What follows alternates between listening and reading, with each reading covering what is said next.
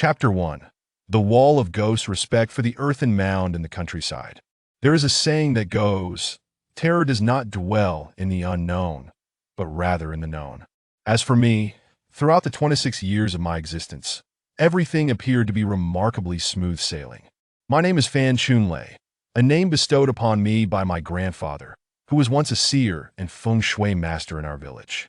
In those days, whenever someone in northeast China fell ill or encountered a mishap, the first thought would be to seek out a master like my grandfather for insight. Even peculiar ailments related to marriage and funerals in neighboring villages would prompt people to consult my grandfather, of course. This was more than 50 years ago.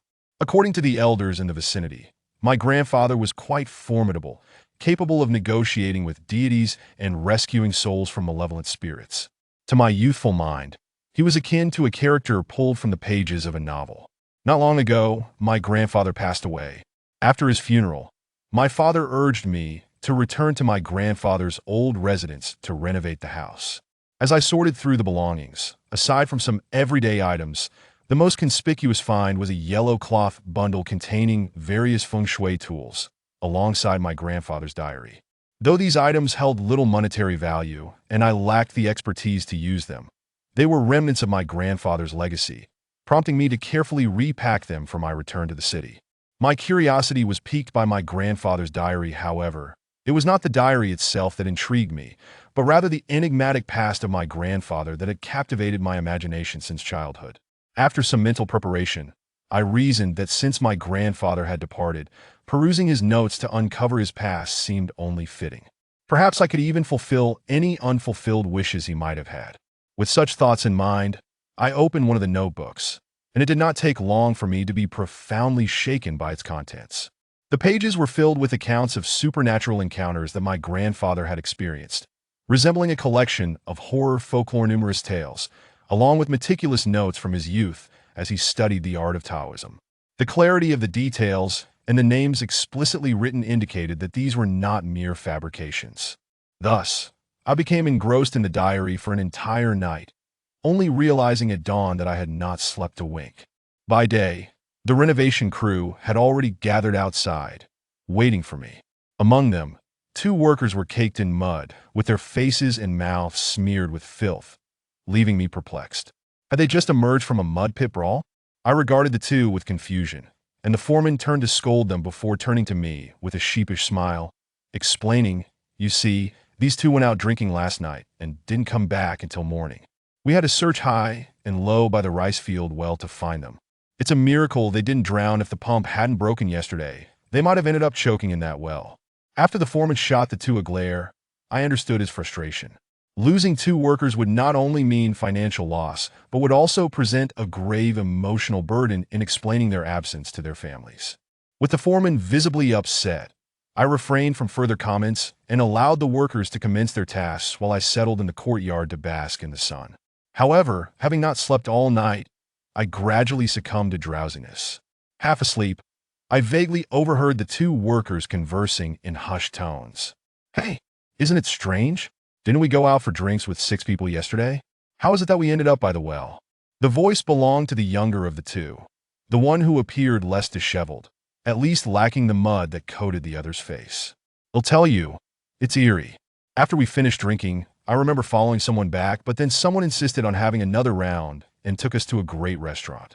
I was feasting and drinking without realizing when it was just the 2 of us left, waking up this morning with the taste of mud in my mouth, lying by the well with you."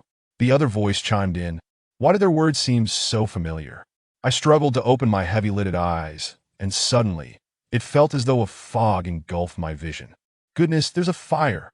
I shouted, startling those around me, who rushed to my side, scanning the surroundings. Where? Where's the fire? Go find water quickly." A cacophony erupted around me. I shook my head, glancing back at the scene before me, realizing there was no fog. Perhaps I had merely been disoriented from sleep. Embarrassed, I explained to the workers that I had experienced a nightmare, which relieved them, and they returned to their tasks. Rubbing my eyes, I pondered the strange vision. Just as I contemplated a trip to the hospital, I turned to the corner where 2 bricklayers were working and saw another wisp of gray mist. I rubbed my eyes again and confirmed my suspicions. The two workers were emanating a gray mist. But how could this be? How could mist emanate from a person? If it was indeed mist, why did everyone else seem oblivious to it, leaving only me as the observer? I felt bewildered, and my subconscious suddenly connected this peculiar change to the diary my grandfather had left behind. Chapter 2. The diary left by grandfather. Returning to the room, I opened the diary. Drawing from my fleeting glance the previous day, I flipped through 2 notebooks until I stumbled upon a description of the phenomenon known as the Wall of Ghosts. The account aligned closely with what the 2 workers had described, however.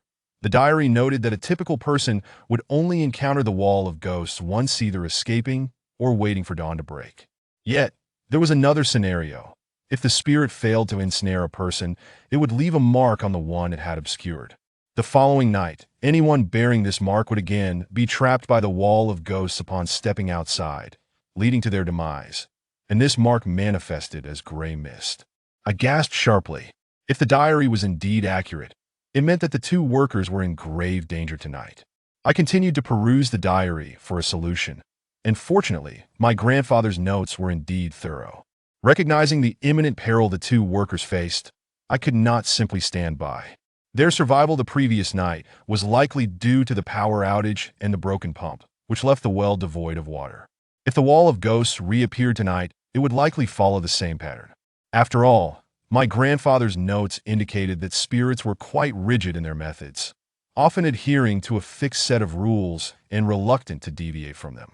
Thus, my plan was to remain vigilant by the well tonight, ready to dismantle the Wall of Ghosts and save the 2 workers.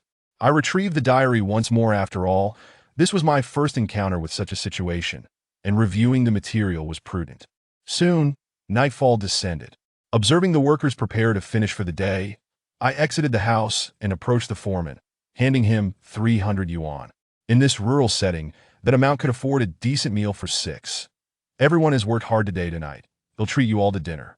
Seeing the workers' delighted reactions and their promises of renewed diligence the following day, I shook my head. The ghost had already set its sights on the 2 workers, and rather than confine them to their homes, it would be better to provide the ghost with an opportunity to strike, allowing me to intervene. Once the workers departed, I returned to my room to gather a flashlight, a peachwood sword, and incense, placing them in a small bag before heading to the well in the front yard. It seemed the power had been restored, as the well brimmed with water. Had I not sensed the danger, those 2 might have met their demise tonight. However, I found myself curious. Typically, the Wall of Ghosts does not aim to kill. What grievance could 2 ordinary workers have committed to warrant such a fate? I crouched behind a grass mound near the well, my nerves heightening to the point where I felt a pressing urge to relieve myself, my breathing becoming labored. Shortly thereafter, 2 distant red lights staggered toward me. The 2 workers, each with a cigarette in their mouths, swayed as they approached, laughing and chatting, completely unaware that they were straying further from the path and into the fields. I reached the well, ignited a candle, and set it at the well's edge. Drawing my peachwood sword, I furrowed my brow at the 2 oblivious men. Taking a deep breath, I made a decisive move, slicing the tip of my middle finger with the unsharpened sword, which surprisingly cut through my skin with ease, eliciting a grimace of pain. Without delay, I let a drop of blood fall onto the sword's tip, then extended the sword toward the candle. Suddenly, a gust of wind swept through the area, and the candle's flame stood resolutely tall.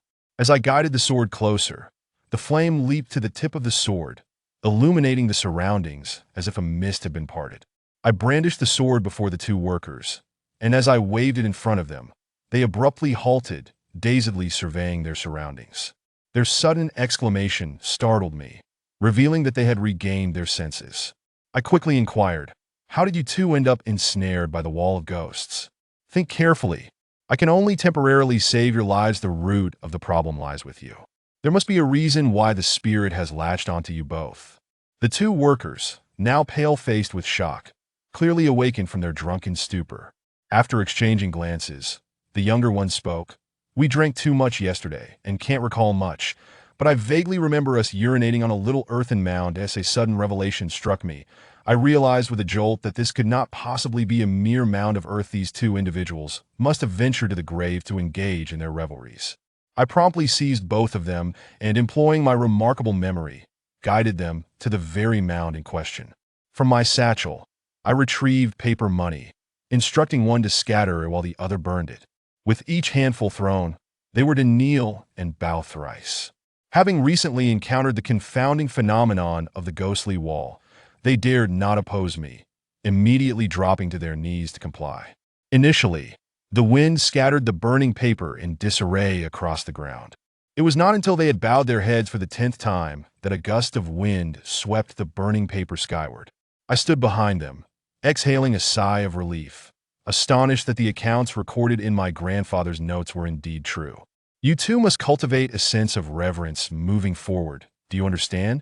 The two workers, in a daze, nodded in agreement while continuing to bow.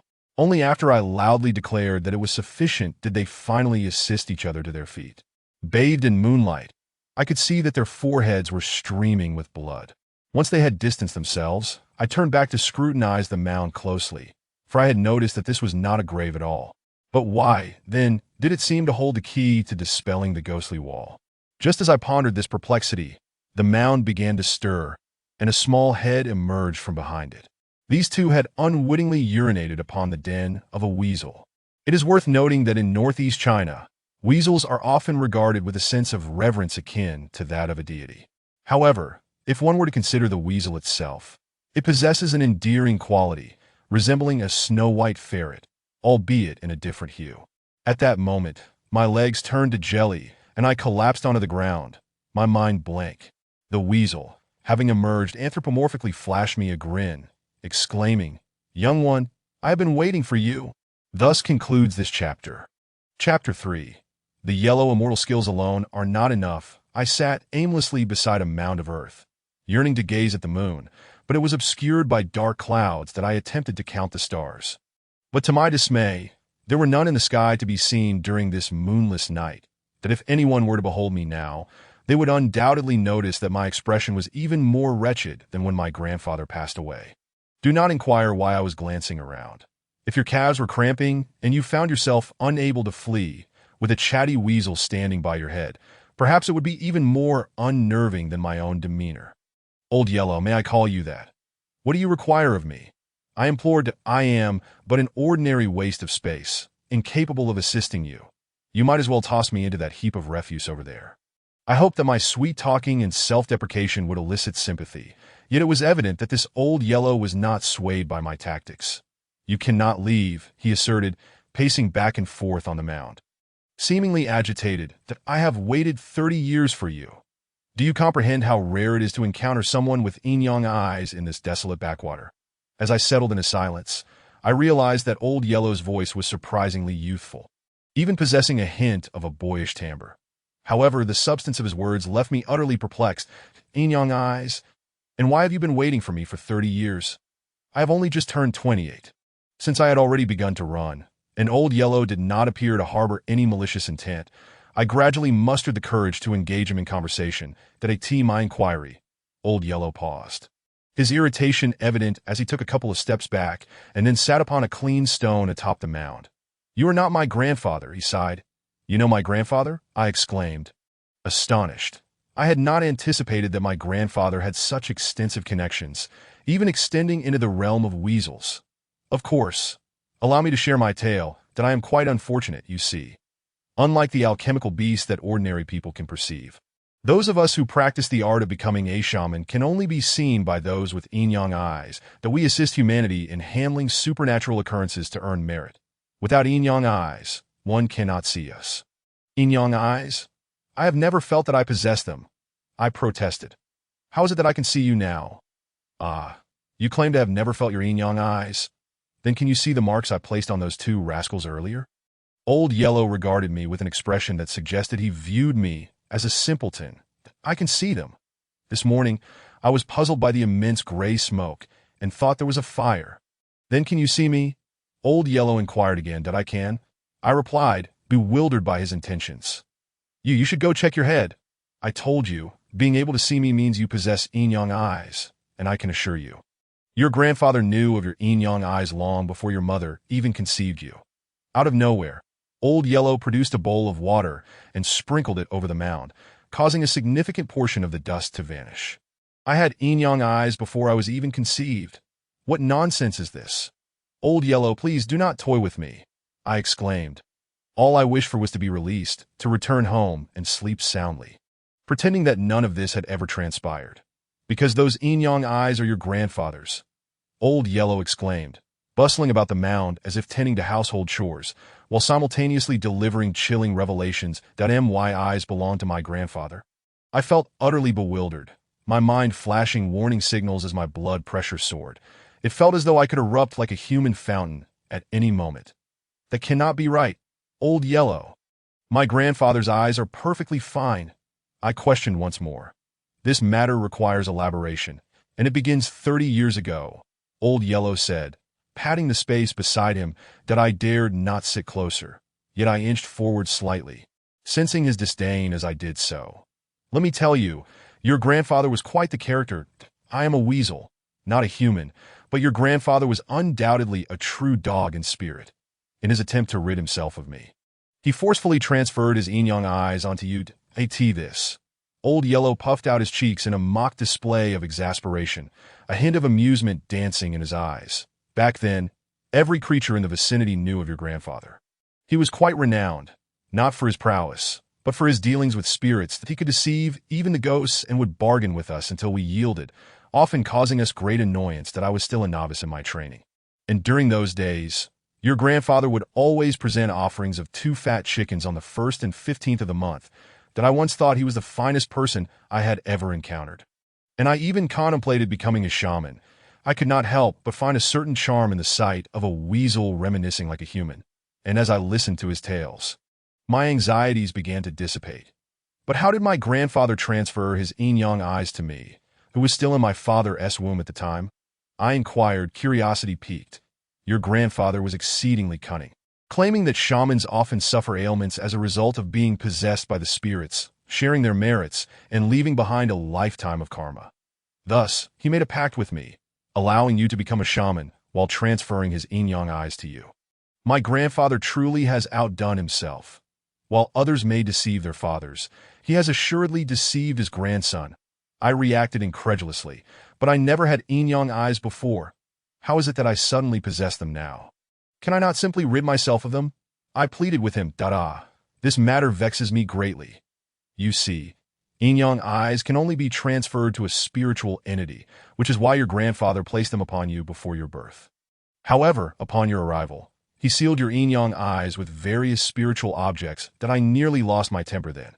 Had it not been for the rule that beings of the cultivation realm cannot harm mortals, I would have happily throttled him. As he spoke, Old Yellow gestured dramatically, mimicking the act of choking someone. It seems that the seal has weakened recently, allowing your eyes to be unsealed. But worry not. You can no longer serve as my host. You cannot be a shaman. Old Yellow sighed, resting his chin upon his hand. Only 3 days remain. Had I discovered you sooner, I would not have had to settle for a fool as my shaman. He lamented, throwing his head back in a dramatic display of despair. What happened? Old Yellow's theatrics had thoroughly piqued my curiosity, and I awaited him to continue. Alas, I acted out of a desire to save lives. 3 days ago, a caravan arrived, led by a middle-aged man accompanied by a youth even younger than you, who walked about surveying the land. Yet mortals lack understanding, while I possess insight. This man was nothing but a charlatan, speaking nonsense, yet the middle-aged man believed him wholeheartedly. I overheard their conversation and learned that the man intended to build a factory in this area, seeking the fraud's advice on where to place it. It was unfortunate for the fraud that after wandering for hours, he pointed to the most malevolent spot imaginable. This. Old Yellow paused for dramatic effect. Can you identify the most sinister location in this area? Let me see just how much your grandfather has taught you. Grandfather, please do not keep me in suspense. What could I possibly discern in the dead of night? This obsessively clean and compulsive weasel seemed to have forgotten how long it had been since he had encountered a human. For he rambled on endlessly. The fraud pointed directly to the place where I usually relieve myself, but he thrust his shovel into the ground, only to be knocked unconscious by the noxious fumes. The onlookers fled in terror. My excrement is highly toxic, and the poor fool was doomed. until I, in a moment of kindness, attached myself to him, allowing him to become a shaman and thus saving his life. As he spoke, he brushed aside the dirt beneath his feet, revealing a human head buried beneath the soil. It dawned on me that this was not a mere mound of earth, but rather a person lying face down, covered in dirt, that in an instant I forgot about my legs and sprang to my feet. "Grandfather, Old Yellow, please do not frighten me like that. You mentioned saving him. What has happened now?" My voice quivered in fear. "He is unharmed. I merely allowed him to absorb some of the earth's essence so that I might take him back to the city." Old Yellow washed his hands in the nearby water. "You intend to bring him back to the city?" My eyes widened in disbelief. A creature as large as this weasel would surely be captured and sent to a zoo the following day. "I am his shaman. After all, I must attach myself to him. Remember, boy, when we reach the city, you must come find me. He cannot see me without yin-yang eyes, if you do not seek me out. I shall be dreadfully bored." As he spoke, he inexplicably produced a business card and handed it to me. "Find me at this address," as I gazed at the business card thrust into my hand. The darkness enveloped me, rendering everything indistinct. Reluctantly, I tucked it away, my mouth uttering empty promises. "Very well, you may leave now. Remember to seek me out in the city, lest you face the consequences." Upon hearing this, I hastily nodded, for the tales of the Huang de Cien tormenting souls, as inscribed in my grandfather's notes, were indeed formidable. Then, there was one last matter. Just as Huang de Cien was preparing to depart, he seemed to recall something. "Speak freely," I urged, desperate for him to leave so I could change my trousers. "Quit calling me grandfather. I'm only 29." With that, he vanished in a flash, letting out a sigh of relief. I hurried home, no longer concerned about the duration of my unwelcome encounter. Once back, I collapsed onto my bed, succumbing to sleep. The night had been far too exhilarating that I allowed myself to escape into dreams, hoping it would all simply fade away. Chapter 4. The calamity at Uncle's house. I presumed the incident with Huang de Cien had concluded, but while washing clothes the following morning, I discovered the business card in my pocket. I contemplated discarding it, but was fearful of being found and tormented again. What will be, I sighed, tucking the card away, resolving to enjoy a few days of tranquility that in no time. 3 days had slipped by, and the construction crew was nearing completion, likely to wrap things up in a day or two. Coincidentally, my father called, instructing me to visit Uncle, who lived 20 miles away. My aunt was pregnant and was expected to give birth soon. After navigating the winding roads, I arrived at Uncle's home, which should have been bustling with joy, but instead felt eerily deserted. A pair of pallid lanterns hung outside, and I could faintly hear the sound of weeping from within. What on earth has happened? I rushed into the courtyard, only to find Uncle leaning against the wall, tears streaming down his face, while a man in his 30s chain smoked beside him. The ground was littered with cigarette butts, indicating they had been outside for quite some time. "Uncle, what is going on?" I inquired anxiously. Uncle seemed startled by my sudden appearance, while the smoking man appeared oblivious to my presence. "Who are you?" "Ah, Chunlei, is it?" Uncle's frail body and trembling voice sent a jolt of concern through me. What calamity could have befallen these two men? "Yes, Uncle. Father sent me to check on you. What has transpired? Is this my uncle? And where is my aunt?" I glanced at the smoking man, seeking answers that do not mention it. "Misfortune has befallen our household." Uncle's sorrowful words triggered fresh tears that I asked my aunt. "What has happened?" A sense of foreboding washed over me, and I feared this incident would somehow relate back to my grandfather's notes. Uncle shook his head. "Your aunt is fine, but she is suffering more than you can imagine." "What has happened? Please tell me," I urged, desperate for clarity. The smoking man, seemingly irritated by my questions, flung his cigarette but to the ground, exclaiming, "What happened? Do you think telling you will help? The child is gone. Do you think that will help?" My uncle's agony was palpable. It was as if he had been waiting for an outlet for his pent-up frustration. "Uncle, what do you mean the child is gone?" I asked, my voice low and tense. Uncle sighed deeply. "The child was born just 4 days ago. Inexplicably, and despite numerous visits to the hospital, no ailment was found. Yet here we are." And my aunt. My memories of her flooded back. Although I called her aunt, she was merely 8 years my senior, always playful and generous, offering me her share of treats. "Your aunt is inside. Perhaps seeing you will bring her some comfort." Uncle lifted the curtain and stepped into the house, and I followed closely behind. Upon entering, I found my aunt lying feebly on the bed, propped up against my uncle, her complexion ashen and devoid of color, her spirit waning. "Aunt, I have come," I exclaimed, only to be enveloped by an unsettling aura surrounding her. "Chun Lei has arrived, sit down." She attempted to speak, but tears streamed down her cheeks, rendering her words unvoiced. The grief of losing a child was overwhelming, and the presence of loved ones only intensified her sorrow. Observing her, I sensed something was amiss and I pulled Uncle aside. "Uncle, given the circumstances, we must remain strong for those still living. Can you explain to me how the child passed?" Uncle appeared troubled by my urgent demeanor, as if recalling something significant. "What do you know of your grandfather's knowledge?" It was clear Uncle had connected the dots. And my anxious expression only intensified his thoughts that I do not know much, but I have recently perused several of grandfather's notes, and one particular scenario bears resemblance to our plight, that if proven true, it could spell disaster. That I relayed my suspicions, realizing they were mere conjectures. Yet Uncle seemed to take my words with grave seriousness, that I in a hushed tone. He recounted the night before the child's misfortune. A fierce wind swept through, rousing the child from slumber. An amount of soothing could quell the cries, and by morning the child was listless, barely breathing. Initially, we thought it was merely exhaustion from crying. "Was there any flour?" I asked, contemplating my next step. "Yes, I have some." Uncle quickly fetched a small bag of flour from the kitchen, that I took it and began to sprinkle it outside, starting from the well, moving toward the entrance. And then to the chicken coop. To my astonishment, a series of triangular imprints appeared in the flour, as if someone had tiptoed through it. Furrowing my brow, I realized we were indeed dealing with something supernatural. "Chun Lei, what does this mean?"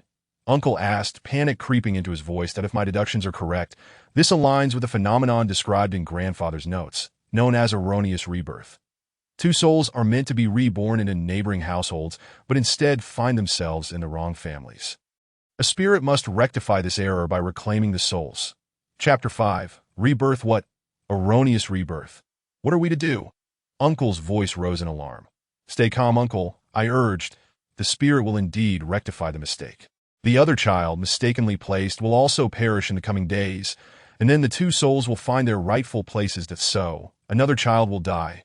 Uncle's wife, my aunt, appeared at the threshold, supported by her husband. "Aunt, please return to bed. You are in a fragile state and need to recuperate. That I will fetch you a hen to stew." "Will the other child be saved?" my aunt asked softly, her eyes fixed on me. I was taken aback by the intensity of her gaze. That I understood her anguish, the despair of loss that could not be soothed by mere words. That if it were possible, I would save that child. In that moment, I realized the depth of my aunt's greatness. Perhaps this was maternal instinct, and mother wishes to witness the separation of child and parent. Yet here I stood, a mere novice in such matters. I felt powerless. Grandfather's notes indicated that the two children would be born within a radius of 5 miles from each other. I in this vast world. How could I find them? The silent uncle seemed to wrestle with his thoughts, opening his mouth as if to speak, then closing it again, bowing his head. "Do you know something?" my aunt inquired, noticing his hesitation. "Even if I did, I would never utter a word. Do you not understand? Our child has perished. Only if the other child meets the same fate can we make the switch. That if the other survives, the soul may return, and we will remain childless." Uncle clenched his jaw. "That is precisely it. And that if I save the other child, your next child may be a soulless stillborn. Well, you may never bear children again. That, of course, there is a chance of normalcy, but I cannot guarantee it. Grandfather's notes do not specify. Let us focus on the present. We will deal with the future when it arrives." That my aunt glanced at Uncle, then continued, "What will be that I firmly believe that good deeds will be rewarded." Uncle Gu gazed at his resolute wife, feeling the gentle yet determined hand she placed on his waist, ready to twist it off, and helplessly shook his head. Indeed, with modern medicine advancing so remarkably, who could fear the prospect of not having children in the future? I was uncertain about the number of families within a 5-mile radius that had welcomed newborns, but I was aware of one child born on the same day as my wife, Li Daxing's child from the neighboring village. Born in the same hospital. Uncle looked at the young couple, nodded, and cast his gaze towards me, as if urging me to make a final decision. "Let us proceed. Time is of the essence," he declared. Before driving with aunt and uncle to Li Daxing's home in the adjacent village, Upon arriving and parking the car, we could faintly hear the sound of a child crying from Li Dashing's house. Thankfully, the child was still safe, that we hurriedly knocked on the door and entered. Uncle explained the situation through gestures and words, leaving Li Dashing with no choice but to believe him, as a sudden gust of wind had swept through his home the previous night, causing the child to wail for hours, leaving them utterly exhausted. I recalled the remedy for a misplaced birth from my grandfather's notes, which required crafting a straw figure the size of the child as a substitute. I was not adept at making such figures, but there was a family at the village entrance that specialized in crafting paper money that I instructed Li Dashing to pay 500 yuan for an expedited straw figure. According to the timing, after sunset, the ghostly messenger would come to claim the soul, that I swiftly prepared incense and other offerings, while Aunt wiped her tears as she looked at the now silent child. This child was meant to be hers at 5:30. The sun had dipped below the horizon. Yet Li Dashing returned from outside, swearing profusely. The old man making the paper money had inquired about the purpose of the straw figure and had audaciously burned half of it, refunding the money. Time was running out that I frantically scoured my grandfather's notes, hoping to discover a way to rescue the child, and finally stumbled upon a potential solution in the section on substitutes. I found a piece of red cloth in Li Dashing's home, wrapped the child in it, leaving only its nose and mouth exposed, then dug a small pit under the bed to place the child inside. Lighting a red candle at its feet, I completed my arrangements. A fierce wind once again swept through outside, and the flower I had spread on the ground revealed a triangular imprint. Next, you two must cut your hands and clasp them together. The ghostly messenger will extract the essence from your blood, and both of you will subsequently fall gravely ill, plagued by nightmares and headaches for an extended period. After explaining, I made a small cut on the hands of Li Dashing and his wife, forcing them to clasp hands. The triangular imprint lingered near the bed for a moment before turning towards Li Dashing. We were all drenched in sweat, and finally, the imprint slowly retreated, leaving Li Dashing and his wife weakened, collapsing onto the bed. That I exhaled deeply, relieved to have narrowly averted disaster. That I gently lifted the child from beneath the bed. Its breathing had begun to stabilize. Upon learning of Ant's situation, Li Dashing and his wife insisted that she and Uncle become the child's godparents, thus fulfilling a bond of fate. However, I only then realized that I was drenched in sweat. The old man selling paper money at the village entrance looked up at the howling wind, muttering incantations. That he returned to his shop, emerging with a large bag of gold ingots to ignite, along with a rooster, which he sacrificed by rubbing its comb onto the small paper figure before burning it. He addressed the rising wind slowly, saying, "Alas, today's cause will bear fruit tomorrow. The little child knows nothing. I, this old man, must clean up after him. May that kind-hearted girl be compensated for her good deeds, and may a robust child come to her in the future." As his words faded, a whirlwind whisked the ashes of the gold ingots and paper figure into the sky. The old man returned indoors, leaving the outside eerily tranquil, as if nothing had transpired. Chapter 6. Mistaken death. Life has its limits at last. The matter of the misplaced birth had successfully deceived the ghostly messenger. Now, only fate remained. As for Ant, I firmly believe that those who perform good deeds will inevitably receive good in return, and there would ultimately be a gratifying resolution. The affairs at grandfather's home had been settled, and I was to return to the city the following day. Alas, I must bid farewell to my beloved holiday, not to reunite until the next year. Outside grandfather's house lay a plot of land that had been rented to Uncle Sun's family for cultivation. With grandfather gone, I was uncertain about its future. Allowing it to lie fallow was not an option, as it generated a few hundred yuan in rent each year. That I decided to let Uncle Sun continue farming it.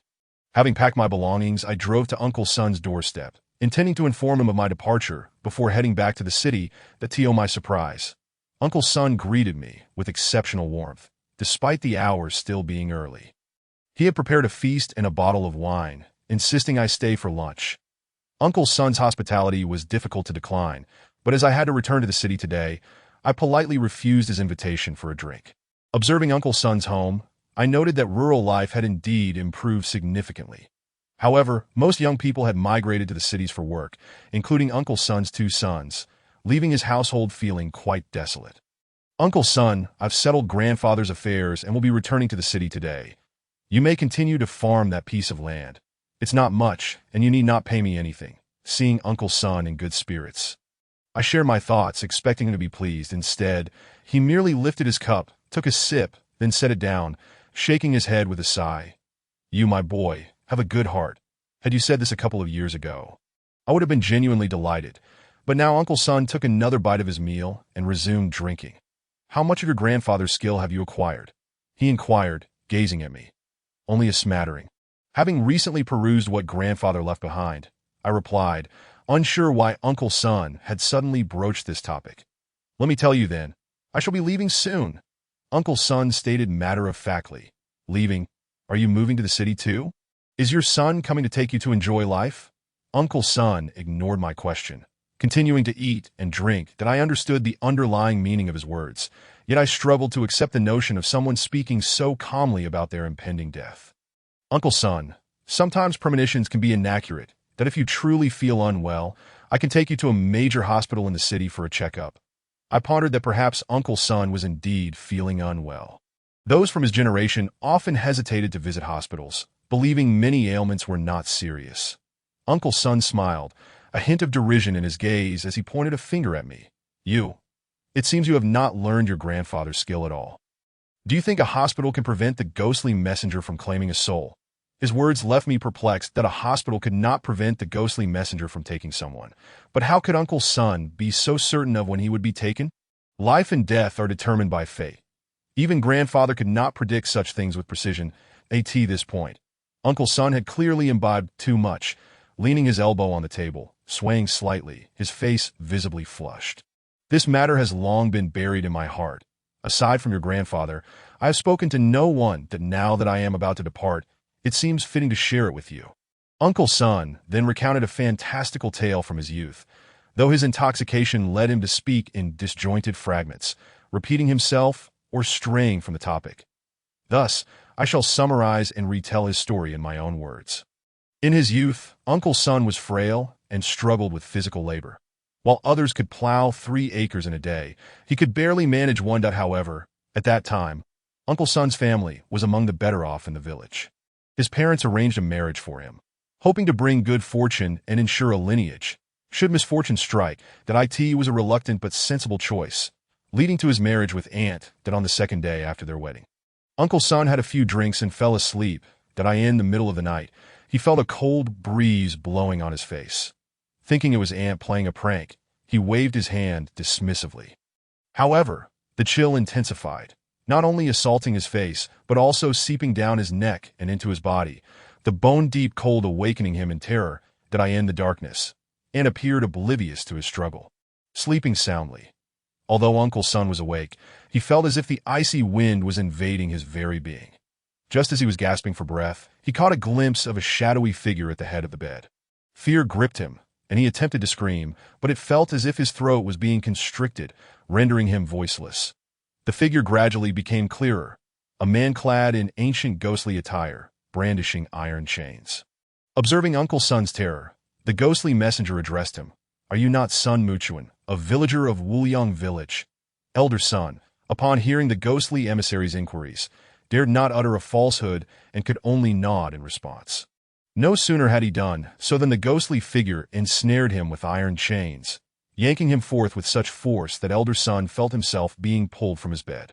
Turning around, he beheld his own form still lying peacefully on the bed. The ghostly emissary dragged him outward, and Elder Son yearned to return to his corporeal vessel. However, he felt weightless, devoid of strength, and could only be towed along by the emissary. It dawned upon him that he had indeed departed from this world. Chapter 7. The mistaken soul. Gradually, Elder Son sensed himself becoming increasingly disoriented. His awareness fading until he found himself in a realm shrouded in gray mist. He hastily pleaded for mercy. Great ghostly emissary, I have just married and left no heirs for the Sun family. My wife has barely crossed the threshold of our home before becoming a widowed. I beseech you for another year. Nay, half a year. Please, I implore you. Elder Son incessantly entreated the ghostly figure, who regarded him with disdain and delivered a swift kick to his side. Had you been a virtuous soul, the judge would have granted you a longer life. But for someone like you, who peddles counterfeit medicine and harms others, I believe your capture is long overdue. I despise those who sell false remedies. It was such deceit that led to my own demise. Listening to the emissary's words, elder son was taken aback, for his family had been humble farmers for generations. If there were any sales to speak of, it was merely the wild vegetables from their fields. Your Honor, this is an injustice. My family has farmed for 3 generations. I've never sold counterfeit medicine. Not even the genuine kind. The ghostly emissary shot him a withering glare, and elder son realized the folly of his words, hastily adding, No, I have never sold any medicine at all. I beg you to see the truth. The emissary snorted derisively. Do you think mere denial will suffice? In the underworld, we have the 3 live stone, and the king of hell maintains records of all your deeds in the book of life and death. There is no room for deceit here. Tell me, are you not Sun Muchuan, the proprietor of the Spring Life Hall in Wuliang Village? Indeed, I reside in Wuliang Village, and my name is Sun Muchuan.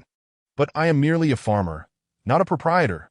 The emissary, sensing that elder son did not appear to be lying, produced an iron plate inscribed with the name Wuliang Village Sun Muchuan. Behold, this is the soul capture decree. Elder son strained to observe it, feeling an urgent desire to stamp his feet, yet lamentably he had no feet to stamp. Your Honor, the name inscribed here reads Wuliang, grain without the character for grain, while I reside in Wuliang, where the character for beam is present. Furthermore, the Muin my name lacks the 3 dots of water. The ghostly emissary was drenched in sweat, but struggled to maintain composure. I cannot rely solely on your word. Tell me, are you 34 years old? Born on September 11 teach. At this moment, elder son realized the emissary had apprehended the wrong person and quickly retorted, No, I am only 22 years old, born on April 23 RDA. As soon as elder son's words fell, the emissary's knees buckled. Capturing the wrong soul was a grave mistake, but he hastily dragged elder son deeper within, passing several other emissaries until they stood before a robust man clad in red. With a dark visage, the judge of the underworld, the emissary wiped the sweat from his brow and, bowing respectfully, addressed the judge, My lord, it seems I may have apprehended the wrong soul. What? The judge exclaimed in astonishment. Disregarding the spectral presence before him, he pressed a brush to elder son's forehead, and the pages of a book in his hand flipped open on their own, landing on a page that read, Sun Muchuan. Life expectancy concluded at 64 years. The judge glanced at the evidently youthful spirit before him. This individual was indeed destined for a lifespan of 64 years, and you have captured the wrong soul. Fortunately, he has not yet crossed the bridge of helplessness. Return him at once. As for you, having committed such a blunder, you shall return and face your punishment. Rebirth shall be your fate. You can no longer serve as an emissary. My lord, no one is infallible. Were I capable of returning to life, it would bear no adverse effects. Moreover, this experience has imparted to me profound insights. Why not let us forget this incident and return me home? Though elder son's health was poor, his wit was sharp. Observing that the emissary had managed to bypass the queue to meet the judge, and given the judge's attitude towards the emissary, which merely resulted in a sentence of rebirth, it seemed this was not a matter of great consequence. Perhaps a favor could be exchanged. The judge, perceiving elder son's astuteness, offered a slight smile and addressed the emissary, since the matter's principal party claims no grievance. I shall not impose a severe punishment this time. A deduction of 3 months' salary shall suffice. Are you amenable to this? Absolutely. I am most agreeable, the emissary exclaimed with delight, for navigating the cycle of rebirth was fraught with worldly suffering. Serving as a ghostly emissary was a far more carefree existence. He turned and led elder son away. After a period of disorientation, elder son opened his eyes to find himself standing outside the village with the emissary. The dawn light was beginning to break, and a fox stood at the village's entrance, gazing skyward and exhaling. Upon closer inspection, the fox expelled a golden orb that spun in the sunlight. Thanks to your timely intercession, I shall grant you a boon. A living person returning from the underworld will inevitably fall gravely ill. Given your inherent frailty, I fear another illness may prove insurmountable. Should that occur, I shall be summoned to escort you once more. The emissary gestured toward the golden orb before the fox, which flew into his hand, that he then turned and placed the orb in elder son's mouth. This is the fox's golden elixir, which will fortify your health, ensuring you suffer no ailments and live to a ripe old age. As they conversed, the fox had approached and, astonishingly, stood upright, bowing repeatedly before the emissary. The emissary regarded the bowing fox and remarked, "This also counts as your boon. When this individual reaches the end of his days, your golden elixir, having absorbed his vital energy for decades, will compensate for a century of your cultivation. You may return to collect it then." The fox, upon hearing the emissary's words, performed a few more bows before turning to depart.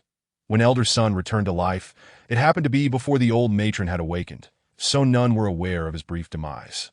However, ever since his revival, presumably due to the golden elixir, Elder Sun became robust and free from illness, leading his parents to believe that the act of rejuvenation had indeed borne fruit. After Elder Sun recounted his tale, I could not help but exclaim, "Indeed, a peaceful death at the end of one's life is the most favorable outcome." Elder Sun has already arranged for his two sons to handle his final affairs. We conversed for a while longer, and glancing at the sky outside, I realized it was time for me to depart. As I left, Elder Sun did not come out to see me off. I tidied up the vegetables, washed the dishes, and observing the slumbering Elder Sun, who had succumbed to the effects of alcohol, I exited and made my way to the vehicle as I drove out of Elder Sun's courtyard. I spotted a fox, roughly the size of a basketball, perched on the gatepost, peering into the house that a chill ran down my spine. Indeed, only a few days after returning home, I heard the news of Elder Sun's passing. Fortunately, his descendants were present at his side in his final moments. The old matron had passed away a few years prior, and Elder Sun's son arranged for their joint burial, which served to conclude his life in a fitting manner. It is said that on the night of Elder Sun's death, a multitude of foxes gathered outside. Wailing for several hours that as dawn approached, a sudden explosion echoed from the mountain outside the village, causing the foxes to scatter. End of Chapter 8. The rain umbrella, the injured by Jean Tong. After what felt like a not overly lengthy holiday, I finally returned to the routine of work life. Why do I say this? Because ever since discovering my grandfather's notes, I had been embroiled in a series of supernatural events during my time off in the countryside, leaving me more fatigued than if I had been working. Now that I was back in the city, according to my grandfather's writings, the more modern and populous a place, the less likely it was to be affected by supernatural happenings. In other words, my return heralded a much-needed opportunity to relax. I work for a foreign-funded company, where the remuneration is quite satisfactory. Most of the leadership consists of foreigners, alongside individuals who have returned from studying abroad. The overall atmosphere of the company leans towards that of foreign enterprises. However, it must be said that the current domestic environment is favorable, and the prevalence of the Chinese language is widespread. Almost every leader in the company takes pride in their ability to speak Chinese, often showcasing their skills in front of us, particularly my immediate superior.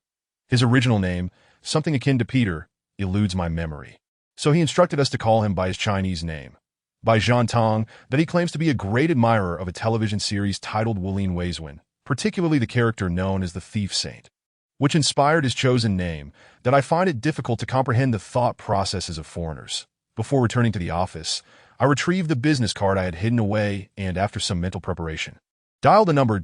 To my surprise, a woman answered, informing me that Master Jean was unavailable and that appointments could only be made for the day after tomorrow. After confirming the address, I hung up the phone. Master Jean, a rather adept con artist, it seems, to have even employed a female secretary. That I wonder how Huang Daxian is faring these days. Upon returning to the company, the time was brief, and aside from some accumulated work, nothing particularly noteworthy occurred. The only thing that puzzled me was that Bai Jean Tong had a bandage wrapped around his head. Had he sustained injuries during my absence? What had I missed?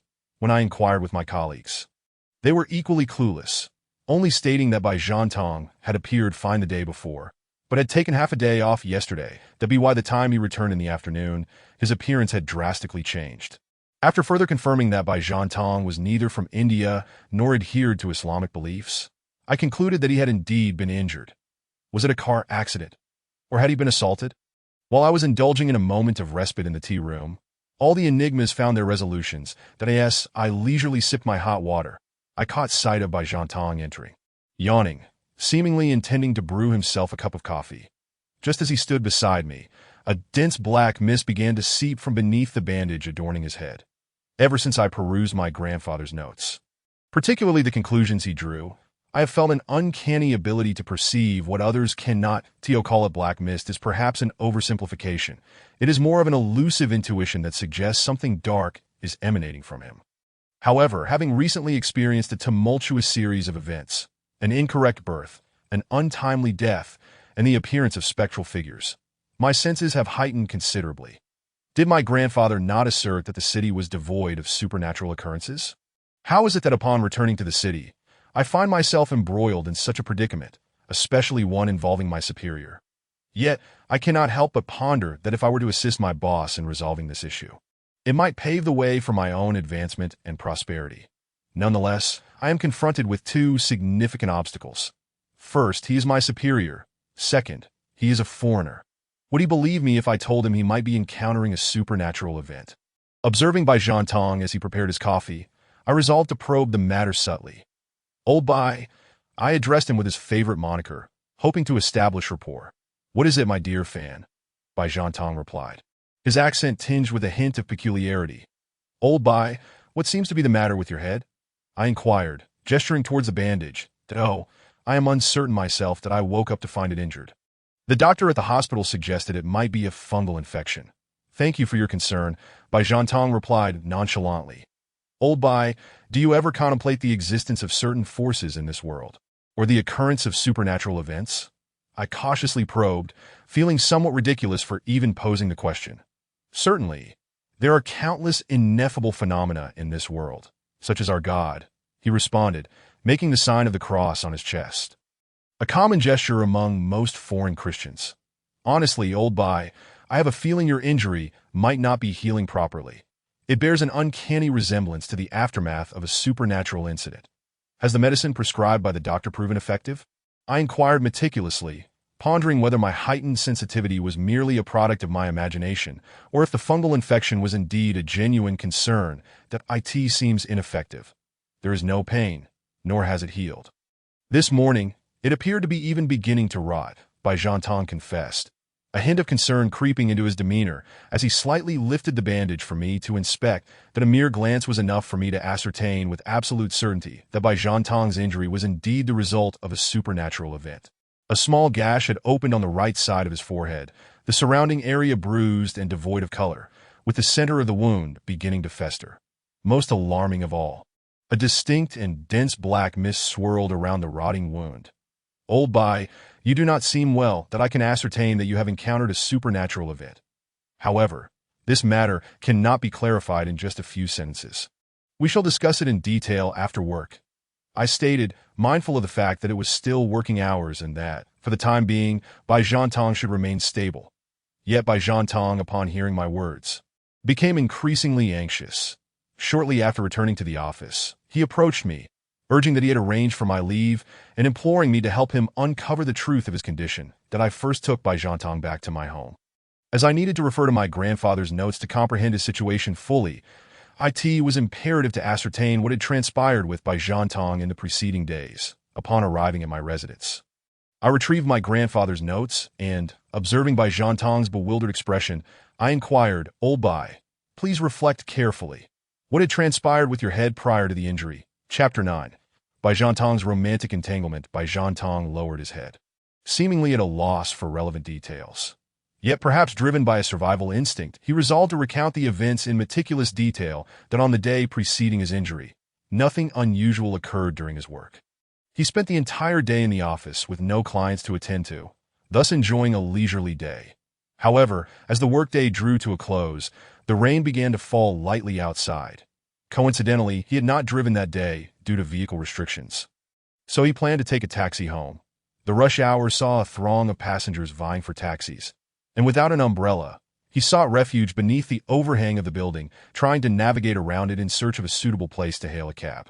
As he rounded the back of the building, he encountered a beautiful woman standing alone in the deserted path, gazing at the sky under her umbrella. Bai Tong, ever the gentleman, approached her, hoping she would grant him passage. Just as he greeted her, the woman turned towards him. According to Bai Tong, she was the most exquisite Asian woman he had ever laid eyes upon, so breathtakingly beautiful that he could not fathom her existence. Even in his wildest dreams, as a single man, he completely forgot the rain, his sole desire being to engage her in conversation. Bai Tong introduced himself, but the woman did not respond. However, after he finished speaking, she extended her umbrella towards him, Perplexed, he accepted it, while she walked away in the opposite direction. Bai Zhantong intended to escort the enchanting woman under the umbrella, but upon turning a corner, she vanished without a trace. He initially assumed she had entered the apartment building to return home, pondering when he might next encounter her to return the umbrella. Now, after hearing my words, he increasingly believed that the woman was not human. As I listened to Bai Zhantong's account, I recalled a creature documented in my grandfather's records. Indeed, this was not a ghost, but rather a unique type of spirit. Flipping through my grandfather's notes, I discovered a reference to a particular spirit from Japan known as the Yuki-onna or Snow Woman. Legend has it that the Yuki-onna first appeared on the Aizu Peninsula during ancient times. The earliest incarnation of the Yuki-onna was said to be a beautiful young woman who, during a tempestuous night, awaited her husband, who had gone out to fish. Braving the storm, she stood upon the rocks, gazing out to sea, only to be swept away by the waves. Subsequently, rumors spread of sightings of the deceased Yuki-onna in dark alleys, her visage marked by sorrow and torment. Wherever she roamed, moisture and stagnant water followed her, and should she encounter a handsome man who was not her husband, she would kill him and continue her aimless search. The umbrella used by the Yuki-onna is known as the Yuki-onna's umbrella. It is said to be an object of malevolence. If a living person were to use it, their head would begin to decay, marking them as a target for the Yuki-onna's advances. That I recounted my grandfather's notes regarding the Yuki-onna to Bai Zhantong, who clutched my shoulder in panic, fervently hoping for my assistance. "What about the umbrella?" I queried calmly. Bai Zhantong, in a state of distress, exclaimed, "Yes, the umbrella. I hung it on the shoe rack." Hastily, I moved towards the shoe rack, and indeed, there it was, a seemingly black oilcloth umbrella, its handle antiquated and elegant, hanging in plain sight. "Old Bai, you must help me draw her out," I said, calculating my next steps as I gazed at the ominous umbrella. "That can't you just save me directly?" In the movies, Dante Chinese Taoists resolve such matters with a flick of their wrist. He protested, "I am not a Taoist, and if I am to save you, I need you to attract the Yuki-onna." I deceived him. I did possess a means to rescue Bai Zhantong. If he wrapped the umbrella in his clothing and burned it under the midday sun, then used a mixture of pepper and glutinous rice to create a cake to apply to his wound. Once the rice cake darkened, the Yuki-onna would no longer be able to find him. However, if I could not locate the Yuki-onna herself to vanquish her, she would inevitably continue to harm others, and I would be powerless to assist them. Thus, I had no choice but to enlist Bai Zhantong as bait. After my repeated assurances of his safety, he finally agreed to help lure the Yuki-onna out. I glanced outside. The sun was beginning to set. Gathering the tools my grandfather had left behind, I ordered several glutinous rice cakes for steaming, and downstairs, I purchased bags of coarse salt and pepper. Finally readying myself for the task ahead, my grandfather's notes indicated that the Yuki-onna would follow any man who took her umbrella, and since she had perished in the sea, salt could be used to counter her, while pepper would replenish one's yang energy, serving as an effective talisman against malevolence. That I led Bai Zhantong to a secluded park, where he wandered aimlessly under the Yuki-onna's umbrella during the day. Yet, upon closer inspection, I noticed his legs trembled incessantly. Suddenly, I felt my shirt cling to my back, the humidity in the air intensifying. "Here it comes!" Indeed, a woman drifted towards Lao Bai, and just as the rain woman's hand was about to touch him, I leapt forward from the side, scattering 2 bottles of pepper powder into the air. The rain woman seemed to be jolted as she trembled amidst the pepper mist. That I advanced once more, tearing open a bag of salt and showering it over the rain woman's head. She shrieked a piercing cry as the salt drenched her, gradually causing her to dehydrate and shrink. From my pocket, I pulled out the chinkoing cloth left by my grandfather, covering the diminishing rain woman and securing it with a clasp, burying it in the salt mound before igniting a fire. Before long, a foul stench emanated from the pile, and the rain woman's wails faded into silence. Turning to Lao Bai, I found him paralyzed with fear, a dark mist escaping from his forehead and dissipating into the air. At last, I had resolved one matter. The following day at work, Lao Bai summoned me to his office. Observing the scabbed wounds and the smile on his face, I realized that the situation had indeed been settled. Lao Bai, in an act of flattery, treated me as though I had become his superior, and for the first time, I felt the benefits bestowed upon me by my grandfather's notes. Yes, Lao Bai spoke of a salary raise. I returned to my workstation, pondering the pitiful origins of the rain woman. Indeed, she evoked sympathy. Yet, as she had turned malevolent, eradicating her was undoubtedly the righteous path. one that would save many others, reflecting on my grandfather's records. I recalled that for thousands of years, humans, demons, and spirits had never reached a state of peace. Wherever there are people, no matter how low the probability, supernatural events will inevitably occur. This realization struck me. The notion that places bustling with humanity attract more supernatural occurrences is utterly deceptive. It seems my life is destined to become increasingly exhilarating. Chapter 10. Father's Diary, the restaurant of first love. Sometimes, the more one learns about this world, the more exhausting it becomes, not just physically, but mentally as well. Ever since acquiring my grandfather's notes, I have felt as though the entire world has been thrown into disarray. Even the most mundane events now reveal underlying issues, particularly in recent days. My continuous encounters with the bizarre have left me utterly drained. However, it is precisely because I can resolve these supernatural incidents that I find myself ascending in my career, inching closer to the pinnacle of success. All that remains is to find a wealthy and beautiful woman willing to marry me. Yet, given my current circumstances, pursuing a romantic relationship might inadvertently put her in danger. After resolving the issue with the Rain Woman, Lao Bai generously granted me 3 days off. To be honest, I am unsure if it is merely a psychological effect, but I always feel dazed and fatigued following the conclusion of each supernatural event. According to my grandfather's notes, frequent exposure to yin energy depletes one's vital essence, which is why many practitioners seek ways to replenish their energy in abundance, typically through nourishing food. Coincidentally, a college friend of mine, Zhou Ro, has recently opened a new restaurant, a charming establishment that I intended to visit, not only to support her venture and rekindle our friendship, but also to benefit from a discount. Lao Bai initially invited me to his home for a gaming session, but upon learning of my dining plans, insisted on joining me. Ever since the Rain Woman incident, he has been eager to accompany me, especially when alone at home, that I sensed that he was genuinely frightened. But later he confided that he believed by sticking with me, he would encounter even more supernatural events, which he found thrilling. That I truly cannot comprehend the peculiar reasoning of foreigners. However, I have a vague understanding of why they are less inclined to engage in such matters. The restaurant I intended to visit is owned by a stunning beauty, and I dared not bring Lao Bai along, for his youthful charm and wealth might overshadow me, causing Zhou Ro to disregard my presence entirely. Before heading to the restaurant, I needed to fulfill my promise to the Huang de Xian, as I had made an appointment. Soon, I found myself in the company of a spirited young man named Jean Lai Mi, the owner of this luxurious fortune-telling establishment. His primary occupation involves divination and feng shui consultation, but as per Huang de Xian's words, this Jean Lai Mi is essentially a fraud. Upon my arrival, Jean Lai Mi's demeanor shifted dramatically. He clung to my leg, weeping and sniffling. "Master, you have finally arrived. Please help me rid myself of the spirit dwelling in my head. I do not wish to become a Hokage." Jean Lai Mi lamented, and suddenly his expression changed and a mist rose from behind him, revealing the silhouette of a yellow weasel waving at me. "This fellow seems rather ungrateful. You must teach him a lesson." Had it not been for me, he would have been killed several times for misguiding others with his divinations. With that, Jean Lai Mi stood, brushing off his soiled pants and washing his face. "Are you truly helping him? If he survives, will you be trapped here forever?" I sighed, pondering whether this fellow was fortunate or unfortunate, that if he utilized this ability wisely, wealth would flow in, not to mention he could accumulate considerable merits. However, his life would undoubtedly be far from easy. "What on earth is happening lately? Can you explain this to me?" Jean Lai Mi implored. Having evidently exited his trance, I recounted the events leading up to this moment, and he immediately latched onto my words that so, you can see him and communicate with him.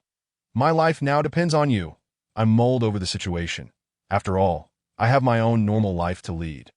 If I encountered anything peculiar, having Jean Lai Mi intervene might be the best course of action. It seems we could establish a mutually beneficial partnership moving forward. After promising to return the next day, I redirected my focus to my friend's restaurant, eager to replenish my energy. Upon exiting the fortune-telling establishment, I suddenly pondered a question. Jean Lai Mi? Lai Mi. Isn't that synonymous with attracting wealth? This Jean Lai Mi is indeed quite intriguing. After making a phone call, I drove to my friend's restaurant. The establishment was modest, with 2 stories totaling less than 200 square meters, thanks to its affordability, attentive service, and the allure of a beautiful proprietor. Business was thriving. Upon my arrival, She appeared somewhat surprised that I was taken aback as well. Her complexion was notably poor. Though her face bore a rosy hue, her eyes were vacant, clearly indicative of insufficient rest. Even more so than my own vitality, it seems that running a restaurant is no easy feat, exhausting her to this extent that I chose a seat where I would not trouble her, planning to wait until closing to catch up. Before long, a table brimming with dishes was set before me that I had only ordered 2 items. Yet it appeared she was quite considerate of our old friendship that I couldn't help but wonder how much my wallet would suffer in the end. However, gazing at the array of delectable dishes, my spirits lifted remarkably. Her restaurant specialty was roasted bone, the shanks cooked to perfection, the fatty meat and tendons tender and juicy. Most importantly, the bones were cracked open, allowing the marrow to be easily scooped out with a spoon. The spicy rib was fragrant and soft, each bite yielding generous portions of meat that I felt my vitality surge with each delicious morsel. Aside from various vegetables, steamed fish, and grilled fish, I practically devoured the entire spread. Initially, I intended to eat and then wait until closing to reminisce, but I found myself genuinely feasting until the very end. Leaning back on the sofa, I couldn't help but emit a contented sigh, rubbing my overly full belly. After settling the bill for the day, Zhou Ro approached me, laughing as she surveyed my stuffed form. "Look at you, It was your enormous appetite that deterred me from pursuing a relationship with you back in the day. I feared I wouldn't be able to fill my stomach." Zhou Ro jested with me. "Da-da. If you had mentioned it earlier, you would have known that I am quite easy to please. A bowl of rice a day suffices. No need for vegetables. How about reconsidering now?" I retorted playfully. "Forget it. You don't deserve this young lady." Zhou Ro yawned and delivered her playful rejection, appearing somewhat endearing despite her words. "You really need to rest. With your current state, don't let it get to the point where you can't work." I attempted to sit up straight, ensuring she understood my earnestness. Zhou Ro shrugged, expressing her plight. "There's no helping it. I have been sleeping at the restaurant these days that I currently reside in a tiny single room. My father came 2 days ago and insisted on staying with me. There was no space at home, so I had to sleep here. During the day, I make time to check on him. But I am utterly exhausted." Chapter 11. Unspoken concerns. What is there to complain about? Parents only wish to spend more time with their children. Besides, you have a living room at home. Letting your father sleep there is certainly better than making him feel unwelcome. Zhou Ro listened to my words, but there seemed to be something unsaid weighing on her mind. After a moment of contemplation, she sat across from me, casting a furtive glance around before confiding. "Ever since the day before my father arrived, I've felt something amiss at home that I often discover that things I left untidy have been put in order. Clothes I forgot to pick up are neatly folded on the sofa. Most unsettling is the feeling that I am being watched. So when my father came, I mentioned it to him, and he suggested that my sensitivity, due to living in the city, was causing me to feel this way. He offered to help keep an eye on things for a few days. Upon hearing Zhou Ro's words, I couldn't help but feel a headache coming on. Was it merely Zhou Ro's stress causing her to forget her own actions? Or was there truly something supernatural occurring? After venturing out for a meal, I hoped to replenish my energy without encountering any more bizarre incidents. "Take me to your home. Let me take a look." I possess a certain understanding of such matters that if your sensitivity and forgetfulness stem from the pressure you are under, I suggest you visit the hospital tomorrow. You could also return home to spend quality time with your father. Should any supernatural occurrences arise, I shall do my utmost to assist you that if I am unable to resolve them, I can at least bring your father out. What do you think? As I expressed my thoughts to Zhou Ro, I discerned a clear mistrust in her gaze, as if she suspected I harbored ulterior motives. "Please, do not look at me that way, that I assure you, just a few days ago, when I returned home to tidy up the old house." I briefly recounted the recent events to Zhou Ro, who gradually shifted from disbelief to a state of half-conviction. "Are you capable of this? Though we are classmates, if you deceive me, I shall not let you off easily." Zhou Ro half-joked as she warned me. "Let us depart," I urged her. "Are we going back now? Isn't it too late?" Zhou Ro hesitated. "Time is of the essence that if it is indeed a supernatural incident, it is far too dangerous for your father to be alone at home." Upon hearing my words, Zhou Ro hastily closed the shop and drove me to her home, though we soon arrived at the foot of her building, where the lights were turned off, suggesting nothing was amiss, that why father should be asleep. Zhou Ro remarked, appearing somewhat reluctant to allow me upstairs, that we cannot afford to hesitate. Have you not noticed that while entering the community, we could still hear the chirping of birds and the buzzing of insects? Yet upon reaching your home, it is eerily silent. The notes of my grandfather mentioned that in places where spirits roam, the living must retreat, that I suggest we swiftly bring your father out before anything occurs, that in truth, my relationship with my father has not been particularly good. We rarely speak, especially since my mother's passing, which has rendered him even more taciturn. Yes, Zhou Ro guided me upstairs. She spoke as if to herself that I was quite surprised that my father came to see me this time. Suddenly, Zhou Ro halted and turned to me. If anything happens, you must save my father. Observing Zhou Ro's anxious expression, I understood that it is only in moments of genuine fear that one places hope upon others. All right. I resolved to appear steadfast in my gaze to reassure her.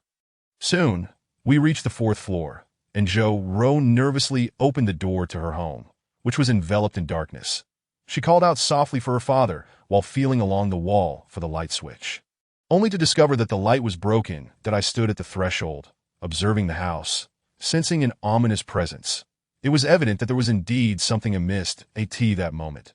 Zhou Ro approached the bedroom door, and through the moonlight streaming in, I could see that the room was impeccably tidy, giving no indication that anyone resided there. Zhou Ro grew increasingly frantic, knocking on the bathroom door. Dad, I'm back. Where are you? Zhou Ro raised her voice slightly. Dad, I'm back. A sudden voice startled Zhou Ro, and Zhou's father emerged from an unknown place, standing behind her. Dad, I bought your favorite cookies. Are you hungry? What would you like to eat? I will prepare it for you. Zhou Ro's father spoke slowly. Upon seeing her father was unharmed, Zhou Ro sighed in relief but quickly became tense again. Dad, come stay outside with me. I will arrange for you to have a luxurious suite, so you can be comfortable. There is something wrong with the house. As I watched Zhou Ro converse with her father, an unsettling thought struck me, recalling a significant entry in my grandfather's notes. And I furrowed my brow.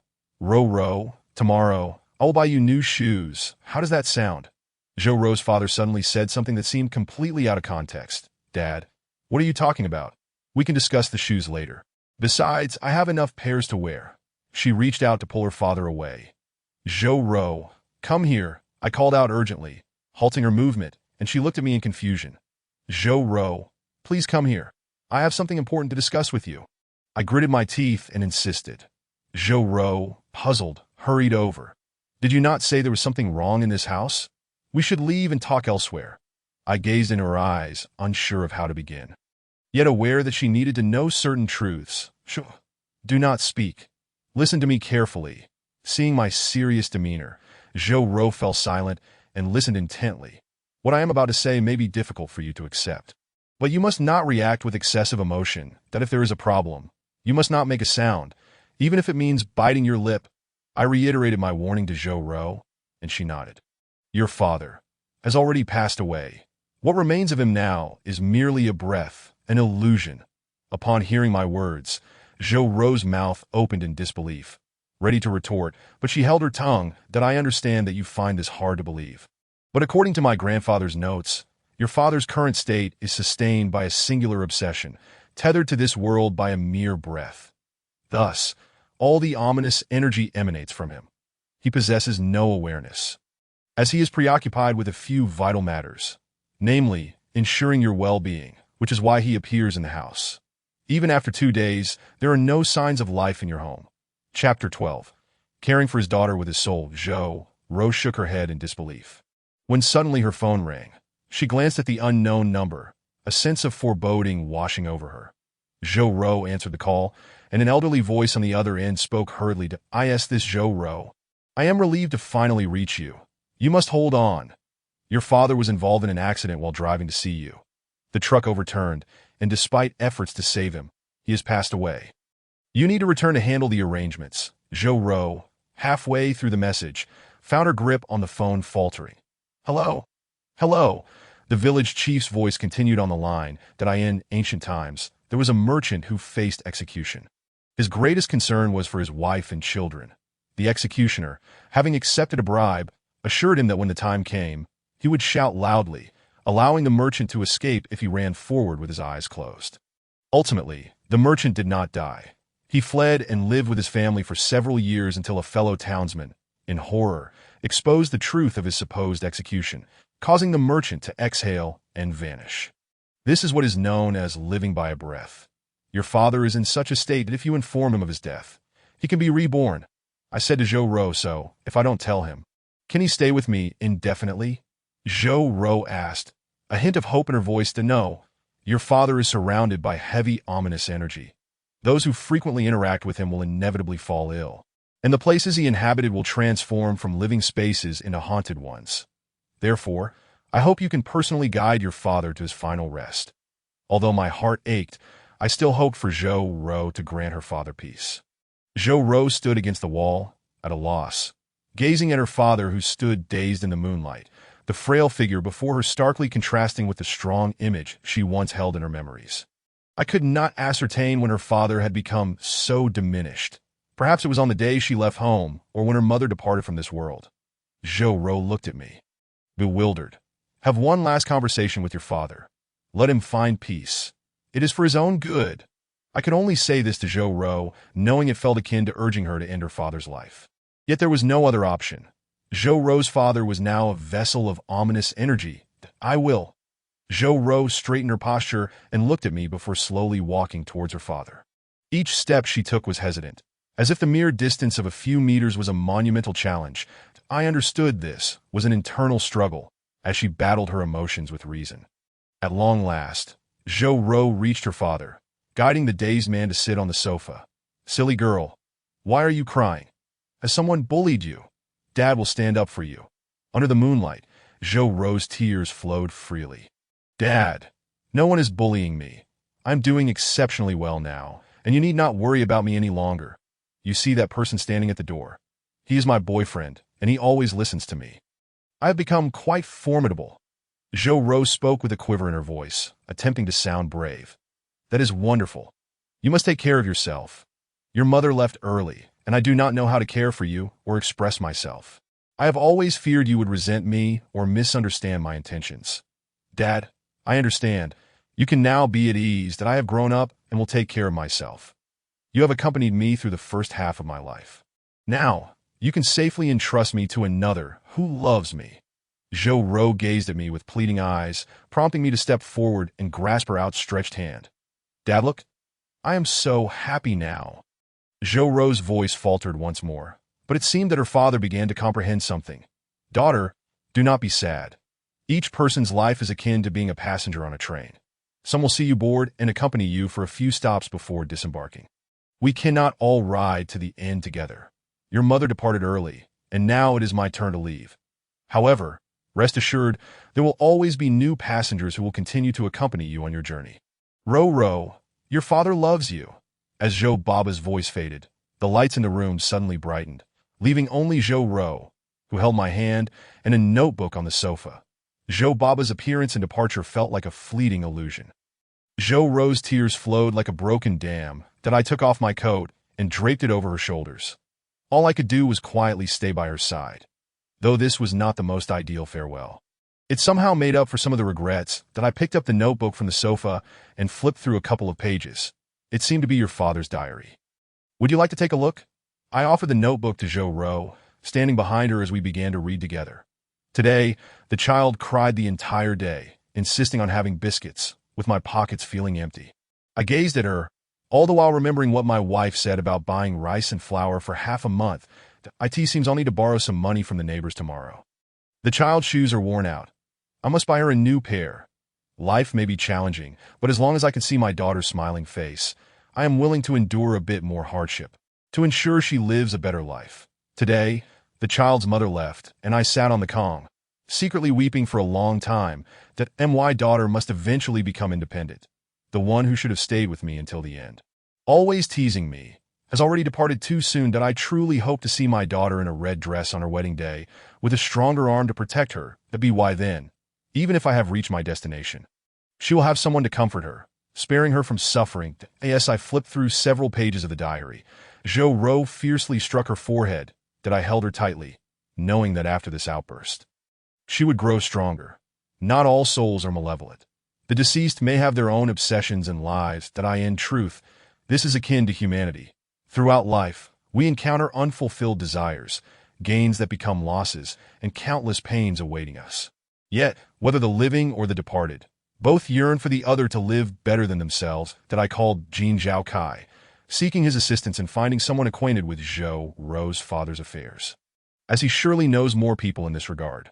Leaving Zhou Rou's home, I stepped into the cold wind, feeling a chill envelop me that if one day I were to pass away as abruptly, how many would remember me? For whom would I long to return, even at the cost of harming my essence? The chill intensified as I walked alone towards my car in the pitch darkness.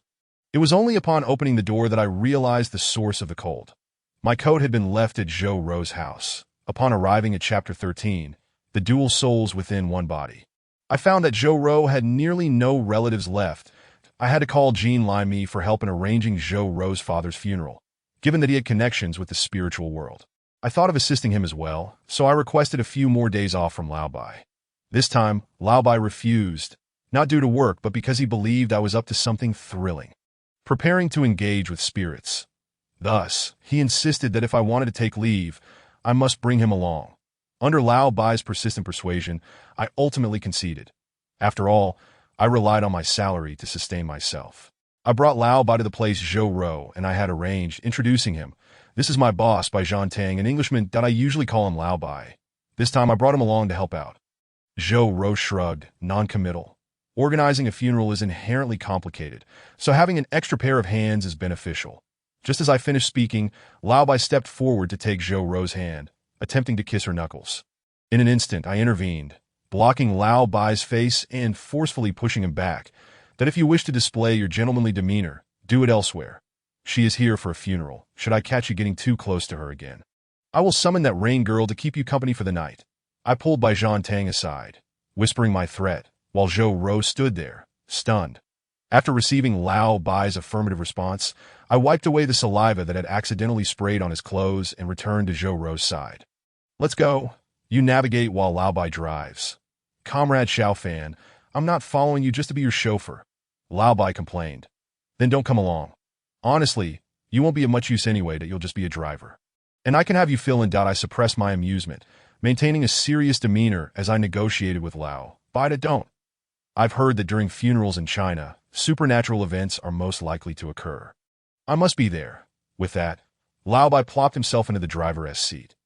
Zhou Rou and I took our seats in the back, but given her heavy heart, our proximity felt awkward that I was unsure of what to say to ease her burdens. Lao Bai's intentions were less than pure, but he was efficient in his tasks. He was not one to gossip, keeping conversation to a minimum while driving. Observing him lost in music, I understood that he was eagerly anticipating an encounter with the supernatural. However, such occurrences are not easily found. Zhou Rou's father's soul had peacefully ascended, so there would likely be no disturbances during the funeral. This time might disappoint Lao Bai. After approximately 2 hours, the provincial road turned into a county road, and the county road transformed into a narrow path. Just as we were about to lose our way, we spotted a middle-aged man waiting by the roadside that I gently awakened Zhou Rou. The man was Zhou Xingliang, the village chief of Zhou Jiazhuang. He had informed Zhou Rou of her father's passing, having waited by the roadside for us since noon. Xiao Rou, you've finally returned. Soon you will see your father. The village chief paused, then subtly avoided the term corpse, likely to spare Zhou Rou from distress. You must be strong. The master who arrived this morning has prepared the casket, just waiting for you. Ultimately, all words transformed into a long sigh. What intrigued me was that despite being a middle-aged man, the village chief spoke with a weariness akin to that of an elderly person. Listening to him, one would easily mistake him for a septuagenarian. The master the village chief mentioned must be Jean Lime. I had spoken to him on the phone last night, and was surprised to see everything arranged so swiftly. It seems that aside from being a smooth talker, he possesses genuine capabilities to run such a large company. Lao Bai, weary from driving, leaned against a tree to stretch, while Zhou Rou followed the village chief and another individual into a hall-like structure. It would indeed be awkward for me to enter at this moment that I glanced at Lao Bai, then back at the hall, and approached the village chief, intending to engage him in conversation. As for Zhou Rou, I would comfort her once she had a chance to collect herself. Village chief, how many years have you lived in Zhou Jiazhuang? I asked to break the ice that I've lived here since childhood. The village chief responded, his voice heavy with age. And may I ask your age? I pondered, considering the possibility that this village chief might look merely 40, yet be in his 60s, that I'm only 40. Are you curious about my voice? He chuckled, sensing my surprise that I've sounded like this since I was a child. When I was 10, my voice was indistinguishable from that of a young man.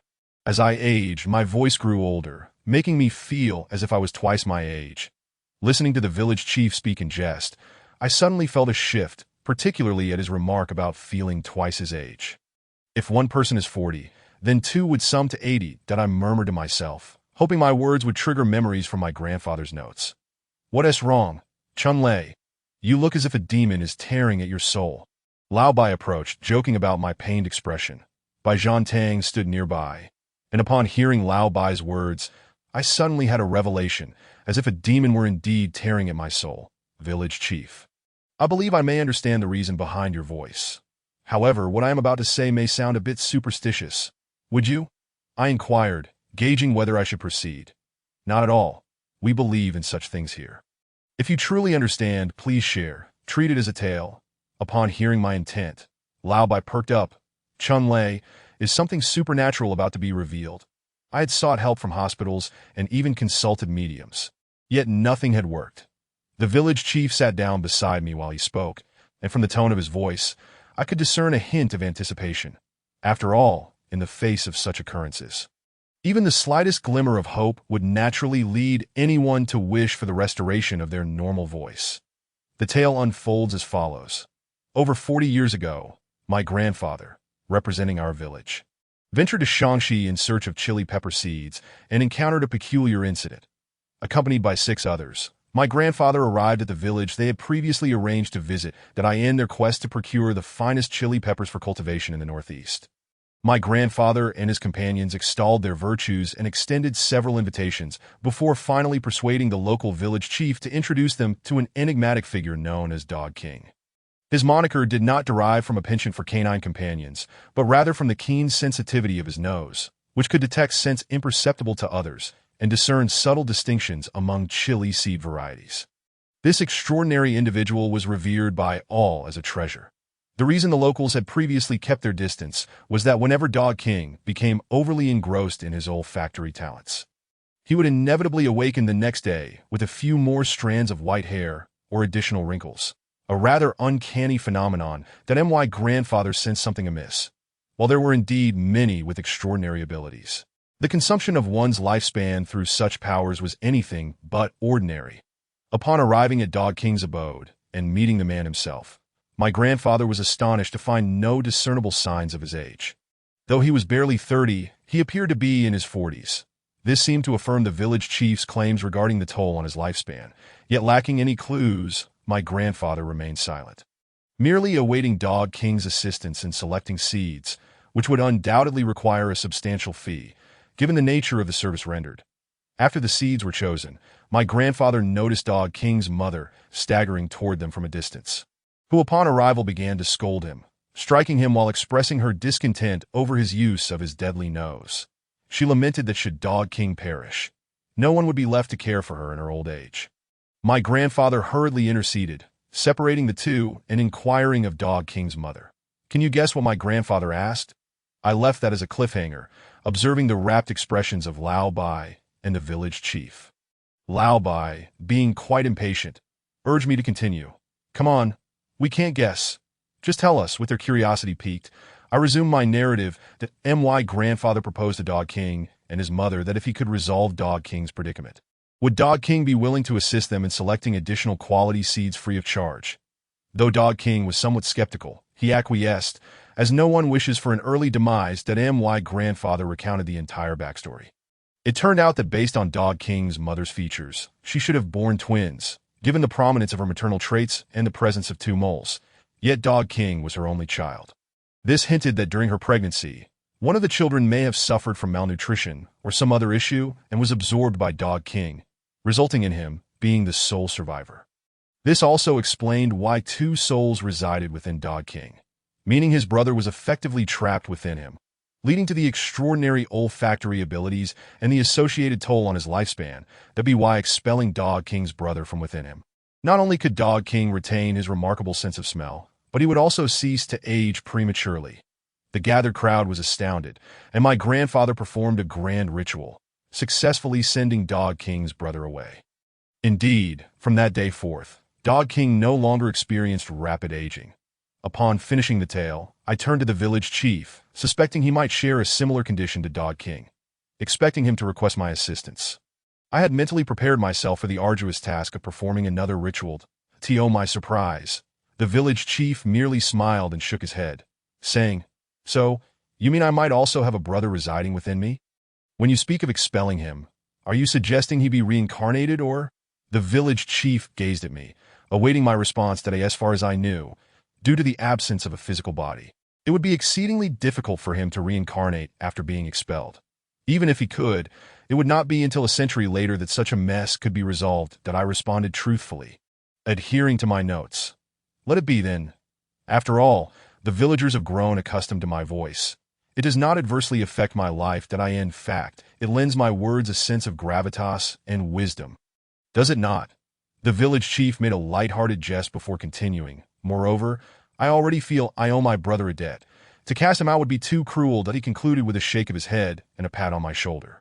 A new insight dawned upon me. It seems that in this world, there exists more than one way to interact with spirits. Humans need not be unable to coexist harmoniously with them. Observing Lao Bai, who appeared somewhat unfulfilled, I stood up and gazed toward the ancestral hall, wondering if Zhou Ro was finally ready to emerge. Just then, a sudden scream echoed from within the hall, prompting me to rush inside without delay. Chapter 14. The Resurrection of Zhou's Father. As the saying goes, he who does no evil has no fear of ghosts knocking at his door. Yet as a commendable young man who embodies the principles of morality and beauty, I found myself increasingly fearful of supernatural occurrences. That it was not from a lack of desire to encounter such phenomena, but rather due to the relentless frequency of strange events since obtaining my grandfather's supernatural notes. That it was no wonder there were 7 volumes. At the current rate, I would likely fill 20 by the time I departed this world. Wherever I ventured, I seemed destined to encounter 1 or 2 bizarre happenings. Just moments after escorting Zhou Ro's father's spirit to the afterlife, I discovered that the village chief harbored a brother's spirit within him. Now, standing before me was Zhou Ro's father, expression bewildered as he surveyed his surroundings, leaving me feeling utterly perplexed. Indeed, upon hearing the scream emanating from the ancestral hall, I rushed in, only to be nearly startled in a flight upon witnessing Zhou Ro's father sitting upright in his coffin, surveying the room. Zhou Ro stood beside the coffin, utterly at a loss. Ordinarily, his spirit would have departed, having already passed on. How could he possibly return to life? It must be noted that his medical cause of death was a broken rib piercing his internal organs, resulting in massive hemorrhaging. Such a condition could not feasibly allow for revival. Could it be that the deity had taken pity on Zhou Ro's sorrow and restored her father to life? I glanced at Jean Lai Mi, who had collapsed at the entrance, trembling uncontrollably. It appeared not to be the case. However, the revival of a person is always a good thing, even if it were due to a mistake or an escape from the underworld. At least now they could discuss any unresolved matters together. I slowly approached Jean Lai Mi's side, calling softly, "Hey, Huangge, come out. Something's happened since our last amicable negotiation," wherein he expressed he was not much older than I. I had settled on referring to him as Huangji. Do not summon me. The moment I see someone resurrected, I become terrified. Your village has a hedgehog that, due to encountering a resurrection, was claimed by a ghostly envoy for its elixir. If I emerge, who knows which ghostly envoy might take advantage of me again. Huangge communicated with me through a spirit connection, rather than possessing me outright. He was likely referring to the incident with Uncle's son. Noting that good news seldom travels far, while bad news spreads like wildfire. It seemed their circle of deities was quite small. In the meantime, Zhou Ro had finally regained her composure, transforming her shock into elation as she embraced her father, exclaiming joyfully, "Dad, you really came back to life. Thank heavens, this is a miracle. How wonderful." Zhou Ro became speechless with joy, while her father's face remained filled with confusion as he continued to scan his surroundings. Pushing Zhou Ro aside, "Who are you? You claim to be my daughter. Where am I?" A cascade of questions poured forth from Zhou Ro's father. "Dad, please step out, and we can discuss this." Hearing Zhou Ro's plea, I hurried to assist her father in rising. However, upon touching him, I immediately sensed something was amiss. From the moment Zhou Rose screamed until now, at least 5 or 6 minutes had elapsed, yet her father's body still bore a temperature of merely around 10 degrees. If someone truly returned to life, their bodily functions would surely restore simultaneously. Such a low body temperature indicated that he had not genuinely resurrected. This body was merely a temporary vessel controlled by his spirit. Was this a case of escaping back? I pondered whether there might be another way to deceive the ghostly envoy. You still haven't answered me. Where am I? Why was I lying in a coffin? You say you are my daughter? Why do I remember nothing? Zhou Rou's father persisted in demanding answers. Dad, I am your daughter, Xiao. You had an accident a couple of days ago. The doctor said you died. But that does not matter now, as you are alive. Zhou Rou explained tearfully, her voice choking with emotion. Uncle, you have just returned from the dead. Such a miraculous event can understandably cause confusion and memory loss. Let's return home and rest for now. To buy more time for discussions with Huangge, I fabricated a reason to help calm Uncle down. Brother, you came back to life. Truly, heaven has eyes at that moment. The village chief and Jean Lai Mi, having grasped the situation, entered the ancestral hall, their hearts brimming with joy. Tonight, I shall host a feast. Fine wines and delicacies shall be prepared. A funeral shall transform into a celebration. The village chief's exuberance was disconcerting to me. His approach seemed rather imprudent, that if I failed to find a remedy for the ghostly envoy, Zhou Rou's father might pass away once more before dawn, or even within half an hour. However, that could wait. Uncle needed rest and tranquility, especially given his current state of partial amnesia. Thus, it would be best to keep this matter under wraps for the time being that I engage in a discussion with the village chief. Yet ultimately, I could not prevail against him that we arrange for him to visit Zhou Rou's home in the evening, bringing both wine and food. The village chief truly is a good man. His reluctance to let me perform a ritual to expel his own brother's spirit speaks volumes about his character. Zhou Xingliang is a person of great loyalty, warm-hearted and kind. However, upon reflecting on Zhou Rou's father's condition, I found myself gnashing my teeth in despair, blood seeping from my gums as I crouched in a corner. Pulling at my hair in frustration. What should I do? What on earth can be done about this situation? While others were filled with joy, I was burdened with worry. The most unrestrained among us was Bai Zhantong. Being an outsider in this village, he was unfamiliar with Zhou Rou's father. Yet he was the most exuberant, having stumbled upon an actual case of resurrection. After 20 years of celebrating Easter, he finally encountered a genuine instance of life returning from death in a remote Chinese village. The most pressing issue was that I had left my grandfather's notes behind. I could not devise a solution on my own. Zhou Rou remained steadfastly by her father's side, as if letting go for even a moment would cause him to vanish. In my scant recollections of my grandfather's notes, I could not recall any examples that aligned with this predicament that I discreetly touched his body, which still lacked the warmth indicative of life, that if my suspicions were correct.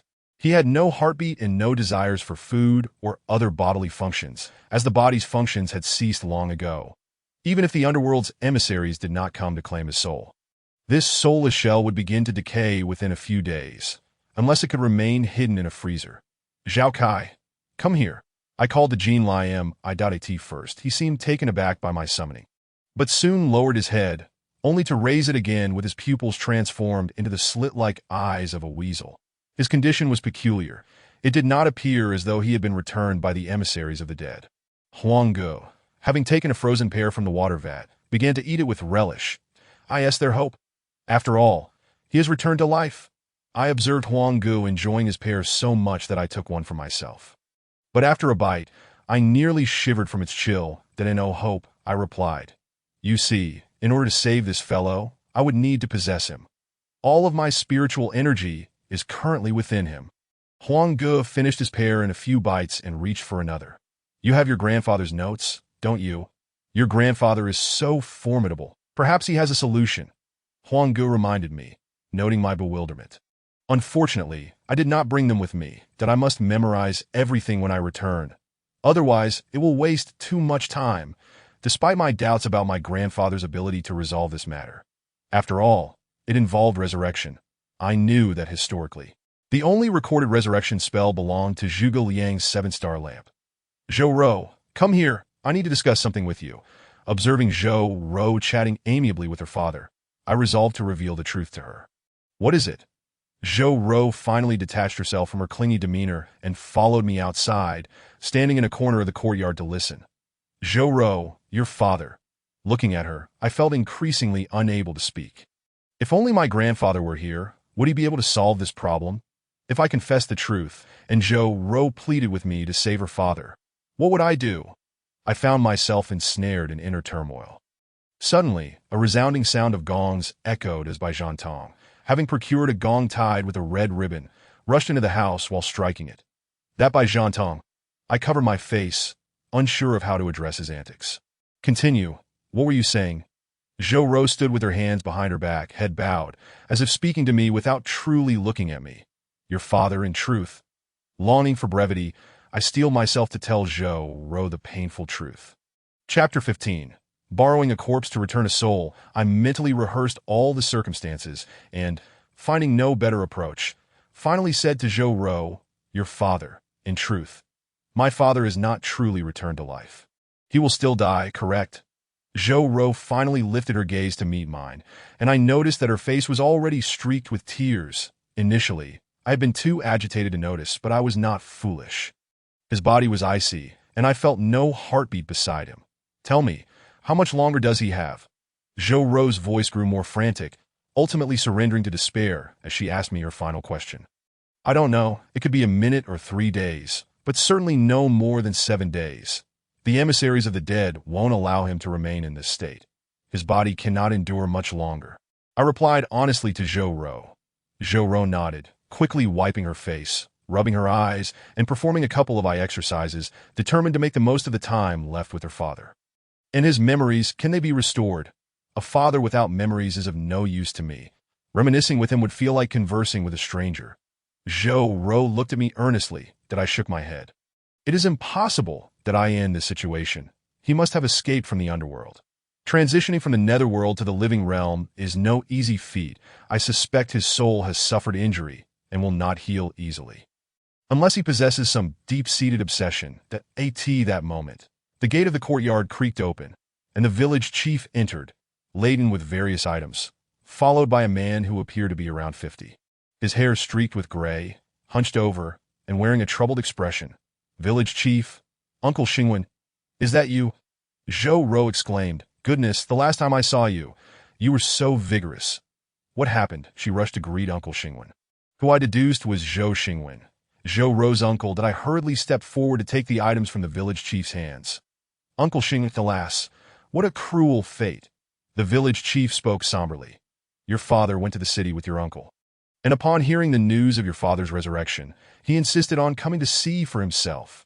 The village chief handed me the items and addressed Zhou Ro, while Uncle Xingwen kept his head lowered, staring at his shoes.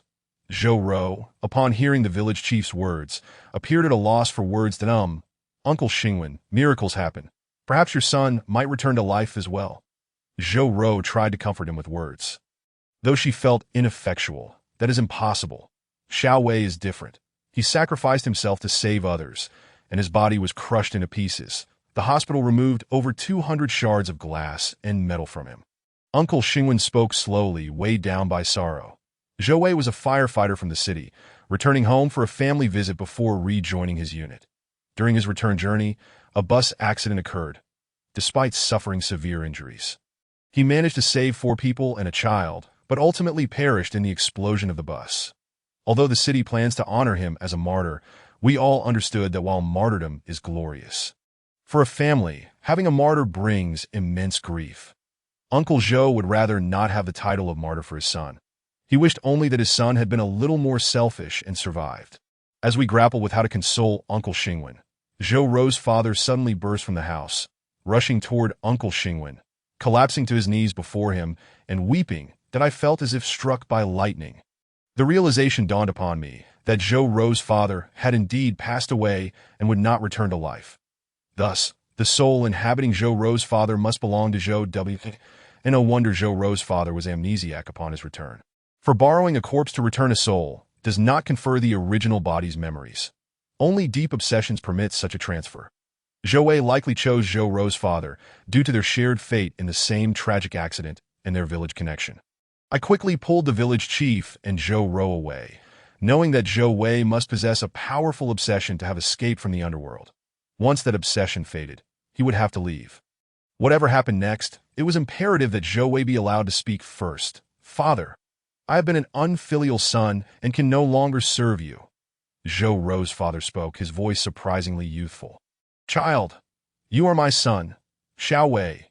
Uncle Xingwen could no longer contain his tears, and even in this manner of reunion, it shattered the facade of strength he had maintained. That moment, a whirlwind swept through outside, drawing countless leaves spiraling toward us, that I realized that the emissaries of the dead had discovered Zhou Wei, that I glanced at Jean Lai, who had become withdrawn in the house, evidently traumatized by the incident with the hedgehog.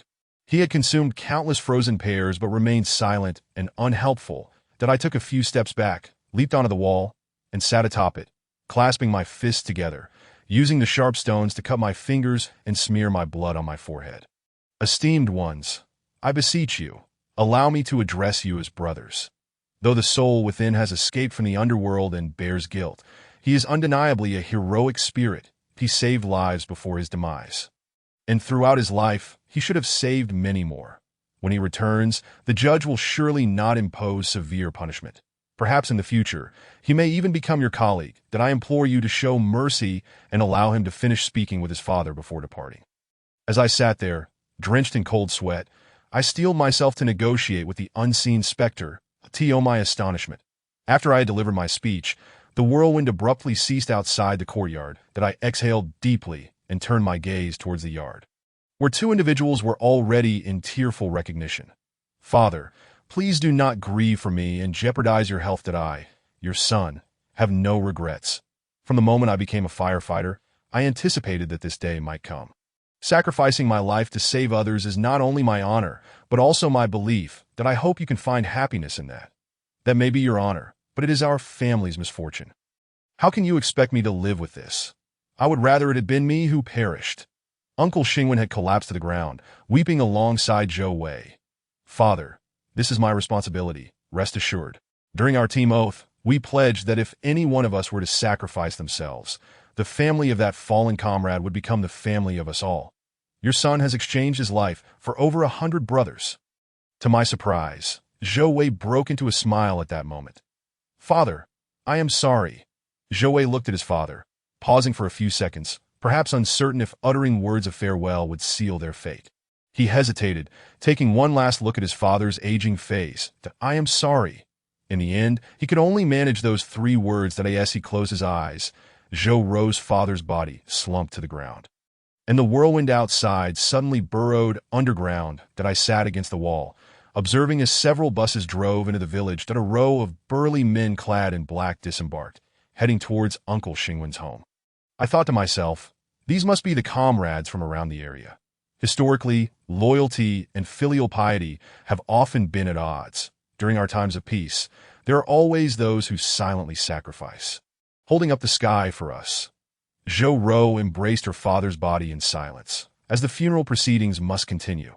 Everyone fell into a somber silence. This was a period of both painful and radiant life experiences.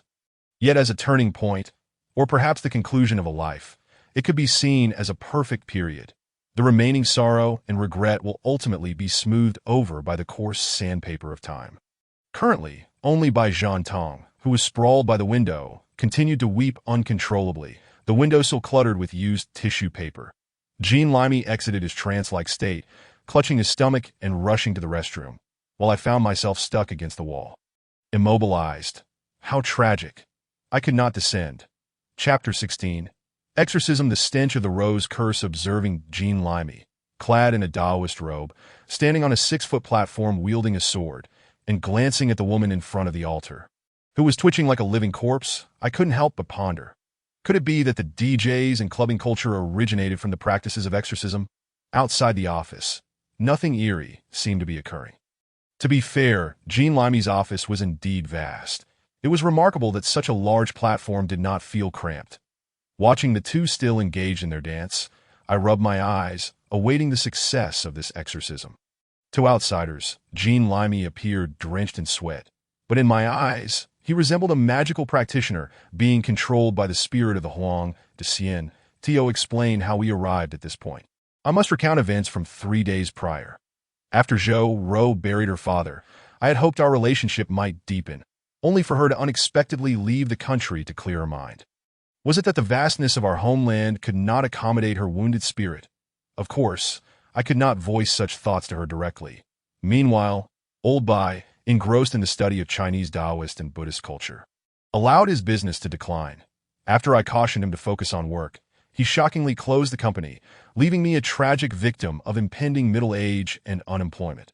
However, Old Bai assured me that as long as I continued to accompany him on adventures, my salary would remain unaffected. Accompany him on adventures? I was no hero. Where could I possibly lead him? Ultimately, I resolved to seek refuge with Brother Huang, Jean Limey's employer. Jean Limey recognized my genuine abilities and, given my familiarity with the spirit residing within him, promptly appointed me as his assistant, offering a salary double that of Old Bai's. The only stipulation was that I must handle any matters I could manage, minimizing the times Brother Huang would possess him to enter a trance state. This was not solely due to other reasons. Brother Huang had a voracious appetite, often indulging to the point of discomfort. Furthermore, his obsessive-compulsive tendencies led him to clean excessively, wiping down windows multiple times a day. As a result, every time Jean Limey exited his trance, he would suffer from soreness, bloating, and diarrhea, truly unbearable. Listening to Jean Limey's grievances, I felt a twinge of sympathy for him. After all, Brother Huang could hear everything he said. It was fine event to me, but I certainly did not want to be dragged down with him. One must remember that among the Taoist practitioners in the Northeast, the Huang family was notoriously petty. To be fair, Jean Limey had gained quite a reputation in the city on my first day. Several individuals sought his assistance with various issues, most of which pertained to luck or emotional turmoil. With a silver tongue, he adeptly handled their concerns. That it was not until lunchtime that I learned, after Jean Limey received a phone call, that he was actually a master's degree holder in psychology, and no wonder I often felt unable to refuse his requests whenever we interacted. A feng shui master is not to be feared. Rather, one should be wary of an educated feng shui master, so adept at persuasion. In the afternoon, only one appointment remained. Jean Limey informed me that once this person left, I could clock out. Indeed, working for a well-connected company was quite relaxed. Around 2 p.m., the secretary ushered someone into the office, as the door swung open. A scent so sweet it bordered on foul assailed my senses, yet both Jean Limey and the secretary seemed oblivious. The visitor was a pure and graceful beauty, around 25 or 26 years old, dressed appropriately. Would such a girl truly resort to such an abysmally cheap perfume? Upon seeing her, Jean Limey quickly straightened his attire, adopting a facade of solemnity that I found unbearable. The fragrance emanating from the girl grew, increasingly overpowering, pushing the limits of my tolerance. "Hello, Master Jean. You must help me. Ever since half a month ago, I have frequently lost consciousness at night, only to find myself squatting at my doorstep in the morning. Although I retain no memory, I am acutely aware that I have been violated, unable to resist. No matter what I do, I lose consciousness at night and awaken back at home." The beauty immediately implored Jean Limey, tears streaming down her face. "Achu, my apologies, miss. Could you step outside for a moment? I have a few matters I need to discuss with my assistant." Jean Limey abruptly transformed, gesturing for the girl to exit. After a moment of hesitation, she complied and left the room. Jean Limey hurriedly opened all the windows, gasping for air. "Brother Huang, you can smell that stench too, right?" Looking at Jean Limey, who had entered a trance-like state, it appeared this girl had drawn herself into quite the predicament. "Curse, do you understand what that means?" Jean Limey regained his breath and turned to me. "Are you saying that girl has been cursed? Can you handle it?" Watching Jean Limey douse the room in perfume, I was at a loss for how to respond. Curses are not something easily resolved with mere props or tricks to deceive spirits. With my grandfather's notes and my ability to see the yin and yang, I could say my understanding of the mysterious world rivaled that of many masters. However, the crux of the matter lay in my utter lack of knowledge regarding Taoist techniques. My standing in this circle was, at best, comparable to that of Jean Limey in my eyes, a master of deception. "You underestimate me too much," I said, rubbing my hands together awkwardly as I looked at Jean Limey. But you know, the only method I can think of to discern the curse is for you to engage in a contest of magic with that girl.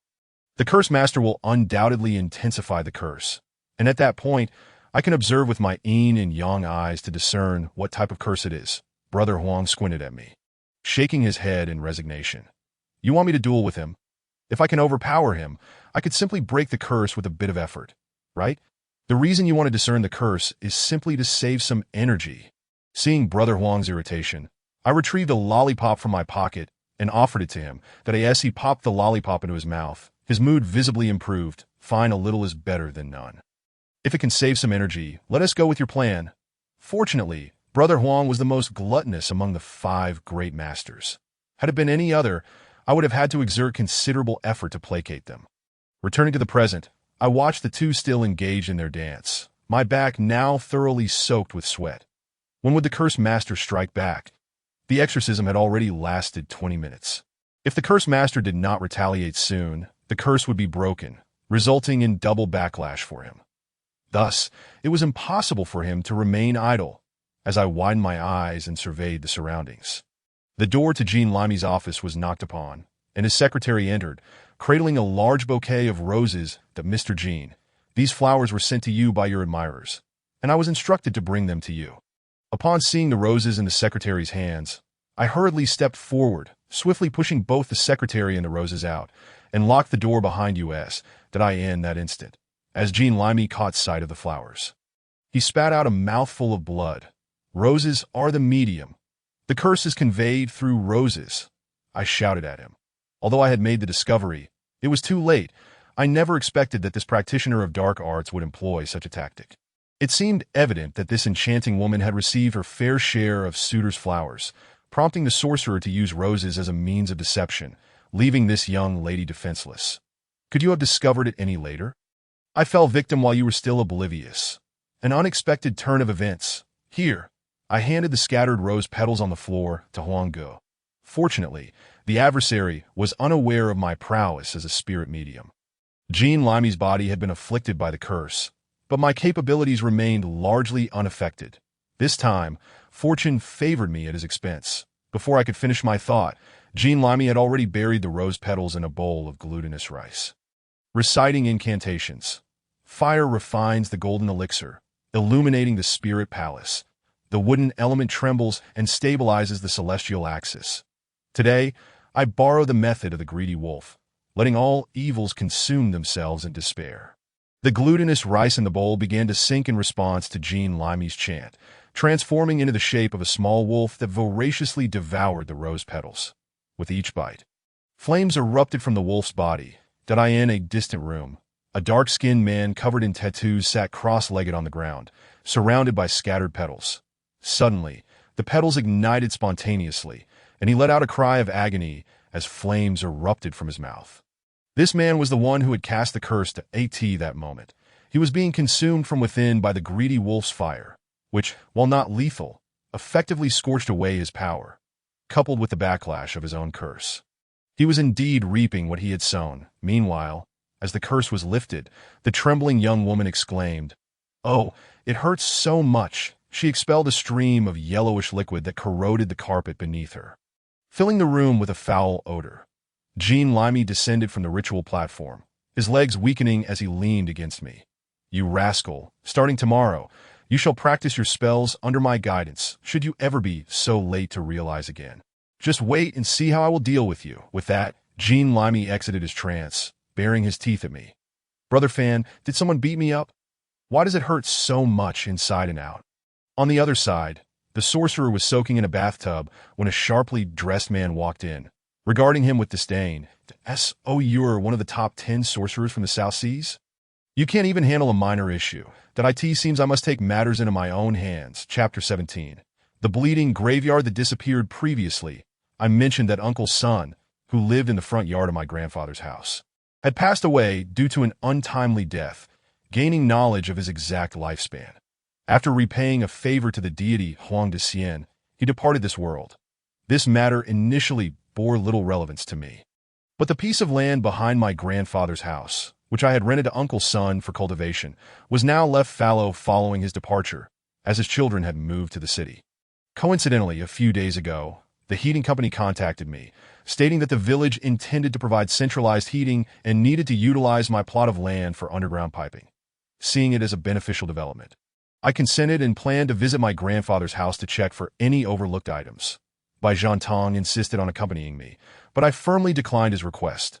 Soon, I successfully arranged my leave and returned to my grandfather's house. To avoid old Bai, I promised him I would lend him one of my grandfather's ghost-catching tools upon my return. Upon arriving in the village, I confirmed the situation with the construction team, signed a contract, and received a small subsidy, which filled me with joy. However, due to my oversight, Jean Limey fell victim to the rose curse, and the odor in the house was unbearable when he was carried out by paramedics. Several nurses retched at the sight, while Jean Limey suffered internal bleeding and was hospitalized for treatment. After a busy day at home, I had dinner at Aunt San's house and planned to spend the night at the old house before departing the next day.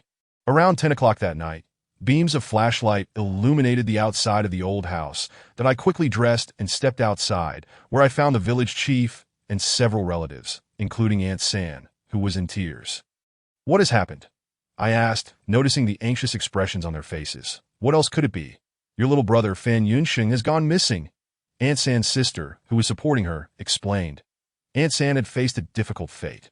After giving birth, Uncle San had perished in a construction accident, leaving her to raise their child alone. It was said that with the assistance of the villagers, she had managed to raise her son. Fan Yunxing, who, though not academically inclined, was hard-working and filial. Over the years, their lives had improved significantly. I knew Yunxing well. He had never returned home late. Even when dining out, he would always inform Aunt San ahead of time. Now, it was 10 o'clock and there was still no word from him. It seemed something must have gone awry. The village chief, standing at the center of the crowd, exhaled smoke from his pipe as he explained the situation to me. "Then we must search for him immediately," I declared, hastily putting on my outer clothing. We searched the fields and greenhouses, but he is nowhere to be found. Aunt San's sister continued. "Where else could Yunxing possibly be? Everyone, take a moment to think.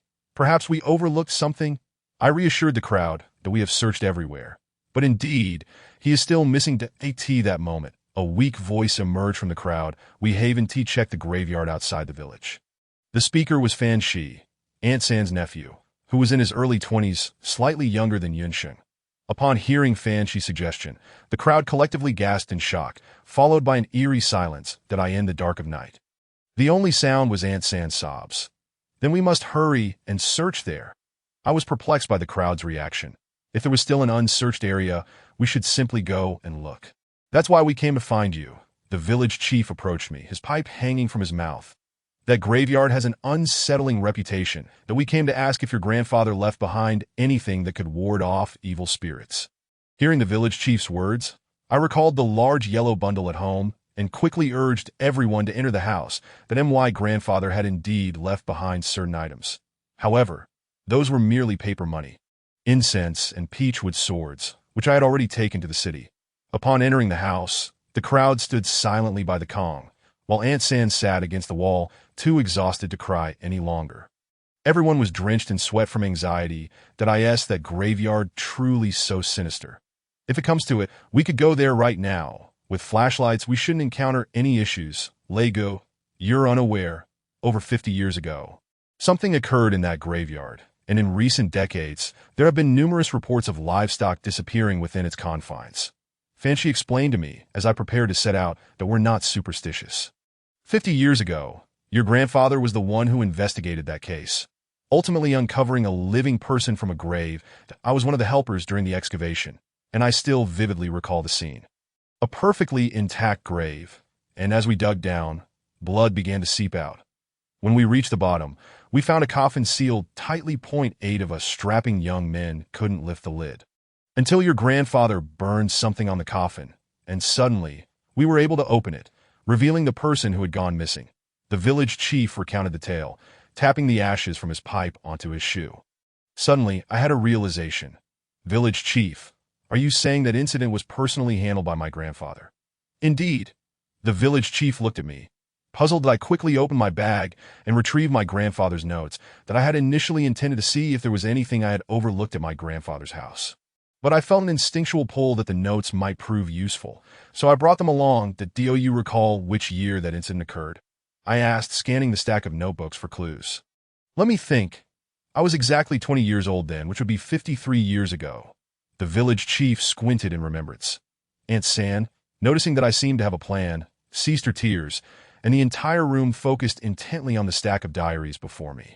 53 years, 8G, I muttered to myself while rummaging through my notes.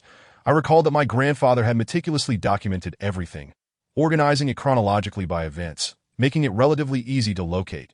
Chapter 18, A Lifeline. Soon, I stumbled upon the incident mentioned by the village chief. According to my grandfather's records, the young man exhumed from that grave 53 years ago was taken for a ghostly marriage. This individual was quite fond of alcohol, and one day, inebriated, declared at a gravesite that he was a lifelong bachelor, asserting that if a female ghost were to appear willing to marry him, he would gladly accept. Remarkably, the owner of that grave, a maiden who had never married, took his words to heart. Such a peculiar coincidence. The other details aligned with what the village chief had conveyed that I continued my search, knowing that the most crucial task was to ascertain whether the person was indeed in the grave, identify which grave it was, and devise a precise method of rescue. Shizi, you often spend time with Yunsheng. Over the past week, have you noticed anything unusual about him? I lifted my gaze toward Shizi. Unusual? What do you mean by unusual? He scratched his head, seemingly perplexed by my inquiry. That my grandfather's notes stated that for those who engage in ghostly marriages, there exists a 7-day pre-wedding period during which their 3 souls and 7 spirits gradually depart from their bodies, resulting in weakness and a vacant stare. As the wedding date approaches, they might engage in soliloquies or converse with the air around them. I explained this to Shizi, and he seemed to recall something. Indeed, over the past week, Yunsheng has been quite absent-minded, occasionally breaking into a silly grin. Normally, he can carry 2 bags of seeds, but now he struggles with 1 and needs to rest. Moreover, he often talks to himself in the fields. Hearing these symptoms made my brow furrow deeper, that if this were indeed the case, it would pose a significant problem, that I was not my grandfather. I lacked the expertise to save him, and I was incapable of determining his exact resting place. I turned back to the notes. This book was my last lifeline that I resolved to meticulously review the events of that year. After confirming that the man had been involved in a ghostly marriage, my grandfather first procured a piece of red cloth and wrapped it around the pillow where the man frequently laid his head. He then tossed it into the flames, collecting the remaining ash, and proceeded to the gravesite to light 2 incense candles, burning 3 bundles of joss paper. The red cloth and ash were released into the wind, gently settling into a small mound before a grave. The notes indicated that the man's sweat contained the most potent yang energy. Wrapping it in red cloth and burning, it was akin to presenting the groom with ceremonial attire. The placement of 2 red candles at the grave was intended to deceive the female ghost, signaling that we had come to partake in a joyous occasion, thus ensuring that the bridal garments would be delivered to the afterlife. The blood at the grave came from nearby poultry, and a grave soaked in this blood was referred to as a joyful peak, capable of absorbing yang energy and transforming it into yin, hastening the man's decay within the coffin and facilitating the formation of his spirit. As for the coffin, it contained a substantial amount of yin energy, a mixture of earth energy and various decaying organisms, which tightly sealed the lid that my grandfather used a bagua mirror to reflect sunlight, employing the yang energy of the sun to heat the coffin, thereby weakening the yin energy and allowing the lid to be opened. Regarding the female ghost involved in the ghostly marriage, my grandfather merely mentioned the burning of the earth book and invoking the underworld officials to retrieve her, but he did not detail the process. While it may seem straightforward, I lacked my grandfather's formidable abilities. Though it appeared that anyone could undertake this task, a single misstep could lead to the ghost retaliating. Moreover, even if I identified the grave, it was the dead of night, devoid of sunlight, rendering me incapable of following my grandfather's methods to save him. I set the notes aside, my expression clouded with concern. Although I wished to locate the correct grave first, my grandfather had left me with only 1 bundle of joss paper, and creating more would take too long. Frustration bubbled within me. Had I learned more from my grandfather in the past, I might not find myself in such a predicament now. Just as I was contemplating how to explain this to Aunt San, a curious figure at the back of the crowd leaned forward to peer inside. Upon closer inspection, I realized it was Fan Yunsheng. What was he doing here?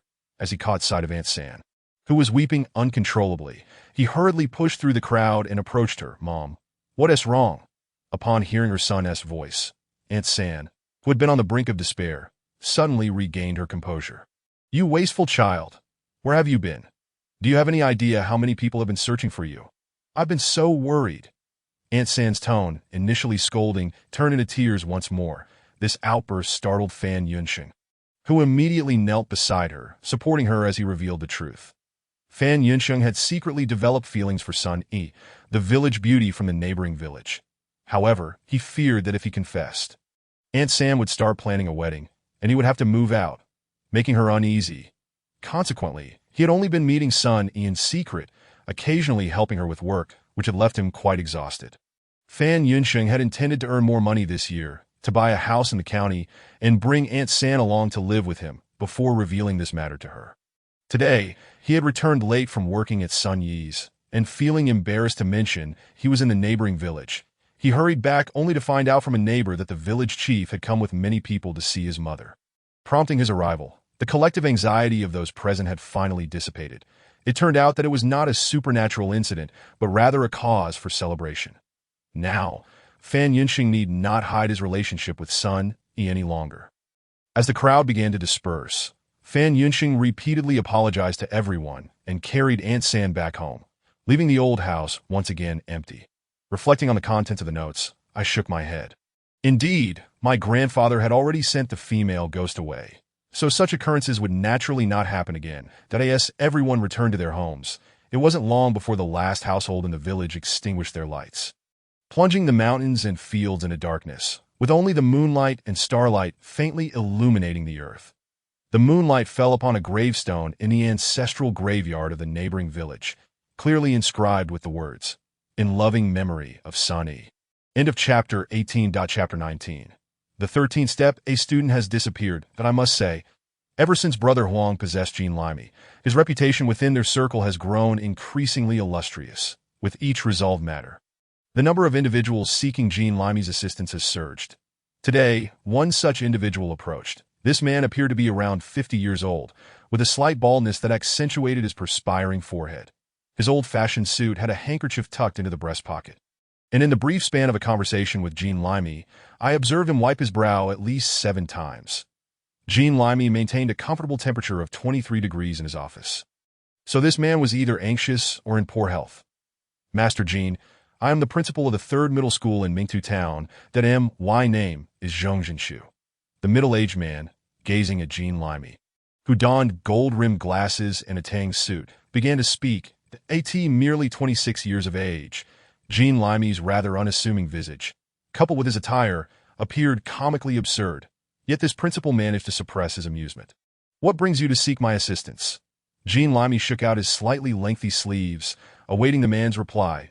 ITSR school. We have been experiencing hauntings. Upon uttering this, the middle-aged man seemed to lose all color. Hastily grabbing the teacup before him and draining it, that I would have thought that educators like you would dismiss such matters. Jean Limey jested, eyeing the balding man. Zhong Jinshu. Is it? Please elaborate on what has transpired at your school.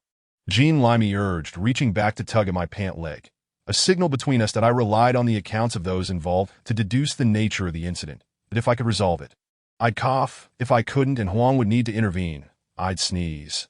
If it were not a supernatural event, I would remain silent. The situation is quite peculiar. I must admit it is partly my fault. Our school has had a rumor circulating for several years, but I never took it seriously, dismissing it as merely the fanciful tales of male students hoping to walk female classmates home after school.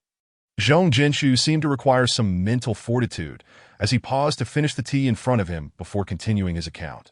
The rumor goes as follows.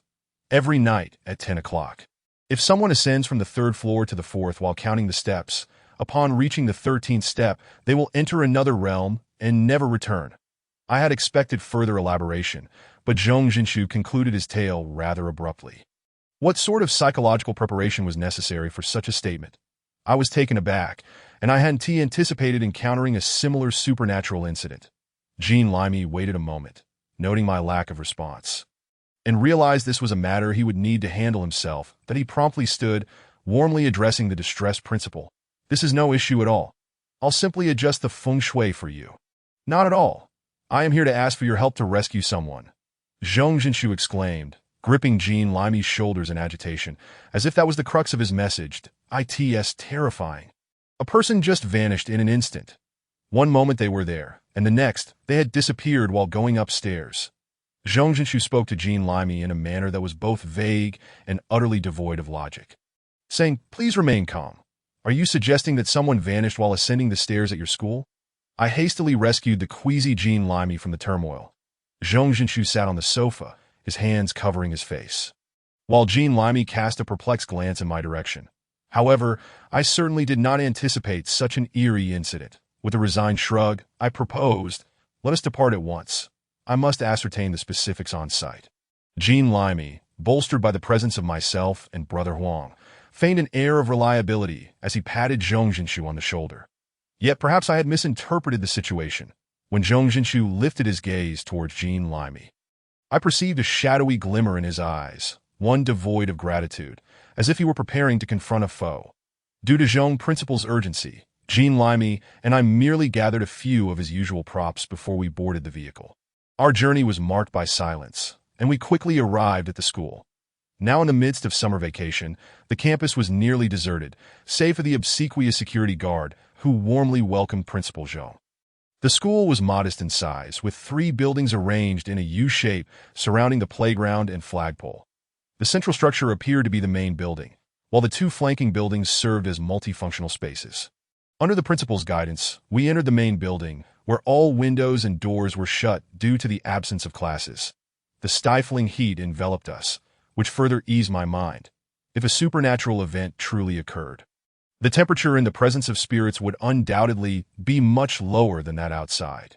The sweltering conditions inside the building clearly indicated that the student's disappearance must involve other circumstances. "This building feels unclean," I remarked upon entering, immediately sensing an unusual aura.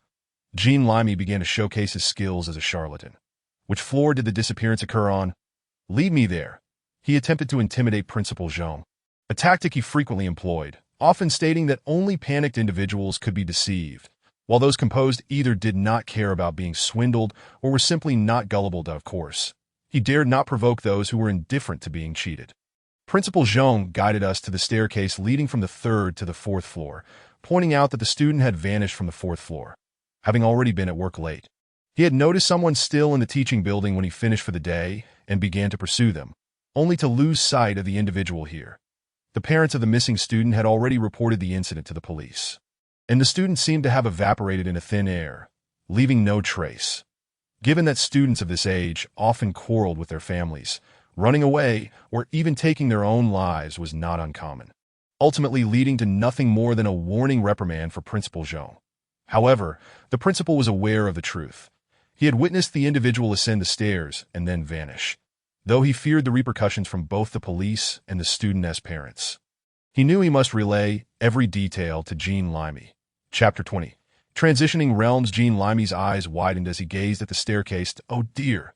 This is serious." One of the stones used to construct this staircase was originally a gravestone. A substantial slab, with one half broken away to serve as a tombstone, while the other half has found its way here. The gravestone and this stone resonate with each other. Whenever night falls and celestial phenomena shift, they can transport individuals to another realm. Jean Limey truly ought to consider writing novels. His tales were far more fantastical than anything my grandfather had ever penned, especially the connection to the gravestone and the transference of souls to alternate dimensions. Zhong Principal appeared momentarily bewildered by Jean Limey's proclamation, while I ascended to the 4th floor. The oppressive heat persisted on the 4th floor, yet if this were not a supernatural occurrence, how could a living person simply vanish into thin air? The staircase was centrally located within the teaching building, with only this wide staircase available for traversing between floors, thus precluding any notion that the student might have taken a convoluted route to leave. I glanced to either side and proceeded to the right, where the 4th floor housed classrooms for the senior students. That IT seemed the school was not lacking in students, as there were a total of 7 classes. Turning back, I ventured towards the left side of the staircase. only to discover more classrooms, followed by a small storage room, and at the far end, a restroom. How could someone simply disappear? I pondered, rubbing my temples. When Jean Limey called out to me from below. Hastily, I descended the stairs. Had Jean Limey uncovered something? I performed the ritual. During the summer break, we can repair the steps. Jean Limey wiped non-existent sweat from his brow and shook hands with Principal Jean. Master Jean, I am counting on you. Are you certain the gravestone is the sole cause? Is there no other explanation? Principal Jean inquired, seemingly hinting at something more. None. Do you doubt my word? Jean Limey retorted, waving his hand dismissively. Let us go, Lao Fan. Jean Limey called me over as I descended. You still haven't found the missing student, and you wish to leave it at this? I questioned, walking alongside Jean Limey as we exited. As we passed the playground, I could not resist asking Jean Limey, if a student is missing, shouldn't we involve the police? You just stated this isn't a supernatural event. My purpose here is merely to provide a reason for them to rest easy at night. Jean Limey replied, continuing forward, while I found myself rooted to the spot, that it was not out of conscience, but rather a sudden urgency. I had been so anxious that I had neglected to use the restroom. Master, what troubles you? Principal Jean, lagging behind, finally caught up with me, seemingly unaware of my predicament. Where is the nearest restroom? I cannot wait any longer. Oh, the first floor of the multifunctional building.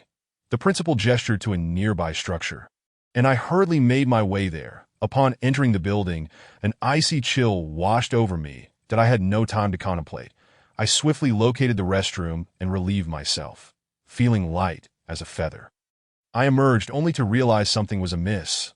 Observing the goosebumps on my arms, I stomped my foot in frustration. Oh no, I forgot to wash my hands. The temperature within the multifunctional building felt shockingly different from the oppressive heat outside. On this sweltering afternoon, Jean Limey and Principal Jean stood under the blazing sun waiting for me, while the multifunctional building felt akin to an air-conditioned oasis. But Principal Jean had claimed the student disappeared from the main building. Even a spirit capable of transforming an entire structure into a climate-controlled environment could not orchestrate such an event without leaving a trace, to be honest, were it not for the existence of supernatural phenomena. I would have relished the opportunity to linger in the multifunctional building a while longer. Having such a cool refuge during the height of summer was indeed a blessing. Yet, since there were supernatural occurrences afoot, it was imperative to investigate. What if I was simply ignorant, and the disappearance of the student was genuinely linked to the spirit haunting this place? It would be a grave mistake to miss the chance to save a life. Hey, Master Jean, come here, I called out to Jean Limey, who stood in the shadows at the school gate. What is it? We're leaving, Jean Limey replied, his patience wearing thin, likely due to the heat and the fear that the principal might realize he had been duped. Master Jean, come here. Weren't you the one who asked me to investigate this building while I used the restroom? I've completed my investigation. Seeing that Jean Limey showed no inclination to approach, I made my way over to him. What? Oh, right. How did the investigation go? Jean Limey, initially caught off guard, quickly adapted to my words, realizing that I might have uncovered something significant. Master, the entities within this building far surpass those in the main structure. It may require your direct intervention. I emphasize the word direct, indicating that only Brother Huang's involvement could resolve this matter, confident that Jean Limey would grasp my intention. What is going on? Master, didn't we say we were finished? Jean Limey, now exhibiting an uncharacteristic urgency, spoke faster than before. That won't do. Having taken their money, I must address their concerns. Since I am aware of the presence of malevolent spirits here, I must take action. Jean Limey's demeanor shifted entirely, as I recognized that Brother Huang's influence had manifested. What supernatural events are occurring? A security guard stationed at the entrance approached, fanning himself that I always felt something was off when using the restroom over there. Occasionally, I even hear strange crashing sounds and weeping at night. I ask what you say true. Jean Limey regarded the somewhat dubious security guard with skepticism. Why didn't you report this earlier? Principal Zhong never mentioned any of this to me. Upon hearing this, Jean Limey looked to Zhong Jinshu, suspecting he had intentionally concealed information. I truly know nothing. How could you fail to report such a significant matter? Zhong Jinshu appeared agitated, questioning the security guard with an intensity that suggested he was also casting furtive glances in my direction. Well, I feared that if I reported it, you all would think I was fabricating stories and dismiss me. After all, nothing has happened in all these years that I thought it best to let it go. The security guard's reasoning seemed plausible as he presented himself as a disinterested observer. Chapter 21. The malevolent spirit at play, Master Jean. Shall we investigate? I sought Brother Huang's counsel. Absolutely, but engaging in a spiritual battle can be quite exhausting. Jean Limey glanced at the principal, leaving his sentence unfinished, awaiting the latter's response to, "It is rather perplexing, isn't it? How could Huang Ge have succumbed to the influence of Jean Limey, understanding the art of price inflation? Moreover, money holds little significance for him. Oh dear. The truth is, I am utterly constrained by my budget. Master Jean, your assistance in resolving the issues with the main building is already greatly appreciated. However, as my finances are insufficient, offering you an additional 100 or two would feel like a slap in your face. Perhaps we should simply let matters rest here." Principal Zhong spoke with a tone devoid of regret or helplessness, as if he anticipated Jean Limey's departure due to an impasse in negotiations. "What are you talking about?" I exclaimed. "It's already been half a day. Engaging in this battle of wits is quite exhausting. Would you kindly procure a roast chicken, a fried chicken, and a large pork knuckle for me? I need to replenish my energy." That I gazed at Jean Limey, whose face was adorned with a gluttonous expression, seemingly oblivious to whether he could actually consume such a feast. "Fine, I'll help you eat some later." That way, I would have indirectly assisted Jean Limey, as the principal went off to fetch food. Jean Limey and I entered the multifunctional building. Upon stepping inside, the chilling sensation enveloped me once more. Wouldn't it be splendid if we could capture a ground-bound spirit to serve as an air conditioner at home? It would possess substantial power while conserving energy, and we could simply switch it off in winter. That I attempted to lighten the mood with a jest. "The last person who thought like you is now 6 feet under," Huang Ge remarked, surveying the first floor but finding nothing of note, before proceeding directly to the second floor. This ground-bound spirit's resentment is so intense that it has seemingly influenced the entire building. Yet, astonishingly, it has not harmed anyone, making it difficult to ascertain its exact location. Jean Limey sniffed around while engaging in conversation. "What you say isn't entirely accurate. That my grandfather's notes contain numerous accounts of ground-bound spirits. Typically, they have a target for their vengeance. Most individuals affected by them merely experience discomfort." As we reached the 3rd floor, he continued, "It seems this is the right level. The level of resentment is at its peak, but the intensity makes it impossible to pinpoint the exact location." Suddenly, my phone rang, startling me. Given my earlier tension, had it not been for the recent payment of my water bill, I might have panicked. "Hello? Who is this?" "Master Fan, I procured the items and am now at the entrance. Could you please come and assist Master Jean in bringing them upstairs?" Principal Zhong's voice resonated through the phone. This Zhong fellow is so unwilling to ascend a single flight of stairs, yet expects me to fetch it. Just as I was lamenting about Principal Zhong's reluctance, I noticed the surrounding resentment beginning to coalesce. In my yin-yang vision, the resentment thickened like a dense fog. The temperature plummeted, and clad only in a thin short-sleeved shirt, I felt the hairs on my body stand on end as the resentment surged toward me. I instinctively sidestepped, only to find that the dense fog did not pursue me, but instead targeted my fallen phone. That I dashed towards Huang Ge, having dropped my phone in my haste. In a few swift strides, I reached Huang Ge, breathlessly gasping, Huang, help! Behind me. In just a short distance, I was already breathless, not from exertion, but from sheer terror. "What is behind you?" "There is nothing there." Huang Ge patted my back, urging me to turn around. As I caught my breath, fortified by Huang Ji's presence, I glanced back, and indeed, the previous fog had vanished. Wait, could I have imagined it? Rubbing my eyes, I surveyed the empty corridor and led Huang Ge toward the spot where the disturbance had occurred. A swirling mass of concentrated mist rolled in the corner. "Huang Ge, this is the resentment of the ground-bound spirit. That we must either disperse it with strength or help it alleviate its grudges through a rite. Which option shall we choose? If we can use the second method, let us do so. Engaging in a direct confrontation would only bring harm, and besides, my previous injuries have yet to fully heal." At this, Huang Ge turned to me.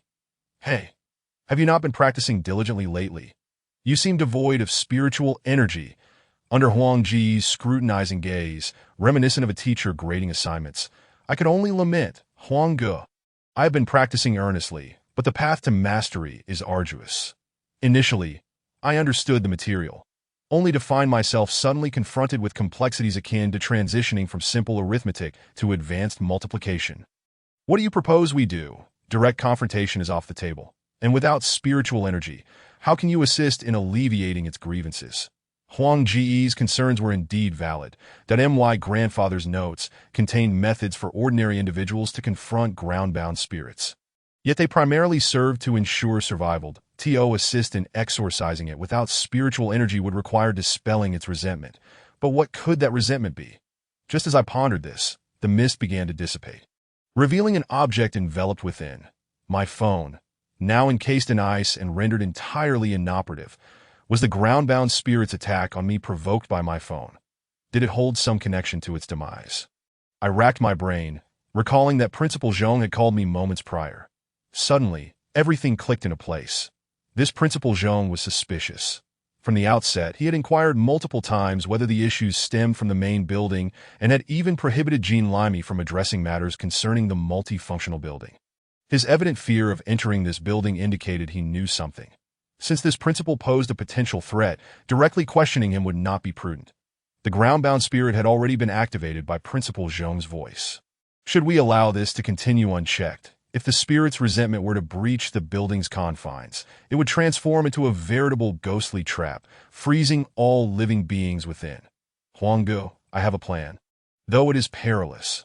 Once I explain it to you, you must follow my instructions precisely. Otherwise, I will be doomed.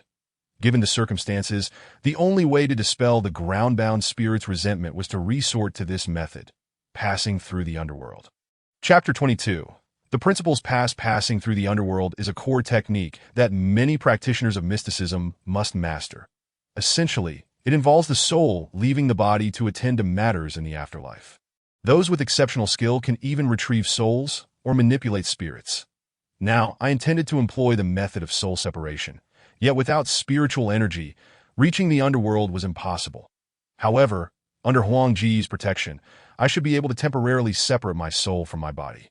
As a spiritual entity, I could communicate with the ground-bound spirit and uncover the root of its resentment to resolve it.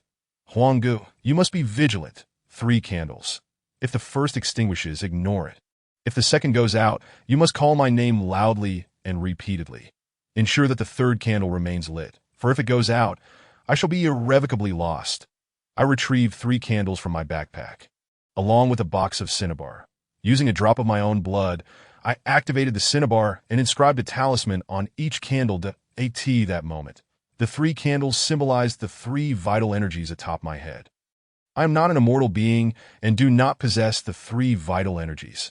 I merely have the 3 flames that every ordinary person has atop their head and shoulders. However, upon the soul separation, these flames transform into 3 spiritual lanterns to safeguard the soul, which I referred to as the 3 vital energies atop my head. Seeing Huanggu unfurl a piece of yellow cloth on the ground, I felt reassured. This cloth must be a magical artifact of his, as he would not carry it otherwise. Thank you, Huanggu. I clasped my hands in gratitude, only to discover that he had produced an assortment of fruits and set them upon the yellow cloth before seating himself. Good thing I brought a blanket. Otherwise, sitting on the ground would be quite chilly. Moreover, the floor in this school is terribly dirty. With those words, Huanggu had already begun munching on a pear. Doubts about my decision began to creep in. Perhaps I should abandon this endeavor and let fate take its course. Enough. Huanggu, can you please be serious? If that candle goes out, I will truly be finished. I had no choice but to remind Huanggu once more. Rest assured, direct confrontation is not viable. Protecting the 3 candles will undoubtedly be within my capabilities. Very well, since we have resolved to proceed. I shall place my utmost faith in you. That I settled cross-legged before the candles, forming a precious vase seal with my hands. Subsequently, I touched my forehead and shoulders 3 times each, directing my fingers toward the candles, which ignited in succession. Excellent. It appears to be progressing smoothly. I managed a strained smile before closing my eyes, silently reciting the incantation that I felt my body grow lighter, ascending upward. This sensation of euphoria was truly intoxicating, akin to the feeling of transcending to the divine realm. Just as I reveled in this blissful experience, a thunderous clap resounded, and a tremendous force yanked me back to the ground. Upon opening my eyes, I found myself still seated on the floor, while Huang Ge, grinning, held a small drum in his hands. Thanks to Huang Ji's Wang drum, I had narrowly escaped becoming ensnared in the process of passing through the underworld, which could have led to my demise. As a spiritual entity, the world I beheld was entirely different. That a misty passageway beckoned me toward the staircase on the third floor. Following the mist, I arrived at the staircase, only to suddenly feel my footing slip away, and I plummeted downward. Fortunately, I managed to stabilize myself just in time, gazing around to find myself in a rural setting. Before me stood a partially constructed building, and judging by its exterior, it appeared to be the town's middle school. Had I returned to the time when the town middle school was first established, it seems that this earthbound spirit wishes to reveal something to me. Shortly thereafter, a figure appeared outside the school. A girl, her expression one of sheer panic, rushed into the premises. That I followed her, sensing that she was fleeing from some dreadful entity, glancing back over her shoulder in terror. Eventually, she encountered a man patrolling the construction site. The shadows cast by the site's lights obscured his face, yet he appeared to be comforting the girl, suggesting he was not a malicious character. After exchanging a few words, he pulled out a handkerchief to wipe away his sweat. It dawned on me that this man was none other than Principal Zhong in his youth. After a brief conversation, Principal Zhong attempted to embrace the female student. She resisted fiercely, but he silenced her with his hand. His actions grew increasingly brutal, soon pinning her to the ground, and thus began his heinous acts. Throughout this ordeal, he kept her mouth covered, and her struggles gradually weakened until ultimately she succumbed to suffocation from being deprived of air for too long. Upon realizing the girl was lifeless, Principal Zhong attempted to flee. But outside I could hear two voices conversing. Haha, Zhao Jia is truly foolish. Thinking she was haunted, she actually ran over here in a panic. The voice belonged to a man, sounding somewhat familiar. Stop fooling around and head home. Don't let anyone catch us. A woman's voice chimed in. She hadn't nearly discovered our rendezvous. Why would I frighten her? The man seemed somewhat displeased that I'm a teacher and you're a student. Once you graduate, we can be together openly. Does that suffice? To my astonishment, the woman was the man's teacher. What an unusual situation. Had the age of student-teacher relationships been lowered to high school? As I turned my head, both Principal Zhong and the girl's corpse vanished. You must be Zhao Jia, spoken of in hushed tones. Zhong Jinshu violated you, leading to your demise, and now you seek retribution. I addressed the surroundings. Trust me, the law shall punish him that do not harm others. You still have a chance at rebirth. Men like him will endure immense suffering in the afterlife. Believe me that a gust of frigid wind swept through, hurling me against a large stone, nearly rendering me unconscious. That moment, a dark hand reached for me, and I swiftly twisted away, but my left shoulder was caught, shattering the spirit lamp upon it.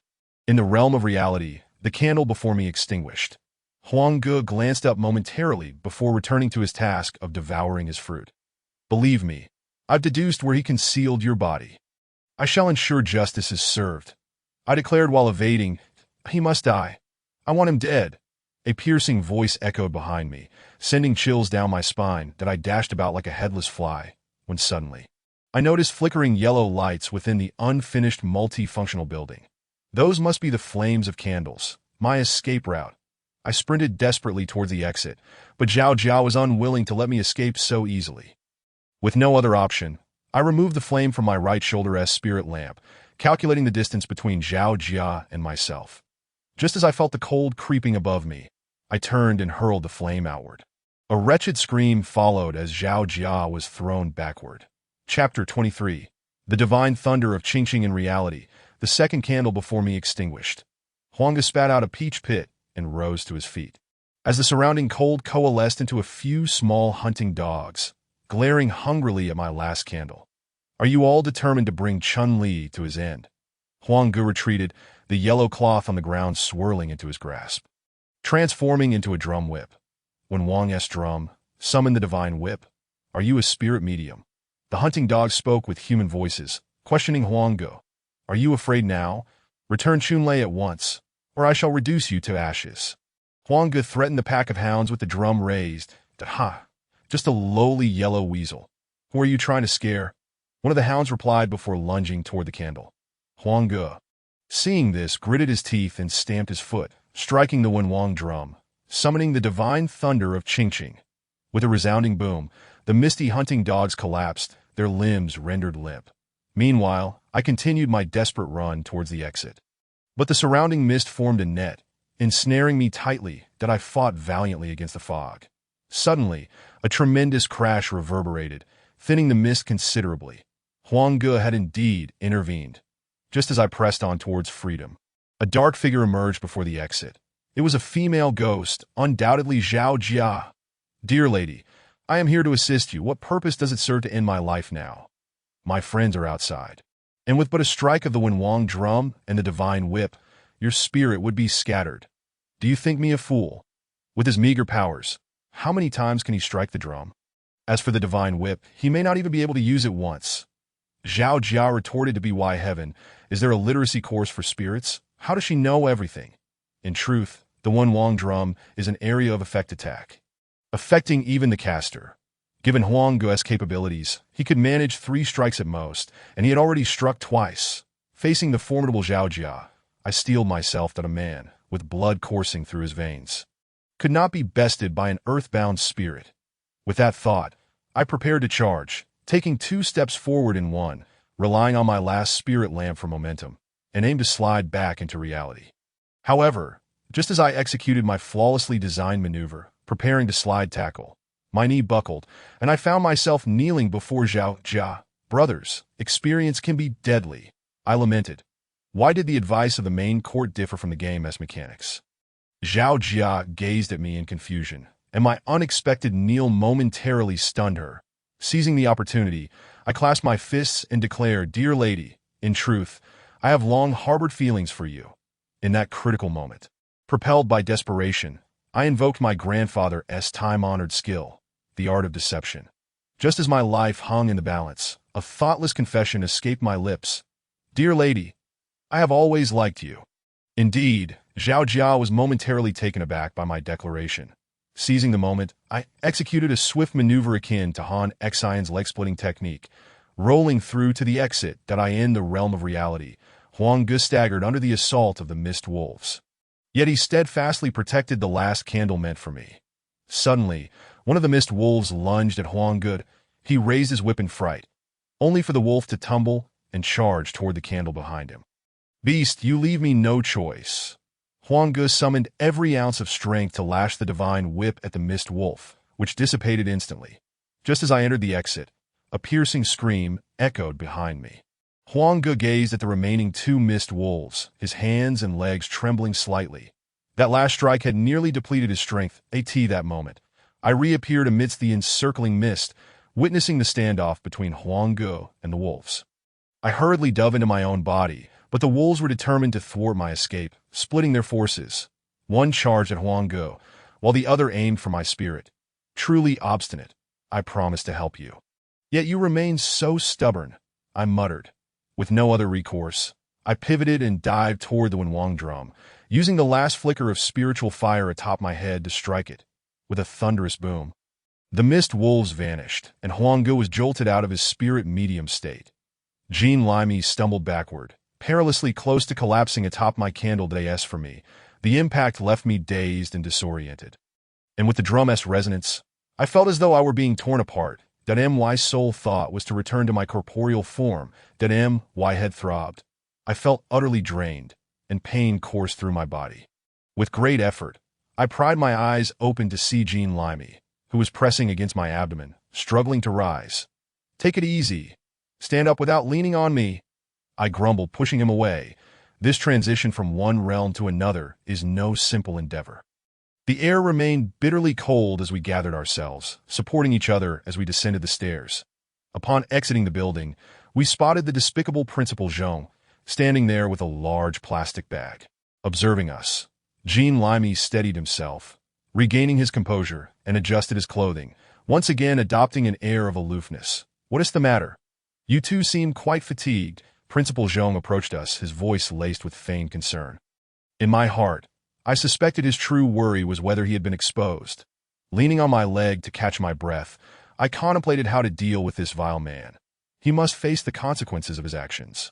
I glanced at Jean Limey, who was lost in thought, staring toward the main building. Principal Jean, call the police. Jean Limey urged him quietly to call the police. Jean Limey's words made Principal Jean nearly soil himself. What is wrong with you? Jean Limey stepped back, bewildered by Principal Jean's sudden panic, that I've uncovered the reason behind the disappearance of the female student. Hurry, call the police. Jean Limey insisted, his brow furrowed. You referring to that matter? But didn't you say the girl was transferred to a grave? Principal Jean visibly relaxed upon realizing Jean Limey was discussing the missing student. Well, the curse of the stairs is indeed real. I helped you break it, but that girl didn't just vanish like that. Do you understand? Hasten to call the police and summon their presence. Jean Limey appeared somewhat impatient, while the scoundrel Jean directly returned to his vehicle, conversing on the phone, seemingly planning to change his trousers first. Otherwise, should the security guard catch sight of him, his authority would be utterly undermined. Indeed, just a few minutes later, the rogue emerged from the car clad in a new pair of trousers. Observing his demeanor, I was filled with an overwhelming desire to assist him in mastering the first move of the Sunflower Manual. Chapter 24. The teacher-student romance soon. The wail of police sirens resonated. And in the blink of an eye, they arrived at the entrance, leaving the security guard at the gate looking utterly perplexed. What on earth is happening now? Officer, this security guard is the perpetrator behind the girl's disappearance. Jean Limey pointed accusingly at the guard. Upon hearing this, the guard panicked, but upon noticing the police's intent to apprehend him, he fled towards the perimeter, only to be swiftly subdued by the officers. You are slandering me, officer. I am innocent, the guard cried out, sprawled on the ground in a fit of desperation. Meanwhile, I observed Jean Limey, her teeth clenched fiercely, her fingernails digging painfully into her palms from the intensity of her grip. Officer, please follow me, Jean Limey declared, leading the police toward the main building, swiftly ascending to the third floor. What do you mean by this? If you lack concrete evidence, we may have to charge you with filing a false report. And this guard could sue you for defamation. The officer regarded Jean Limey with a puzzled expression. Do you not perceive the discrepancies? Jean Limey inquired, glancing between me and the officers that I, too, was utterly baffled. What was the matter? If this was a supernatural incident, it should involve the multi-functional building.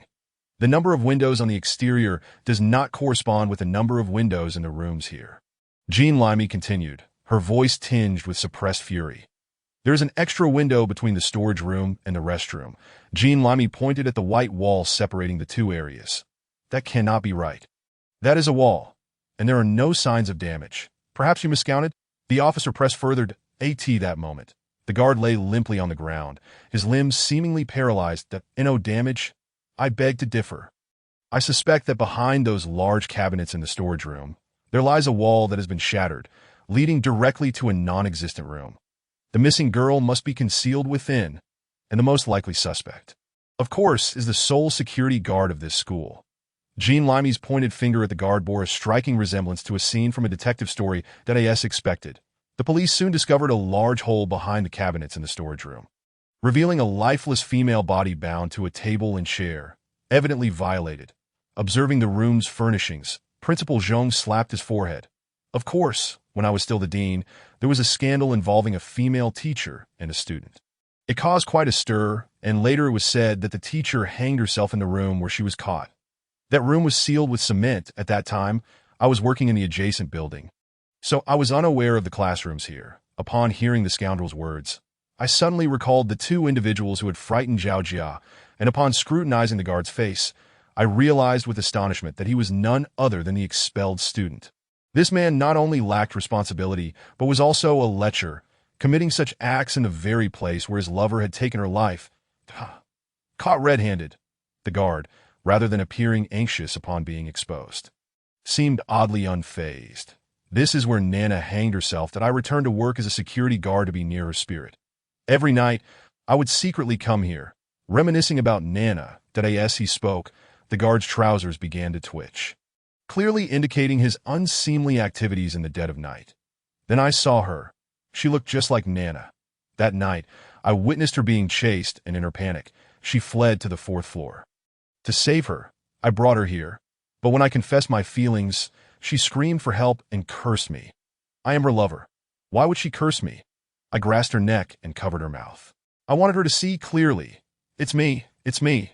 The guard became frenzied, thrashing about until he was ultimately subdued by the police. Thank you immensely for your deductions. I hope the three of you can return and assist in taking a statement. The officer said, lifting the guard. Certainly, but I only wish to provide a statement on behalf of two individuals. I shot a glance at the scoundrel. There lay another gruesome murder case concealed for over 20 years within this school. And the perpetrator was this despicable man that I pointed at Principal Jean, who, in a state of agitation, wiped the sweat from his brow. Master Fan, please refrain from making wild accusations. You jest surely. Am I jesting? Once the police unearth the body from the multifunctional building S staircase, you shall know whether I jest. The officers regarded me incredulously as I spoke of such a horrific incident. Upon hearing me mention the staircase, Principal Jean realized that I was indeed aware of his murderous deeds and turned to flee downstairs. Stop that chubby fellow at the entrance. The officer commanded through the intercom to the officers at the door. Jean rushed out of the main building, evading capture, and bolted into the multifunctional building that I shouted in vain, attempting to halt him. This may be the wheel of karma. Those who commit evil deeds will inevitably face retribution.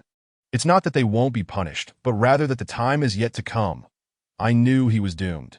Indeed, when the police pursued him into the building, Zhong Jinshu seemed to vanish into thin air. The officers searched every nook and cranny, every wall, yet found no trace of him. It was not until the police, following my lead, excavated the staircase on the third floor in search of the female remains that they unearthed Zhong Jinshu buried within the cement. His face contorted in terror, beside the corpse of Zhao Jia, the victim he had slain years prior. As the matter reached a conclusion, I was taken aback to find that amidst dealing with the supernatural incident, we had also resolved a commonplace crime. Clearly, Jean Limey possessed a strong sense of justice. Just as I pondered this, Jean Limey chuckled mischievously not far in front of me, striking a pose reminiscent of a detective. The truth is always singular. Old fan, do you think I look handsome? Should I consider adding detective services to our company's offerings? Observing the playful Jean Limey and the weary spirit of Huang resting on his shoulder, I sighed. Why is this day so exhausting? End of this chapter. Chapter 25. Terrifying live broadcast. The Fox Spirit streaming room. Recently, Jean Limey had been acting rather mysteriously, frequently urging me to take strolls while he remained cooped up in his office, glued to the computer, occasionally emitting peculiar sounds. His demeanor during client visits had also grown increasingly lackluster, prompting my curiosity. Had he perhaps fallen under some malevolent spell? However, considering Huang was by his side, Jean Limey was practically immune to any supernatural harm. That my curiosity gnawed at me, compelling me to uncover the truth behind his behavior. Finally, one afternoon, overwhelmed by fatigue, Jean Limey finished his meal and retreated to the conference room for a nap. Seizing the opportunity, I slipped into his office, intent on discovering what enchantment had ensnared him, rendering him akin to someone addicted to opium. That I opened the computer and checked his browsing history, initially expecting to find some adult educational materials. To my surprise, the entries were all links to a live streaming channel titled Outdoor Adventures. What sort of outdoor adventure could captivate an audience to such a degree? As I observed the dormant stream, I noted the URL for later viewing. As night fell, the broadcast was set to commence, with the streaming schedule contingent on sunset. When the moon ascended, the show would begin. As the broadcast time approached, my curiosity intensified, mingled with an undercurrent of fear and unease that I considered confronting Jean Limey directly to clarify the situation. At last, darkness enveloped the night, and the live stream began to stir, comments flooding in under the still, shadowy visuals. Is it real? Was that cabin in the forest genuine? Did you capture the green fire? The streamer is surely deceiving us. They just film random shots and add some computer effects to claim they're the top supernatural exploration host. Stop talking nonsense. We've genuinely encountered ghosts and zombies alongside the streamer. That guy is thrilling. The barrage of comments revealed that this was a supernatural exploration streamer. While such curious content might captivate the average person, Jean Limey dealt with supernatural events daily and even bore the spirit of Huang, entering the realm of the supernatural at will. How could he appear so listless after watching a supernatural live stream? Just as I began to suspect that this streaming might harbor genuine supernatural occurrences capable of draining one's vitality, fresh comments appeared. that I don't even want to expose you. If you don't want to watch, then don't. Besides, how many of you are truly here for the supernatural adventures? What did that comment mean? I pondered, perplexed, when suddenly the live video began to display its content. To my astonishment, the first thing that caught my attention was an exquisite pair of long, snow-white legs, adorned in minimal fabric that barely concealed the essentials. Hello, everyone. Welcome to the Supernatural Adventure live stream. Join us, the three sisters, on today's expedition. Remember, when commenting, use both hands to type. No naughty behavior allowed. As the long-legged owner revealed herself completely, another girl holding a camera appeared before the lens. This girl was also dressed in revealing attire, yet her voice and demeanor distinctly conveyed a charming innocence. Goodness, is this not that website? It seems that Jean Limey has indeed been drained of her vitality by lust, and the fact that Huang Ge did not intervene suggests that he is complicit as well. Angered by this realization, I contemplated shutting down the live stream and discussing the importance of moderation with Jean Limey tomorrow. However, just as I was about to close the page, a thought struck me. If I ended it now, I would lack sufficient evidence. It would be prudent to gather more. Thus, I resolved to continue observing with a critical eye. This, without doubt, was the most genuine reflection of my inner thoughts that I asked for the tissue I had just grabbed. It was merely a precaution against the possibility of being startled into tears by some ghastly sight. Viewing the video with a critical perspective was no easy feat, given the multitude of condemnable details. If one wears such a short skirt, why attempt to climb a tree? Why not tidy up one's hair when it clings to one's face? Sweat trickled down their necks, soaking the garments under their arms and along their backs. While the three beauties gasped for breath, occasionally emitting exquisite, breathy sounds, this was simply overwhelming. My hands instinctively wiped away the drool and blood from my nose. Something was amiss, undoubtedly. I meticulously scrutinized every detail of the three beautiful streamers. As one of the beauties nimbly vaulted over a broken log, a sudden epiphany struck me. As if I had been struck by lightning, did I ask this expansion of business not too cross-disciplinary. These are not merely three beauties. They are clearly three fox spirits.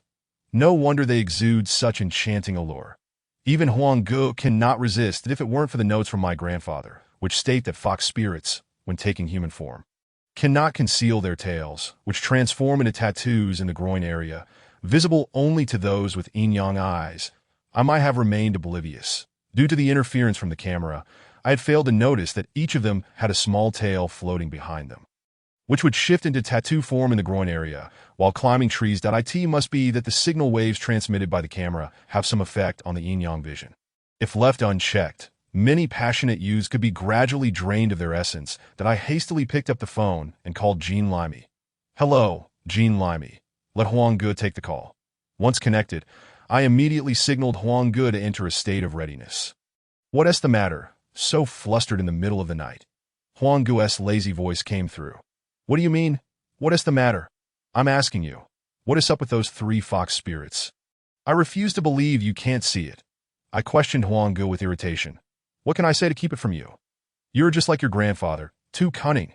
They're just three fox spirits. For heaven's sake, they haven't killed anyone or set anything ablaze. They're merely a feast for the eyes. Huang Ge argued in his defense that you're just a lustful yellow-skinned creature, completely enchanted by their beauty.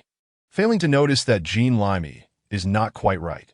Those three fox spirits must be employing some method to confuse the viewers through the live stream, subsequently siphoning their essence. How many lives could be lost if this continues? I spoke while descending the stairs. Listen up, everyone gather at the company. We must capture those three fox spirits tonight. I commanded Huang Ge. To be frank, I was genuinely a bit anxious. The live stream of the fox spirits had at least 100,000 viewers online. That if the fox spirits went berserk and drained their essence directly, one could only speculate on the chaos that would ensue from the sudden death of 100,000 individuals, not to mention the strength the fox spirits would gain and their potential subsequent actions, which no one could guarantee. Soon, I arrived at the company building, where Jean Limey leaned against the entrance, yawning as if she had indulged in something potent. Look at the state Jean Limey is in. I pointed out. It seemed Huang Ge had been somewhat roused by my incessant questioning. What an impressive fox enchantment. I've fallen victim to it too, Huang Ge remarked, and Jean Limey's face flushed. Huang Ge was also becoming embarrassed. The esteemed Huang Daoren had been enchanted by a fox spirit. This would be quite the scandal in the realm of deities. The location of their live stream was atop the Ma Wang mountain in the suburbs. We should head there to apprehend them. Are you up for it? I had initially intended to deliver a grandiose statement, but upon seeing the weakened Jean Limey, I began to doubt our capabilities. How has your training been lately? I asked Huang Gu as we drove towards Ma Wang mountain. Huang Gu reclined in the passenger seat and replied, all my meridians are open. It's just that I haven't developed any spiritual power. That should suffice. When I instruct you to swallow this talisman, do so. As he spoke, Huang Gu produced a folded talisman from his pocket and handed it to me. All right, I'm counting on you today. Before long, we arrived at the foot of Ma Wang mountain, where I noticed 3 conspicuous plumes of dark smoke rising against the pitch-black sky. Over there, I urged Jean Limey as we stumbled up the mountain, soon hearing the sound of girls giggling. After all, the fox spirits had to create suspense for their live stream, so they were moving rather slowly. You fox spirits, you stand right there. I had intended to deliver a commanding shout to intimidate the fox spirits, but just as I uttered half a sentence, all 3 turned to face me, their stunning faces and figures making me feel that even uttering a harsh word would be a grave sin. Facing the fox spirits directly was overwhelmingly potent. Fortunately, Huang Gu swiftly smacked the back of my head, commanding, swallow. As soon as I heard the word swallow, despite the ringing in my ears from the smack, I quickly retrieved the talisman and swallowed it in an instant. I felt my soul ascend once more, akin to my previous experience of passing into the afterlife. Yet this time, I effortlessly stood beside my physical form. What the heck? Why are you suddenly making me pass into the afterlife? I stared at Huang Gu in confusion, even doubting whether he had been enchanted by these 3 girls. Just as I was silently cursing, a beam of golden light shot up from the northeast foot of the mountain and enveloped me. My physical body as forehead split open, revealing a third eye, which then opened my dual eyes. Casting golden light upon the 3 fox spirits, the fox spirits writhed in agony under the golden light, and the camera they held slipped from their grasp. What on earth is happening? Did I just see 3 beams of golden light? Is this really a supernatural event? I wondered. What about my angel? I must rush to save you. The live stream chat erupted with excitement, yet the 3 fox spirits were desperately resisting the golden light. Remaining oblivious to the comments, you 3 have strayed onto the path of evil by absorbing the essence of others to enhance your cultivation. Today, I shall return you to your true forms and confine you to this mountain for 30 years. Please no. We realized our mistakes. The 3 sisters pleaded fervently, claiming their repentance and remorse. Observing my own strikingly impressive physical form at that moment, I realized that the spirit of Ma Wang had possessed me, and Huang Daoren utilized the talisman to perform a summoning ritual through my body as a medium. Truly a renowned deity, the 3 fox spirits were utterly at my mercy. The 3 fox spirits reverted to their original forms. The situation reached a conclusion. Jean Limey, having exited the summoning state, dashed over to pick up the camera, oblivious to what she was saying. In the office, a fatigued Jean Limey lay weakly on the desk. Goodness, Jean Yi, what has happened to you? Were you drained by yet another fox spirit? I inquired, puzzled that no, I've taken over that live stream. I broadcasted all night, and it was exhilarating. I'll continue tonight. Before she could finish her sentence, Jean Limey fully succumbed to sleep on the desk. This internet-addicted youth, I suddenly questioned whether I had misjudged the 3 fox spirits, regardless of others, looking at Jean Limey's behavior. It seemed her relationship with the fox spirits was far less significant. Meanwhile, rumors of supernatural occurrences began to circulate near Ma Wang mountain. It was said that 3 spiritual foxes could be seen weeping daily, kneeling on the ground and knocking their heads against the earth, their sharp cries becoming a source of annoyance for all who heard them. End of chapter 26. The 5 ghosts bringing wealth, the consequences of greed, gazing at the forlorn figure of Jean Limey. I found myself ensnared in a web of memories. It all began 2 weeks ago, when Jean Limey learned of my cultivation of Taoist arts. Ever since, he has been relentlessly pestering me to practice alongside him. However, now that he has ventured forth, it is evident that our paths of cultivation diverge. Logically, if he were to attend to Brother Huang diligently, his own abilities would naturally flourish, for Brother Huang resembles a perpetual, interactive learning device, guiding him through areas of ignorance and even lending his prowess during critical moments. What a boon that would be! Yet, Jean Limey remains unsatisfied that he has purchased numerous texts on Taoism, poring over them day and night, and even attempted to practice the methods contained within. Were it not for Brother Huang's timely intervention, Jean Limey might have spiraled into madness that I had thought he would settle down. But Jean Limey persisted in his pursuit, urging me to teach him the art of Taoism. It finally dawned on me that something was amiss. Jean Limey must have ulterior motives that I resolved to confront him directly. Jean Limey, speak honestly. What is your true intention? I sat at my desk, fixing him with what I believed to be an incisive gaze, hoping to intimidate him into revealing the truth that I have no ulterior motive. I just feel that as a master of metaphysics, relying solely on deception is somewhat beneath me, he stammered, his eyes darting about yet daring to meet my gaze. Come now, if you truly had that intention. You wouldn't be able to run such a large company. I retorted that I will ask you one last time. Otherwise, even if I can defeat you later, I absolutely refuse to teach you the arts of Taoism. I wave my hand dismissively and pour myself a cup of tea, aiming to create psychological pressure on him. Then if I tell you, will you teach me? Jean Limey's eyes suddenly sparkled with hope. Clearly, he was not in a sound state of mind. He must harbor some shameful thoughts, perhaps aspirations to learn invisibility or wall-passing techniques for nefarious purposes. You must divulge your intentions first, and then I shall decide whether to teach you, I said, contemplating whether to grant him a glimmer of hope in order to extract further information. Jean Limey hesitated, but seemingly resigned to the fact that I would eventually discover the truth. He finally confessed, is there not a technique in your Taoist arts called the transformation of stone to gold? And what of the 5 ghosts transporting wealth technique? He rubbed his hands together. Akin to a greedy rogue encountering a feast that be why the heavens. What an audacious idea. If I could transform stone into gold, would I still be working for you? I exclaimed, rising in indignation, my frustration mounting.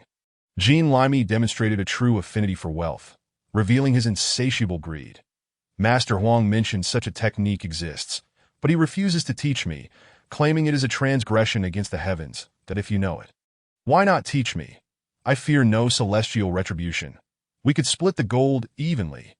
Jean Limey interjected, stepping in front of my office door, his back turned to me as he continued, I truly do not possess the ability to transform stone into gold.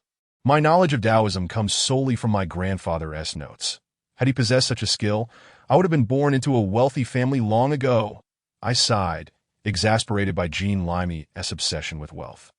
The ability to transform stone into gold is reserved for those of at least earth immortal caliber. Even Brother Huang would require an additional century of cultivation to achieve such feats. It is not something one can simply learn at will. I refuse to believe there is no method by which money can flow effortlessly into my pockets while I remain at home. Jean Limey countered, his tone bordering on petulant, that in that moment, a fleeting thought crossed my mind, a simple trick to placate him. The art of tricks is merely a playful form of magic, typically easy to learn and yielding minimal results. Appearing no different from mere sleight of hand to the untrained eye. Very well. I shall teach you a minor technique for summoning wealth. I feigned reluctance, addressing Jean Limey. Summoning wealth? Yes. I am all in. As long as it pertains to acquiring wealth, I have no objections, he replied eagerly, clearly under the impression that I would not relent. Watch closely. I retrieved a piece of yellow cloth from my bag, covering my hand with it, and recited a few incantations that I felt a slight weight in my palm. Behold! Open! I lifted the cloth to reveal a single 1 yuan coin resting in my palm. What is this? Is that it? Jean Limey's eyes widened in disbelief as he regarded the coin. Even if you cannot conjure a mountain of coins, at least produce a handful. You only managed to create one. Are you attempting to bamboozle me with a magic trick? His critique of my simple trick made my cheeks flush with embarrassment. Indeed, the result was rather underwhelming. Take it or leave it. This is all there is. I gathered the cloth and turned to leave. Hey, don't go. Teach me. He called after me that if you can generate 1 yuan in 30 seconds, that amounts to 120 yuan in an hour and 1,440 yuan in half a day. That is not insignificant. Jean Limey calculated aloud, seemingly pleased with his newfound understanding that I shook my head in resignation. This Jean Limey truly perplexed me, for someone who would easily spend 2,000 or 3,000 yuan on a meal. He was now fixated on accumulating a mere 1,000 through such paltry means. Fine. I will teach you, but only in this manner. I instructed him, repeating the incantations a few times until he assured me he had memorized them. Jean Limey eagerly picked up the yellow cloth and began to practice. Seizing this opportunity, I slipped out of the office, relieved that he now had an occupation and would not incessantly bother me. The principle behind the summoning wealth technique is rather esoteric.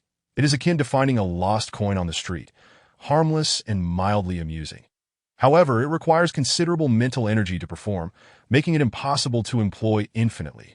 Contrary to Jean Limey's beliefs, given his 3-minute enthusiasm, I estimated he would likely abandon it within 3 days, at which point he would cease to pursue it, deeming it uninteresting. Yet I underestimated Jean Limey's pathological obsession with acquiring wealth without effort. He persevered for an entire week, resulting in a veritable avalanche of coins strewn about the office, his appearance disheveled and haggard. Jean Limey, if this is too much for you, then it's time to give it up. With your determination, you could earn far more through legitimate means. This is different. I can feel it. If I just hold on a little longer, there will be even more, he insisted, fatigue evident in his voice. You are merely exhausting yourself to the point of hallucination. Stop this at once, or I shall summon Brother Huang to take control of your body. I warned him, by the way, I need to take a week off for a gathering with my university classmates. We plan a trip to the seaside and intend to enjoy ourselves for several days. Jean Limey waved his hand in acknowledgement, and I thought to myself that with Brother Huang keeping an eye on him, there would be no cause for concern, so I departed with a sense of relief that as for the university gathering, it indeed led to a supernatural incident, one that nearly prevented my return. However, I shall save that tale for another time. Thus, the timeline returns to the present. Brother Huang, could you please emerge and clarify this situation for me? I implored, awkwardly placing a pristine A4 sheet beneath me as I sat across from Jean Limey. Ha ha ha, this is utterly hilarious. Jean Limey erupted into laughter as soon as I took my seat, and it was evident that he had entered the trance of possession. Brother Huang, please refrain from laughing. Tell me what transpired. Who robbed us? I need to report this to the police. Fear not. Everything has been converted to cash and is safely stored in his bank account. Huang chuckled, unable to suppress his amusement, erupting into laughter once more. Wait, what is going on? Did Jean Limey offend someone and now he is on the run? Brother Huang, please finish explaining before you dissolve into laughter. I pouted, utterly perplexed. Phew, Brother Huang exhaled deeply, striving to regain his composure. This Jean Limey is quite resourceful. Did you not teach him the summoning wealth technique? I nodded, but questioned how it could have escalated to this. Suddenly, I recalled another technique closely related to the summoning wealth method. Observing my contemplative expression, Brother Huang eagerly elucidated. The day after you left, I'm not sure if it was his obsession or sheer luck, but he inadvertently activated the 5 ghosts transporting wealth technique. While the two techniques may differ by only a word, the distinction is monumental. The summoning wealth technique does not diminish one's fortune, whereas the 5 ghosts transporting wealth actively usurps the fortunes of others to replenish one's own. However, since it involves the wealth of others, one must eventually repay the debt. After Jean Limey employed the 5 ghosts technique, he hastily cast it again and again, even depositing money directly into his account. However, he failed to understand the necessity of repayment or how to appease the 5 ghosts. His frequent invocation of the 5 ghosts ultimately angered them, resulting in his current predicament that it seems that not only must he endure this for now, but he will continue to suffer financial setbacks for at least a month until he has repaid his debts. With that, Brother Huang erupted into another fit of laughter, and I could only imagine how Jean Limey would lament upon awakening. Staring at the stark white walls, I felt as if I had once again been transported before that luminous screen, behind which lay an endless expanse of ocean, while my classmates around me appeared frozen in time. It seemed that this world was far more terrifying than I had ever imagined. Thus concludes Chapter 27, The Celestial Mountains Abroad, the manifestation of the Demon Mountain at the 5th watch. The pursuit of immortality has eternally captivated humanity, whether among ancient Chinese emperors or foreign sovereigns, who often devoted their lives to seeking a single elixir of eternal life. The first emperor of China, Emperor Wu of Han, the pharaohs of Egypt, and countless others who have sought the secret of immortality have left an indelible mark on history. Among the myriad tales of eternal life, none is more frequently associated than that of the celestial mountains abroad. It seems as if everyone is convinced that in the midst of the enigmatic ocean lies a paradise that grants everlasting life. Yes, I listened to the tour guide rambling on about the mythic stories of tourist attractions from the confines of the bus. I found myself struggling to endure the discomfort of motion sickness. Originally, taking leave with Jean Limey to attend a class reunion was meant to be a joyous occasion, yet the swaying of the travel agency's bus, coupled with the incessant chatter of the guide, proved to be quite overwhelming. Just when I felt my head was on the verge of bursting, a delicate hand appeared before me, offering a piece of chewing gum. Chewing this might ease your discomfort, and if it doesn't help, I can get you a bottle of soda, Chung Lily said as she settled beside me. Huh, what's this? Zhou Ro has gone abroad and can't make it to the reunion. So you think you found a rare opportunity, huh? Zhao Mingyu, who was already slightly plump in the back seat, joked. Once the epitome of a handsome school heartthrob, I couldn't fathom why he had suddenly gained so much weight. Dante talk nonsense. When you were in university, did you ever consider how you all looked? Only Fangirl was like a normal person, treating us girls with respect, which naturally endeared him to us. Chung Lily retorted. Today was supposed to be a gathering of the entire class, but alas, now that we've entered the workforce, we're bound by responsibilities. Only 13 of us could make it. Gao Xing chimed in. This place is your choice, right?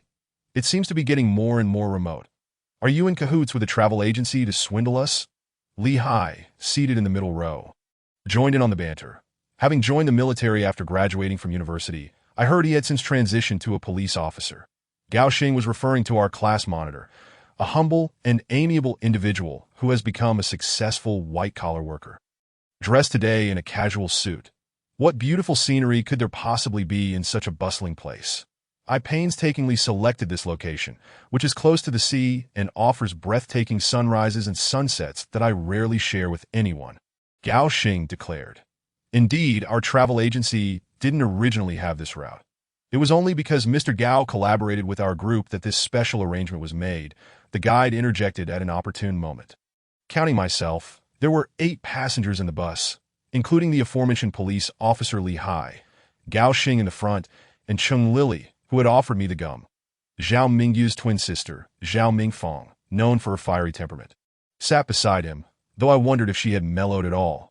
Meanwhile, a surprising figure occupied the seat in front of me, Cui Dong. Since our freshman year, he had been like a shadow in class. Utterly inconspicuous, often adopting a distant demeanor when spoken to, making his presence here quite astonishing. Lastly, a mature woman, Lu Xiaoman, was quietly conversing with the guide. She was one of the school beauties of yesteryears, renowned alongside Zhou Ro for her grace and charm, with her lustrous hair captivating many boys. After a series of twists and turns, I had rested my head against the bus window, unable to discern whether we were ascending or descending. Finally, as I drifted between sleep and wakefulness, glimpses of shimmering waves through the foliage caught my eye. It was the sea. How delightful! During the sweltering summer, the seaside is undoubtedly the best place to unwind, especially with many girls donning bikinis. The mere thought of bikinis alleviated much of my motion sickness. So, why have we traveled so far? Gao Xing asked. Do you harbor ulterior motives? Zhao Mingfang, having spotted the ocean, disregarded the bus's bumpy ride and moved closer to Chung Lily, playfully admonishing Gao Xing, you'll find out soon enough. This sea is unlike any other. It is said that at sunset, one can glimpse the celestial mountains. Gao Xing explained, turning back with a hint of pride. Yet, this notion of the celestial mountains seemed to serve as fodder for Zhao Mingfang's teasing. Sister Xiaoman, he said celestial mountains. Do you believe that? I certainly don't. He might just want you to wear a swimsuit and showcase your celestial mountains. As Zhao Mingfang jested, Gao Xing's face turned crimson, rendered speechless, while the rest of us, including myself, couldn't help but shift our gaze towards Xiaoman's prominent features. One must admit, those features were indeed quite striking. Realizing my thoughts were inappropriate, I hastily dismissed them, though a sense of anticipation lingered regarding Xiaoman in a swimsuit. Amidst the playful banter, my motion sickness vanished entirely. Just as my impulse to leap from the bus peaked, we arrived at a luxurious villa situated merely 300 meters from the shoreline. This stretch of coast appeared untouched by development, lacking the fine sands of a beach. Only jagged coastlines and coarse gravel, which would surely draw blood if one were to tread barefoot. Gao Xing, it seems we won't be able to swim here, Did you bring us just to witness sunrises and sunsets? Or do you truly have lewd intentions? I found myself questioning Gao Xing's motives for the first time. Old fan, do you not know what kind of person I am? I brought you all here to reconnect as classmates, and also to show you the legendary celestial mountains rumored to hold the elixir of immortality. Gao Xing elucidated, as if the celestial mountains were not merely a myth but a tangible reality. Stop fooling around.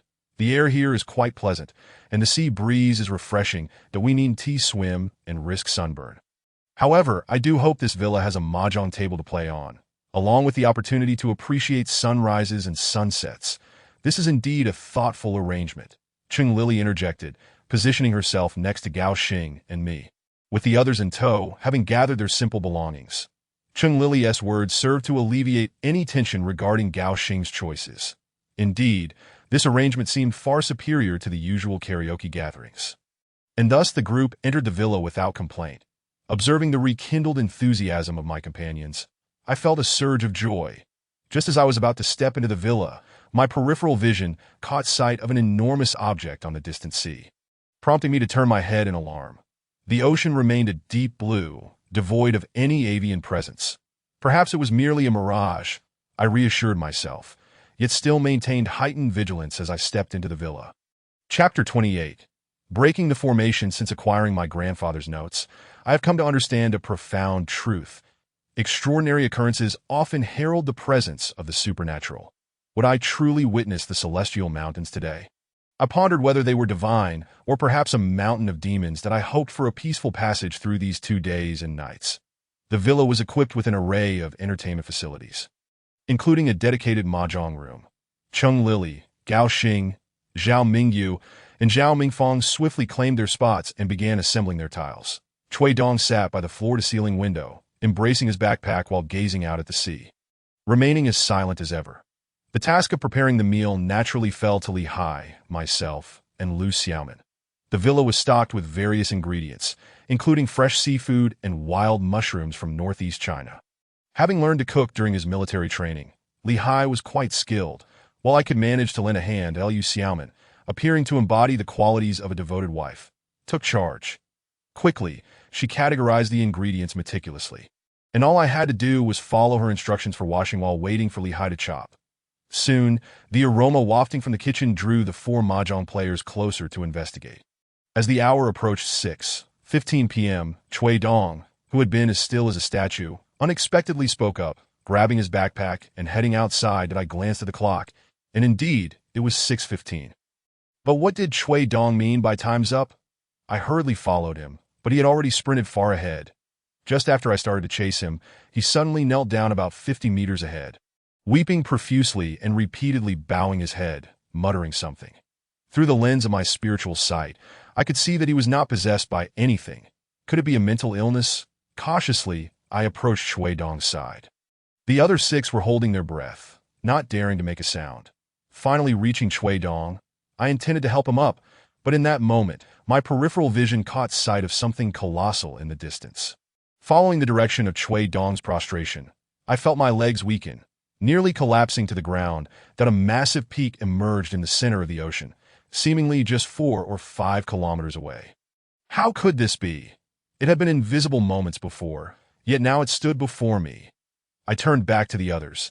It was evident they had not noticed this striking mountain.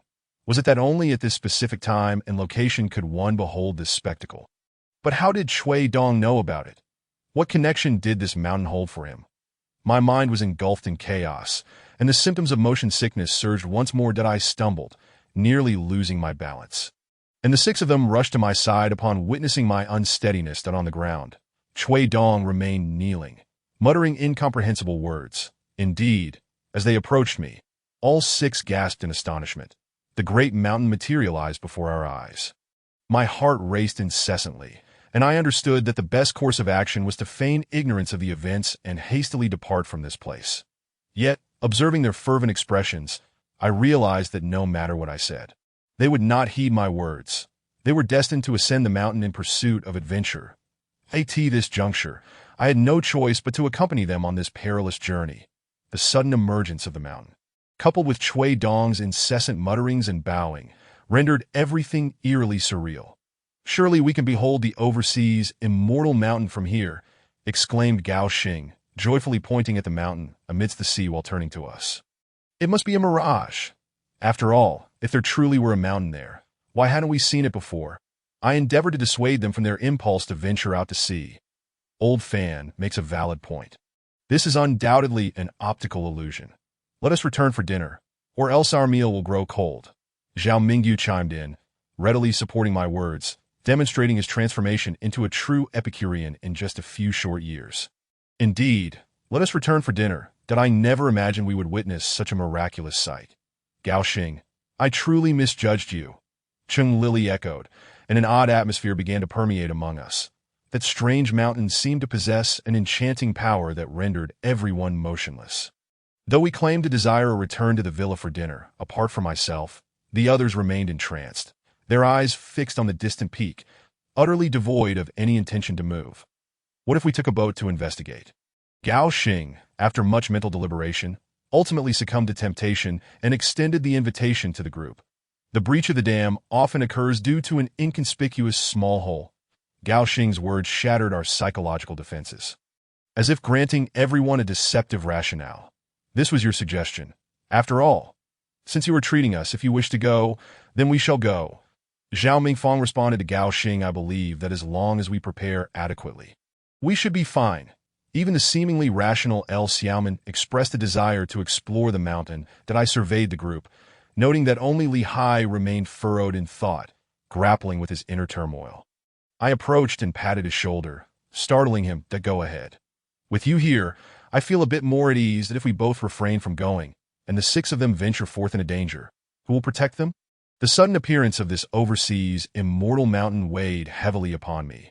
Yet to safeguard my classmates, I had no choice but to enlist Li Hai's assistance. The sound of waves along the coastline diminished, signaling the ebbing tide. If we did not depart soon, the boat would be unable to venture out to sea. Cui Dong continued to ignore us, dashing towards the small yacht by the shore. This yacht had initially been intended for a fishing trip the following day, and witnessing Cui Dong sprint towards it, Gao Xing and the others followed suit. There was no stopping them. Even Chung Lily, who had initially been fearful, joined them, for should any supernatural event occur, it would be beyond Li Hai's capacity to handle. However, Cui Dong's behavior today was undeniably suspicious. He must know something. Climbing aboard the yacht with the group, I observed Cui Dong skillfully operating the vessel. Was this a conspiracy or a supernatural occurrence? I subtly signaled to Li Hai that Cui Dong was a cause for concern, that Li Hai understood my implication and positioned himself behind Cui Dong, ready to act should he exhibit any strange behavior. The distance of several kilometers vanished in an instant. The closer we drew to the mountain, the more intense the invisible pressure weighed upon my heart, while the others grew increasingly convinced that this mountain was no mere mirage. All stood on the deck, gazing at the peak as if spellbound. Dense fog began to swirl around us, reducing visibility to less than 2 meters at the rear of the boat. Retracing our steps had become impossible, and the direction was lost, with only the mountain remaining vividly clear before us that we had evidently fallen into a mysterious formation. This formation seemed devoid of lethality, merely ensnaring or perhaps guiding us towards the great mountain. Chapter 29. The 8 Immortals crossed the sea formation. The existence of such a formation implied that there must be a master within the mountain, or that one had once existed. I could only hope that upon reaching the summit, all would be well. Li Hai had contacted his colleagues before boarding. If he did not communicate with them within 10 hours, they would dispatch law enforcement to search for us. The yacht docked, and we disembarked in succession. Here, the prior sense of anticipation we had felt from afar dissipated, perhaps due to our current immersion in the mountain's presence, unable to see its full grandeur. The group grew noticeably more rational, yet Cui Dong continued to forge ahead, oblivious. Cui Dong, halt for a moment. We should deliberate further that if there are ferocious beasts or wild men lurking here, it would be unwise. Gao Xing called out to the retreating figure. Ladies, why not return to the yacht?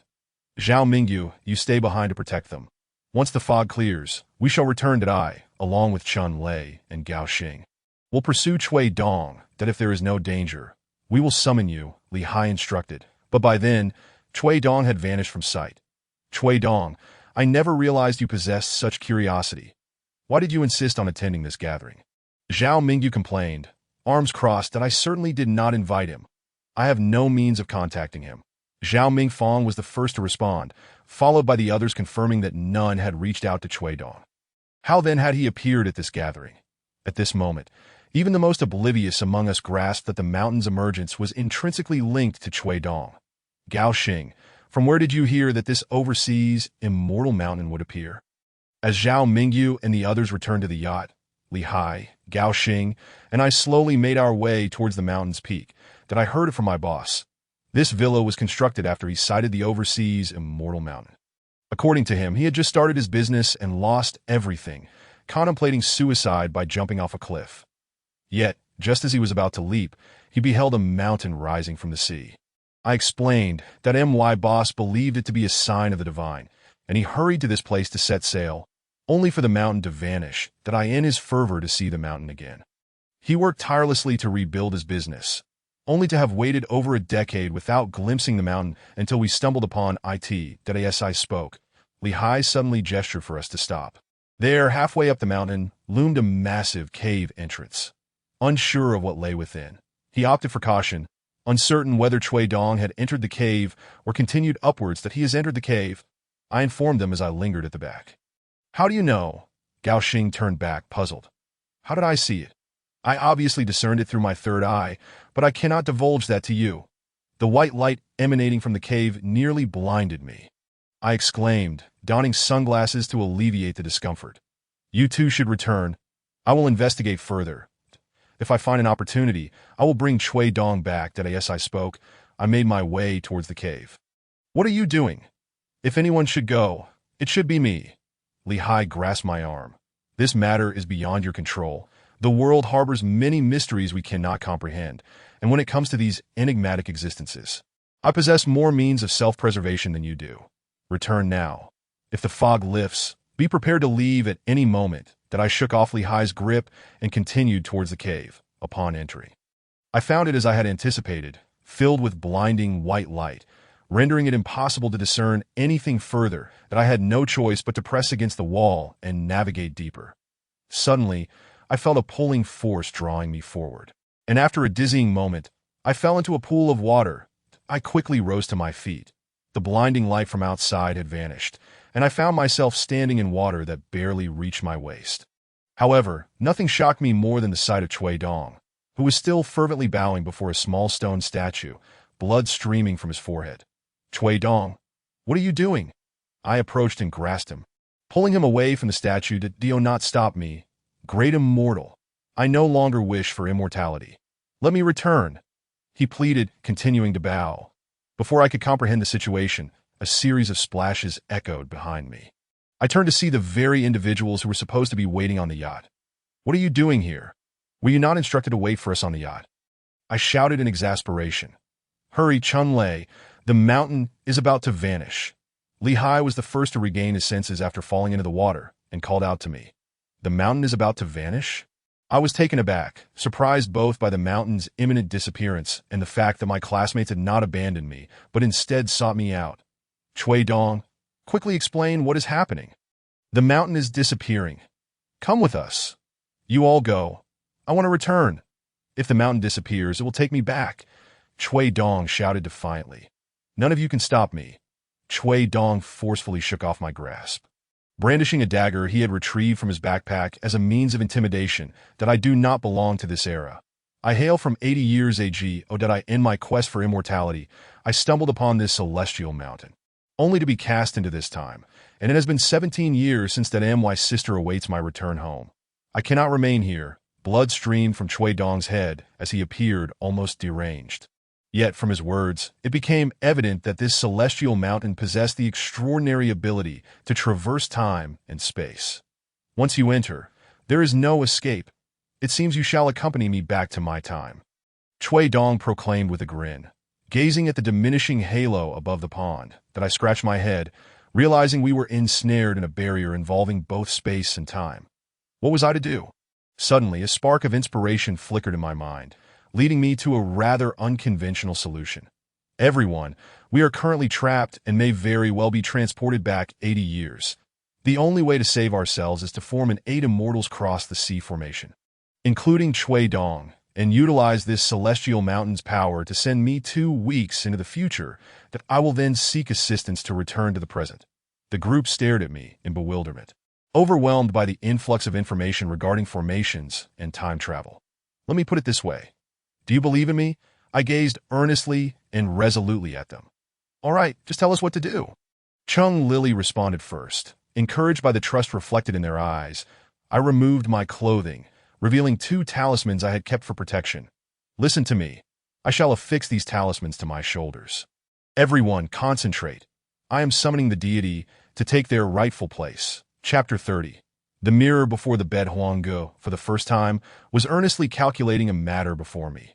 Through the 8 immortals crossed the C formation. I had arrived 2 weeks into the future. Although Jean Limey had just undergone the ordeal of the 5 ghosts transporting wealth, I felt no inclination to delay and hastily urged Huangge to occupy Jean Limey's body. What have you discerned, Huangge? What is that mountain? How can I return to save them? I implored, my anxiety palpable as I watched Huangge continue his calculations. This is infuriating.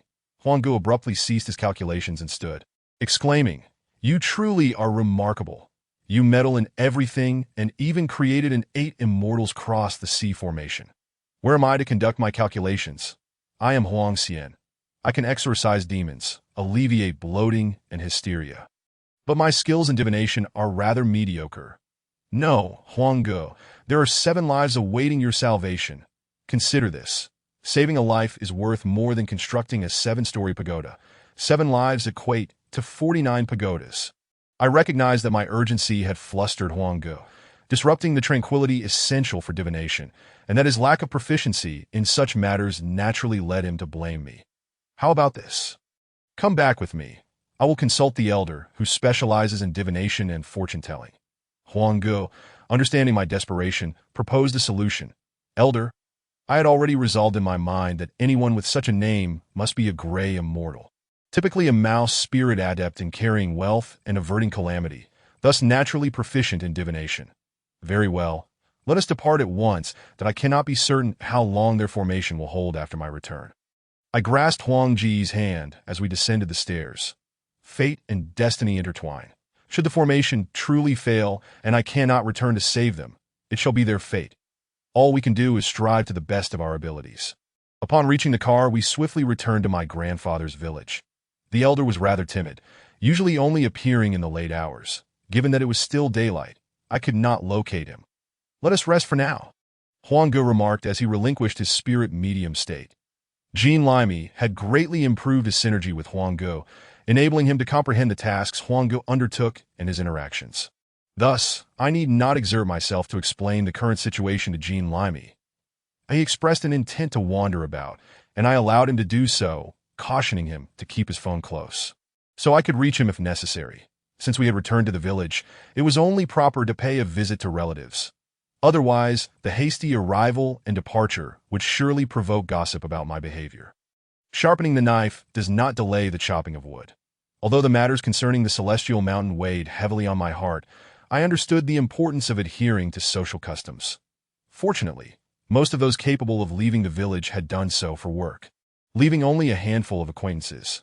After exchanging pleasantries with a few relatives, I arrived at my aunt's house that, if memory served me correctly, my cousin should be preparing for a college entrance examination this year.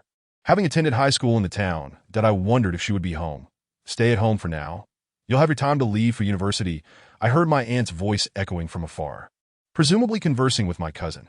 Aunt, I've come to see you. To avoid any awkwardness, I called out before reaching the gate. Sure enough, as I approached, my aunt was already waiting at the entrance, with my cousin standing beside her, gazing at me in confusion. Aunt, I came in a hurry and didn't bring any gifts. It's fine. What gifts are necessary when returning home? Come in and sit, my aunt replied as she ushered me into the yard. Cousin, what's wrong? It's only been 2 or 3 years since we last met. Have you forgotten me? I jested, observing my cousin's continued perplexity. Oh, don't mention it. After my college entrance exam, I had a terrible nightmare one night and accidentally fell out of bed. I can't remember much else, just that I'm a bit forgetful. My aunt, busy picking vegetables in the yard, seemed intent on preparing a meal for me while chatting away. Did you hit your head? Did you go to the hospital? I suggested, concerned about the fact that a college student from the countryside had sustained an injury to her head. Perhaps it was prudent to have her checked for safety. It's nothing, she's just a bit dazed from the bump. She'll be fine in a few days, my aunt assured me with a smile, her demeanor suggesting that my cousin was indeed unscathed. Cousin, I have something important to discuss. I have a headache. Can you take me to the city hospital? My cousin, who had been in a daze, suddenly perked up at the prospect of going to the city for medical care. Given your state, you likely have nothing serious, I thought, observing my cousin's lively demeanor. Perhaps she longed to escape the mundanity of rural life for the vibrancy of the city. Aunt, you needn't fuss. I have matters to attend to this evening, so I won't be staying for dinner. After all, I had plans to assist Huang Ge later that you've come all this way. You must eat something. These are homegrown vegetables. You won't find anything like them in the city. Besides, you can't expect me to let you leave without a meal. My aunt insisted, bustling about to prepare dinner. As she became preoccupied, I decided to call Jean Limey and inform him of my whereabouts so he could join us for dinner. Before long, Jean Limey arrived, sprinting toward us with an eager expression, clearly sensing that Huang Ge had once again possessed him. That where's the food? When will we eat? Huang Ge, drawn by the aroma wafting from the kitchen, exhibited an undeniable gluttonous nature, reminiscent of a weasel attempting to pilfer rice. Indeed, as my aunt had predicted, within the hour, a delightful spread of dishes was laid out on the table. Learning that neither Huang Ge nor I consumed alcohol, my uncle's prized bottle of wine was spared from the meal. At the dining table, my aunt and I engaged in lively conversation, discussing everything under the sun, including my cousin's future. Yet, my cousin had been acting rather peculiar since my arrival, and I could not quite pinpoint the reason behind her odd behavior, perhaps due to the unfamiliarity stemming from our years apart. Huang Ge, transformed into a voracious eater, paid no heed to the world outside.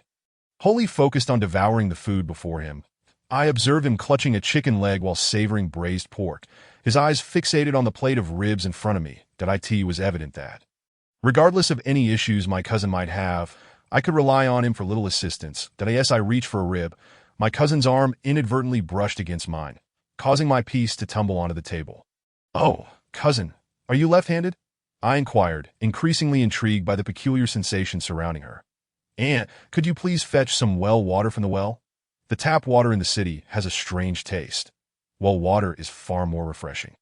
I intentionally sought to divert my aunt's attention, intending to interrogate my cousin more closely. Upon hearing my request, my aunt promptly set down her utensils and went outside to fetch the water. "You are not my cousin. Who are you?" I fixated on my cousin's eyes, searching for any signs of deception. Chapter 31. The mirror's spirit wanders among us, cousin. What are you talking about? It seems it's you who has forgotten who you are after such a long absence. My cousin laughed heartily, showing no concern for my suspicions. How refreshing. I'm full now. Do you have any paper? I need to wipe my hands. Huang Ge, having concluded his meal, turned to my cousin, requesting a napkin. "Yes, we do. One moment," my cousin replied cheerfully before heading to the kitchen to retrieve the paper. "She is not human. There is no trace of humanity about her," Huang Ge remarked casually once my cousin had stepped away. "What? So she is not truly my cousin? What has happened to her?" I inquired, alarmed. "Can you discern anything about her?" I anxiously inquired of Huang Ge, pondering the potential repercussions should my cousin encounter an unfortunate incident. Surely, Aunt would be unable to withstand such a blow. I was uncertain, but it seemed that within this household there lingered no scent of blood. Your cousin must have been concealed away. However, I could not ascertain whether she was alive or dead. At that moment, Aunt entered with a bowl of well water, pouring one for both Huang Ge and me, saying, "Drink up. The weather is splendid today, and it will help alleviate the heat. Aunt, you mentioned that my cousin was asleep in the house and had a nightmare that caused her to bump her head. Could you take me to see the room?" I asked. "What? That is permissible, but we ought to seek Xiao Xiao's permission first." Aunt appeared somewhat apprehensive. "Aunt, this friend of mine is knowledgeable about feng shui and metaphysics. He has established a significant company in the city. He perceives that there is something unclean in Xiao Xiao's room, which has led to her amnesia. To resolve this issue, we must first inspect the room, in order to prevent Aunt from becoming overly anxious and fearful. I resorted to fabricating a lie to placate her. Indeed, I noticed something was amiss with my girl. She was once an incredibly introverted child, yet now she is running about and cannot even remember anyone. The more Aunt contemplated, the more troubled she became, ultimately deciding to accompany Jin Lamy to Xiao Xiao's room for a look. "Mom, what are you doing?"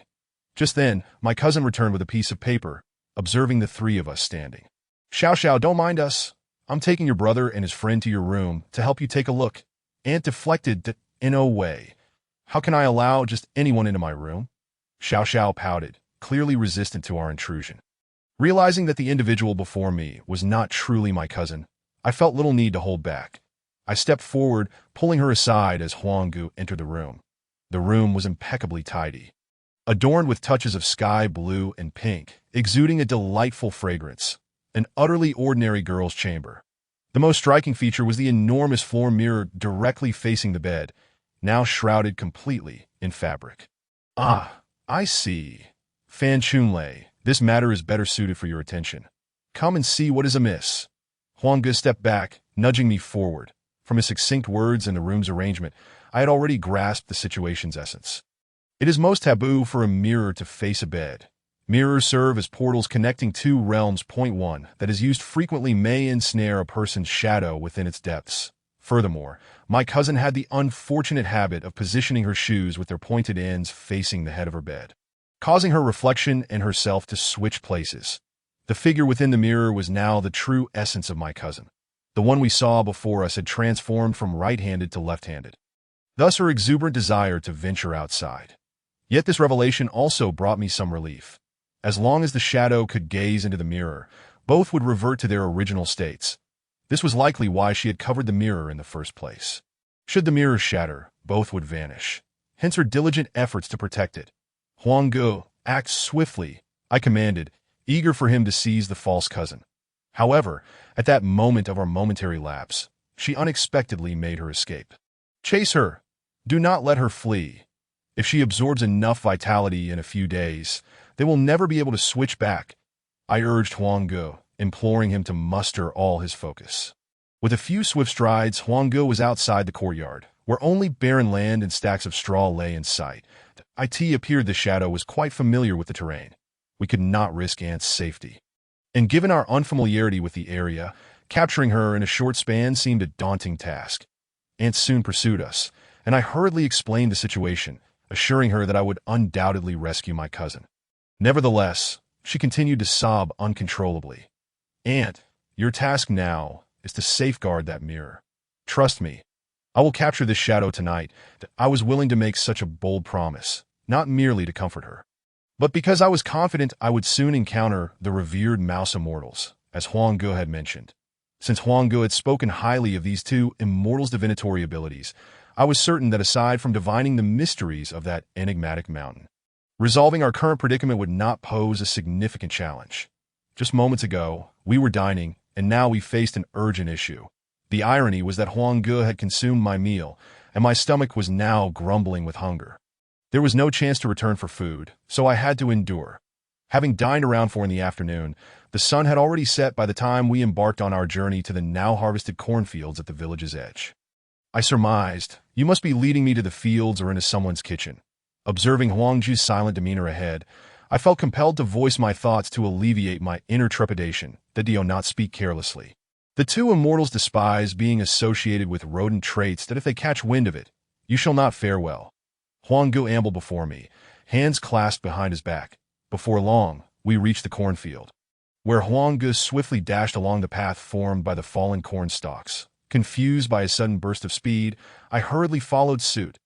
"Elder Mouse, it's me, Lao Huang. Why are you running without even seeing me?"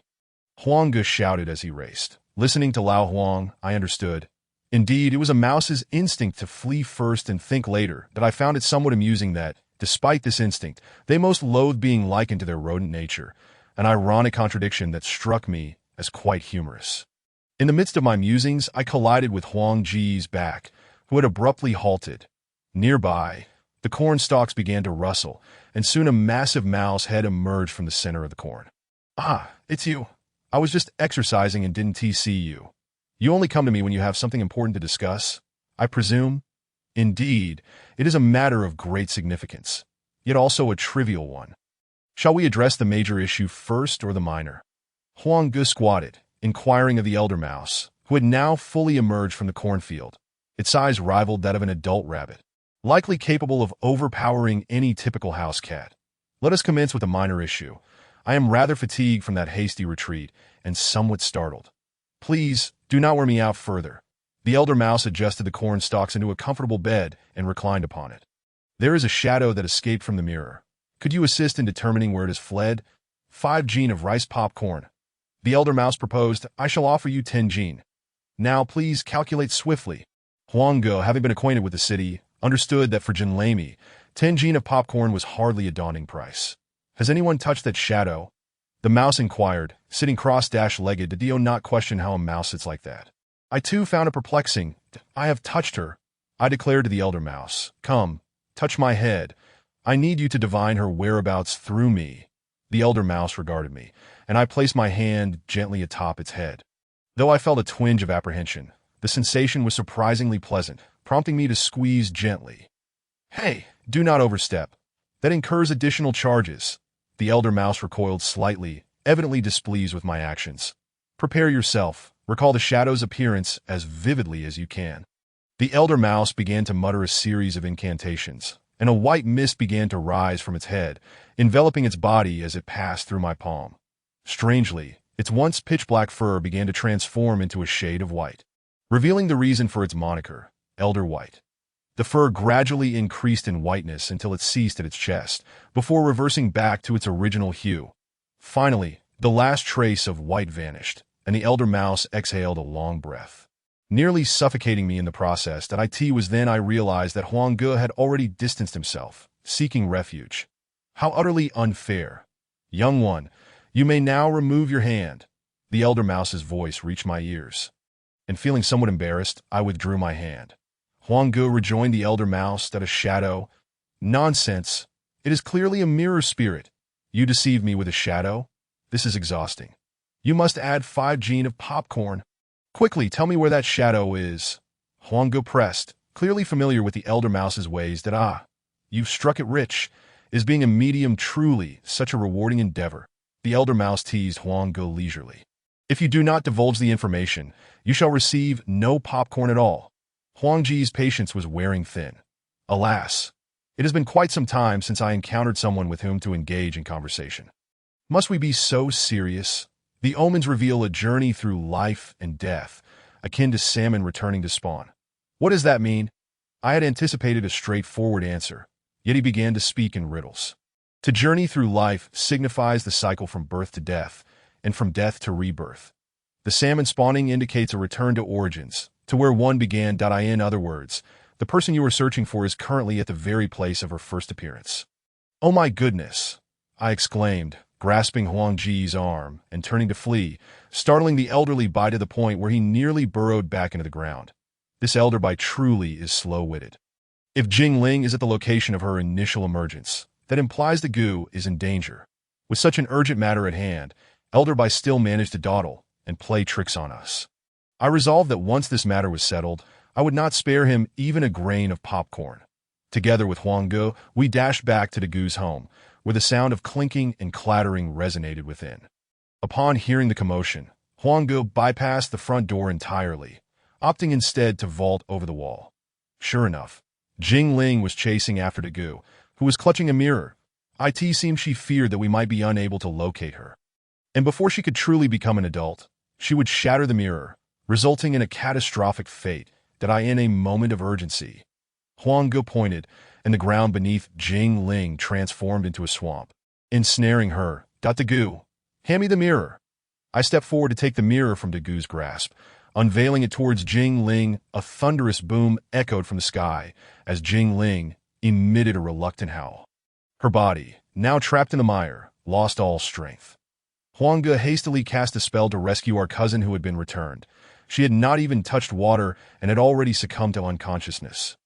But fortunately, I had discovered her in time, and she should be fine.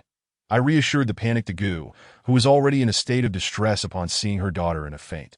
She swiftly cradled our cousin and rushed into the house. To be honest, our cousin is about 1.65 meters tall, while the Gu is barely 1.6 meters. The sheer force of maternal love allowed the Gu to protect the mirror from Jing Ling and lift her unconscious daughter with ease. After remaining inside for a while and confirming that everything was all right, Dagu fell into a deep slumber while cradling her daughter. This incident had finally reached a conclusion. The only task remaining was to find Elder Bai and properly address the situation concerning the overseas immortal mountain. As I gazed at the full moon hanging high in the sky, a sudden jolt coursed through me, and I collapsed to the ground, losing consciousness. Elder Bai squatted beside a small fire in the kitchen, gnawing on a sweet potato. Huanggu and I waited for him for an hour, dazed, until he finally finished devouring a gigantic sweet potato. Elder Bai rubbed his forepaws on the ground and said, "Speak. What pressing matter could you not resolve?" Elder Bai's tone was laced with a hint of derision aimed at Huanggu. "Indeed, you gray immortals are known for your expertise in divination and fortune-telling. Adept at tunneling and delving into the earth. You possess the most extensive collection of historical texts, and you, in particular, are the foremost among this generation, that I presume you have considerable knowledge of strange and mysterious occurrences." Huanggu queried, arms crossed, squatting on the ground in conversation with Elder Bai. "Of course. Do not be deceived by my appearance. I have likely read more books than he has grains of rice." Elder Bai shot me a sideways glance, seemingly unimpressed. "Indeed. However," Huanggu pondered for a moment. For some reason, since I had mentioned the overseas immortal mountain to Huanggu, he seemed to be concealing something from me. "Have you heard of an overseas immortal mountain that can traverse time and space?" Huanggu queried, fixing his gaze on Elder Bai with a calm demeanor. Elder Bai displayed no extraordinary reaction. Upon hearing about the overseas immortal mountain capable of traversing time and space, he responded as if merely hearing about a lost coin next door that I do know quite a bit about the overseas immortal mountain. I have heard many methods of time travel, but I have never heard of an overseas immortal mountain that can traverse time and space. What? Are you suggesting that you seek me for this mountain's connection? Actually, it pertains to my situation that I stepped forward, mirroring Huang Ji's posture, crouching down.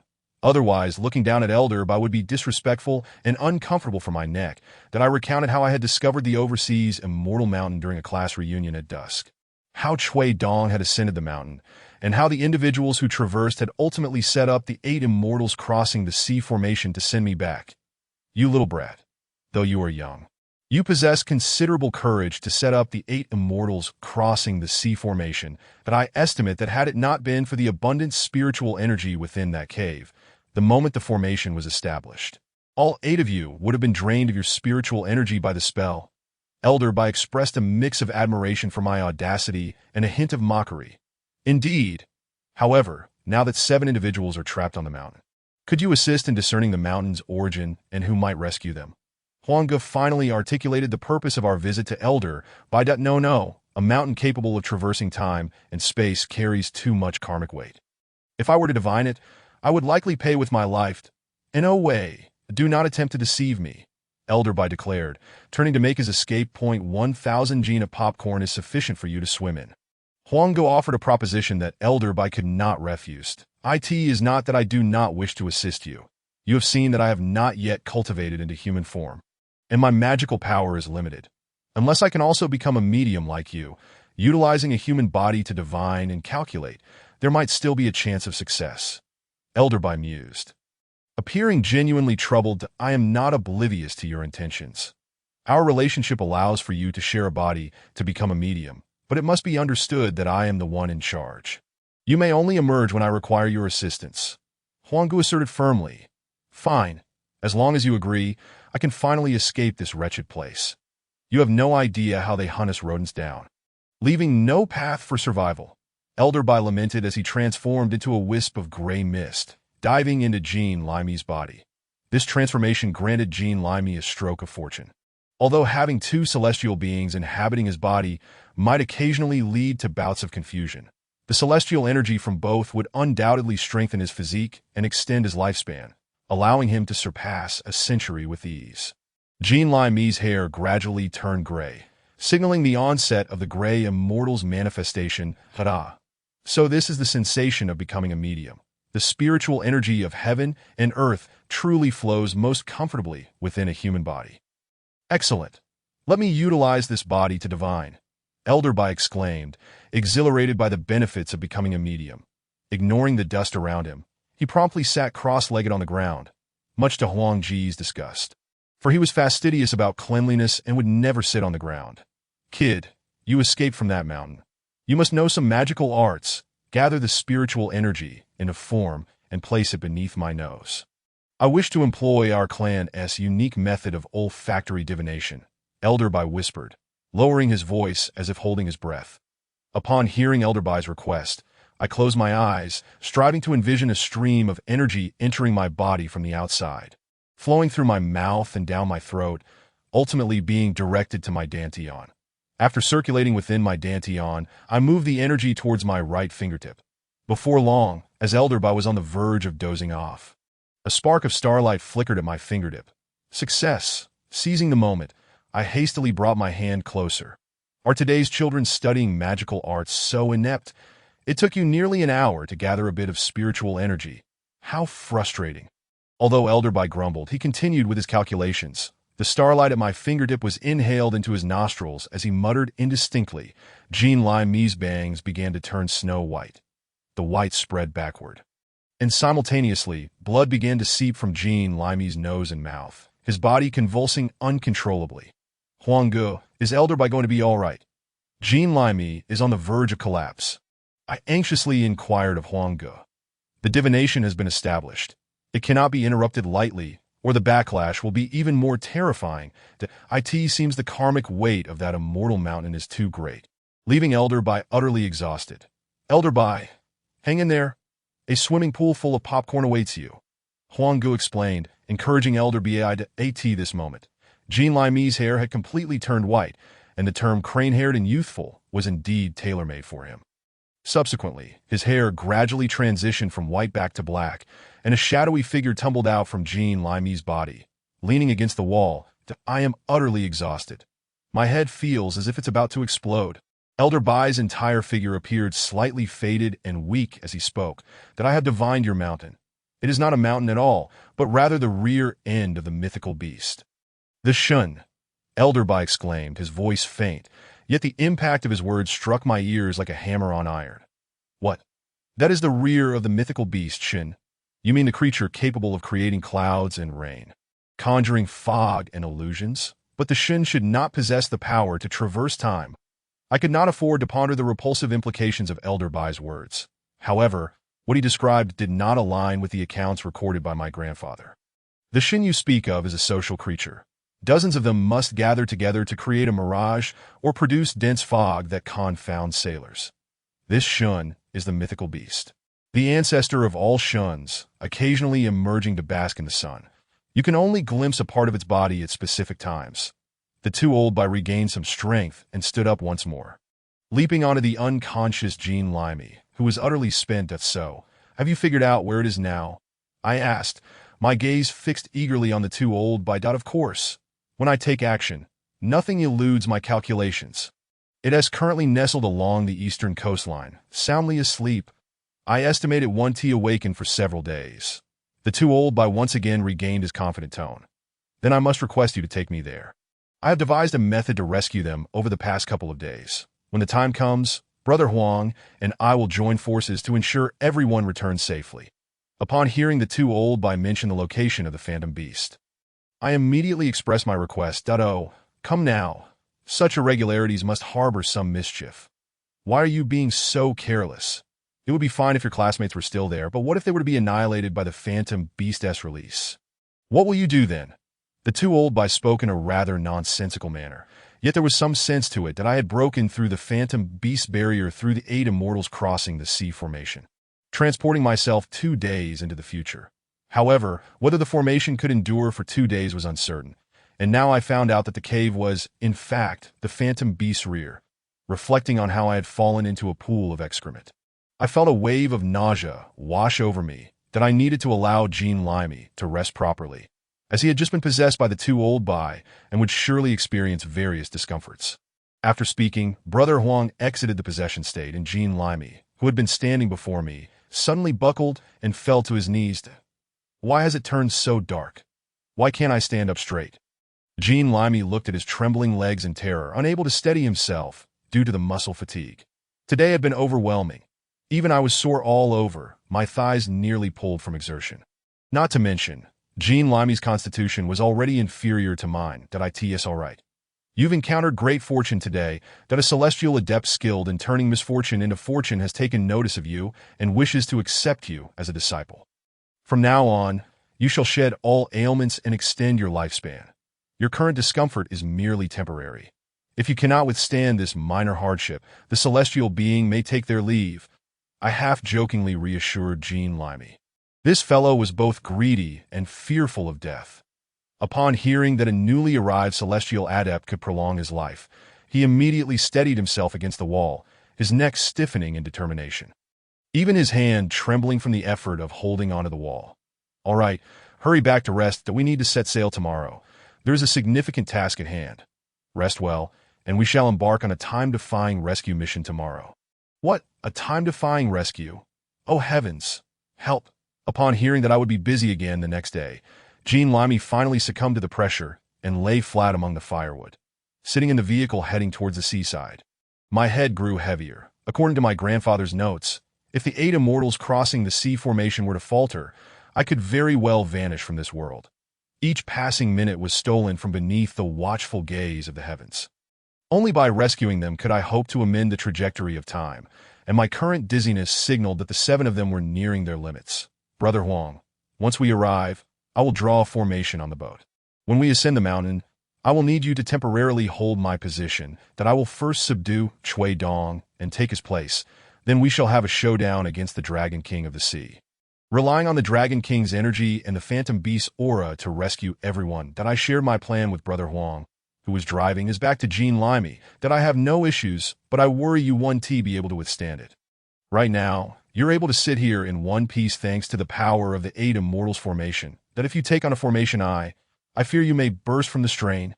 Brother Huang muttered, almost as if talking to himself, no worries. I have a backup plan. That I nervously tapped my foot, nearly wearing a hole in the floor, while desperately trying to calm myself. The so-called backup plan ultimately hinged on Chui Dong still holding some camaraderie towards us. Only with his assistance could I be confident in rescuing everyone. Soon, we arrived at the seaside. The ocean appeared as tranquil as ever, shimmering with blue under the sun's rays. We had returned to the same undeveloped coastline, thus alleviating many potential complications. Upon disembarking, the 2 old by immediately entered the possession state, counting with his fingers.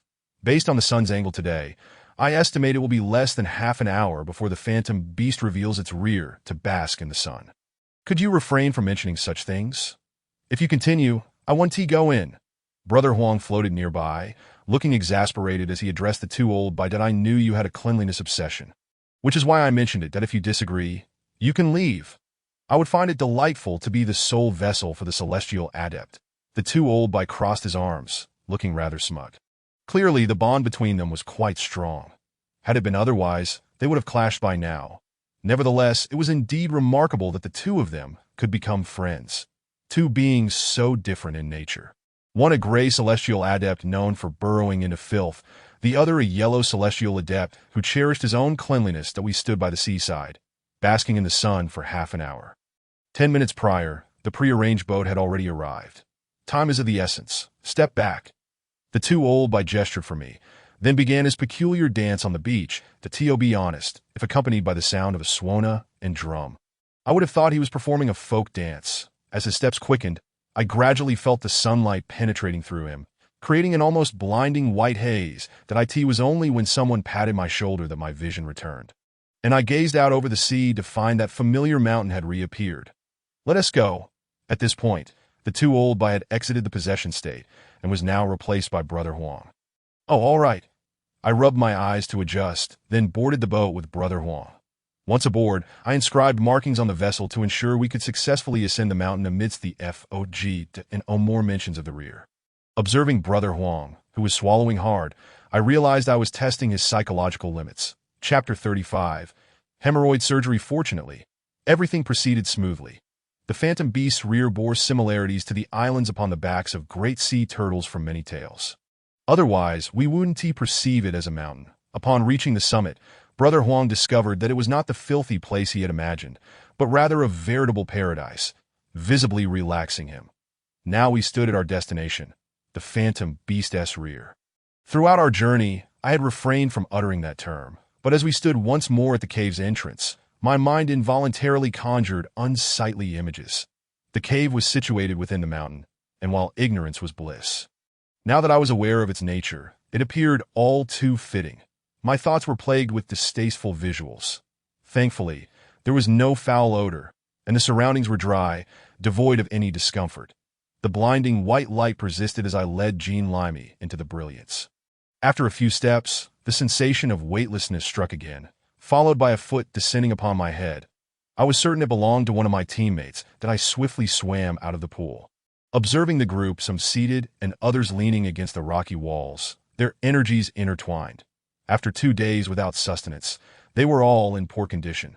Finally, you've returned. If you hadn't shown up, I might have lost my mind. There has been this pressure in my stomach that I can neither release nor contain. The slightly plump Zhao Mingyu's cheeks appeared notably thinner. The pressure he spoke of was the residual clear energy. As long as it remained in their bodies, they wouldn't have waste to expel. Without it, they wouldn't have survived 2 days. Chui Dong, I need your assistance. I have currently suppressed the time energy generated by the 8 Immortals formation. But once it is breached, your activated formation will transport us all into the future. You know what it feels like to arrive in the future. Beyond mere novelty, it is the fervent desire to find one's family. Do you wish for us to endure the same suffering you did? I implored Chui Dong, who glared at me with resentment that you're talking nonsense. If it weren't for you, I would have returned by now. I could have seen my mother and sister. I wouldn't need all these people accompanying me. Chui Dong retorted fiercely that, do you not comprehend my words? That formation is unidirectional. It can only lead to the future. There is no way to return to the past in this world, that I desperately sought to make him understand that he could no longer return to his own timeline, that a person's life can only progress forward, never backward. Once something begins, it must end. There is no chance for a redo. The world offers no remedy for regrets, and thus, traversing time can only lead to the future, not the past. Everyone yearns for immortality, for a glimpse of the future they cannot see. Yet, immortality equates to the loss of loved ones, a perpetual cycle of grief as one witnesses friends and family depart time and again, feeling the gnawing loneliness with each passing moment. Throughout history, countless seekers of immortality have ultimately realized that their obsession was misguided. Your decades-long fixation on returning stems from regret and fear, does it not? Indeed, through the study of the notes left by my grandfather, I came to understand that there exists no array capable of transporting one back to the past. All beings, events, and objects are inexorably swept forward by the relentless current of time. No one can swim against the tide. The belief that has sustained Chui Dong for decades was, from the very beginning, an illusion. He cannot return. Chui Dong, though you cannot go back, you still have us. You may have lost your past, but you possess the present. Look at our classmates. Are they but a figment of your imagination? Are they mere tools that you can simply cast aside? Every second you spend in the present is overwhelmingly real. If you cannot return to the past, will you not cherish the now? I unleashed a torrent of all the sensible and emotionally charged words I could muster, regardless of their accuracy. After all, with the atmosphere charged as it was, he likely wouldn't pay close attention to my words. As long as I appeared impassioned and my emotions resonated, Chui Dong would be swayed. Indeed, under my relentless barrage, tears streamed down Chui Dong's face. Tears that spoke of his resentment towards the futility of his efforts over the years, and his regret for neglecting those around him. How can I assist you? Chui Dong gazed at me, that I will have my friend take my place, while I assume yours to maintain the 8 Immortals crossing the sea array. You must deactivate the formation you initiated. Its reversal will incite a significant disturbance in the surrounding spiritual energy to AT that moment. Do not panic. We will support you. You only need to dismantle the array that I compelled myself to speak with calm assurance. All right. I will do my best. Chui Dong's gaze was resolute, and for the first time in my memory, he regarded me with such intensity. Good. I placed my hand upon Chui Dong's back, channeling my thoughts to envision a rope that ensnared the pure energy within him. Flowing from the point where my palm pressed against him into my own body, that I guided Chui Dong in shifting the array's focal point. Meanwhile, Brother Huang had already taken my original position. Before long, The array was successfully shifted, and Chui Dong extricated himself, seizing a dagger from beside him to plunge it fiercely into the heart of the formation. With a thunderous roar, a colossal dragon formed of vapor surged forth, mingled with white light, erupting from the cave. Everyone, hold your breath. Do not falter. Centered around me, 8 immortals crossing the sea, Dragon King. As I spoke, the crowd encircled me. Above my head, a divine figure of Lu Zhu materialized. Due to the fact that except for Brother Huang and me, none were cultivators, the 8 immortals array only evoked Lu Zhu's power, that I beheld Lu Zhu draw his sword from his back, piercing it into the dragon's brow. That on the other side, Chui Dong's gaze fell upon the formation's center, where the apparitions of his mother and sister suddenly materialized, his hand, poised to dismantle the array. Froze as he turned to look back at us, who were struggling to maintain our positions. Mom, sister, I'm sorry. I should have been living well from now on. I will live my life to the fullest and make amends for my regrets. Farewell. As his words fell, Chui Dong slashed down with the dagger. Another deafening roar echoed as the dragon, under Lu Zhu's ethereal presence, erupted violently, flinging us from the cave as we emerged from the cave. The entire mountain trembled, and we hastily supported each other, scrambling back onto the boat. Phew, that was exhilarating. I never knew such miraculous events existed in this world that I lay back on the boat, breathless yet elated. I have no desire to make a speech. I am utterly spent. Chung Lily leaned against the side of the boat, unwilling to utter another word. Chui Dong. Upon our return, I will help you locate your original home. Surely, we can find your mother and sister's graves. Furthermore, if your sister is still strong, perhaps we might even meet her again, Li Hai suggested, having grasped the situation. That I'm sorry. If it weren't for me, you wouldn't have faced danger. Chui Dong addressed the group, realizing they were not casting angry glances in his direction. For the first time in years, a smile graced his face, a face that had been masked in coldness for so long. Damn it, you actually look quite handsome when you smile. Zhao Mingyu teased with a laugh. Wow, so charming. How come I never noticed before? Zhao Mingfang gushed, tugging at Lu Xiaoman's arm. You all are truly remarkable. At some point, the 2 old whites had entered their spirited state. Brother Huang has fainted from disgust, and you still joke and laugh. Young people truly possess a strong capacity for emotional endurance. The 2 old whites continued. What are you talking about? What emotional endurance? I looked at the 2 old whites in bewilderment. You performed a hemorrhoid surgery on the phantom beast, and it simply expelled you with a fart. And you feel no discomfort. The 2 old whites feigned innocence, eagerly awaiting our reaction. Hemorrhoid surgery? I recalled the events that had transpired moments before. Are you saying that the damned array was the phantom beast's hemorrhoid? I watched as the 2 old whites nodded in affirmation, causing a wave of nausea to sweep through the crowd. That on a small boat upon the sea, the sounds of retching echoed, reverberating in succession. Chui Dong found his former residence, gazing upon his family's graves, resolved to atone for the lost time. End of chapter 36. The resentful ghost, the shadow on the bed in the dead of night. Within a university dormitory, a colossal shadow crawled up from beneath a bed, encroaching upon a sleeping boy. The shadow, resembling an oversized spider, plunged its sharp appendages into the unsuspecting boy's mouth, who remained oblivious, allowing the darkness to roam freely upon him. Meanwhile, on the opposite bed, another boy bit down tightly on the corner of his blanket, warmth trickling from his lower body. Clad in warm, damp pajamas, his heart, however, felt like ice. Since the 2 old whites had attached themselves to Jean Limey's body, the studio's business had flourished immensely, and a popcorn machine had found its way into Jean Limey's office. The training methods of the 2 old whites differed from Brother Huang's, yet the core remained the same: to perform good deeds to accumulate merit from the heavens. However, despite the numerous supernatural incidents resolved recently, neither of them had accrued any merit that a week passed, and while Brother Huang was faring well, spending considerable time attached to Jean Limey, the 2 old whites appeared wilted, like flowers thirsting for water. Even their time spent consuming popcorn had notably diminished. Fan, you must speak with this Jean Limey fellow. Even if he makes 10 times the money, he should offer us a few free services to help us accumulate some merit. If that fails, let him find some impoverished individuals to assist. At this rate, neither I nor the 2 old whites have any enthusiasm left to work, Brother Huang negotiated, still attached to Jean Limey. Indeed, Jean Limey's clientele primarily consisted of the wealthy, with scarcely any less fortunate individuals seeking his help. Given our newfound abilities, assisting the impoverished had become our obligation, conveying the thoughts of the two old whites and Brother Huang to Jean Limey.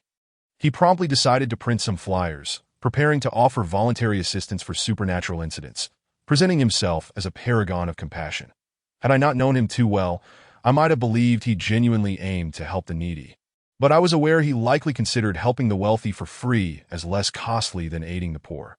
Nevertheless, a core issue had been resolved that it must be said, Jean Limey, a man of considerable wealth, was attempting to promote himself through the cheapest means possible, distributing flyers, even going so far as to have me assist him in handing them out. That I truly could not comprehend his reasoning. In truth, considering the high salary Jean Limey continued to offer me, it was evident he was quite generous towards me. Hello, from the Metaphysical Society, we are available for any supernatural incidents, including household feng shui. For those from impoverished backgrounds, our services are completely free. I distributed flyers. I recited the advertisement, growing increasingly impressed with Jean Limey's cleverness. Along the way, those who received my flyers were predominantly not wealthy. The truly affluent sped past in their cars, while a few high-profile individuals walking to work would not believe the flyer-esque claims without hesitation. This effectively avoided the scenario where wealthy clients might seek to take advantage of Jean Limey, thereby minimizing his profits. Is it really free? A timid voice suddenly called from behind me. I quickly turned to see a young man dressed modestly standing before me. He was shorter than I, lacking glasses, and carried a casual bag that he clutched in his arms, revealing a hint of trepidation and insecurity. Given your situation, if you lack the funds but wish to resolve an issue, we can assist you free of charge. If you have the means and wish to contribute, we would gladly accept, I replied lightly, attempting to ease the atmosphere. A flicker of a smile appeared on the young man's lips. Let us sit down and discuss this. Look, that's our studio. Rest assured, our master has recently taken to performing good deeds to accumulate merit. Otherwise, it would be hard to engage his services without a few thousand. Hearing me extol Jean Limey, and noticing the imposing studio sign not far away, the young man visibly relaxed. I led him upstairs, where Jean Limey was busily savoring a roasted chicken leg while skillfully operating the popcorn machine, a copious amount of popcorn erupting from its iron pot. Brother Huang, I've brought someone. Your merit has arrived.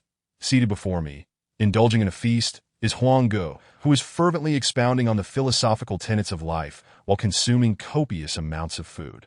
Food, he asserts, possesses its own dignity, and that dignity lies in being consumed entirely, leaving no remnants behind. Huang Go, I interject, if you cannot finish your meal, then perhaps you should refrain from starting it. Elder Bai has already dined. And even with 4 stomachs, Jean Limey cannot endure such gluttony from the both of you. The sight of Jean Limey's visibly distended belly evokes a sense of sympathy within me. Should this indulgence persist, even the most robust constitution would surely falter. Then you ought to assist in the consumption. Huang Gu retorts, seizing yet another chicken leg, that it was your grandfather who instilled in me the principle of not wasting food. Your grandfather taught you this? What reason would he have to impart such wisdom to you? I counter, compelled to defend Jean Limey's well-being. Despite having already satiated my appetite, I reluctantly reach for the untouched roast duck. Ah, that was delightful. Allow me to rest a moment before indulging further. Huang Gu exhales, reclining against the restaurant's sofa, panting as if he had just completed an arduous task, his voraciousness surpassing even the most ravenous of appetites. Did your grandfather not document this matter in his notes? It is quite significant, touching upon the themes of reincarnation and the cycle of life. Surely he would have recorded such an important event. Huang Gu expresses astonishment at my apparent ignorance. What matter? My grandfather's notes are overflowing with innumerable tales. Who could possibly remember each one? His dismissal only ignites my curiosity further. Very well, allow me to regale you with a tale to aid in digestion. Huang Gu chuckles, rubbing his belly as he nearly collapses into his chair. Over 3 decades past, when I first gained awareness and began my journey of cultivation, a peculiar trend emerged in your village. As prosperity graced certain households, the absence of diversions led to a wave of indulgence. Those who had suffered from hunger now sought to feast with abandon. Banquets became commonplace, Yet with such excess came significant waste. My companions, Elder Bai and I, would linger outside these gatherings, ready to devour the remnants once the feasting concluded. During that period, we thrived, each of us becoming the epitome of vigor and health. However, amidst this rampant consumption, your grandfather remained vigilant, embodying the virtue of moderation. While others reveled in excess, he would content himself with a mere bowl of rice and a few vegetables, even forbidding your parents from partaking in the festivities of others. I recall a particularly dreary afternoon when, seeking warmth, a family by the name of Zhao prepared to cook a hearty hot pot. This household, comprising 4 members, an elder, a couple, and their child, was destined for a feast. I observed from the shadows as the man of the house brought forth a sizable cut of meat, enough to feed a small army. The sight of the bountiful spread was tantalizing, enough to make my mouth water in the frigid air. Before long, your grandfather happened upon the Zhao residence, his keen insight allowing him to assess the abundance before him. With a sigh and a shake of his head, he approached the Zhao family, seemingly drawn to their feast. "Uncle Fan, what brings you here on such a breezy day? Just in time for dinner. Do join us for some hot pot lamb and perhaps share a drink with my father." Upon seeing your grandfather enter the courtyard, Zhao's son was overjoyed, for guests are always welcome. Your grandfather was quite a notable figure in the surrounding villages back in the day, and given that old Zhao has a penchant for drinking, Zhao's son, who isn't much of a drinker himself, was thrilled to have a companion for his father's indulgence. "That I have matters to discuss with your father, so you might as well listen in." After your grandfather finished speaking, he strolled into the house, his name resonating throughout our circle of 5 great immortals. That as the 2 entered, I stealthily positioned myself by the window to eavesdrop on their conversation. Upon entering, your grandfather directly addressed old Zhao, saying, "Old Zhao, you must learn to be more mindful of your consumption. Look around. Your family is the only one in the village that feasts so lavishly and discards so much food. It is exceedingly wasteful."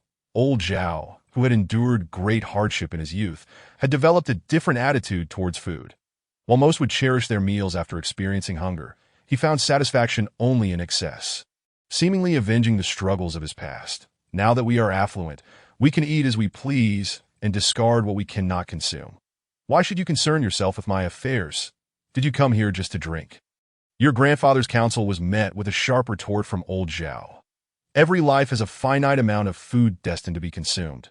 Once it is gone, so too is the life." Furthermore, before your grandfather could finish, old Zhao brusquely dismissed him, exclaiming, "Away with you, such ill omens. If you wish to drink with me, you are welcome, but if you come here to make a scene, I shall not hesitate to throw you out." With that, old Zhao forcefully ushered your grandfather out of the courtyard. To be honest, I was left wanting more. Your grandfather clearly had more to say, yet I lacked the ability to articulate my thoughts at the time, or else I would have inquired further. Had I done so, I might have avoided becoming embroiled in the frightening events that followed. At this point, Brother Huang seemed to recall something, and even the fine hairs on Jean Limey's arm stood on end.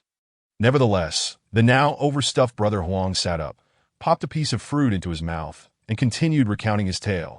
According to the dining customs of the Zhao family, I anticipated a generous serving of fragrant hot pot lamb that evening. Little did I know that the terrifying events of that night were about to unfold. As expected, they discarded the uneaten meat and vegetables. However, at the very moment Zhao's son tipped the hot pot, the wind outside suddenly intensified, and an ominous chill surged through the air, striking me at the crown of my head. Hastily, I stuffed 2 slices of meat into my mouth, for I understood that this peculiar occurrence signified one thing. The spirit summoner had arrived. Indeed, the spirit summoner entered the Zhao household and swiftly extracted old Zhao's soul. Within moments, the sound of weeping echoed from within the house. At that time, as I was just beginning my cultivation journey, I was intensely curious about the realm of the afterlife, which compelled me to stealthily follow the spirit summoner to the gates of Fengdu.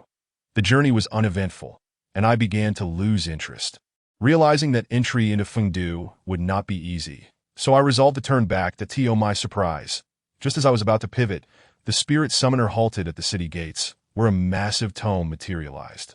After perusing its contents, the spirit summoner led old Zhao's soul to a corner of Fengdu's moat, where an enormous pile of food stood, towering to a person's height. Most of the food was in disarray. With only a few intact pieces resembling kitchen scraps, this is the first debt you have incurred in this life.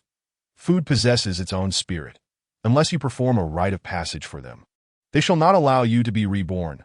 A cold, emotionless voice resounded in old Zhao's ears. Fortunately, your earlier life was marked by frugality, so your debts are few. Additionally, the food here does not decay.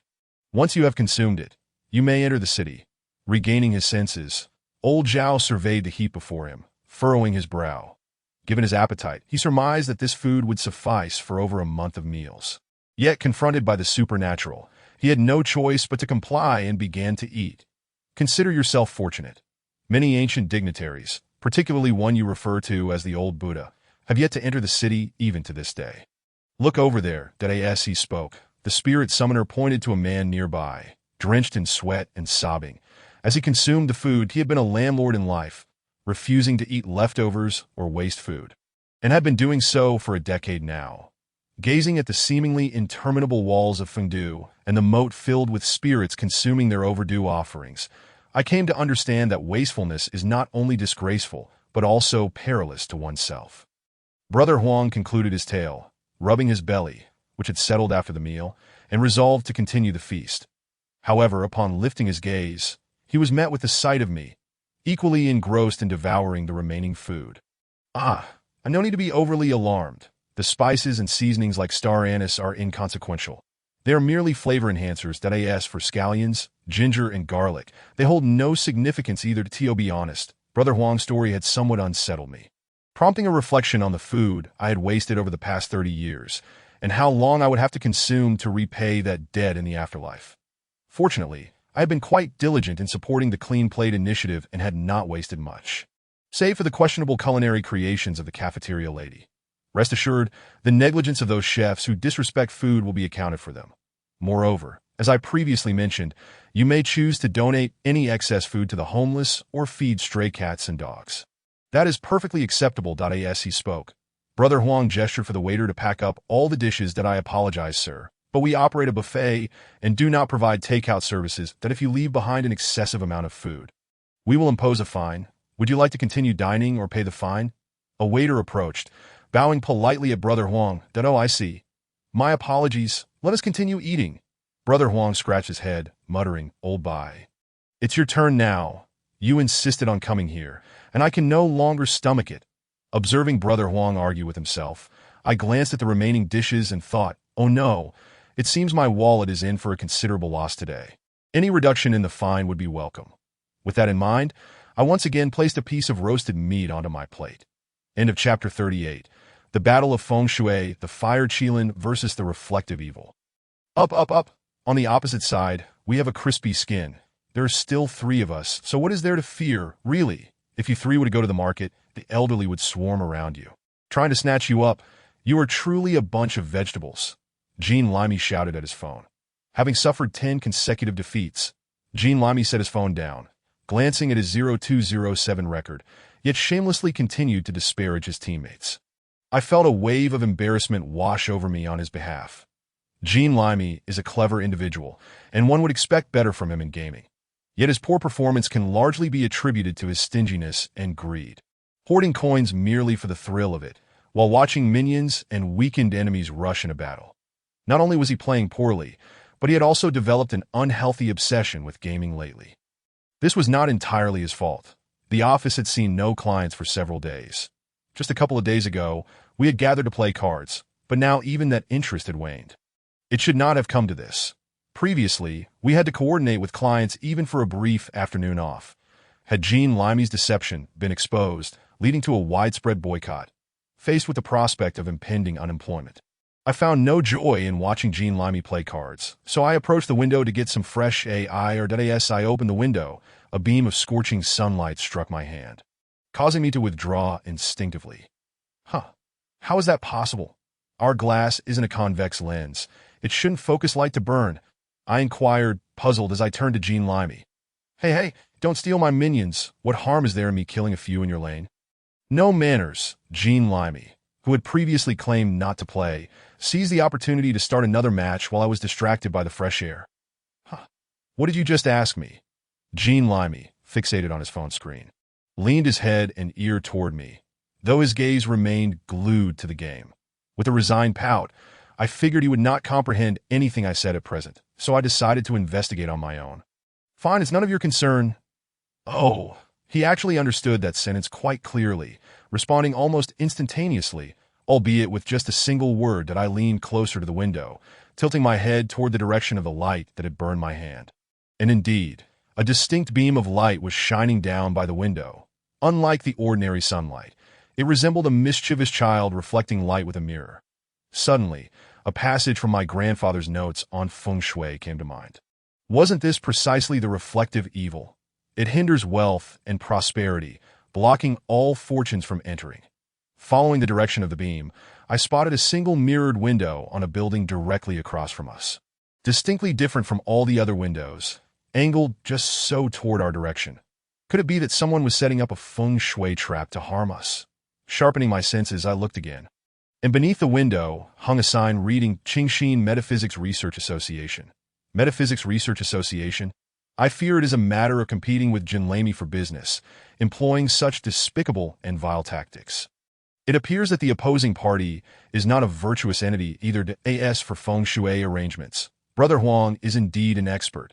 However, armed with my grandfather's notes, I hold no fear of my adversary. I have resolved to keep this from Brother Huang for the time being and will engage in a battle of wits with the opposition myself. Should I find myself at a disadvantage, I shall then deploy Brother Huang as a strategic asset.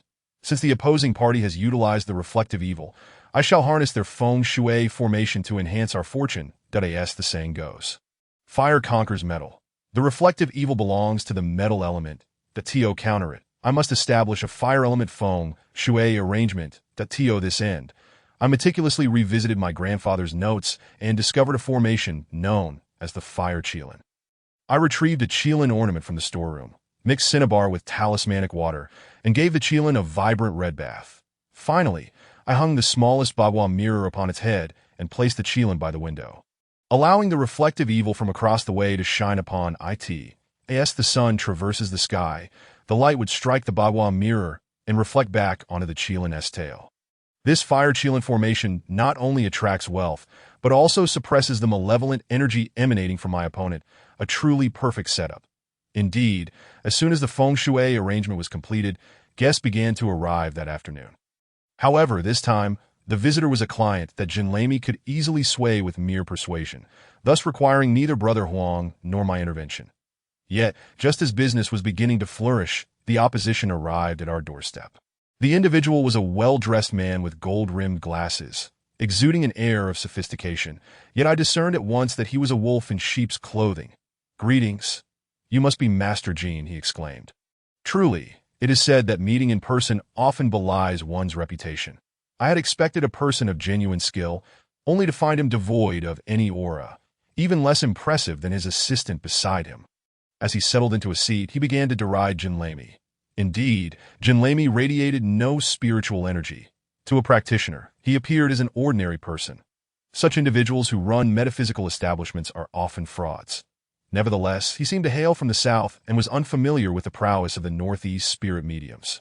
Should Jinlami enter his trance state, Brother Huang's spiritual energy would be infused throughout him, rivaling that of practitioners who have trained for 40 to 50 years. That I am Ben Ning, the vice president of the Clear Heart Metaphysical Research Association. I made your acquaintance a few days prior and observed your impressive handling of matters. Hence my personal visit to extend my greetings. This Ben Ning spoke with an air of superiority. When did we engage in any dealings? Jinlami began to speak, but I swiftly covered his mouth. We could not afford to lose our momentum. You are the one responsible for that feeble reflective evil. Are you? Quite mediocre indeed. My name is Fan Chunlei, and our boss is Jean Lamy. It is a pleasure to make your acquaintance. I quickly interjected to smooth over the conversation. I had assumed you were a proprietor of dubious tastes. To discover that the true owner is indeed him brings me some relief. Prepare for closure. This establishment only requires one metaphysical research association and does not need other fraudulent enterprises. Ben Ning's words dripped with sarcasm. Have you perhaps indulged a bit too freely? Your reflective evil has been dispelled by my fire qilin. Should there be any need for retention, it will solely be our firm that remains. I retorted, The tension between Ben Ning and myself escalating, a clash imminent. Very well. Let us wager that I possess an intriguing matter at hand. Two vice presidents from the same company have invited us to set up a feng shui arrangement, hoping it will facilitate their promotion to general manager at an upcoming retirement ceremony in a month. Let each of us oversee one, and whoever's client ascends to the role must vacate this street. What say you? It appeared that this wolf in sheep's clothing had issued a challenge. With Brother Huang as my support, victory seemed assured. Since he wished to court his own demise, I would gladly assist him in realizing that wish. Agreed. Just remember, should you lose, do not attempt to evade responsibility. I challenged Ben Ning, who returned my gaze with a defiant glare. Rest assured, as long as you uphold your end of the bargain, I shall do the same. With that, Ben Ning turned to leave, declaring that the competition would commence tomorrow, with someone reaching out to coordinate. Chapter 39. A battle of wits unwinnable. Huff did I release my grip from Jin Lamy's mouth, and he gasped for air. What have you agreed to do with that pretty boy? As he regained his breath, he inquired about the specifics that I recounted the events from the moment I discovered the reflective evil. And Jin Lamy's agitation grew with each detail. His anger stemmed not merely from being undermined or engaged in unscrupulous competition, but from the fact that he remained blissfully unaware of the plot against him. Fear not, with Brother Huang on our side, we can achieve victory with our eyes closed. I held unwavering faith in Brother Huang and was poised to celebrate the imminent expulsion of a rival win. Unexpectedly, Jin Lamy entered his trance state. You fool, you have no notion of the difficulties that lie ahead. It is not as simple as you presume. Brother Huang, now inhabiting Jin Lamy, began to chastise me. What is the matter? Brother Huang, surely you, of all people, should excel at feng shui arrangements. I attempted to flatter him. It is not as straightforward as you imagine. Life, fate, and feng shui are intertwined. Destiny and fortune overshadow feng shui itself. You must not allow the opponent to dictate the terms of the competition, that if the two candidates have similar destinies, we may be fortunate. However, if one is clearly favored over the other, our chances of reversal diminish significantly. Brother Huang sighed, revealing his discontent stemming from the disappearance of snacks he had hidden in his desk. Are we destined to lose? Surely not. I felt a pang of youthful naivety, realizing I had unwittingly walked into their trap. Not necessarily. After all, my strength exceeds that of the opposition. I can only hope that the two candidates do not possess drastically different fates. Otherwise, we may yet have a chance. Brother Huang spoke, uncertain whether he was reassuring me or attempting to uplift his own spirits. Regarding the subtle battles of society, I had some insight from my previous workplace, where colleagues often engaged in underhanded tactics against one another. Yet, in the realm of feng shui combat, my experience was woefully inadequate, leaving me vulnerable to their machinations. Before Brother Huang enlightened me about the significance of fate and fortune surpassing the influence of feng shui on individuals, I had assumed that even if the opponent resorted to trickery, it would only serve to disrupt our established feng shui arrangement. I had not anticipated that the destinies of the two candidates could differ so starkly. Now that I had committed to this contest, I could only hope that the opposing party upheld the principles of honor and integrity. However, given their employment of the reflective evil, their lack of virtue was evident, and an ominous premonition crept into my heart. Brother Huang's suspicions were likely valid. The opposing party had undoubtedly prepared to eliminate Jin Lamy's firm from the street. It seemed I had acted impulsively, falling into their trap, that Dio not be overly anxious.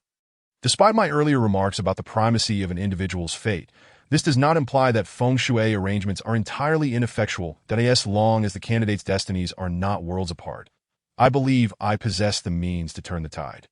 Brother Huang reassured me, though I could not discern if he was being sincere or merely offering consolation. With matters having reached this point, I could only place my hopes in Brother Huang and my grandfather's notes. I resolved to return home and diligently study the chapters concerning feng shui arrangements.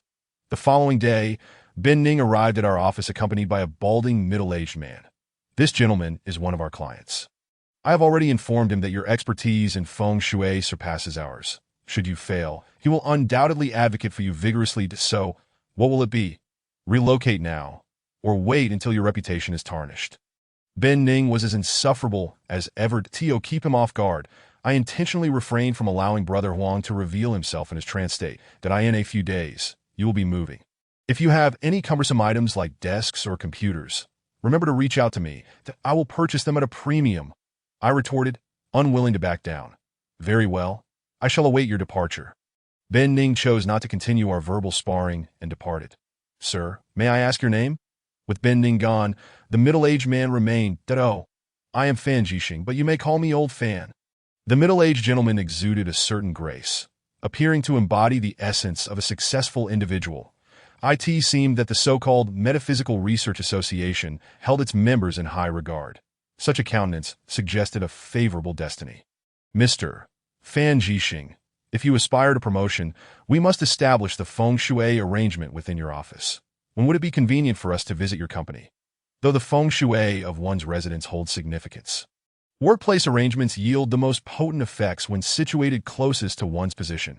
Absolutely. However, it may require your team to disguise themselves as air conditioning repairmen when entering the company, as feng shui arrangements are often regarded as metaphysical, and not everyone is inclined to accept or believe in their efficacy.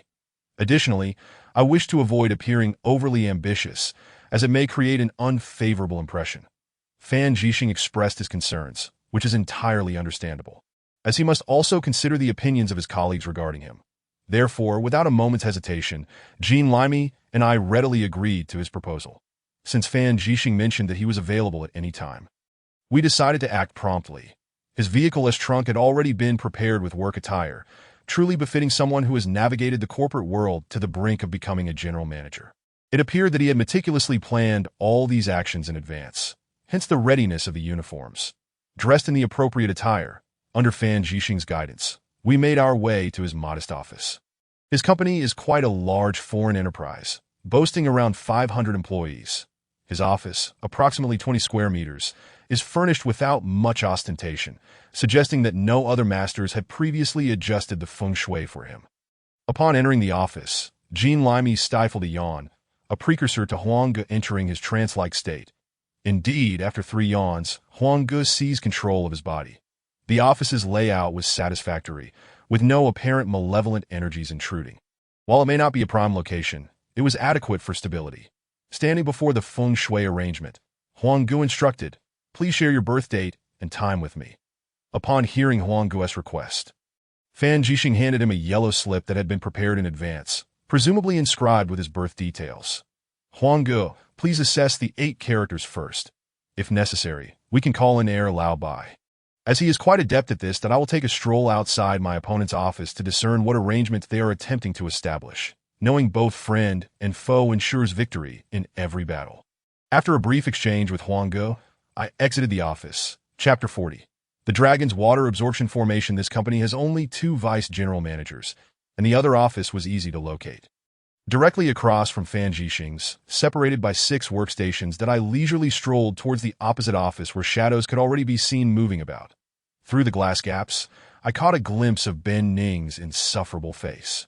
It seemed that the opposing side was also beginning to mobilize. Standing on tiptoe, I peered into the office filled with sharply dressed individuals. The person inside was likely Fan Jixing's rival, sharing a similar style, with the only distinction being that Fan Jixing had a slightly fuller head of hair. It appeared that the opponent was not resorting to underhanded tactics, although this individual had a decent appearance. He seemed to be roughly on par with Fan Jixing. This observation slightly improved my perception of the opposing Metaphysical Research Society. Upon returning to the room, I found Huang already drawing the feng shui position map. "How is it, Huang? What does his fate reveal?" Eager to learn whether the opponent had employed any trickery, I observed Huang at work. There are no significant issues. His livelihood is secure, and he enjoys a flourishing fortune. Indeed, a prosperous fate. He possesses the auspicious configuration of a blessed land and spiritual spring, that if he remains grounded, a bountiful spring will surely emerge, as long as he avoids taking crooked paths and follows the straight road. He will inevitably achieve wealth and stability. Huang explained Fan Jixing's 8 characters that I will establish a dragon's water absorption formation for him. Although his blessed land and spiritual spring configuration is commendable, it ultimately resides within an underground current, that be why employing the dragon's water absorption technique, I can elevate his fate, transforming the hidden waters into visible streams, thereby enhancing his fortunes. Water signifies wealth, and springs represent vitality, aligning perfectly with his aspirations for promotion and prosperity. Upon hearing Huang Guo's words, I felt reassured. It seemed that the opposing company was destined for relocation, and I would certainly take the opportunity to humiliate Ben Ning. However, unexpectedly, what should have been a smooth victory turned tumultuous 3 days later when Fan Jixing called, urgently requesting a meeting. Recently, things have been awry, and no matter what I do, Huang Hui consistently outshines me. I secured a 2 million project, and he clinched a 3 million. One of the shareholders from the board recognized my efforts. Yet the following day, 2 other shareholders dined with him. Did I your feng shui arrangement ineffective? Are you not countering the opponent's strength? Please do not let me down. Seeing Fan Jixing's displeasure, Huang Guo and I fell into contemplation. Could it be that the opposing side truly possessed greater prowess? That seemed implausible. After all, Huang Guo is a legitimate practitioner of the metaphysical arts, and the dragon's water absorption formation is intricately constructed.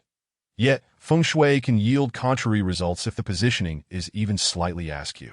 The most perilous aspect of arranging feng shui lies in superficial understanding. Randomly learning from various sources without proper knowledge can lead to self-sabotage. Thus, I shall merely elucidate the essence of the dragon's water absorption formation without delving into specific placements to prevent misinformation. Mr. Fan, please remain calm. Firstly, has the basin on your desk been consistently filled with water as per my instructions? Secondly, has anyone tampered with the jade plaque hanging behind the light fixture? Most importantly, has the orientation of the dragon sculpture in the corner of your cabinet been altered? Huang Guo identified potential issues that no, I understand the importance of the feng shui arrangement, so I have been personally handling the office cleaning these past few days, Fan Jixing replied, shaking his head. That is perplexing. Huang Guo scratched his head in confusion. Could it truly be that we have been outmatched? Observing Fan Jixing's complexion, which appeared rosy and vibrant, with his wealth, family, and career prospects seemingly robust, it was hard to fathom a scenario where he could be overshadowed. In a fit of frustration, I began pacing the room, when suddenly, I turned and recalled the Fire Qilin formation, a flash of inspiration igniting in my mind. This metaphysical research society, along with Ben Ning, was deviously employing underhanded methods to undermine Jean Limey's firm. How naive I had been to trust that their intentions were honorable. Indeed, from the outset, this was an unwinnable contest, listening to Fan Jixing lament to Jean Limey. Coupled with his expressions of doubt towards us, it became evident that those who ascend to high positions are often self-serving, that if we were to fail this time, the reputation of our firm could suffer irreparable damage under his influence. Yet, the matter was indeed complex. Rather than attributing the opponent's success solely to their feng shui, it was more accurate to say that Huang Guo and I were inadvertently aiding them in their triumph over ourselves. Just as my Fire Qilin can counteract the reflective malevolence of the opposing side, the principles of the 5 elements dictate that mutual antagonism exists in any metaphysical practice. This principle is evident. Thus, the fates of 2 conflicting individuals will invariably lead the weaker to misfortune. Conversely, when 2 compatible fates unite, one flourishes while the other stagnates. Given Fan Jixing's current predicament, it was clear that his adversary, Huang Hui, must possess a wood element fate. Fan Jixing's fate bolstered Huang Hui's. As we amplified Fan Jixing's fortune through our feng shui arrangement, his opponent reaped greater benefits, based on Ben Ning's modus operandi. It was likely that they had anticipated this outcome and thus entrusted Fan Jixing to us. Ultimately, we had unwittingly stepped into their trap. Now, the pressing concern was how to break this cycle. Mr. Fan, rest assured, we have identified the source of the issue and will resolve it before the board announces the promotion list. Although we had yet to devise a solution, it was unwise to allow Fan Jixing to continue his incessant complaints. I needed to consult Huang Guo without further distraction, so I decided to send him away for the moment. As Fan Jixing departed, Huang Guo furrowed his brow in confusion and asked, "Do you understand what is happening?" "I do, but I have no solution for the predicament. The more we assist Fan Jixing, the more we bolster our opponent. It feels as though we are competing against ourselves and their side. Do you have any strategies?" I carefully outlined my analysis to Huang Guo, who responded with strong agreement. This situation is indeed challenging. Even if we dismantle our own feng shui arrangement, the opponent would merely lose our support. It would not diminish their fate. Reconfiguring the feng shui is not feasible, nor is destruction, alas, It was the first time I had seen Huang Gus so troubled. Had I not overheard his conversation with Lao by regarding Jean Limey's financial struggles preventing them from enjoying fine dining, I would have genuinely believed he was concerned about the future of Jean Limey's firm. Now, my only hope lay in my grandfather's notes, for although his powers may not rival Huang Ji's, and his divination skills may not match those of Lao Bai, my grandfather possessed an irreplaceable wealth of experience. The adage "an elder in the home" is like a treasure aptly encapsulates the value of wisdom from older generations. The notes left behind by my grandfather were a compilation of his lifetime experiences in resolving supernatural occurrences. Chapter 41. The fate and feng shui arrangement. Regrettably, even my grandfather could not have encountered every supernatural event in his lifetime. His activities primarily took place in rural areas, where he was more exposed to various strange phenomena. His expertise in feng shui focused predominantly on stabilizing residences, selecting business locations, and internal arrangements, while matters concerning fate were largely limited to naming and face reading. Let alone facilitating someone's promotion, the highest-ranking official my grandfather had ever encountered was merely a village chief. After 2 consecutive days without rest, my head throbbed painfully, with just a week remaining until their board meeting. Was it truly the case that Jean Limey and I would succumb to the underhanded tactics of the Metaphysical Society? The principles of the 5 elements dictate a cycle of mutual nurturing and destruction. How could we diminish our opponent's fate while enhancing Fan Jixing's?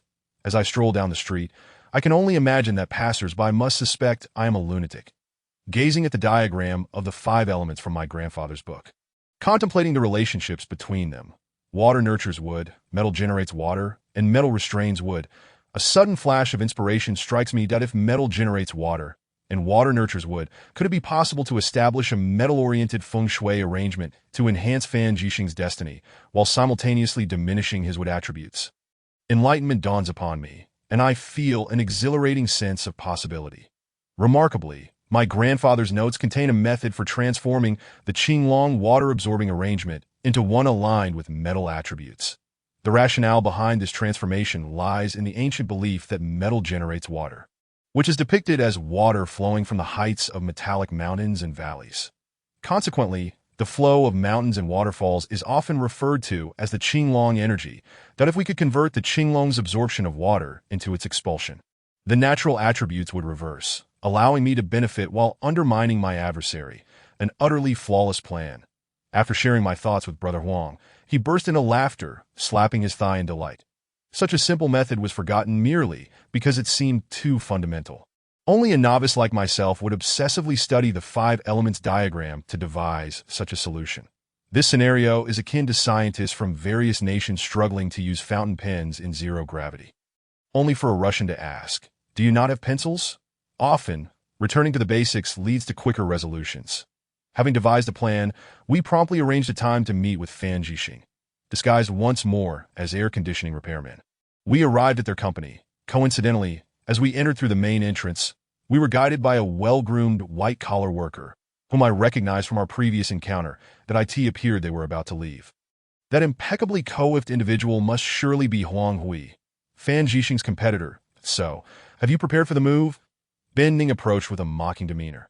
But judging by the expression on Vice President Fan's face, it seems no matter where you relocate, business is unlikely to improve. I found it peculiar.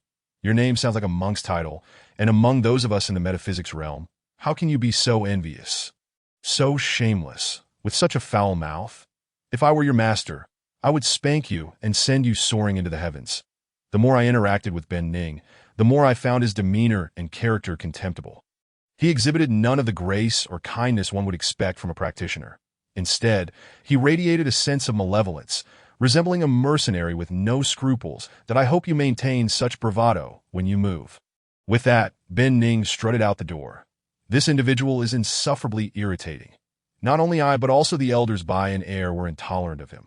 Today, we must utilize our skills to ensure he suffers a significant setback. Otherwise, I shall write my name in reverse. That it seems Ben Ning has sufficiently provoked Brother Huang, which is fortuitous, as it reveals his anxious demeanor, while simultaneously igniting Huang's enthusiasm for our arrangement.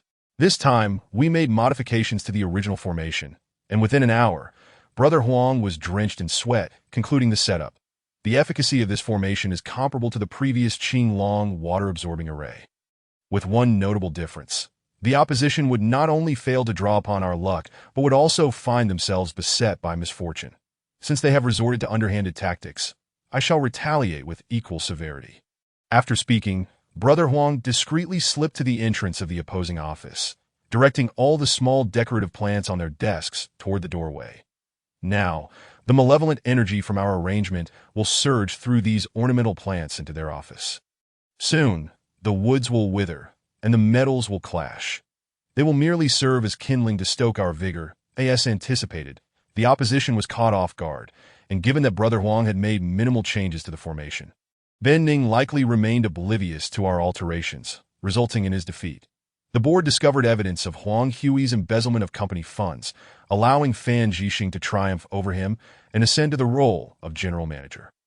Naturally, Brother Huang and I awaited the joyous news of their impending relocation in our office. Grateful for his promotion, Fan Jixing expressed immense appreciation and even introduced several business opportunities to us, including a few genuinely paranormal incidents, which I shall recount in due course. However, a week has elapsed since Fan Jixing's ascension, and there remain no signs of the opposing team preparing to move. Could it be that Ben Ning truly lacks shame? Has he resolved to stubbornly cling to his position despite losing the wager? Jean Limey, while engrossed in his game, continued to bemoan, "What nonsense! What kind of person would do such a thing? Perhaps he is currently concocting some nefarious scheme against us." I observed Jean Limey's gameplay, silently praying for his teammates while engaging in conversation with him. "Boss, 2 individuals are requesting to see you." One appears quite refined, accompanied by a mummy. The secretary knocked twice before entering to speak with Jean Limey. A mummy. "This should be interesting. Please show them in." Jean Limey carelessly exited his game and resumed his seat. Shortly thereafter, a man entered, pulling along what initially appeared to be a mummy, but upon closer inspection, it was simply an injured person wrapped in medical bandages. This is not a hospital. Perhaps you should take him to one first? Jean Limey assumed that yet another patient had come seeking treatment for hysteria and sought to dissuade them. "Greetings. It is a pleasure to meet you. My name is Ben Yin, from the Qingxin Metaphysics Research Society. I recently returned to my sect and discovered that my junior brother has caused quite a mess, so I am here to apologize on his behalf." The refined individual elucidated his purpose for visiting. If we were to believe his claims, the mummy must indeed be Ben Ning. His mention of a sect prompted a sense of relief. Seeing Ben Ning in such a state eased our grievances. The implication that he had a powerful backing made it clear that avoiding unnecessary conflict would be prudent. There's no issue as long as he refrains from employing deceitful tactics in the future. Frankly, practitioners of the Tao should not resort to such underhandedness. It tarnishes the reputation of the community, I replied, attempting to diffuse the tension while still casting aspersions on Ben Ning. There is no need for that. We accept the consequences of our wager and will soon relocate. Our visit today is merely to extend our apologies for the troubles caused. The mountains remain unchanged, and the waters will continue to flow. We shall inevitably cross paths again. With that, Benin flashed me an enigmatic smile before leading the mummy away. What on earth did that mean? Why did his seemingly innocuous words send shivers down my spine? It seems that our future dealings will not be straightforward. Chapter 42. The wealth tree seeking prosperity in troubling times as the wind howled and the waters of the E River chilled. Jean Limey stood at the edge of the rooftop, gazing at the vast sky, slowly swallowing back tears. The human is truly a grave mistake. This world is not worth it, he lamented, his voice thick with emotion, as tears streamed down his face like a broken faucet. Enough of this, Jean Limey. Even if you genuinely wish to jump, Brother Huang and the elders will not permit you to take such drastic measures. I stood within the doorway, shielding myself from the fierce winds while observing Jean Limey's personal performance. What do you know? We had agreed to assist the client in improving their fortune and accumulating merit. Yet no one warned me that I would incur such significant losses. If I don't recover my money today, I will show you all what desperation looks like. No, not just that. I will drag down my 2 companions with me. Is it truly worth it over just a few $100,000? I raised my voice at Jean Limey, seizing the opportunity to dial emergency services. What do you mean a few $100,000? It's precisely $176,897.35. Jean Limey whirled around, resembling a misunderstood heroine in a Taiwanese drama, unleashing a torrent of emotions as his tears, propelled by the wind, nearly splashed onto my face. That wasn't your own decision. Brother Huang and the elders by warned you about that tree. You insisted on pursuing profit and disregarded their advice. I reasoned with Jean Limey, exasperated that I don't care. Last time the 5 ghosts brought me wealth, I lost several thousand and took ages to replace the office supplies. You must give me a satisfactory explanation this time, or I will jump right now. Jean Limey is evidently risking his very life to intimidate Huang Gu and the 2 elder bays, while I merely serve as a random outlet for their frustrations. In truth, this situation should not be blamed on Huang Gu or the elder bays. It all traces back to a climb from a fortnight ago, due to Huang Gu and the elder bays' need for virtuous deeds. I regularly venture out to distribute flyers, seeking those in need of assistance, yet unable to afford help, that we resolve their issues free of charge, thus accumulating merit. The individual who approached me this time was a woeful soul, known as Lu Qi, who has experienced misfortune throughout his life. That my motivation for bringing him in was straightforward. I had seen a film that mirrored his plight, and the solution was self-evident. That it was clear that there must be an issue with the burial site of his ancestors, which could be remedied by relocating to a more auspicious resting place. Indeed, after the elder by examined his fortune, he noted that the auspicious star of wealth shone brightly upon Lu Qi, indicating that he should, by all accounts, have a smooth path ahead. Coupled with my persistent emphasis on the ancestral grave significance, Huang Gu and the elder bays began to consider the validity of my assertions. Thus, we embarked on a journey to seek Lu Qi's ancestral grave. The endeavor proved even easier than anticipated. We unearthed Lu Qi's ancestors' remains from beneath a cesspool. However, it must be acknowledged that the narratives portrayed in films seldom reflect the complexities of real life. While the notion of relocating graves to bestow blessings upon descendants is indeed grounded in reality, the effects typically require 2 decades or more to manifest.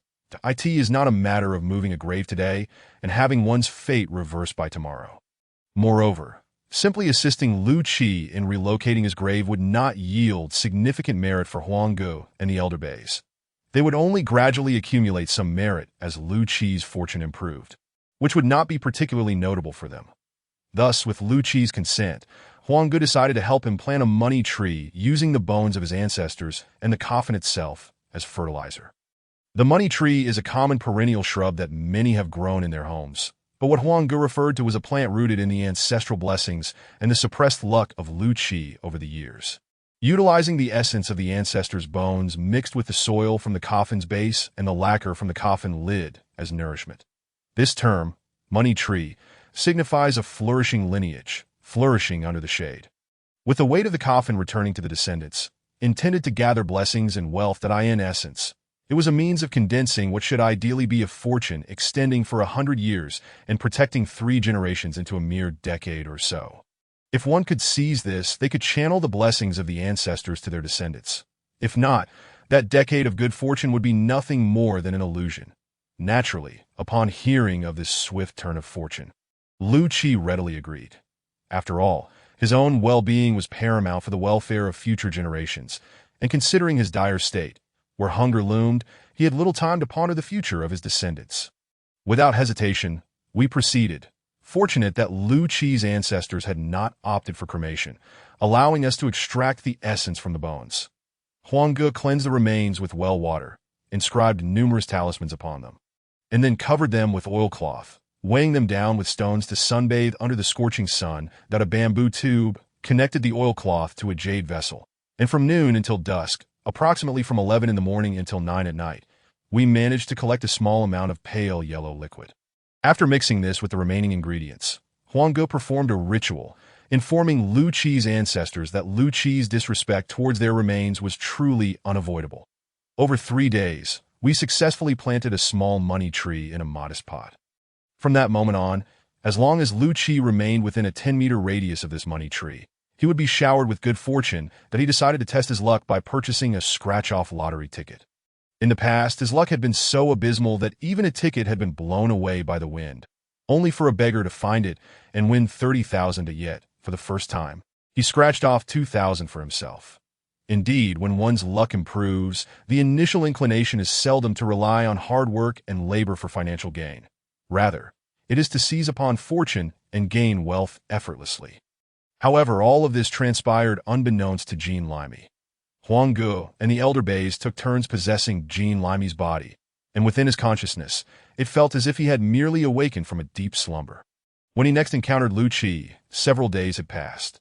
The once ragged Lu Qi now donned designer clothes, drove a luxury car, and was surrounded by beautiful women, even employing a massive bodyguard and a horticulturist to tend to the money tree. "I can't thank you enough. If it weren't for you, I might have frozen or starved to death," Lu Qi exclaimed, grasping Jean Limey's hand in gratitude, seeing a wealthy man express such intimacy and gratitude towards him. Jean Limey initially considered extorting him. However, understanding that Huang Gu and the elder Bays sought merit, he realized that demanding payment would negate their efforts. That as such, I intervened to prevent Jean Limey from making unreasonable demands. "I know you are not concerned with monetary gratitude. Why not do this instead? I will lend you this money tree for 2 days, and any profits accrued during this time shall not count against my contribution." I genuinely wished to object, as this money tree was crafted from the remains of Lu Qi's ancestors and would only be effective for him. For others, it could bring misfortune or even hauntings.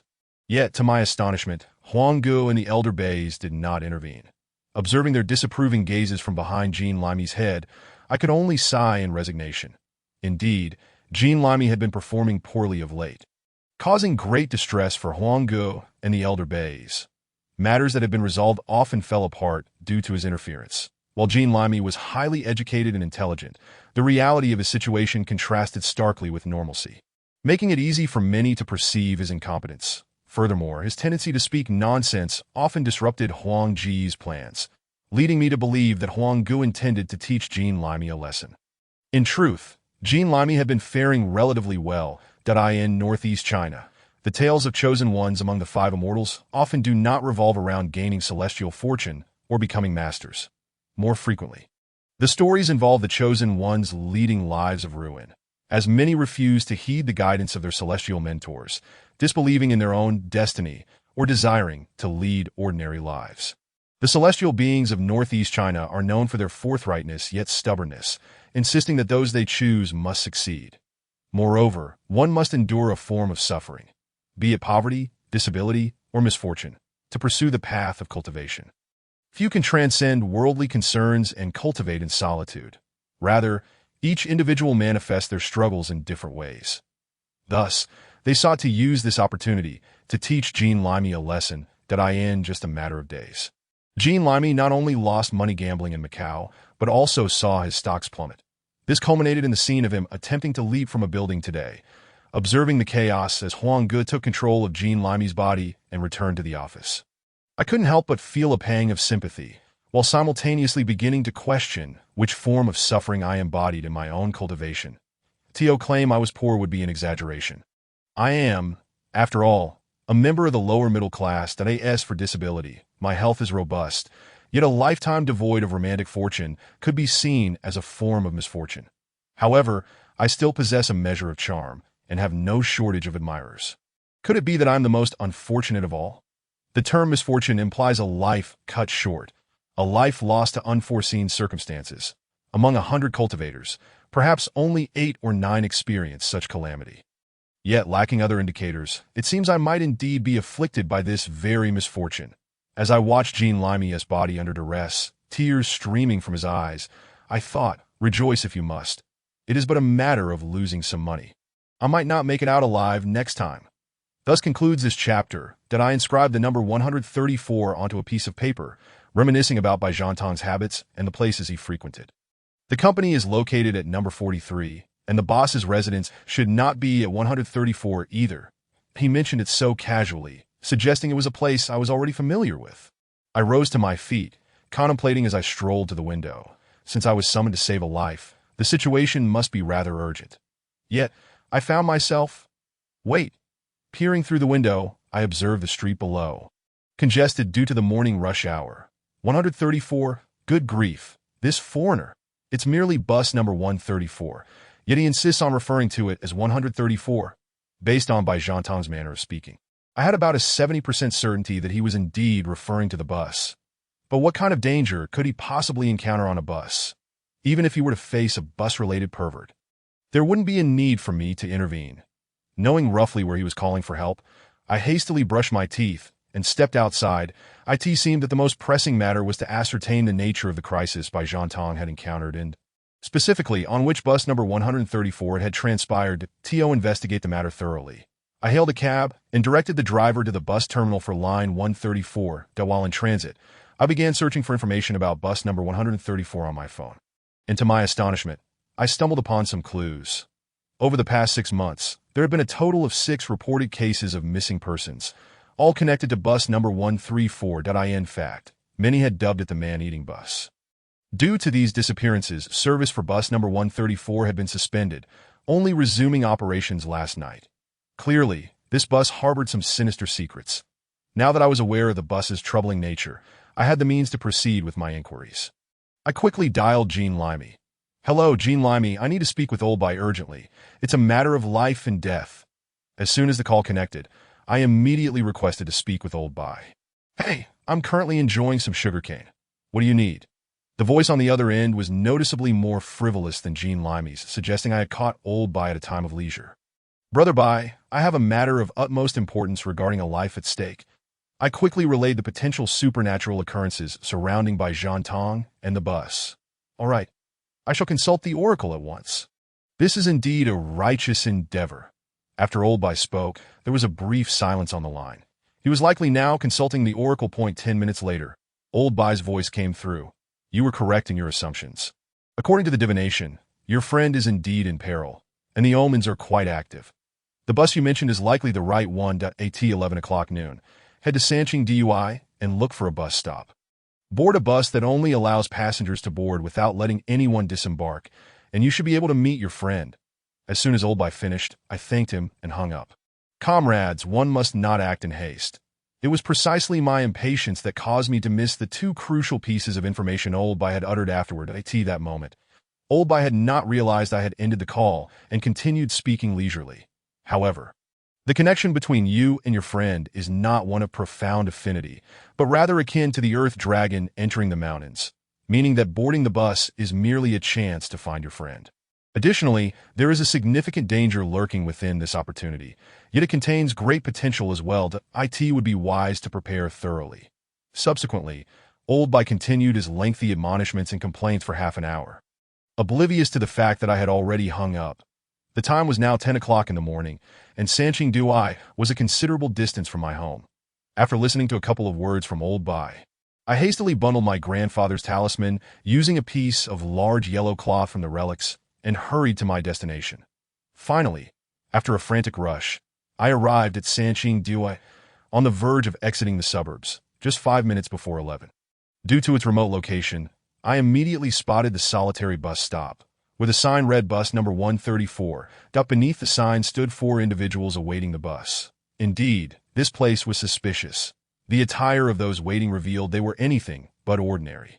In the first position stood a woman clad in an exceedingly eccentric manner, her hair a chaotic blend of green and red, cascading to either side. Her features were obscured, yet her body was adorned with bizarre, talismanic tattoos, suggesting she might be a practitioner from the South Seas. The second and third individuals were dressed in oversized hoodies. One stood at a mere height of 1.30 meters, while the other towered at 2 meters. I doubted whether the bus could accommodate them both. The last person in line was an elderly lady who appeared utterly normal. However, amidst such an incongruous assembly, the presence of an ordinary-looking elderly woman was the most abnormal occurrence of all. Chapter 44. The mysterious elderly lady not far away. The 4 individuals stirred, and I turned to see a bus lazily approaching from the distance. I quickly joined the queue of those waiting. A distance of merely 500 meters took the bus an astonishing 3 minutes to traverse. Had I known it would be this slow, I would have found a place to relieve myself beforehand. My old habit resurfaced as I felt the urge to use the restroom in my anxiety. Last, the bus came to a stop at the sign. I glanced around and observed that no one disembarked. I followed the 4 individuals onto the bus, which was sparsely populated with many vacant seats. I diligently searched for Bai Zhantong, but before I could ascertain his location, the bus jolted to life once more. At that moment, my phone displayed the time as exactly 10:59. As the bus I was seated in resumed its journey, Another bus, number 134, sped past in the distance, opening its doors without anyone boarding or alighting. Inside, it was packed with people, all wearing expressions devoid of emotion. Meanwhile, I sat in the last row of my own bus, which undoubtedly possessed some dark secrets. Firstly, the 2-meter-tall mysterious individual had boarded, causing the ceiling to suddenly rise until he took his seat, at which point it returned to normal. Secondly, the windows were shrouded in a chilling mist, and through my supernatural vision, I glimpsed an entirely different world outside, overgrown with weeds and devoid of life. I had anticipated these eerie circumstances, yet the most critical question remained. Where was Bai Tong? I had boarded the bus, but where was he? Surely, he couldn't have played me for a fool. It was inconceivable. According to logic, even if I were mistaken, old Bai could not have been wrong. A sense of unease crept over me, and at that moment, the rapidly changing scenery outside seized my attention, that we had unexpectedly arrived in a place adorned with crimson silk and peculiar flora. Despite the picturesque beauty beyond the window, an icy chill surged from my tailbone to the crown of my head. This was a spiritual realm. Only exceptionally powerful spirits could manipulate an area of the underworld to create such a domain. Though I was unaware of where I had gone awry, I was certain I had made a grave error. Realizing the imminent threat to my life, I gazed at the ghostly, ethereal scenery outside, thinking to myself, isn't this a tad early for me to meet my demise? Bai Tong, you rascal. The expansive fields of eerie red silk sent shivers down my spine, although the color was traditionally celebratory. It was enveloped in a bone-chilling terror. Such a grand spectacle had only been witnessed by my grandfather a couple of times in his lifetime, yet here I was a youth encountering it firsthand. As I observed the shifting landscapes, the bus remained eerily silent, that if my suspicions were accurate, today must be the wedding of some ghostly sovereign, and those aboard the bus were likely all attendees of the Ghost King's nuptials. By now, if I had not realized I had boarded the wrong bus, I would truly be a fool. But who would have thought that a prominent Ghost King would choose to transport guests via bus? Fortunately, today was a day of great celebration for the Ghost King, and as long as I maintained a low profile among the guests, I could surely depart once the wedding concluded at dawn. However, I couldn't help but wonder if customary gifts or monetary offerings were expected for such an occasion. At present, aside from a few talismans in my bundle, I had only paper money for rituals, which would surely hold no value to the Ghost King. What if the Ghost King were displeased with my meager offering, or if someone discovered I had snuck in without presenting a gift? Would I truly meet an untimely end today? The immediate priorities were twofold.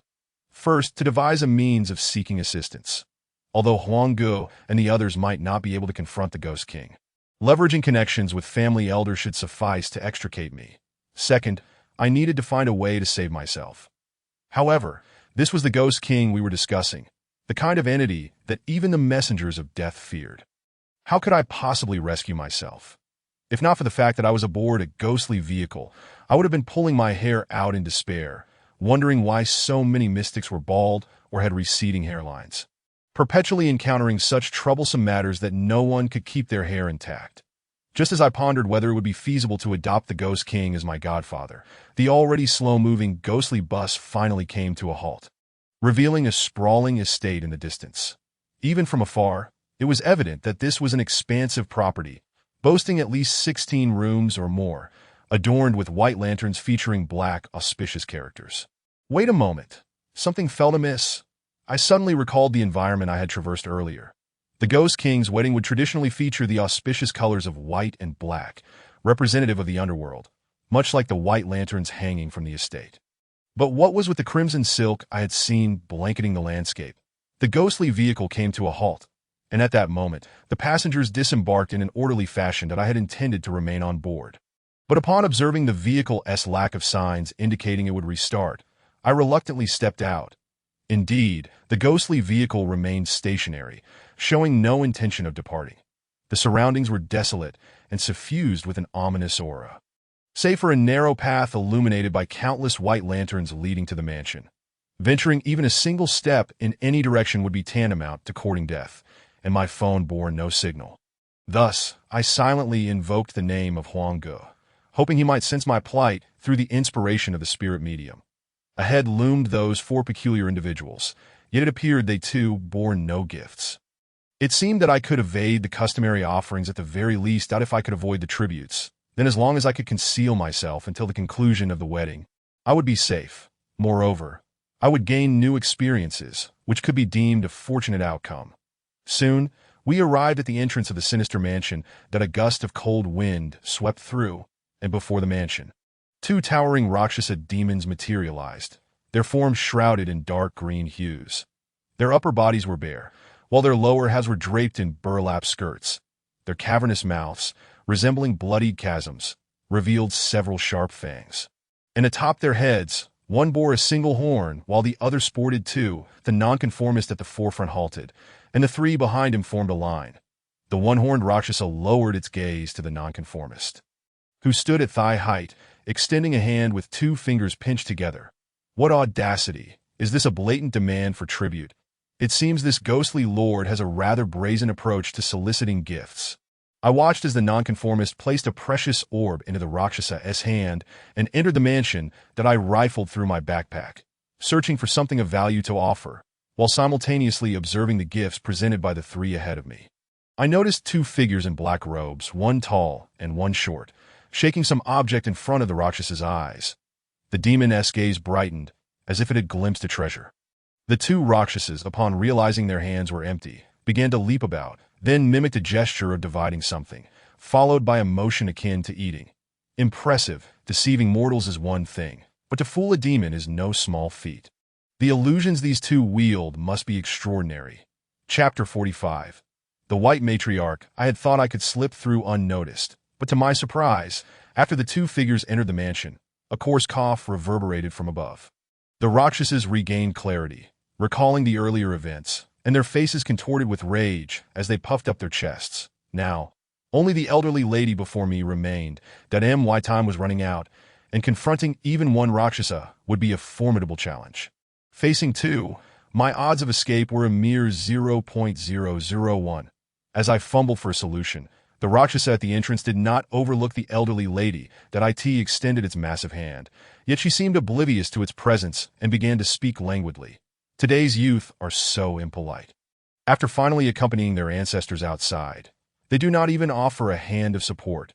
Upon finishing her words, the elderly lady extended her right arm as if awaiting assistance. That a chill ran down my spine.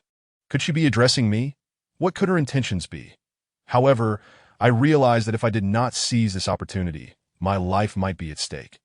Gritting my teeth, I resolved to survive first, regardless of her ulterior motives. I quickly adopted a demeanor of a dutiful grandson, feigning a smile as I stepped forward to support her arm. "Dear ancestor, I just disembarked and am still a bit disoriented," I spoke softly, casting furtive glances at her facial expressions. The elderly lady bore a kind countenance, reminiscent of a typical grandmother being assisted by her academically successful grandchild.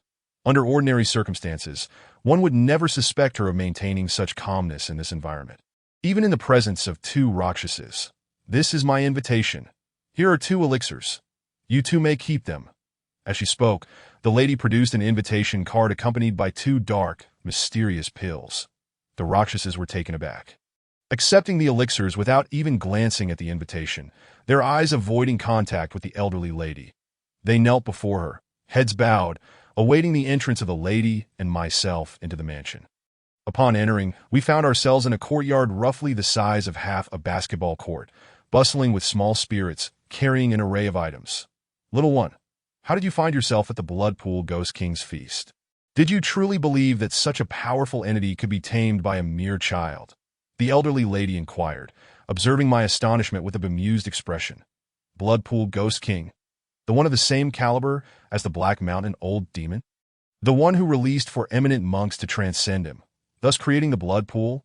I stammered, my voice gradually lowering to a whisper. "Fear not, little one. He pays you no mind. There is no need for such caution." The elderly lady reassured me, her essence enveloping me as she guided me deeper into the mansion. "Dear ancestor, I had no idea today was the Blood Pool Ghost King celebration." I quickly recounted the circumstances that had led me here. "Ha ha ha, you little one are quite careless. Had you not encountered me, your life would surely have been forfeit today." The elderly lady laughed at my predicament. "Dear ancestor, Do you know me? Is there something you desire from me? Why else would you assist me without reason? I boldly inquired, feeling emboldened by her amiable demeanor. If she sought something from me, I would be prepared. Little one, I have no intentions of exploiting you. I sense the essence of an old friend's descendant within you. You are indeed my kin, and thus I shall protect you. The mansion was vast, and the elderly lady moved at a leisurely pace. Still yet to reach the central courtyard. You sense the aura of your old friend's descendant on me? I pondered, observing her attire and reflecting on the Rakshas's response to the elixirs at the entrance. Suddenly, a realization dawned upon me regarding her identity. You must be the revered matriarch of the Bai family from the northeast, known in the realm of immortals. Indeed, I am the Bai family immortal. She affirmed, remember, little one, when possible, do not look, do not speak, and do not listen. This is the way to preserve your life, that as we approach the grand entrance, the Bai matriarch imparted her warning. Understood, I gestured affirmatively. With her by my side, I felt a newfound sense of security. Standing next to the Bai matriarch invigorated me, and the surrounding ominous energy felt as comfortable as the cool air of a summer breeze. Upon entering the inner chamber, it was arranged much like a funeral parlor, yet the traditional symbols of mourning had been replaced with black characters of celebration that in my grandfather's notes, I had learned that ghost marriages were not uncommon. I recalled a peer from my village who had been mistakenly wed in a ghost marriage. There are two types of ghost marriages, those between ghosts and those between humans and ghosts. The legendary tale of Liang Zhu is a ghostly union. The film depicting the Black Mountain Old Demon marrying Ye Shaoqian could also be classified as such. Generally, Taoists do not intervene in these matters. My grandfather primarily dealt with marriages between humans and ghosts.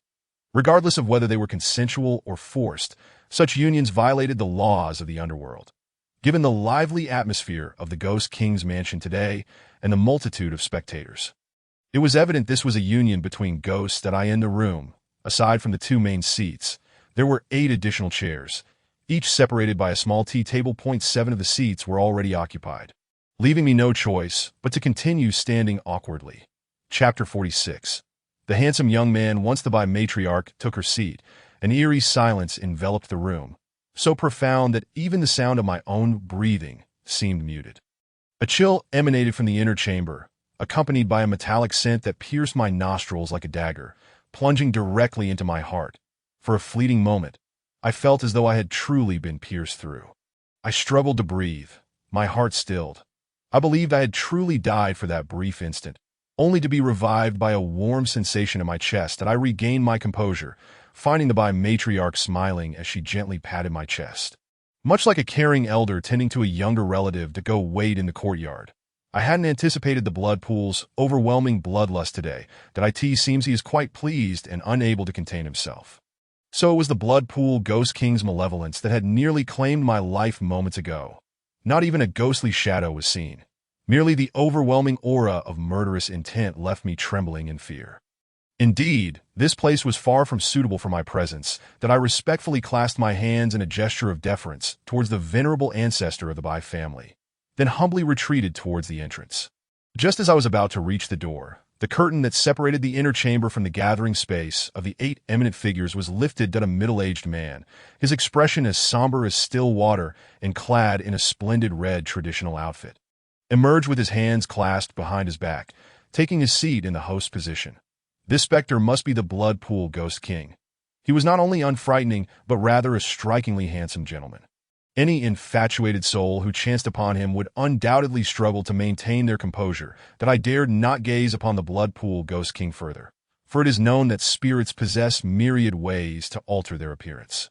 And for me, survival was of the utmost importance. Upon exiting the chamber, I found myself once again surrounded by a throng of bustling lesser spirits. Guests occasionally wandered towards the side rooms, some engaged in quiet conversations while others exuded an aura of do not approach. The atmosphere surrounding the Ghost King's nuptials was undeniably lacking in grandeur, corroborating the rumors that the Ghost King had been in a state of weakness for nearly a century. This was indeed the opportune moment to strike while he was vulnerable. Initially, I intended to heed the advice of the Bai ancestor, to refrain from listening or speaking, and to wait patiently in a corner until the festivities concluded. However, I inadvertently overheard a conversation between 2 individuals. who were none other than the tall and short figures draped in black robes that had entered alongside the bewildering Rakshasa ghost. Aside from the formidable spirits such as the Great Ghost, Rakshasa, and earth immortals, the wandering souls, and the laboring spirits in the courtyard were largely oblivious to human speech.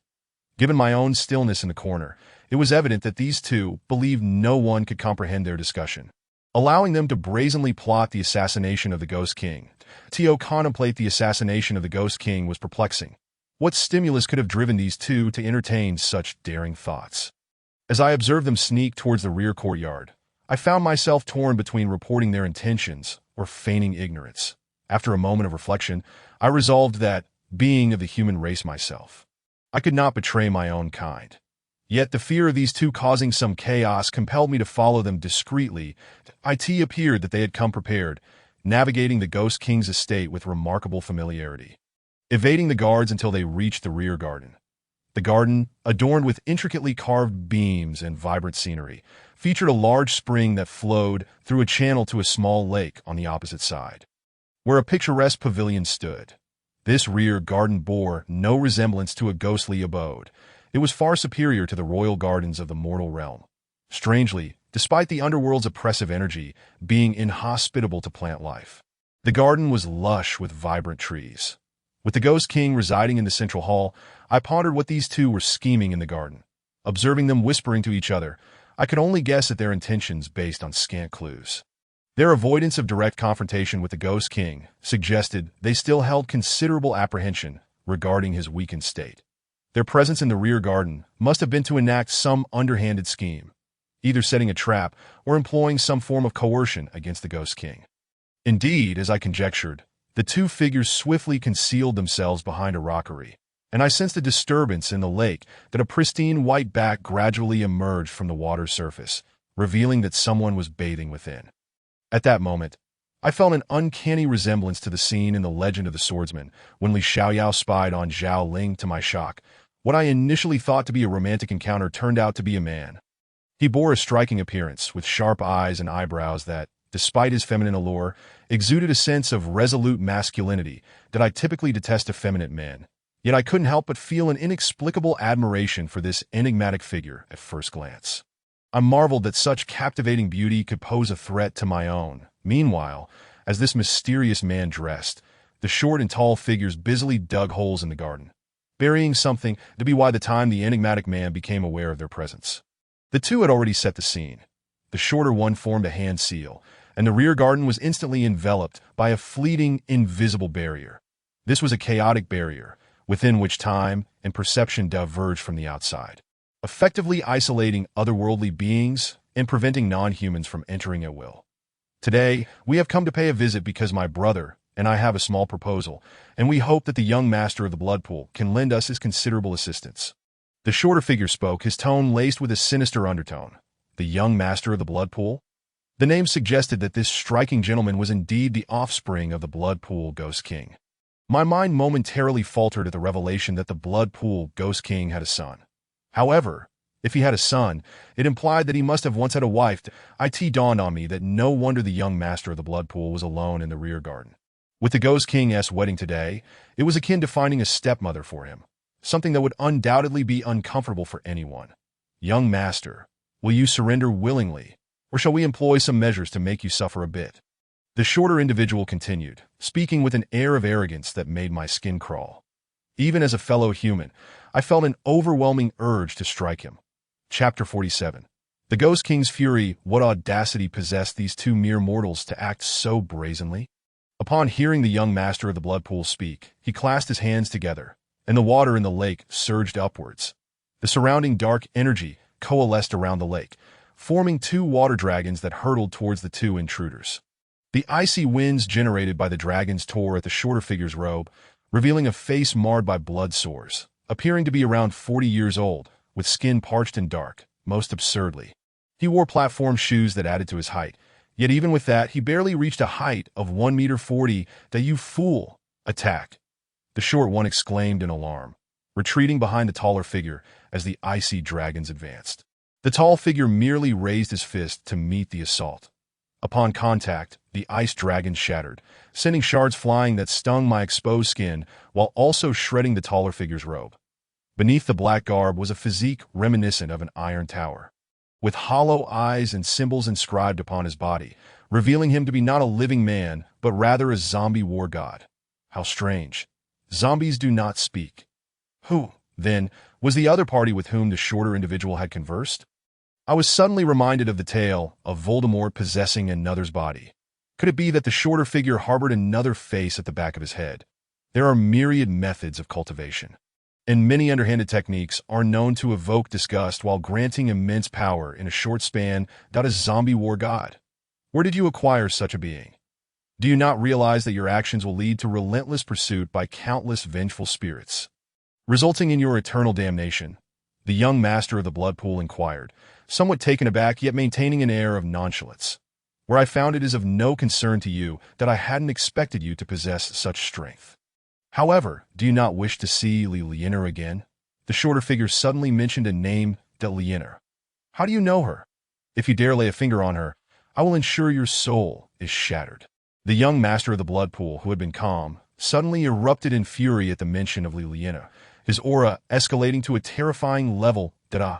I wonder if there is a place in this estate selling sunflower seeds and popcorn, as it seems a thrilling story is about to unfold. Indeed, the rumors were true. This was the information I had painstakingly gathered over the past 2 years. The shorter figure stepped out from behind the zombie war god. Gazing defiantly at the young master of the blood pool, it was said that 5 years ago, the young master of the blood pool ventured into the mortal realm for training to evade the ghostly emissaries. He sealed his own powers. However, he underestimated the depravity of human nature, leading to endless pursuit. Once a mortal discovered that his blood could revive the dead, in this pursuit, he encountered a girl named Lienor, and ultimately, to protect her, he unsealed his powers, rendering him unable to ascend to the rank of Ghost King ever again. The shorter figure continued his narration. Thanks to this loquacious individual, I was able to glean such scandalous tales. It is your kind who are despicable and shameless that I willingly forsook my powers to reincarnate as a human to be with Lienor. Yet those so-called righteous individuals emerged one by one to obstruct me, deceiving Lienor into believing I was a bloodthirsty ghost.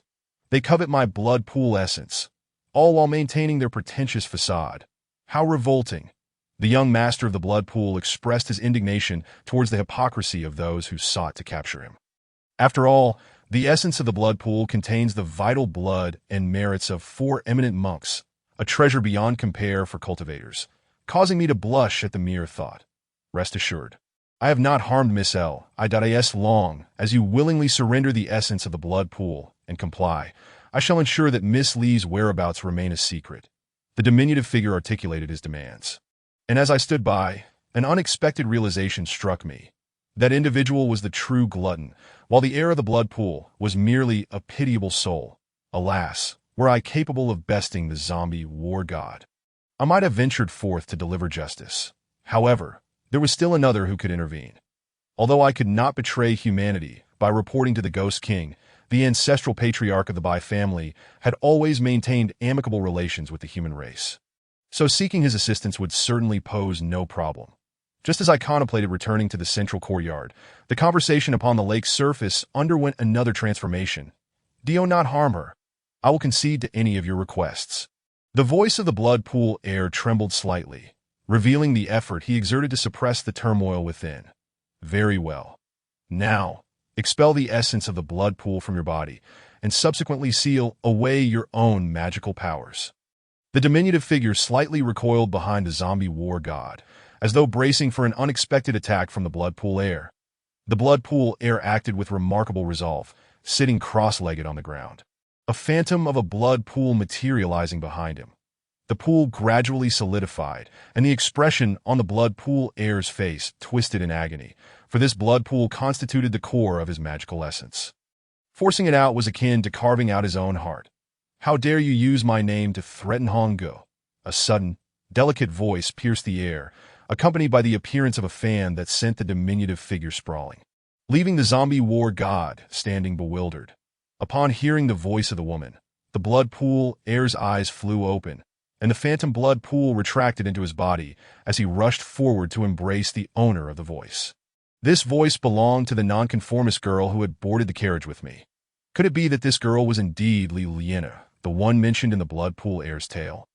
How could the seemingly fragile Liliana possess such formidable abilities? The magical power she wielded was likely greater than that of 5 of me combined. Liliana, how did you end up here? The blood pool heir gazed at the nonconformist girl with fervor. You must have endured considerable suffering for my sake. Your hair, alas, I will do everything in my power to restore you. His tone brimmed with compassion. Liliana, however, burst into laughter. What are you saying? I came here to blend in. At that time, you followed your father back to the underworld to prevent him from discovering me, hiding me among the corpses. Consequently, I was found by the Taoist priest who arrived shortly after. In order to assist you in the future, I fabricated a tragic backstory for myself and became a disciple, and this appearance was also crafted to prevent your father's subordinates from recognizing me. With that, Liliana vigorously smeared her face and removed her wig, instantly transforming into a graceful young woman. Chapter 48. The Marriage of Liang and Zhu. Quickly leave. If my father discovers you, it will be disastrous. The blood pool heir suddenly recalled something and hurriedly pushed Liliana away. Let me go. Indeed, if I depart, it will allow you to continue with your wedding. I initially thought you were coerced by your father. But perhaps it was your own initiative. After being pushed away, Liliana began to weep. Yet from my vantage point, it was clear that she was not crying at all. Rather, she was stifling laughter. No, that is not the case. I love you. Because I forcibly broke the seal, my cultivation will forever be limited to the rank of a ghost general. My father believes I have lost my value. Which is why he decided to marry me off to the princess of Fengdu. I have been seeking a way to escape, but you know how powerful my father is. The blood pool heir desperately explained to Liliana. Isn't that simple? I will break this barrier, allowing that diminutive figure to attract the Ghost King's attention, and you and I will flee to the human realm. It's not the Ghost Festival yet. So your father cannot venture to the human realm. We can plan our next steps. Then Liliana appeared to have already devised a plan. Goodness, I never expected that a casual stroll would lead me to such a grand affair. It turns out this banquet is for the Ghost King's son to court a bride, and now we must escape from the wedding. That I shall avert my gaze and hold my tongue. It is imperative that I return to the Bai family patriarch. With haste, I departed the rear garden. Just as I made my way towards the central courtyard, a resounding explosion erupted from the garden, followed by a surge of blood energy rushing towards the rear garden. An word. Has it already begun? I quickened my pace, only to encounter the Bai family patriarch. Child, take advantage of the chaos and flee quickly. The bus at the entrance is about to depart. With that, the Bai family patriarch hurried towards the rear garden. Though such a momentous occasion was exceedingly rare, preserving my life took precedence that I dashed towards the estate's exit, where several minor spirits were also making their escape. Behind me, the zombie war god soared into the sky, carrying the diminutive figure, while the surrounding blood congealed, rendering the zombie war god immobile. Alas, had it been a renowned military general, the will of the war god would surely inflict harm upon me.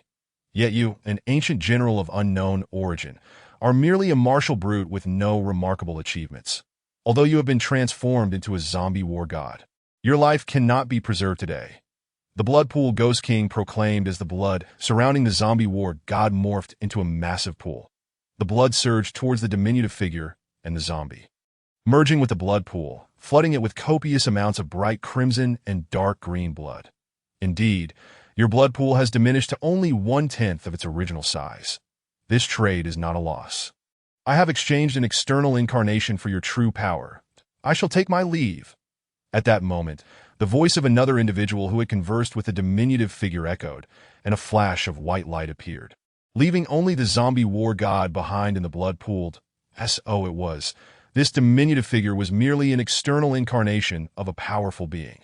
Without further ado, I arrived at the bus stop, where a chilling voice resonated in my mind. You dare attempt to flee from your marriage. It appears I have failed to educate you properly, allowing you to be blinded by a mortal woman.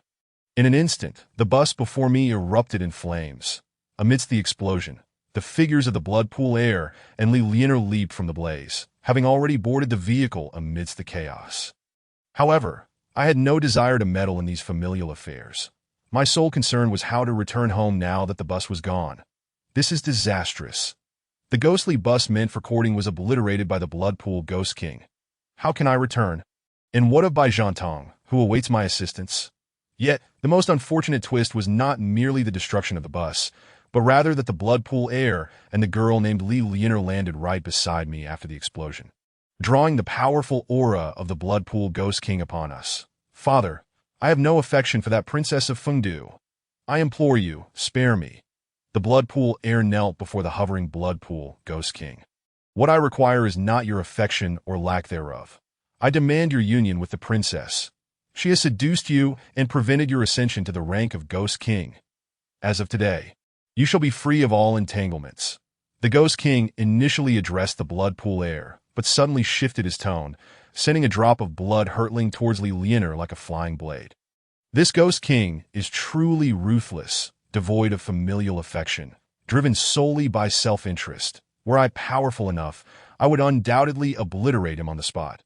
Yet in my current state, I merely wish to distance myself from Li Lianer. Should that blood knife strike me, I would surely perish here.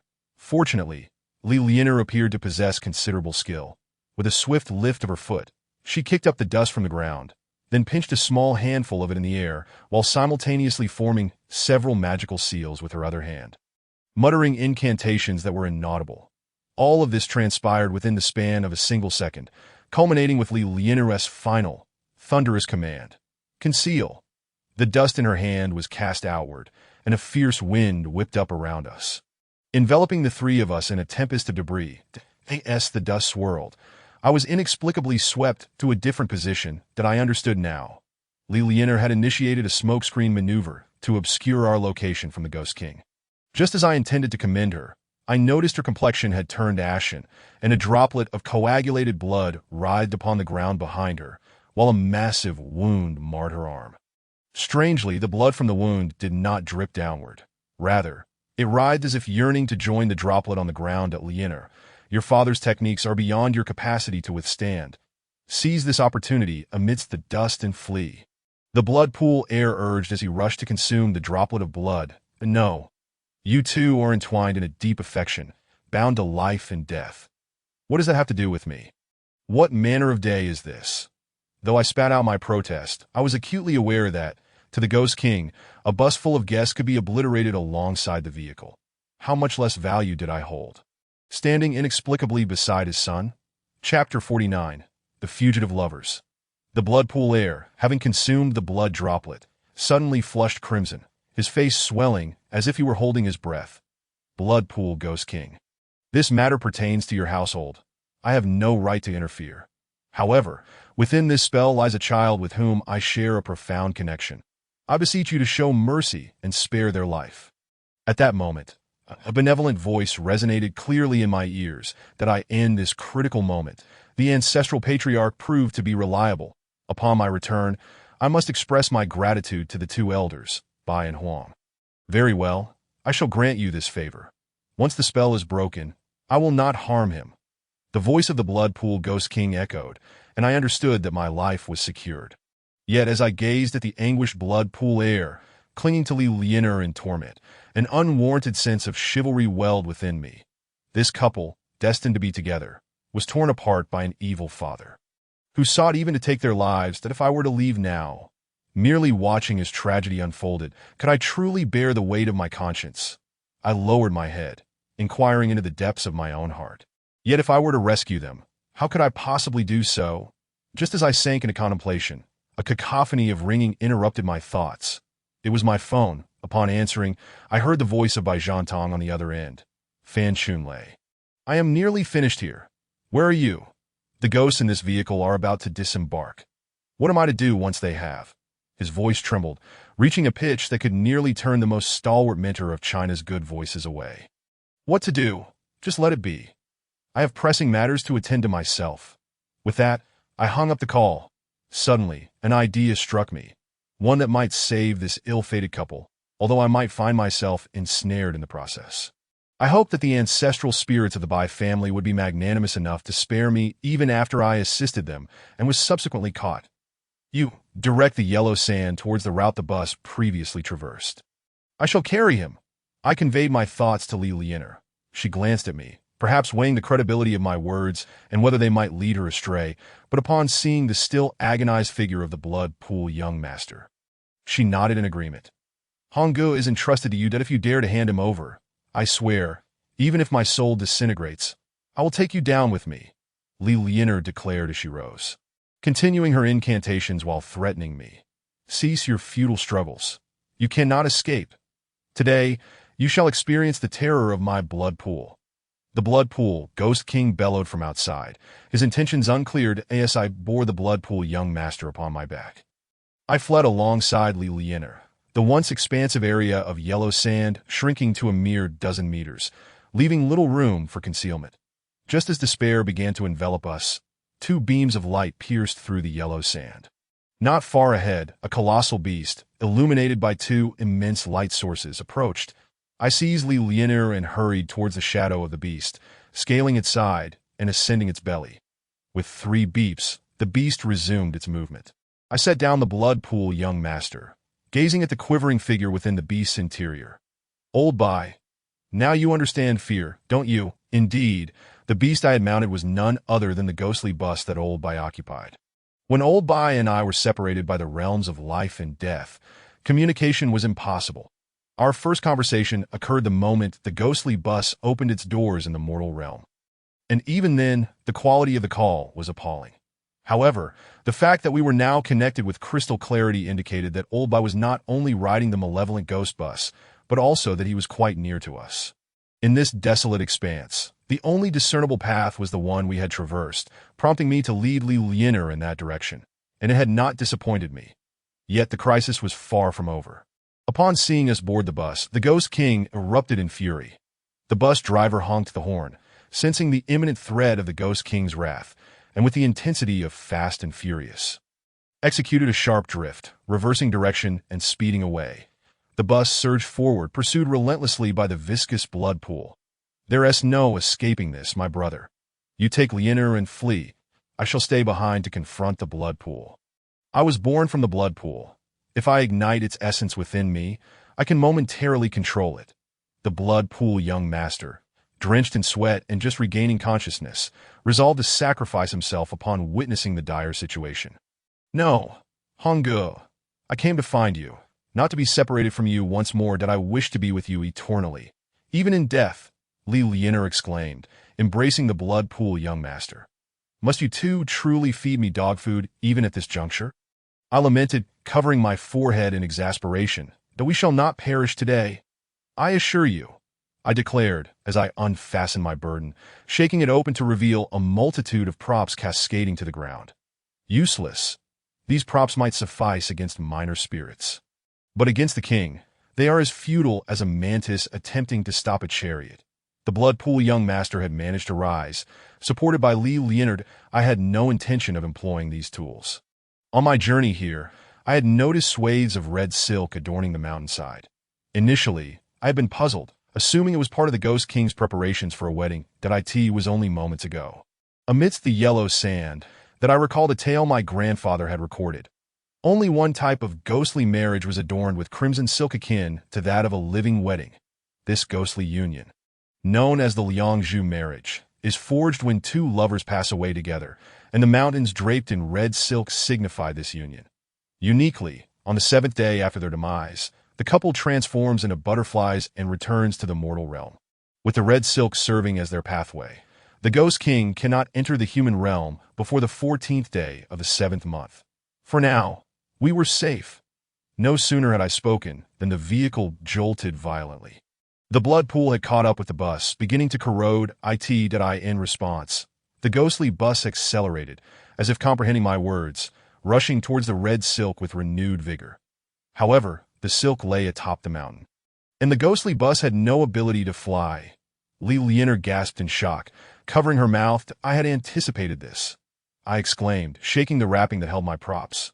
Silently, I focused my thoughts and, forming a hand seal, shouted, "This must be the item recorded in my grandfather's notes, the Chinquan cloth. Go, may my grandfather bless me." The wrapping soared into the air, spinning gracefully before plummeting back into the bus without even passing through the door. Landing awkwardly within .3 pairs of eyes, alongside the ghostly bus, fixed their gaze upon my embarrassment that I picked up the wrapping and shook it. I must confess, my intention was merely to lighten the mood. Can you still believe me? Chapter 50. Dogskin Plaster Lu Hong, how should I express this? That fleeting moment ought to be immortalized among the top 3 most embarrassing instances of my life. Should I ever meet my demise? The last time I felt such humiliation was when I awoke from a dream, having unwittingly wet myself and contemplating whether to fully surrender to the inevitable when my mother discovered me. Yet my grandfather's notes had stated that this wrapping was once a ceremonial robe used to encase a golden Buddhist statue within a temple. During its dismantling, he had surreptitiously appropriated it, transforming it into a wrapping. This cloth had not only been in contact with the golden statue, but had also absorbed the prayers of the faithful, imbued with great wisdom and power. How had it become devoid of both wisdom and power upon reaching me, rendering me akin to a simpleton? Nevertheless, the urgency of the situation left no room for further contemplation, that I hastily formed a hand seal once more. Hoping for success this time, that to compensate for the lack of time to perform a formal ritual, I resolved to bite the tip of my finger. But could one truly bring themselves to inflict such harm? After 2 attempts, I found myself unable to muster the resolve, finally deciding to place my hand near Bai Zhantong's mouth and imploring, "Old Bai, please help me bite through the tip of my index finger." Bai Zhantong frowned, clearly displaying his distaste. Before retrieving a small box from his pocket, a manicure kit, he produced a needle and swiftly pierced my fingertip, causing me to break into a cold sweat. The true insult was not that Bai Zhantong had pricked me, but that, at that moment, the blood pool demon king rammed into the bus again, nearly causing Bai's needle to puncture my finger completely. I winced in pain, yet this was not the time for such thoughts that I end this critical moment. My adrenaline surged, dulling the pain, that I used my blood to draw a spirit-gathering talisman on the wrapping. Then formed another hand seal. The wrapping emitted a dazzling light, soaring from my grasp, darting through the bus's front window, transforming in the wind until it grew larger, ultimately landing before the bus, forming what resembled a heavenly ladder. The bus glided along the extended wrapping towards the mountain's summit. The blood pool ascended alongside the bus, but was obstructed by the yellow light emanating from the wrapping, as if an invisible mire hindered its advance. "Now's our chance. Accelerate, little bus," Li Lianer urged, while I felt as if the wrapping were draining me dry. This wrapping was akin to a spiritual energy siphon, no matter how much energy I possessed. It was drawn into it, and even external energies were extracted through my body with simple refinement that I can't hold on any longer. I cried out, unable to withstand the wrapping's pull. The wrapping shrank back to its original size and returned to me, causing the ghostly bus to plummet downward. That I T this moment. The red silk on the mountain was merely 500 meters away. Given the bus's speed, it should reach it in under 10 seconds. However, there were no alternatives. The blood pool surged behind us. The blood pool young master, straining to rise, positioned himself at the front of the bus, closing his eyes. Suddenly, his visage twisted in agony, as if enduring some unspeakable torment. Just as the ghostly bus was about to touch down, a torrent of crimson surged forth from beneath it, lifting the bus toward the red silk. "You are born of my blood pool. Do you truly believe you can hinder me?" The voice of the blood pool ghost king resonated like thunder. The blood pool young master spat forth a mouthful of blood, prompting Li Lianer to rush to his side for support. "Honggo, what is happening to you?" She inquired with concern. "That my essence is being reclaimed by my father. He is devouring my very core." The blood pool young master weakly replied. Indeed, the blood pool trailing the ghostly bus merged with the one beneath it, the immense pool resembling a monstrous maw ready to consume us. Just then, the front wheels of the ghostly bus finally touched the red silk. Upon landing, the bus roared to life in an instant. A chasm opened between me and the blood pool behind, as I traversed through a veil of thick mist, returning to the realm of the living. Meanwhile, the dwindling blood pool, having retreated from the vehicle, re-entered the body of the blood pool young master, rejuvenating him with a modicum of vitality, just as his spirit seemed on the verge of fleeing. At last, we had escaped. If we could discover a means to confront the Ghost King before the Festival of the Dead, we would indeed be safe Observing the tender exchange between the two, I took by Jean Tong's hand and alighted from the ghost bus. The ghost bus exhaled a long plume of exhaust, evidently still shaken from the earlier events, as if it had been frightened into releasing gas. Old Bai, I must say, please refrain from orchestrating such antics next time. Had it not been for rescuing you, would I have become entangled in such a grand affair? If the Ghost King were to forget me, that would be one thing, but what if I were included on the same list as the Blood Pool young master? It would be my demise. Old Bai, in the end, remained oblivious to the gravity of the peril we had just endured. To him, it was merely a brief ride on a roller coaster beside me that we exchanged no further words on the journey back to his home. Old Bai insisted on pressing 30,000 yuan into my hands, a gesture I understood to be a form of future emergency funds. Old Bai too realized that only with a bond between us could he truly engage with supernatural events while safeguarding his own life. At that time, 30,000 yuan was indeed a significant sum, and though I am not particularly materialistic, receiving it made me suddenly find Bai Zhantong much more agreeable. Even his smile appeared charming. However, my expression soon soured, turning greener than a bitter melon. Upon returning to the studio, Jean Limey introduced me to his new assistant. Did you think I would be infuriated at being replaced in my position? I would. However, the truth was far from it, for the new assistant turned out to be none other than the Blood Pool young master himself. Blood, blood, blood. I was rendered speechless with fright. What is wrong? Are you stunned? Where did you learn that? Observe how he carries himself. Look at his attire. Jean Limey extolled the virtues of the Blood Pool young master. Indeed, at that moment, the Blood Pool young master, clad in a casual suit, embodied the essence of a wealthy woman's heartthrob. With such a figure as the face of the business, success would surely follow. Yet, therein lay the troubling dilemma. He was the Blood Pool young master, the son of the Ghost King, and in mere months, he would be hunted down by his own father. What was I to do? Did Huang Ge and the other Old Bai not consider intervening? Just as I was lost in these spiraling thoughts, the Blood Pool young master extended his hand, grasping mine, which was still in a state of bewilderment. Greetings.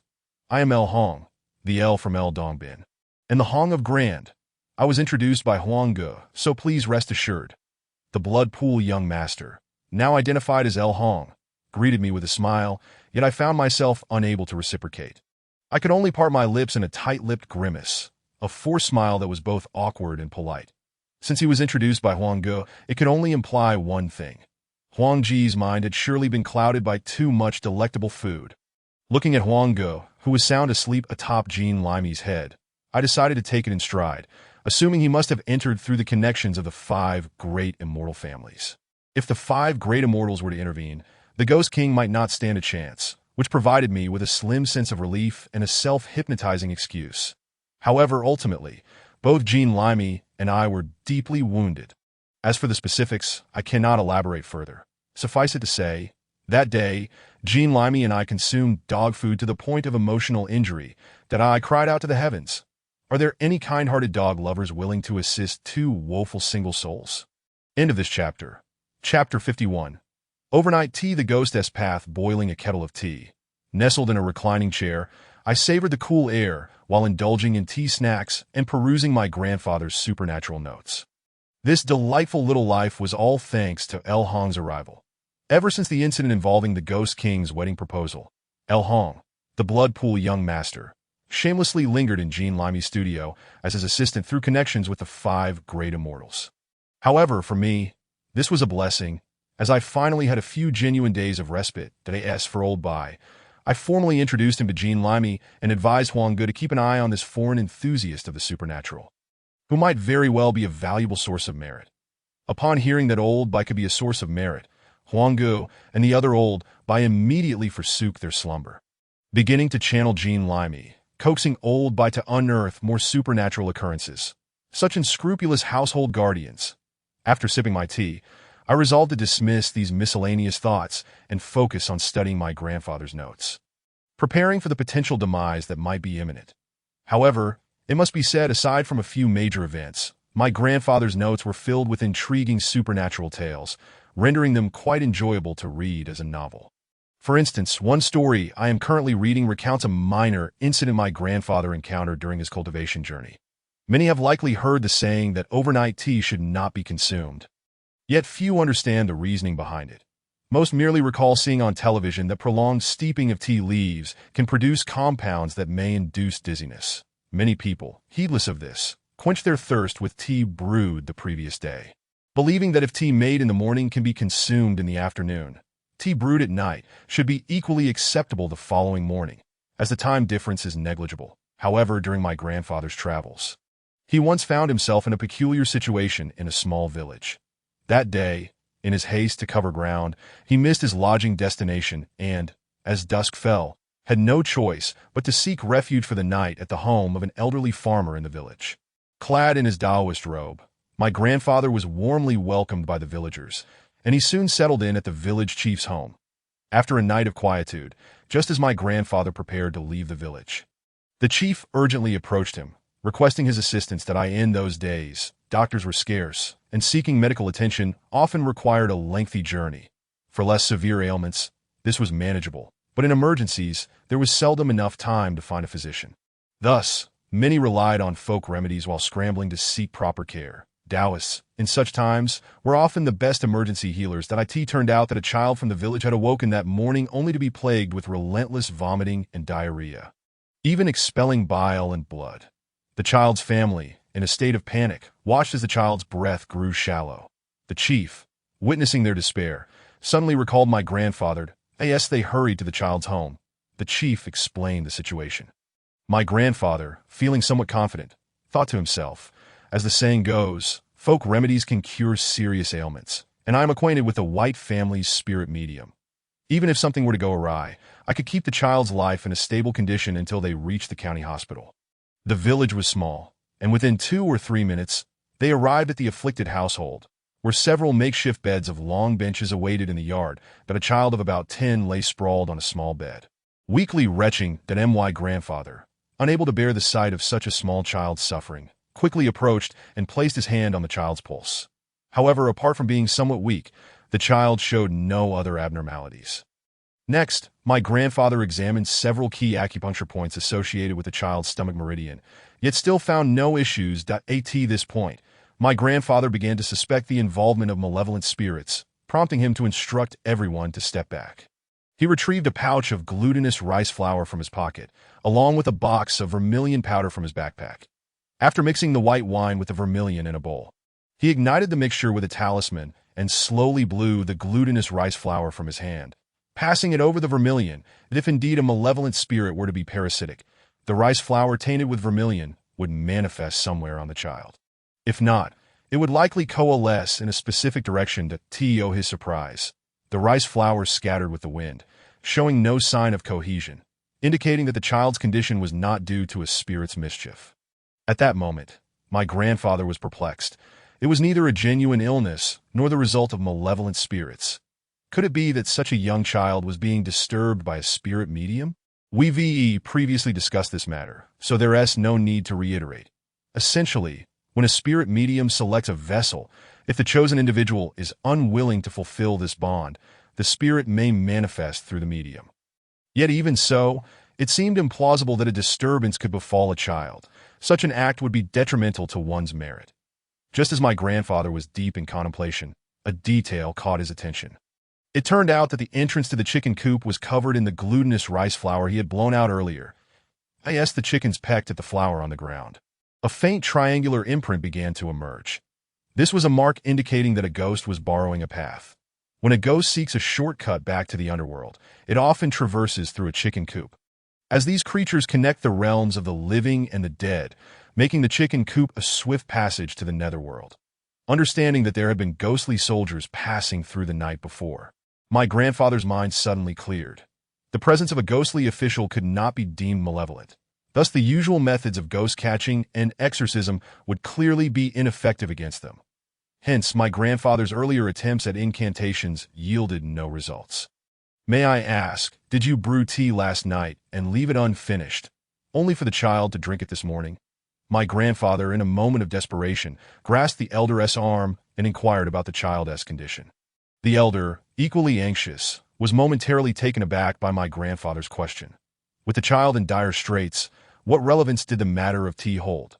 Nevertheless, after a brief confirmation, the elder replied that indeed, the water in the tea vessel had run dry. It was likely that the child, awakened by thirst, had consumed the tea, yet we often drink overnight tea without issue.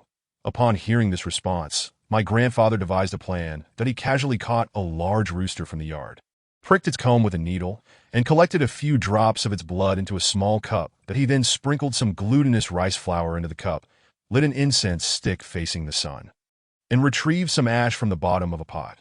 Mixing these powders with the wine, he kneaded them into a dark, pill-like concoction.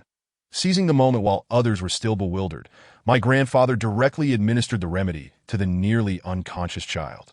The onlookers, still trying to comprehend the bizarre scene, were infuriated by his actions. My grandfather, blocking their protests, shouted for the women to turn away, then, without hesitation, urinated onto the child's head.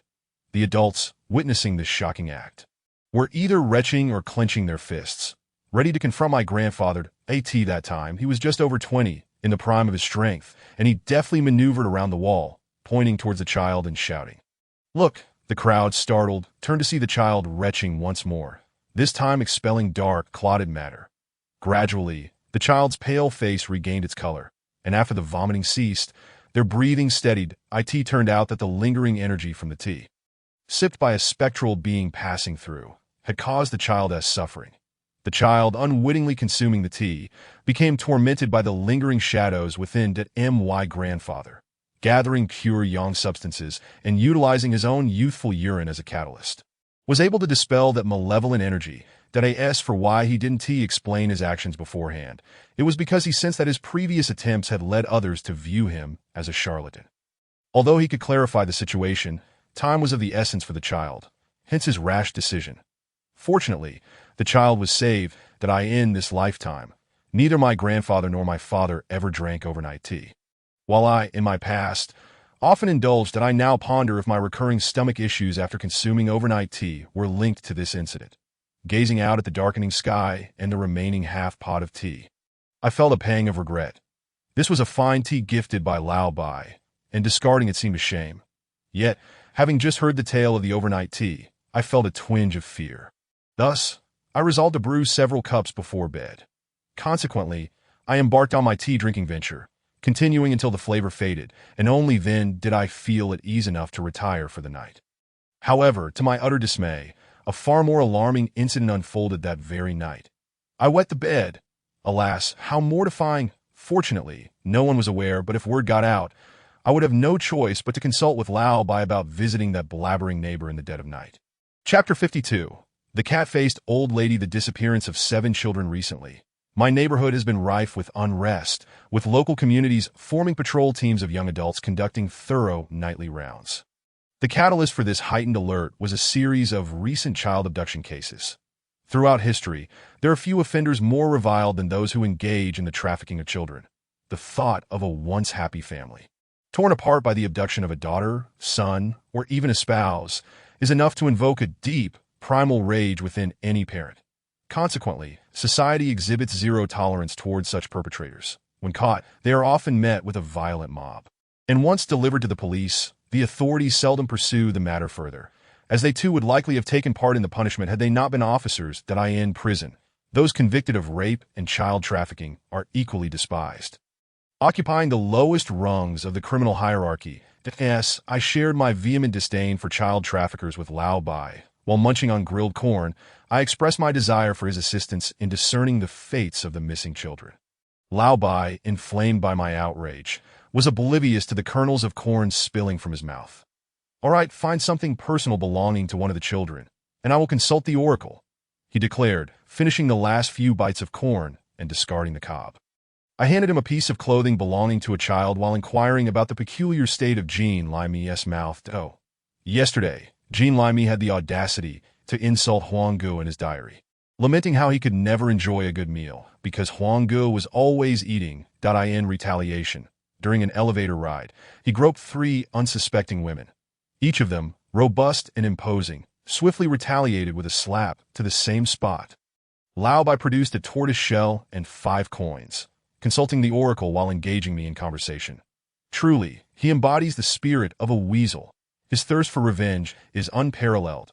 I must be cautious moving forward. I mused silently. Wait a moment. That is odd. After casting the oracle, I didn't see my hair turn white, but rather, I was left perplexed, staring at the coins in my hand. Why is this so simple? How curious. The moment I closed my eyes, I felt a surge of intuition. Could it be that my abilities have grown? Lao Bai murmured to himself. What is the verdict? I asked, brimming with anticipation. Leave it to me. I am as good as two, he asserted, producing a map of our area and marking a circle on it. Search within this vicinity. Look for a middle-aged woman adorned with a red scarf, seemingly educated, and a man with tattoos on his hands. His description was so vivid it felt as though he had reviewed surveillance footage that I quickly contacted Lao Bai to relay the information through his connections at the police department. 4 days had passed since the first child disappeared, and the police took the matter seriously. Upon receiving the tip-off, they dispatched officers to commence a search, ultimately locating the educated-looking woman entertaining a child.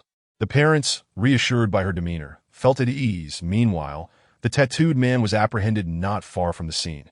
However, the situation did not conclude there. According to the testimonies of these two traffickers, they claimed ignorance regarding the whereabouts of the missing children. Through Lao Bai, I learned of the interrogation proceedings. The traffickers steadfastly insisted that the 7 children they had abducted to sell had mysteriously vanished. The police suspected they were fabricating their accounts. But despite rigorous questioning, even employing psychological experts and lie detectors, their stories remained unchanged, with the machines confirming their truthfulness. This left the already distraught parents of the missing children in a state of frenzy. Gathering outside the police station, eager to confront the traffickers. Where could the children be? If they were not in the possession of these 2 criminals, where else could they have gone? Was it possible that among the abducted children was a prodigy who orchestrated an escape for the others? Yet, given that Lao Bai's predictions were consistently accurate, it seemed implausible that he could err regarding the trafficker's location. At that moment, an astonishing twist unfolded that a couple, overwhelmed with grief, was sent home to recuperate. Upon arriving, they were astounded to find their child sleeping soundly in bed. This revelation prompted other families to rush home, only to discover that all 7 missing children had returned home safely, blissfully slumbering without a trace of harm. The outcome was joyous.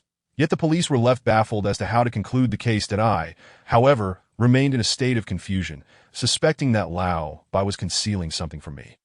I promptly returned to my studio to inquire further. As for the 2 traffickers, it was revealed that they had a history of abducting women and children. Thanks to their testimonies, the police successfully rescued the abducted women and children and initiated legal proceedings against the buyers.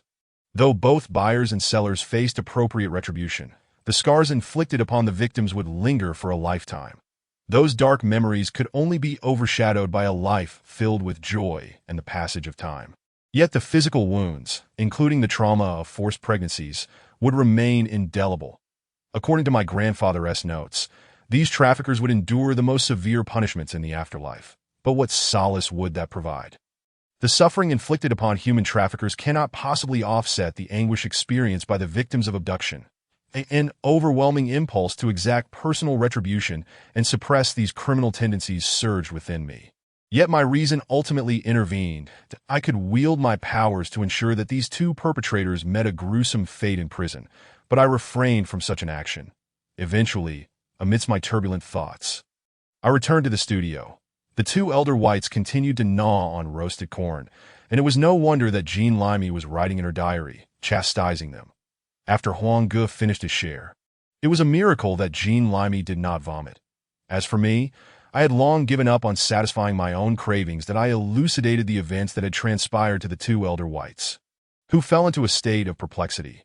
Indeed, the divination had proceeded with unnerving ease, as if someone whispered the answers directly into his ear. Yet, despite his continued calculations, he was unable to discern any results. Nor could he fathom how the children returned home. That I know. Huang Ge, hovering behind Jean Limey, interjected into the conversation. You know? I gazed at Huang Ge in bewilderment, as this matter seemed entirely unrelated to him. Of course, he replied. The elder white needed to concentrate with his eyes closed, and thus was unaware, but I was observing closely. Suddenly, Huang Ji's fur bristled, and the elder white collapsed onto the ground. With a slight tremor in his voice, Huang Ge continued, The truth is upon us.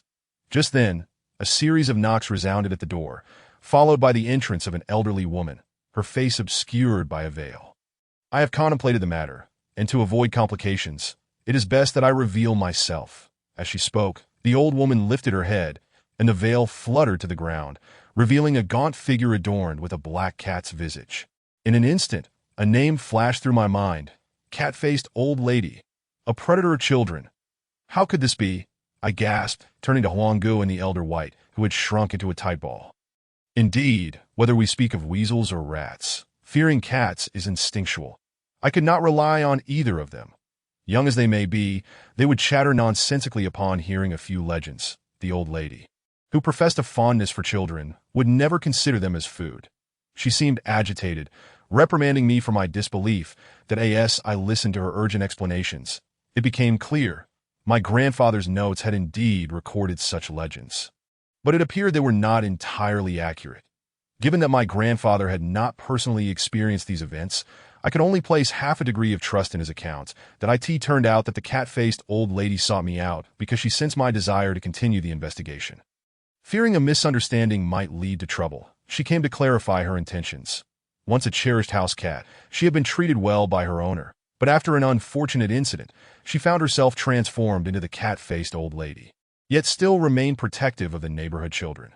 She had discovered that children were being abducted, and, concerned about our potential misjudgment of her identity, she had utilized the elder White's divination to relay her message and advise me to report it to the authorities. The children she had rescued were indeed under her care.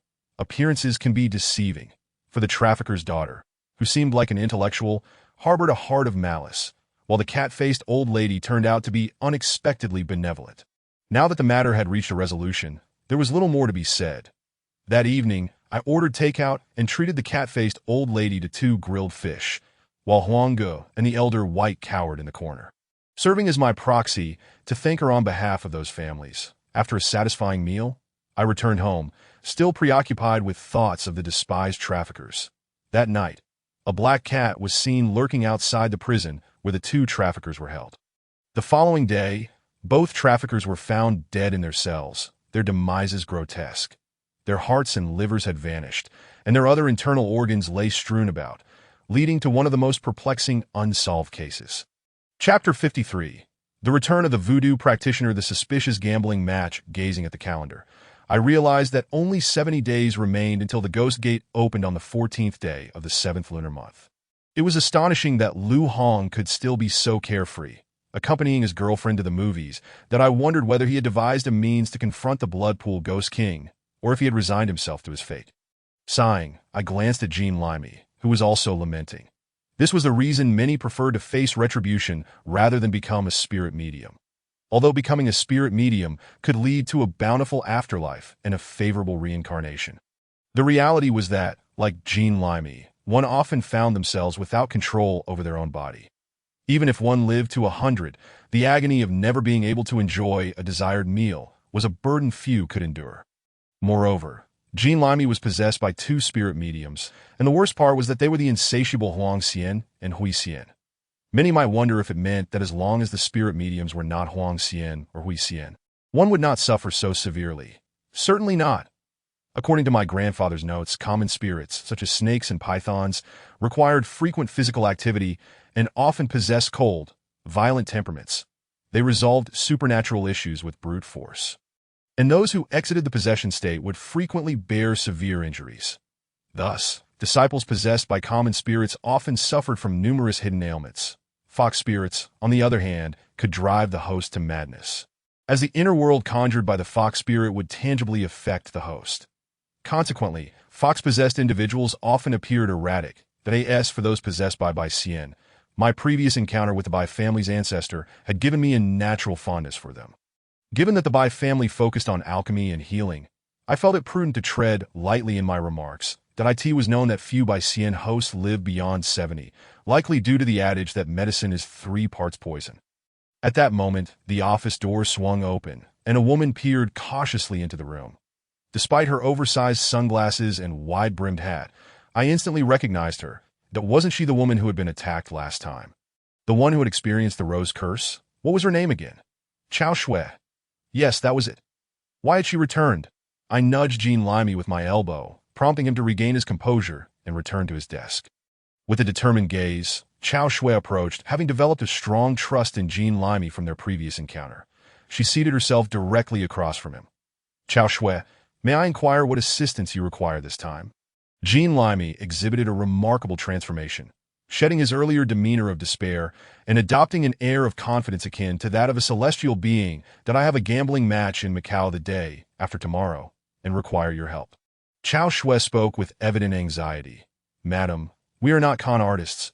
We lack the card-shuffling skills of the film characters. You must have mistaken us for someone else. I was taken aback by Chao Shui's request. It seemed illogical for her to seek our assistance. That's not the case. Allow me to explain. Chao Shui glanced at Lu Hong and Li Lianer, who were engrossed in the film, ensuring their safety before lowering her voice to share her story. A month ago, a lawyer approached me, claiming that my biological father left me $5 billion in inheritance. At first, I thought it was a scam, but while searching through my mother's diary, I uncovered the truth. The narrative that my father died before my birth was a lie, crafted to shield me from the treacherous intrigues of the wealthy. That I have 3 siblings. And while I had no objections to the division of the inheritance, they insisted that I gamble my share against theirs, or else face the consequences of the curse. That was when I discovered the identity of the one who cursed me. Just the day before yesterday, I participated in a game, and, to my fortune, I won, likely due to my parents' blessings. However, during the final hand, when I had a 10 of hearts that could have secured my victory, I inexplicably flipped over a 4 of clubs. That I suspect that my opponents employed some nefarious means to alter my cards. Lu Hong and Li Lianer stood up, captivated by the unfolding drama, while I mentally envisioned an exhilarating cinematic experience. That I, in truth, had they approached me for a discussion, I harbored no intentions of claiming the inheritance. Although my mother's bequeathed company might not be worth $5 billion, it would suffice for a comfortable life. However, their underhanded tactics against family members were unacceptable, and I could not allow such behavior to go unpunished. It was evident that Chao Shui was genuinely outraged, yet I found it hard to believe her claims of indifference toward the money. That if they were willing to gamble with her, they must possess equivalent stakes. For human nature is inherently greedy. That if they sought her share, they could have approached me and Jean Limey instead, without resorting to such elaborate schemes, even if they feared retribution for their curse. While I recognized that Chao Shui was not a virtuous individual, the prospect of considerable profit was too enticing to ignore. Madam, the card-switching method you described does exist within the Eastern mystical framework. However, it is considered a dubious practice. The solution to counteract it is rather straightforward, but if you wish for my assistance in securing your victory, I paused, allowing the implication to settle. Chao Shui should have understood that it was time to discuss compensation. 10 million. That if I win, I am willing to offer 10 million. That how does that sound? Chao Shui stated, presenting a figure that left me utterly astounded. 10 million. I feigned contemplation, signaling Jean Limey with my eyes to contribute to the discussion. I was so taken aback that I struggled to articulate a coherent response. All right, it's settled. Please book us 4 tickets to Macau. Jean Limey is quite adept at navigating human relationships, and since it's not his own money being spent, it is only natural for him to include LV Hong and Li Lianer in our travel. Oh no, I mean our team dedicated to resolving supernatural occurrences, due to the urgency of the situation. Chao Shui didn't even allow us to pack our bags.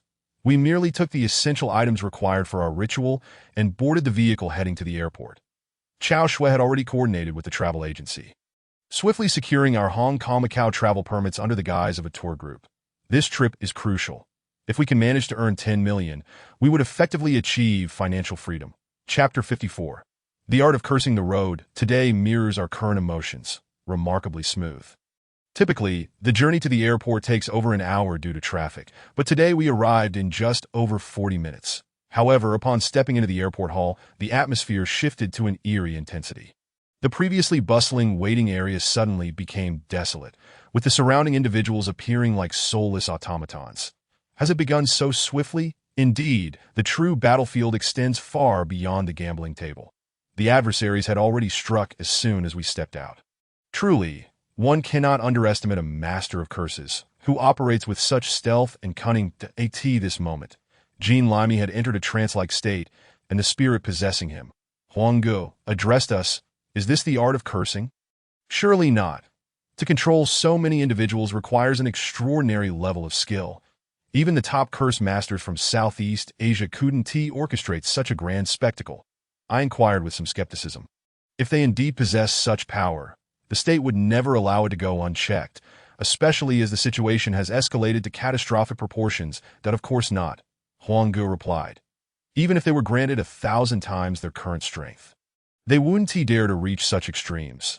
They have merely cast a curse upon us, creating an illusion of chaos outside, while in reality, nothing has changed. And if you don't believe me, channel your spiritual energy to your yin-yang eye and take a look.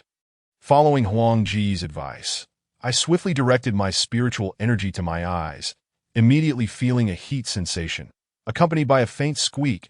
That it was as if a thin veil of mist had been lifted before me. As I reached out to wipe my eyes, I was shocked to discover a dead insect lodged within. That as the world around me returned to normalcy, I couldn't help but ponder how I had unwittingly fallen victim to this curse. How had I been ensnared without even realizing it? Thankfully, it was but a minor curse. Had it been a blood curse, the consequences would have been dire. This was brought upon us by Chao Shui. Compared to the first gambling match, even if the adversaries anticipated Chao Shui would seek us out, this is merely their initial probing. After hearing Huang Ji's words, I turned to the terrified Chao Shui beside me and, without delay, channeled my energy to her eyes. 2 insects fell into my hand, and after a moment of shock, Chao Shui regained her composure. That as for LV Hong and Li Lianer, it would be a stroke of fortune if the curse master refrained from disrupting their honeymoon. Any interference would be considered a blessing. With the boarding time approaching, I hurriedly exchanged my boarding pass. After persistent requests from Huang Gu and the 2 elders by, I finally secured a window seat. Chao Shui seemed somewhat stingy. Despite her wealth, she opted for a business class ticket instead of first class. That I muttered a few unflattering thoughts about her, but seeing that she had chosen business class like us, I felt somewhat reassured. It was likely that first class was fully booked. Yet, I had yet to realize why I, usually so calm and unperturbed, felt the urge to criticize another over a mere airplane seat. In a casino in Macau, 3 heavily tattooed Southeast Asians sat on cushions, each with a large basin in front of them containing a deer's head, filled with blood. That a man in a suit stood at the door, respectfully conversing with the trio. The esteemed disciples of the 3 masters have perished at the hands of these individuals, and their disdain for your cursing techniques is palpable. The 3 masters must vindicate the art of cursing. Observing that the 3 men ignored him, the suited man knew his purpose had been fulfilled and discreetly left the secluded room. Standing in the corridor, the man could no longer contain his twisted laughter, covering his mouth as he erupted in glee. That on the airplane, I contemplated strategies to deal with the curse masters. Engaging them in their own territory put us at a distinct disadvantage. The weather in Macau, often rainy, further complicated matters. The power of Taoist techniques is amplified under clear skies and bright sunlight, while curses and insect techniques thrive in darkness, leaving us at a significant disadvantage. Fortunately, we have Huang Gu to support us. Along with the prince of the underworld and the orthodox Taoists, and as a practitioner of the esoteric, our side certainly holds a strong position. That if a card swap is attempted, the curse is generally placed on the individual nearest the cards. Typically a blood curse. The caster would force the afflicted to consume a drop of their blood, subsequently smearing the caster's blood on the card to facilitate the swap. That as I pondered our strategy on the plane, my plan was to first prevent LV Hong from being cursed, then have Huang Gu perform a ritual using the 5 ghost transport and the water lotus technique to replace Chao Shui's card. Quite straightforward. If the curse masters caused trouble, Li Lianer would handle it, allowing me to thoroughly enjoy this trip. That it was a flawless plan. Realizing I could indulge in a carefree few days, I felt an exhilarating thrill, slapping my thigh in excitement. Meanwhile, Jean Limey furrowed his brow, questioning whether the curse had truly been lifted. Due to the relaxation of my mood and the inherent boredom of the flight, I dozed off, only to awaken as the plane approached landing. Glancing outside, I noted that the sky had not yet fully darkened and marveled at the technological advancements that allowed for such rapid travel from the northern to the southern regions of our homeland. Macau is a minuscule territory, renowned primarily for its allure as the Las Vegas of the East. 3 types of individuals frequent this place. Those who dabble briefly, regardless of winning or losing. Those who arrive in poverty but leave as millionaires. And the majority, who leave utterly destitute. Gambling is akin to a spiritual drug, stirring greed and desire within, whether one encounters success or faces defeat. Only those with a strong spirit and willpower can survive here, aside from the gamblers. Chao Shui sought us urgently. Her final gambling match was scheduled for 9 p.m. the following night, originally possessing 30 chips. She now only had 10, making victory seem nearly impossible, though we could only ensure she wouldn't be secretly sabotaged. However, assisting her with spells to win would be a grave violation of Taoist principles. This stands in stark contrast to the arts of cursing and poison, which possess methods to mitigate backlash. Taoism advocates for harmony with nature, hence the perception of curses and poisons as inherently malevolent and aggressive, as they disregard all consequences. From the moment they began their practice, they effectively relinquish their lives. This method of cultivation is powerful, but ultimately inferior to the esoteric techniques I currently practice. Chapter 55. The initial skirmish at the hotel. As soon as the plane landed, LV Hong dragged Li Lianer off to who knows where. Never mind, we can connect later. After waiting for nearly half an hour, we finally acquired the necessary tools for our rituals, and the weight on my shoulders began to lift. From this point forward, we would not fear any insidious tactics they might employ. Accompanying Chao Shui to the hotel, we determined that she must not leave our side tonight to avoid any mishaps. Thus, when she suggested the three of us share a room, the front desk's subtle glances rendered both Jean Limey and me quite uncomfortable. Once in the room, I sat cross-legged on the bed, attuning myself to the shifts in the air around us. Should the adversaries attempt any underhanded tactics, I would sense it immediately, just as I began to drift into a light slumber. A sudden roar from Jean Limey jolted me awake, soon transforming into sobs that I quickly opened my eyes to see Jean Limey. Had he been ambushed? He clutched his phone in one hand and a wallet beside him, tears streaming down his face as he gazed at the screen. I leaned closer, noticing multiple transaction alerts indicating that his credit card had been charged nearly 300,000 yuan. What the heck? This is a case of credit card fraud. Who allowed Jean Limey to have such a high credit limit? If only it were merely a case of identity theft. I lent my credit card to LV Hong. Surely, he must be gambling away my money at breakneck speed. That's it for me, Jean Limey lamented, casting a forlorn glance in my direction. That don't worry, we still have 10 million. I gestured towards Chao Shui, indicating that protecting her was our priority. Right, I still have 10 million. Call LV Hong and tell him to rein it in. At this rate, 10 million won suffice for his losses. Jean Limey continued to weep, though he was managing to compose himself somewhat. At this moment, it felt as though we were caught in a scandalous situation. It was already unusual for two men and a woman to share a room, and now the sound of sobbing echoed within. If anyone were to overhear, there would be no way to cleanse our names.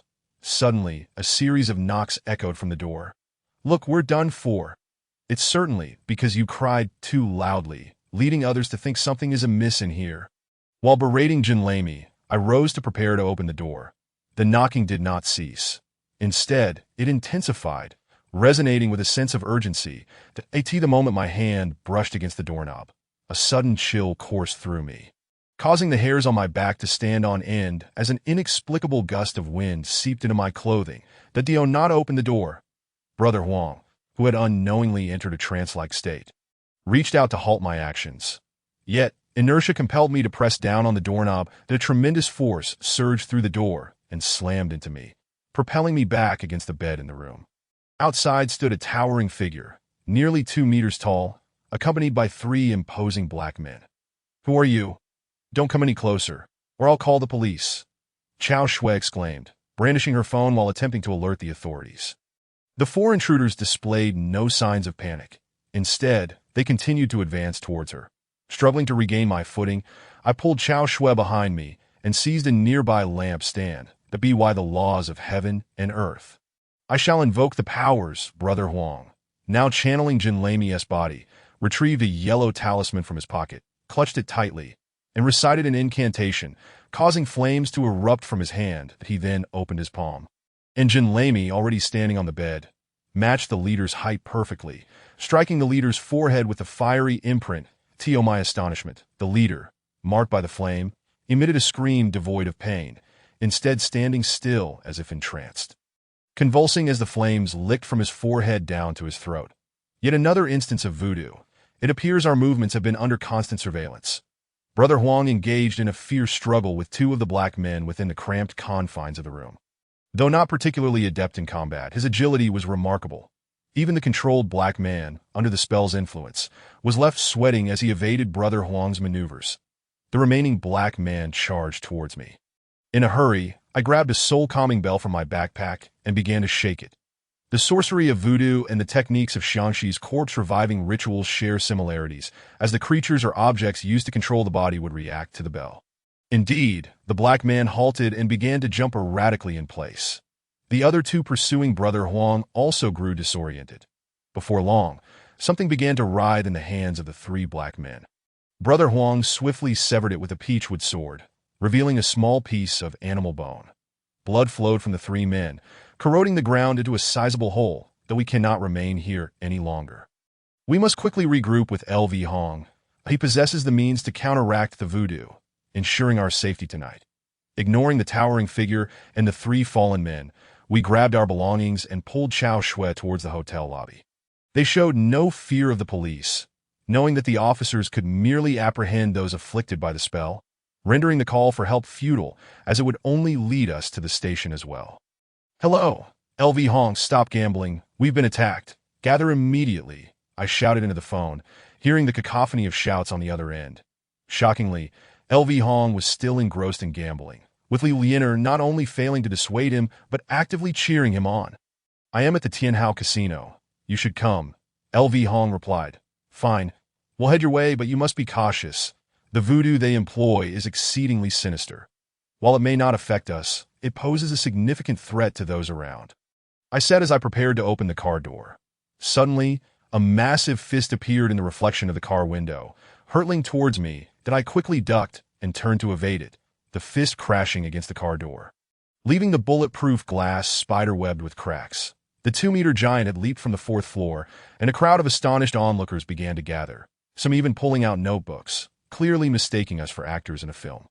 Just as I was basking in the fleeting recognition of my looks, the giant launched another kick at me that I once again sidestepped, only for him to strike the parking meter instead. "Caught you off guard, didn't I, you mindless fool?"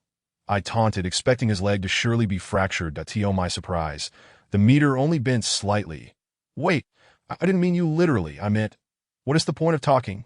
Faced with such a formidable opponent, and with Brother Huang's spells proving ineffective, I was left with but one option: to flee. Watching Brother Huang wave at me from across the street, I had to admit, experience does count. He was already a step ahead in the escape. Chapter 56. The Sorcerer's Trickster. The Tianhao Casino was not far from us.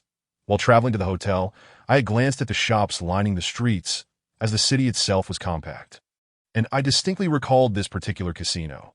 Those afflicted by the voodoo spell do not experience physical fatigue, as the sorcery extracts their vitality to enhance their abilities, that I could only wonder where they had found such individuals. Even without the spell, Brother Huang, in his trance, might struggle against their physical prowess, let alone now that they were impervious to pain and fatigue, that I silently cursed the sorcerer behind this dark magic. My earlier spell should have had some effect, likely ramping up the cost of the voodoo, limiting its control to less than 20 minutes, that if we could endure that duration, we could extract clues from the towering man and ensure he faced consequences as well. Brother Huang ran slightly ahead of me, occasionally glancing back at the relentless giant, even taking the time to engage in conversation. "Brother, stop chatting. I can barely keep running. Let us discuss once we're out of danger," I retorted. Chao Shui, clad only in slippers, lagged significantly behind, prompting me and Brother Huang to alternate pulling her along, though we pushed through the throngs of pedestrians, who were swiftly shoved aside by us, only to be further jostled by the pursuing giant. Frustration mounted among the crowd, and soon, the giant was engulfed by the masses. After about 15 minutes of frantic flight, my lungs felt on the verge of bursting when we finally spotted the sign for the Tianhao Casino. L.V. Hong and Li Lianer stood nonchalantly at the entrance, hands clasped behind their backs. "You two are remarkably relaxed. We nearly met our end upon stopping." Chao Shui and I collapsed onto the ground, our heads pounding and nausea washing over us, while only Brother Huang remained composed, chatting amiably with L.V. Hong, that I in his trance. Brother Huang was devoid of physical sensations. Once he exited that state, Jinlami would undoubtedly feel a wave of relief.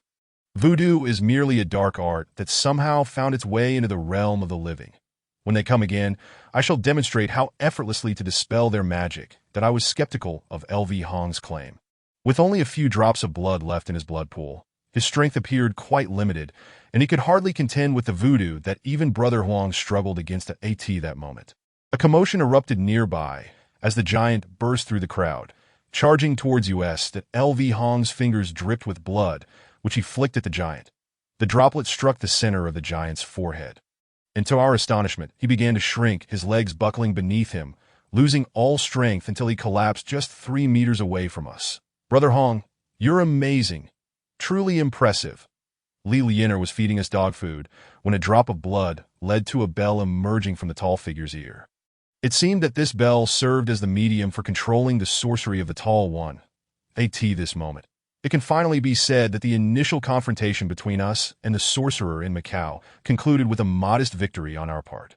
Under the protection of El Hong, we enjoyed a remarkably peaceful night, and simultaneously, Huang Ge and I devised a strategy for the duel the following day that in reality, the relationship between spells is akin to the interplay of yin and yang, embodying a dynamic of mutual generation and restraint. Huang Ji's abilities were not inferior to those of El Hong. In fact, when utilizing the Wenwang drum, he surpassed El Hong by several folds. However, when it came to countering sorcery, El Hong's spells were nothing short of the arch-nemesis of such dark arts that El Hong excelled in face-to-face confrontations against sorcery. But in a remote battle, the efficacy would depend on the means employed by Huang Ge and Li Lianer. Firstly, to engage in a duel, a platform for the spells is required. The higher the platform, the greater the advantage in combat. Naturally, this height refers to the actual elevation of the platform, that if my platform rises 3 zhang and 3 qi, which is approximately 10 meters, while the opponent constructs a 3 qi platform atop a tall building. The height of the platform would still be calculated as 3 qi, unless they could cast a spell over an entire building to account for its height. However, a power of that caliber would likely disdain engaging in such a duel. Time passed swiftly, perhaps due to the anticipation of significant events to come. The usually laid-back El Hong and Li Lianer obediently followed the commands of the larger group. El Hong remained on site with Chao Shui, investigating the circumstances and identifying any issues that could allow for the immediate dispelling of the sorcery. Meanwhile, Huang Ge, Li Lianer, and I set up a 1 zhang high spell platform on the rooftop opposite the casino. There was no choice, as both the elderly Bai and Huang Ge suffered from severe acrophobia. 3 qi was already the maximum height they could tolerate. The casino was resplendent, glittering with gold, and today's audience sat as if they had purchased tickets, eagerly awaiting this momentous gamble. This contest might not showcase the most impressive skills nor the highest stakes, but it certainly promised to be the most scandalous, as attendees were drawn to witness the unfolding drama between siblings. Chao Shui exchanged brief greetings with her brothers before entering the gambling pool and taking her seat at the table. Today, they were playing Texas Hold'em, where each player is dealt 2 whole cards, and 5 community cards are revealed in a series of rounds. The winner is determined by the best 5-card hand comprised of their whole cards and 3 of the community cards. We had prepared our tools for the duel well in advance, with El Hong and Li Lianer using the Heartfelt Connection Talisman to relay real-time information about the scene. The Heartfelt Connection Talisman is a particularly unique spell from Li Lianer's lineage. As long as 2 lovers mutually ingest and permeate each other's magical essence, they will be in sync, and depending on the intensity of their love, the spell can even allow them to share each other's 5 senses. However, my grandfather's notes included a rumor that this talisman was devised by a very jealous female practitioner, who required her husband to consume a dose each time he left, enabling her to monitor him more effectively. Glancing at my watch, I noted that 15 minutes had passed since 9 o'clock, and El Hong had yet to detect any anomalies that it appeared that the opponent was not yet ready to deploy their underhanded tactics. According to Li Lianer, Chao Shui's luck at cards today was exceptionally favorable. She had been winning consistently. Within a mere hour, she not only recouped her rightful share, but had also gained a substantial amount more. If this winning streak continued, inheriting the entire estate was a foregone conclusion. Chapter 57. The opportunity for a decisive strike, however. Hearing such news only heightened my unease. The thrill and desire of winning could overwhelm one's rationality. Given that the opponent had hired a sorcerer and dared to pursue us on the street, I found it hard to believe they would act timidly at this moment, but if I were not mistaken. They were likely awaiting a single, decisive opportunity, perhaps waiting for Chao Shue's inherited share to reach 50% before enticing her to go all in, thus saving time and effort while simultaneously crushing her chances of recovery. Li Lianer, ask El Hong how much of Chao Shue's inheritance she currently holds. I urgently inquired of Li Lianer. Just reached 50. What is the matter? Li Lianer closed her eyes and countered my question. Huangge, prepare yourself. If I am correct, the opponent is about to strike. I shouted to Huangge on the spell platform. After all, being on the rooftop with the elevated platform meant the wind was strong. Without raising my voice, Huangge would not hear me. I am ready. Huangge donned his ritual robe, the platform adorned with 81 protective talismans.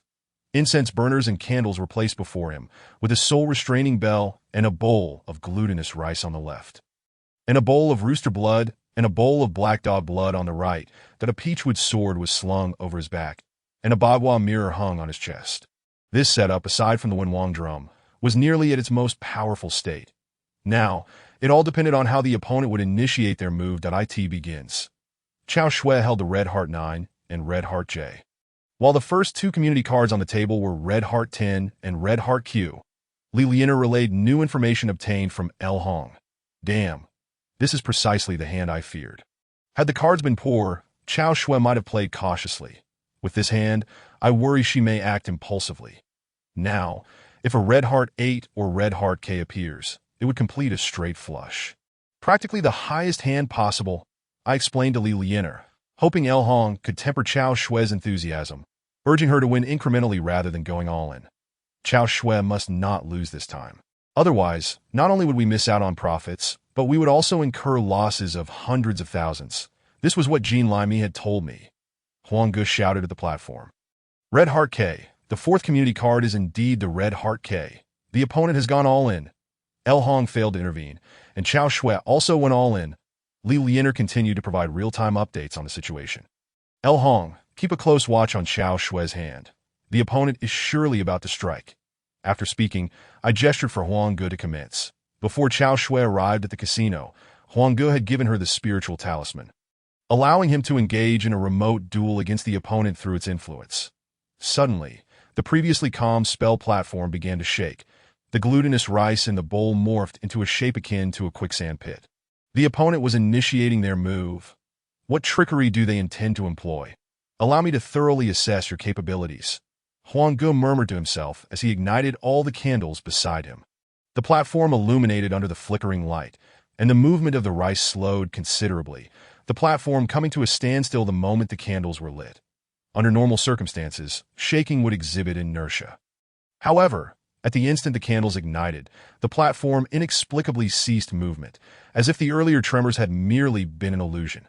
Huangge once again withdrew 3 spirit-evoking incense sticks from his robe, inverting them to breathe out a breath of celestial essence. The end of the incense ignited spontaneously, and Huangge inserted the spirit-evoking incense into the incense burner.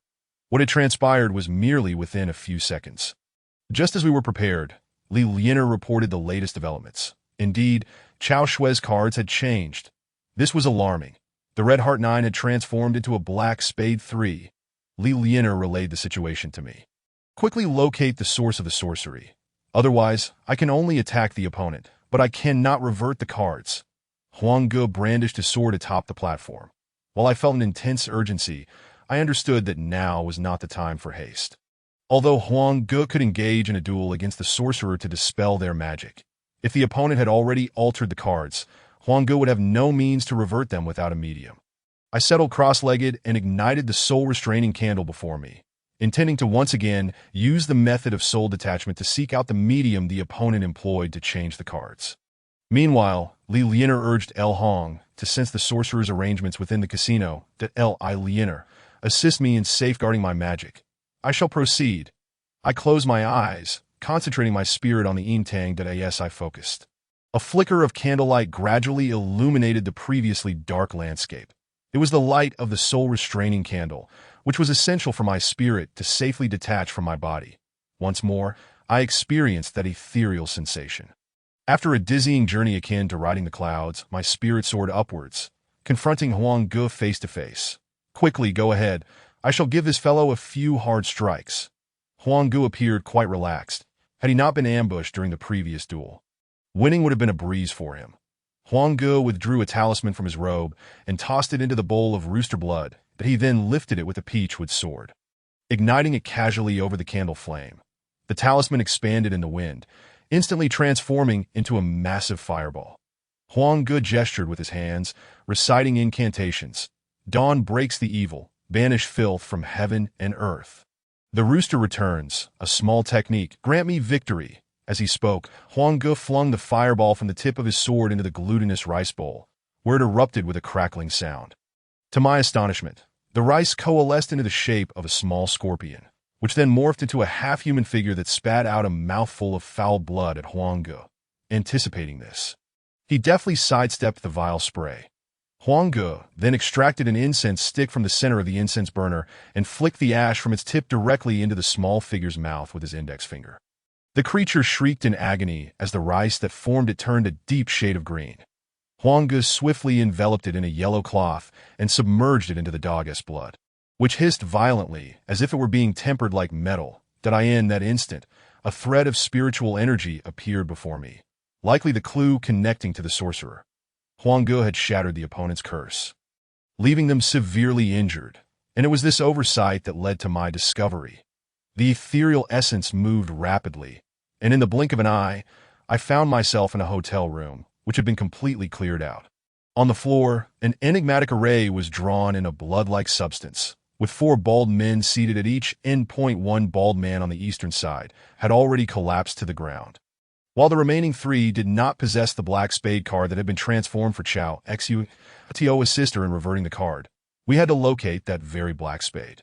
At that moment, the bald man seated to the west, facing the room's entrance, suddenly opened his eyes that I felt an immediate tightening sensation, as if something was binding my very essence in this spiritual state. Goodness, was this not the legendary trap of being caught in a jar? No, wait, that is not right.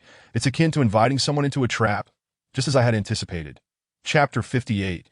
Jean Lai Me and ICU. The moment I was restrained, my physical body reacted, trembling violently due to the connection with my soul. I Liener, the true disciple of Taoism, discerned the cause of my agitation and promptly draped a coat over me. If I had been watching from the sidelines, I would have been tempted to chastise her. I could not fathom what kind of flawed Taoist technique she had learned. Meanwhile, my spirit was ensnared in the center of the array.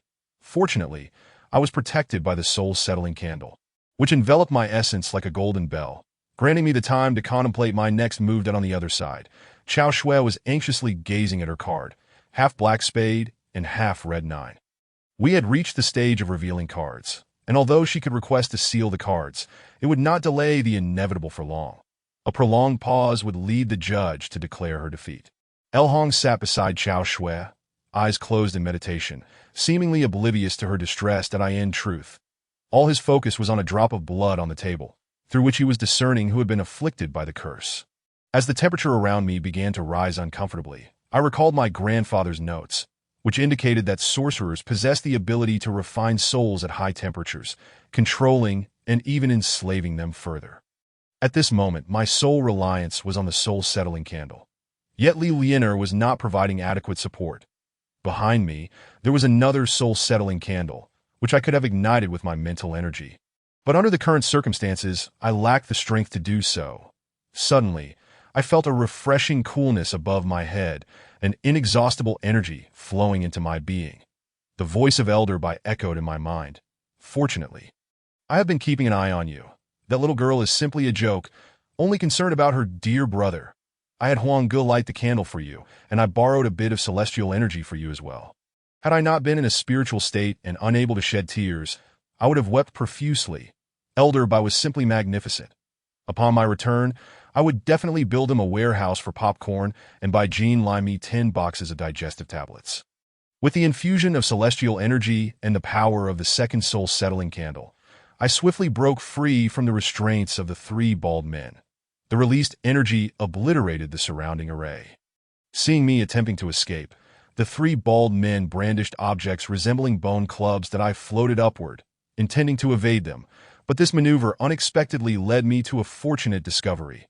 Above, one bald man clutched a round fishbowl, within which swam a vibrant red fish alongside a card that was half black spade and half red nine. That what a stroke of irony.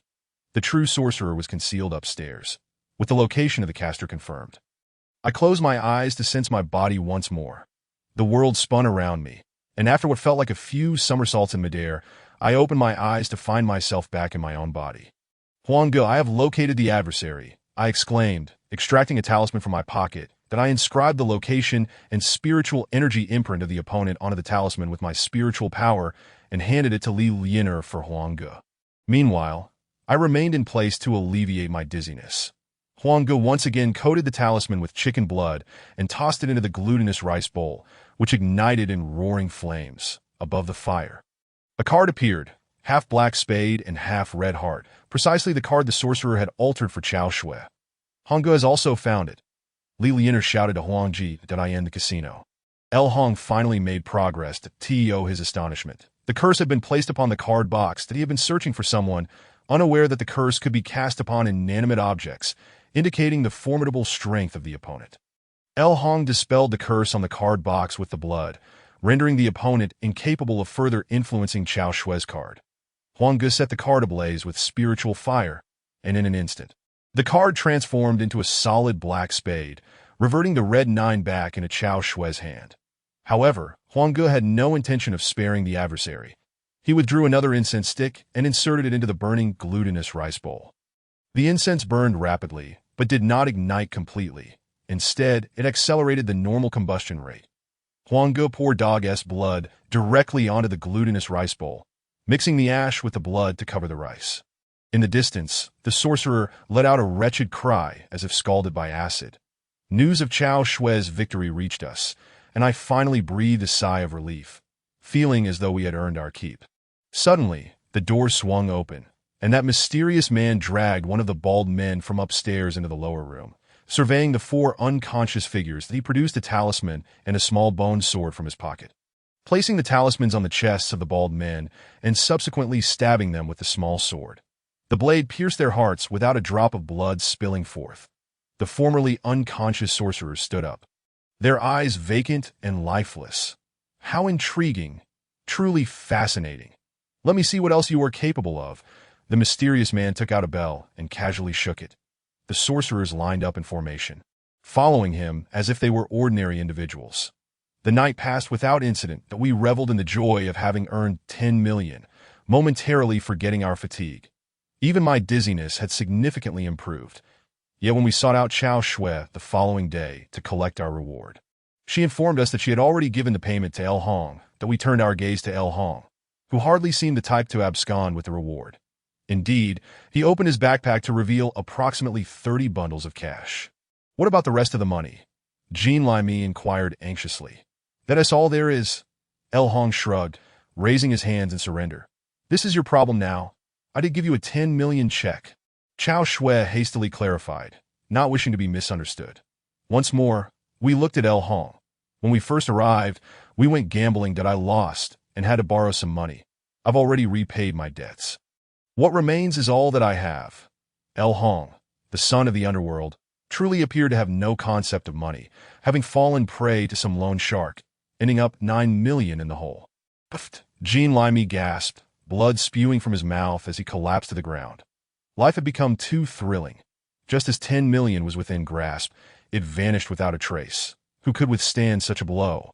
Especially someone as greedy and petty as Jean Limy. Fortunately, Chao Shui was considerate enough to take Jean Limy to the hospital, ensuring he was admitted to the finest ICU, vowing to cover all expenses. Otherwise, this trip to Macau would have been an utter loss. However, from this point forward, I learned a valuable lesson. El Hong is a con artist. Exercise caution in future dealings. Chapter 59. A fright at the internet CF zombies, playing games. I crouched behind a wooden crate, my heart racing in fear. Suddenly, a figure sprinted past me, only to be shot dead before I could react. Terror gripped me as I heard the anguished screams and sinister laughter echoing in my ears. I trembled uncontrollably, even struggling to hold onto the gun in my hand. Out of nowhere, a black object rolled beside me, and with a deafening crash, I was propelled into the air. That I'm done. I am done. This is too intense. My heart can't take it, I exclaimed, ripping off my headset to see a victory icon for the police on the screen. You're terrible. Just admit it. Playing CS, and you're putting on such a show. Look at by Jean Tong. At least he dares to exchange a few shots with me, that you're playing hide and seek. Jean Limey, having removed his headphones, began to stretch his fingers while mockingly taunting me. Today, I discovered that there exists an internet CAF in the alley near Jean Limey's home. Just after the turn of the millennium, it was still uncommon for every household to possess a computer. Even those that did typically use them solely for work purposes. Gaming was predominantly confined to local area networks, and online gaming had yet to reach its zenith. While at work, I casually mentioned this to Jean Limey, only to be met with his unexpected enthusiasm. To my astonishment, Jean Limey turned out to be an avid gamer, often indulging in computer games at home during his free time. However, playing solo lacked excitement. And upon hearing about the nearby internet CAF, he eagerly invited me, along with El Hong and Li Lianer, to join him for a gaming session. Before long, Li Lianer lost interest and pulled El Hong away. But Jean Limey, still riding the wave of excitement, urged me to summon friends to join the fray.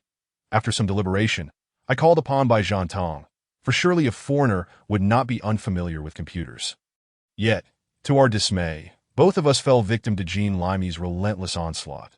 That night, we all decided to stay overnight, with the unspoken rule that whoever left first would be deemed a coward. Jean Limey appeared to be on a roll. This is not playtime. You're simply torturing us, I exclaimed.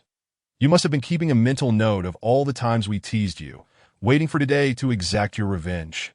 Jean Limey's actions compelled me to chastise him. Let me teach you. I assure you, if you are willing to learn, a single night is sufficient for you to become proficient. At that moment, Jean Limey resembled a fervent football coach. Okay, yes, bring it on, by Jean Tong, inexplicably filled with enthusiasm, surprisingly agreed to Jean Limey's proposition that I truly could not fathom the source of Bai Jean Tong's delight. Being shot in the head, yet laughing, that I even contemplated enlisting Huang Ge and the two Lao Bai to assist me in dealing with Jean Limey, thinking it might be a viable escape strategy. However, when I glanced over at Jean Limey, I noticed that Huang Ge and the two Lao Bai had already succumbed to slumber, perhaps finding such games utterly mundane. I managed to endure until past 1 o'clock in the morning, but after enduring a barrage of insults, I finally snapped. With sharp words, I clarified that my failure was not due to incompetence, but rather a desire to experience games that were less violent. After reaching a point where I could hold my own against Jean Limey, who had previously dominated the match, he finally relented that I stood up to stretch my limbs and glanced at the CAF manager, who was engrossed in a tank battle game while smoking, that I approached him to strike up a conversation. Brother, what game are you playing? It looks intriguing. I offered him a cigarette. Red alert. It's about nations at war, constructing various aircraft and artillery. It's exhilarating, and it even features spies. The manager smiled at my gesture and explained further. Are there many people staying overnight? I inquired, attempting to keep the conversation flowing. Just a few. Really? This trend is still in its infancy. Most who have the means prefer to play for coins. Here, it's 1 yuan per hour, while over there, you can get 5 coins for 1 yuan. Enough to play for nearly half a day. Just then, the manager's newly constructed dock was bombed by enemies, causing his speech to quicken with urgency that there's this one expert who has been staying here for an entire week. Our boss is even considering hiring him as a manager. The manager gestured towards a corner, revealing a man in flip-flops, disheveled hair, and a white tank top that a week-long stay. What does he do? I was astonished that someone could possess such an addiction. What does he do? Let me tell you, you probably earn less in a month than he does in a week. He plays Legend, selling high-value gear. It's just too time-consuming. Otherwise, I would play it myself. The manager spoke with a hint of envy as he introduced this internet CAF deity. As I observed this so-called deity, an unsettling realization dawned upon me. It felt as if he sensed my gaze, turning to meet my eyes, sending a shiver down my spine. This was no internet CAF deity. It was unmistakably a corpse. How could I be so certain? This individual's face lacked any semblance of vitality or humanity.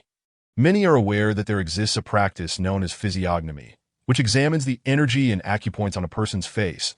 That moment. This man's visage not only exhibited an absence of vitality, but was also shrouded in a layer of deathly aura. Yet, a corpse that could still move and play computer games? It was utterly incomprehensible. should I liken him to a zombie? However, zombies are rigid, and only those who have cultivated for many years can regain a semblance of humanity and flexibility. This individual's limbs were too supple and coordinated, and given the minimal deathly aura, it was impossible for him to be a high-level zombie. Furthermore, what kind of zombie plays games? I cautiously inched towards Jean Limey, for only Huang Ge could offer me a sense of security at this moment. Jean Limey, you should pause your game. I nudged him gently with my elbow. Don't disturb me. I'm in the zone.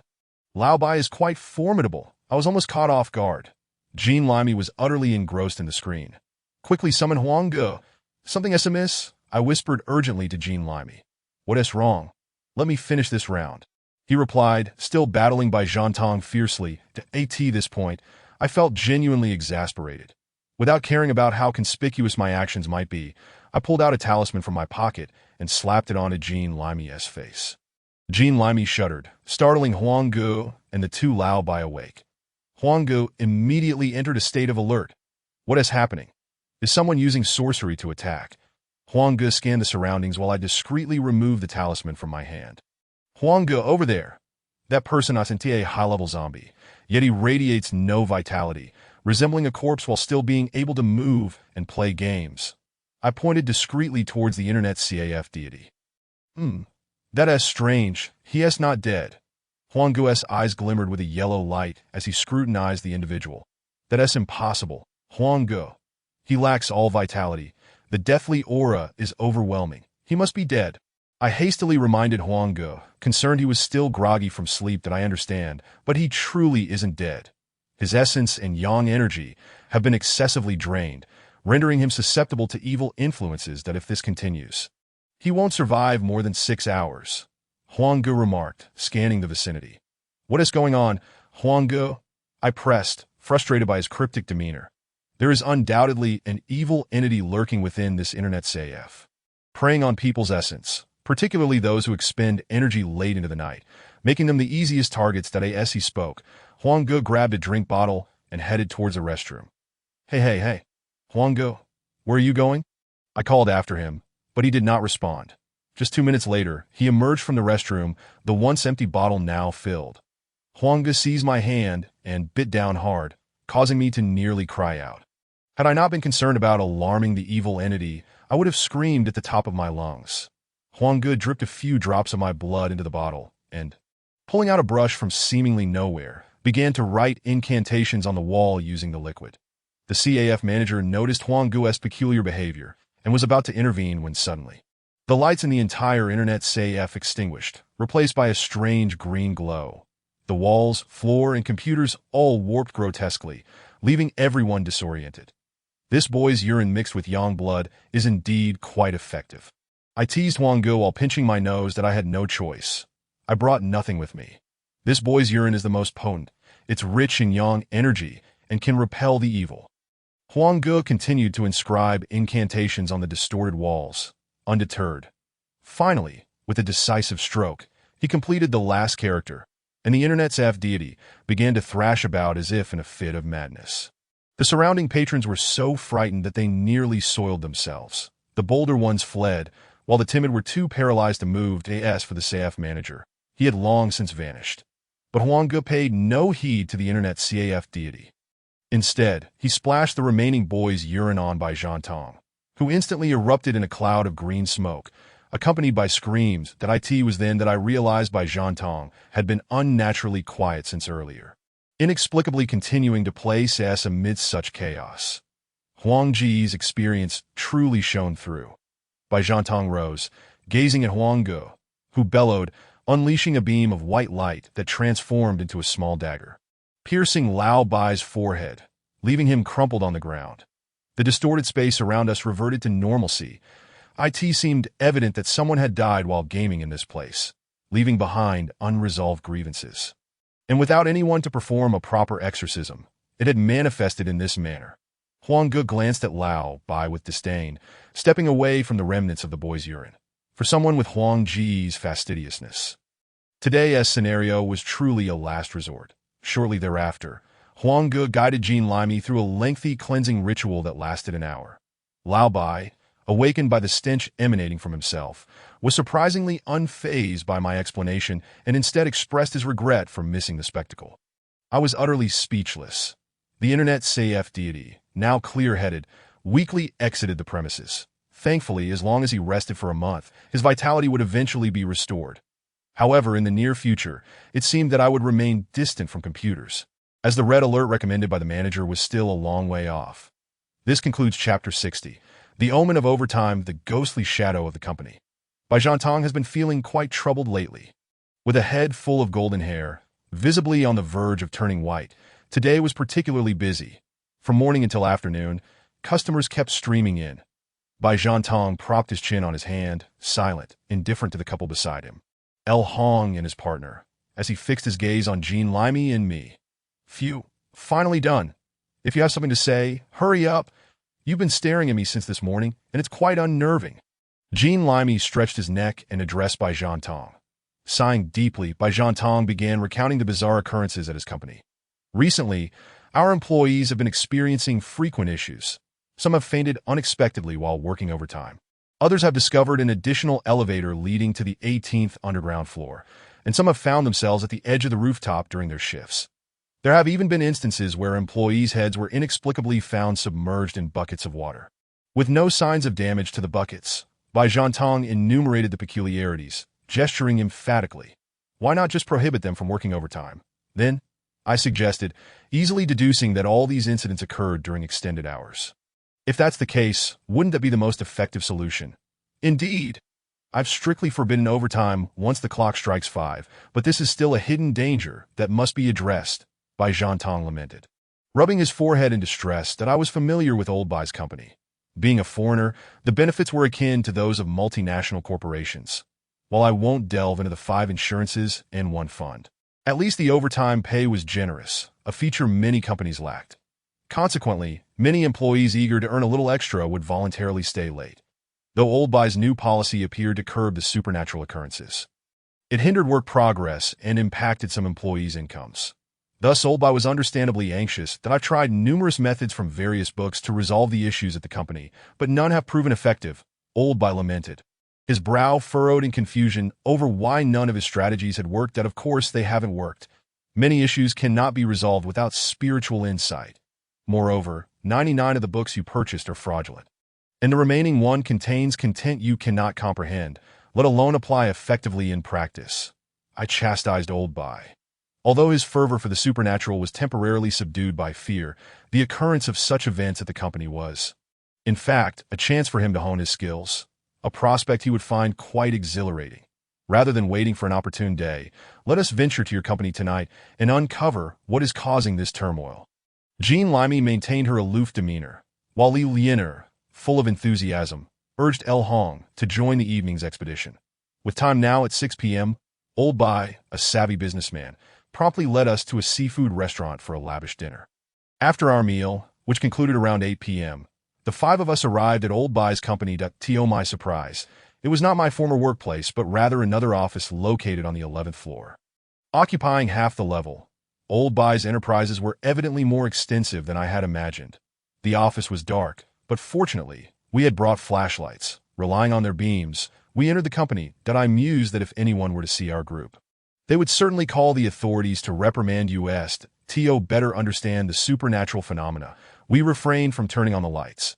Those supernatural beings are not deterred by illumination. They are more inclined to roam in darkness. My yin-yang eyes also function optimally in low light. El Hong, a figure of the underworld, and Li Lianer, who claimed to be of the true metaphysical lineage, had developed a rapport over time. However, I questioned the authenticity of her claims, as all her spells seemed singularly focused on El Hong, that if I were her master, I would have long suspected her intentions were not entirely pure. At that moment, Jean Limey stifled 3 yawns while Old Bai entered a trance-like state. His perceptive abilities far surpassed those of Huang Ge. He was busy calculating while inhaling deeply to conserve energy. He merely performed mental calculations and basic divinations, without exerting himself fully. Meanwhile, I concentrated my attention on my eyes, harnessing the full potential of my yin-yang vision. Old Bai stood by the door, excitement mingling with trepidation as he hovered near the light switch. As I traversed the central aisle, suddenly, A computer inexplicably flickered to life. Moments later, a document opened, and the keyboard began to be pressed as if someone were typing. The document was filled with disordered text, indicating that whatever entity was controlling the computer retained only its primal instincts. Devoid of actual cognitive ability, straining my sight, I discerned a shadowy figure incessantly striking the keys. Old L, come here and see what this is. I beckoned softly to the two who were still searching elsewhere. Ah, a vengeful spirit. This is not easy to deal with. If left unattended, it may evolve into a bound spirit. Old who was closer, spoke first. This is indeed a vengeful spirit. The ones my grandfather described were quite terrifying. But this one appears relatively benign, I replied. According to my grandfather's notes, vengeful spirits typically arise from individuals who die with immense regrets. Upon death, their souls split, leading to one soul remaining behind, resulting in madness in their next life. Thus, if one could help them transcend before their next reincarnation, it would be a monumental act of merit. You two need not worry. I can handle this. My grandfather performed many transcendences for vengeful spirits. Especially during his time when untimely deaths were more prevalent than now, that I approached the vengeful spirit, opened the computer, and pretended to work alongside it. Just as colleagues would soon, the typing ceased, and it slowly turned towards me. This was likely a spirit of someone who had succumbed to exhaustion while working overtime, hence their intense reaction towards anyone in a similar situation. Only by alleviating its grievances could I help it transcend. As the spirit moved closer, it unexpectedly transformed into a swirl of white mist and vanished. This left me perplexed. Old stop lurking there. I need to ask you something. Has anyone in your company ever died from overwork? I was somewhat irked both by allowing employees to work to the point of death without noticing and his apparent concealment of the truth. Absolutely not. Our company has regulations that limit overtime to no more than 24 hours a week. How could anyone die from overwork? Old replied with certainty as he approached. How strange. In this day and age, who doesn't stay up past midnight? Even working late until 11 p.m. on weekdays shouldn't lead to a sudden death. I believed Old was truthful, but the existence of a vengeful spirit tied to a death from overwork in their company seemed undeniable. I recall that a month ago, an employee downstairs had a medical emergency in the middle of the night. An ambulance was called. Could it have been a sudden death? Old smacked his forehead, providing us with a clue. But why would a spirit from downstairs venture upstairs? Unless someone had orchestrated this. As I pondered this, El Hong approached, holding a piece of yellow cloth inscribed with symbols in red sand, revealing a corner that hinted at a small bagua mirror, that I found this in the restroom, and suspect there might be a similar one downstairs. Someone has cast a spell to lure the vengeful spirit to your company, and this magic is indeed malevolent, El Hong lamented, shaking her head at the world's wickedness. Then let us head downstairs. Upon my suggestion, the crowd swiftly descended to the lower level, which housed a company even larger than Lao Bai's. The entire floor was occupied by this enterprise, and the reception area prominently displayed a bagua mirror wrapped in yellow cloth. With a subtle incantation, Lu Hong effortlessly summoned the bagua mirror into his grasp. The interior of the company was ablaze with light, and to my astonishment, many employees were still laboring late into the night. It appeared that the recent incidents of sudden death had not sounded the alarm for this organization. They continued to impose excessive overtime on their staff and employed dark sorcery. Not only did they neglect to appease the vengeful spirits, but they also directed these spirits to wreak havoc on others' businesses, truly a heartless act. However, while the employees who remained silent out of fear of retaliation may seem despicable in the eyes of the spirits, every household contends with its own struggles. For many, securing a stable job takes precedence, even if it means sacrificing time for family or health in pursuit of financial stability, a choice made out of necessity. To protect the employees of this company from the wrath of the vengeful spirits, Lu Hong utilized the blood pool to discreetly place the two bagua mirrors wrapped in yellow cloth within the office of the company's owner, cleverly concealing them beneath the office chair, ensuring they would remain undiscovered. Thus, the spirits would have a rightful target for their grievances, and eventually, they would be guided to the afterlife. Moreover, it seemed that this particular spirit posed no significant threat, and perhaps it was time for the wicked to face some repercussions. With the matter resolved, Lao Bai felt a sense of relief. not only for himself, but also as he contemplated enhancing employee benefits, including regular health checkups. After all, a workforce that feels a sense of belonging and maintains good health is the true wealth of any company. This was my interpretation of Lao by S. fervent remarks conveyed in his native tongue. As night deepened, the ninth floor remained bustling with employees toiling away. Suddenly, the lights flickered ominously, prompting everyone to hastily save their work. Moments later, the power was cut off on the ninth floor, plunging it into darkness. Initially startled, the employees soon transformed their surprise into joy as they cheerfully concluded their work for the evening. That in stark contrast, the owner of another company, gripped by fear, spiraled into despair for several days. Receiving his just desserts, it was rumored that thereafter, if anyone worked past 11 p.m. in that building, the electrical systems would inexplicably fail. Sighing as I glanced at my watch, I turned to Jean Limey and inquired, "Hey, Jean Limey, how do you propose we calculate my overtime pay from now on?" Jean Limey appeared oblivious to my question, yet his pace quickened, soon turning into a run. "Hey, don't run. If you keep this up, I might just drop dead and haunt you," I threatened him. "Forget it. I'd rather you cling to me, demanding overtime pay," Jean Limey shouted back, never looking back as he sprinted farther away, until he rounded a corner. Whereupon a loud crash echoed. Upon my arrival, I discovered that Jean Limey had collided with a trash can placed at the street corner. The sight of his predicament sent us into fits of laughter. Truly, karma arrives swiftly for the greedy. This concludes Chapter 61. The Furnace, the Autism Children's Boarding School. This marks the third instance of a suicide by jumping this month. I mused while perusing the newspaper, sipping on the preserved egg and lean meat congee prepared by Li Liener for Lu Hong. The number of deceased, or rather, suicides increased.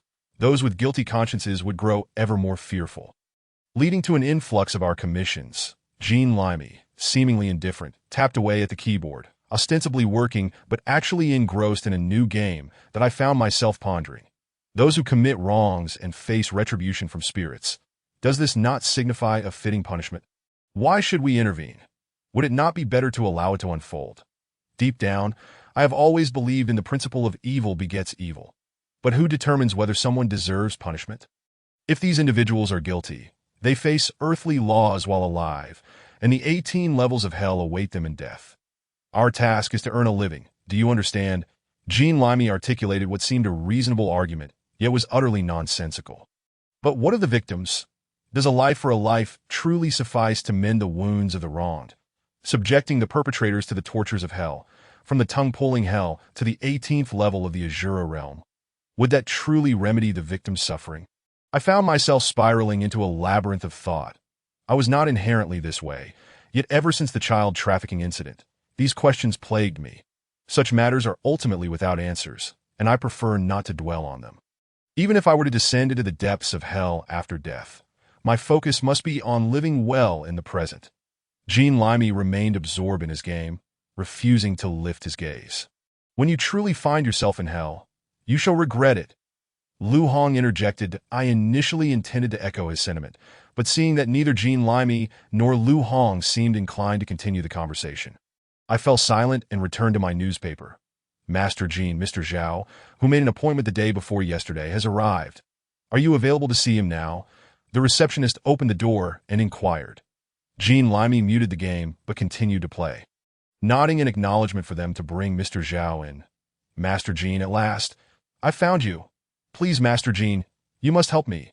A voice, tinged with urgency, resonated even before the figure appeared. That a middle-aged man, slightly overweight, yet exuding an air of intellect, stepped into the room. To be honest, had I encountered such a person on the street, I would have assumed him to be a writer or scholar, never expecting him to seek Jean Limey's expertise with such desperation.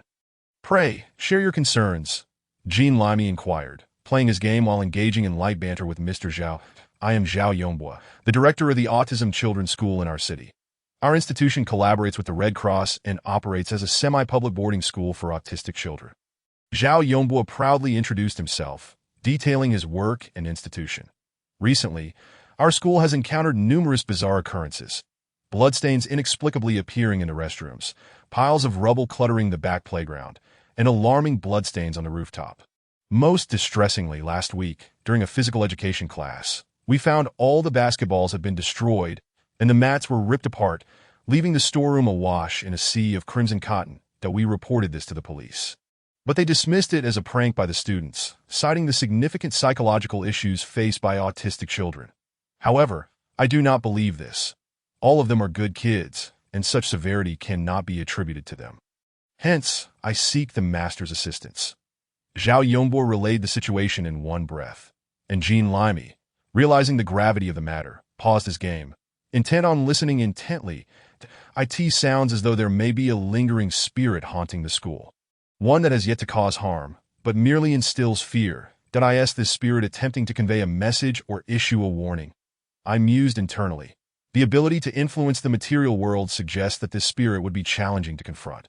Yet it appeared to harbor no malice. As long as we could discern its intent, resolution would be attainable.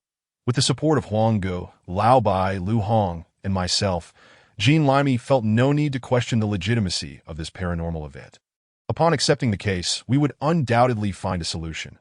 Thus, Jean Limey readily agreed to assist Zhao Yonghua in addressing the situation at their school. Resolving supernatural occurrences is best done swiftly, unless a malevolent entity appears regularly. Other incidents are best dealt with expeditiously. Zhao Yonghua had arrived early, and with noon approaching, a time when yang energy is at its peak, it was the perfect opportunity to investigate. The Autism Children's School is situated at a considerable distance from the city center. As it operates on a semi-public basis, that I am in an area where every inch of land is precious, a school for autistic children would not be feasible in the city. Furthermore, autism is regarded as a mental illness, often leading to self-harm or violent behavior in severe cases, making such a location away from urban life a wise choice. Consequently, the school employs a boarding system, with children permitted to return home only 2 to 4 days each month. Some parents choose to have their children reside there permanently. Upon arrival, the atmosphere within the school felt eerily subdued, as if drained of vitality. Zhao Yonghua had mentioned that following the recent supernatural incidents, many parents had withdrawn their children, leaving only those whose families lacked the means to care for them or had given up entirely. On the playground, 7 or 8 children were scattered about, each engaged in solitary activities, their fates intertwined with hardship and suffering. From a scientific standpoint, autism is a condition for which neither pathogen nor cause can be investigated. In metaphysical terms, it is often attributed to a deficiency in one of the 7 souls. Let us examine the storeroom where the supernatural occurrences have been most pronounced. At this moment, Huang Ge had entered the state of a spirit medium, attaching himself to Jean Limey. The sports warehouse was situated in a corner of the playground, a rather secluded spot. Whether it was the teaching building, the dormitory, or even the cafeteria, all were located in the opposite direction from the warehouse. This meant that aside from the necessity of retrieving sports equipment, no one would venture into the warehouse. After all, the students were all individuals with autism. Although those with autism often become fixated on certain interests, it is exceedingly rare for them to be obsessed with sports that require facing opponents or teamwork. Chapter 62. The Teacher Who Protects Students, the Ghost. The warehouse was kept remarkably tidy, and upon entering, I immediately spotted a soul attempting to damage the wall with a feeble spell. How fortuitous! This task is indeed quite effortless. I stepped forward, retrieved a pouch inscribed with charms, and in a swift motion, seized the soul by its middle finger, drawing it into the pouch. The soul was instantly absorbed, and then I bound the pouch's opening with a rope steeped in black dog blood and cinnabar, which had been offered to the spirit incense for a week. The pouch, which had been thrashing about, finally stabilized. All set. I've captured the troublemaker. You can rest easy. I displayed the pouch, fortunate that I had caught it while it was still causing destruction. Had I not intervened, who knows what Zhao Yonghua would believe. Is that it? Is it a girl?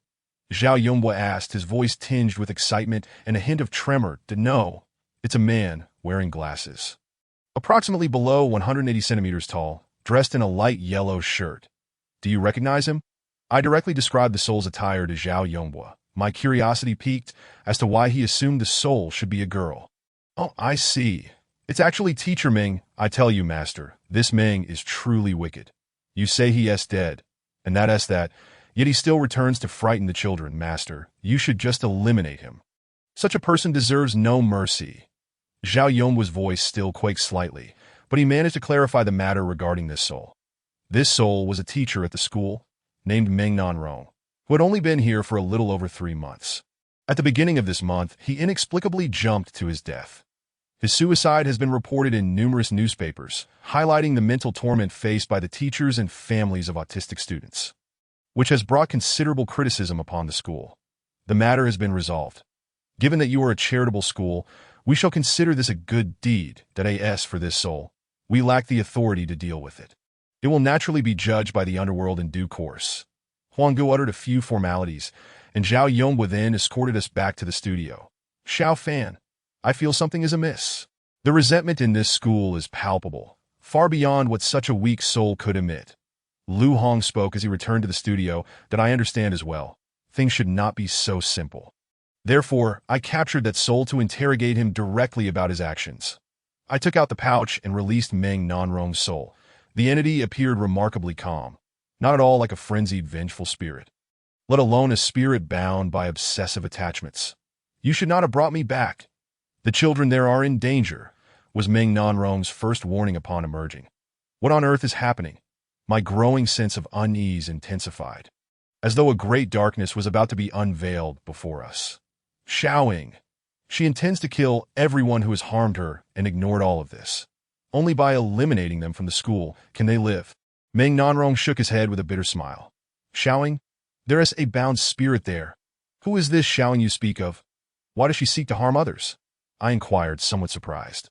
The teachers and leaders at that school are all demons, along with the apathetic media, the parents, and those pitiful, tragic children. Meng Nanrong gritted his teeth as he recounted the cruel darkness hidden behind the facade of tranquility. Quickly return me. At least the children are innocent. They simply do not understand that had they not been autistic, they would have stood up for Xiaoying. Meng Nanrong's soul fervently urged us. You need to clarify your words. You are a soul now. Aside from instilling fear, you can do nothing. That if there is truly a problem, we will resolve it. At this moment, Jean Limey had surprisingly become exceptionally composed.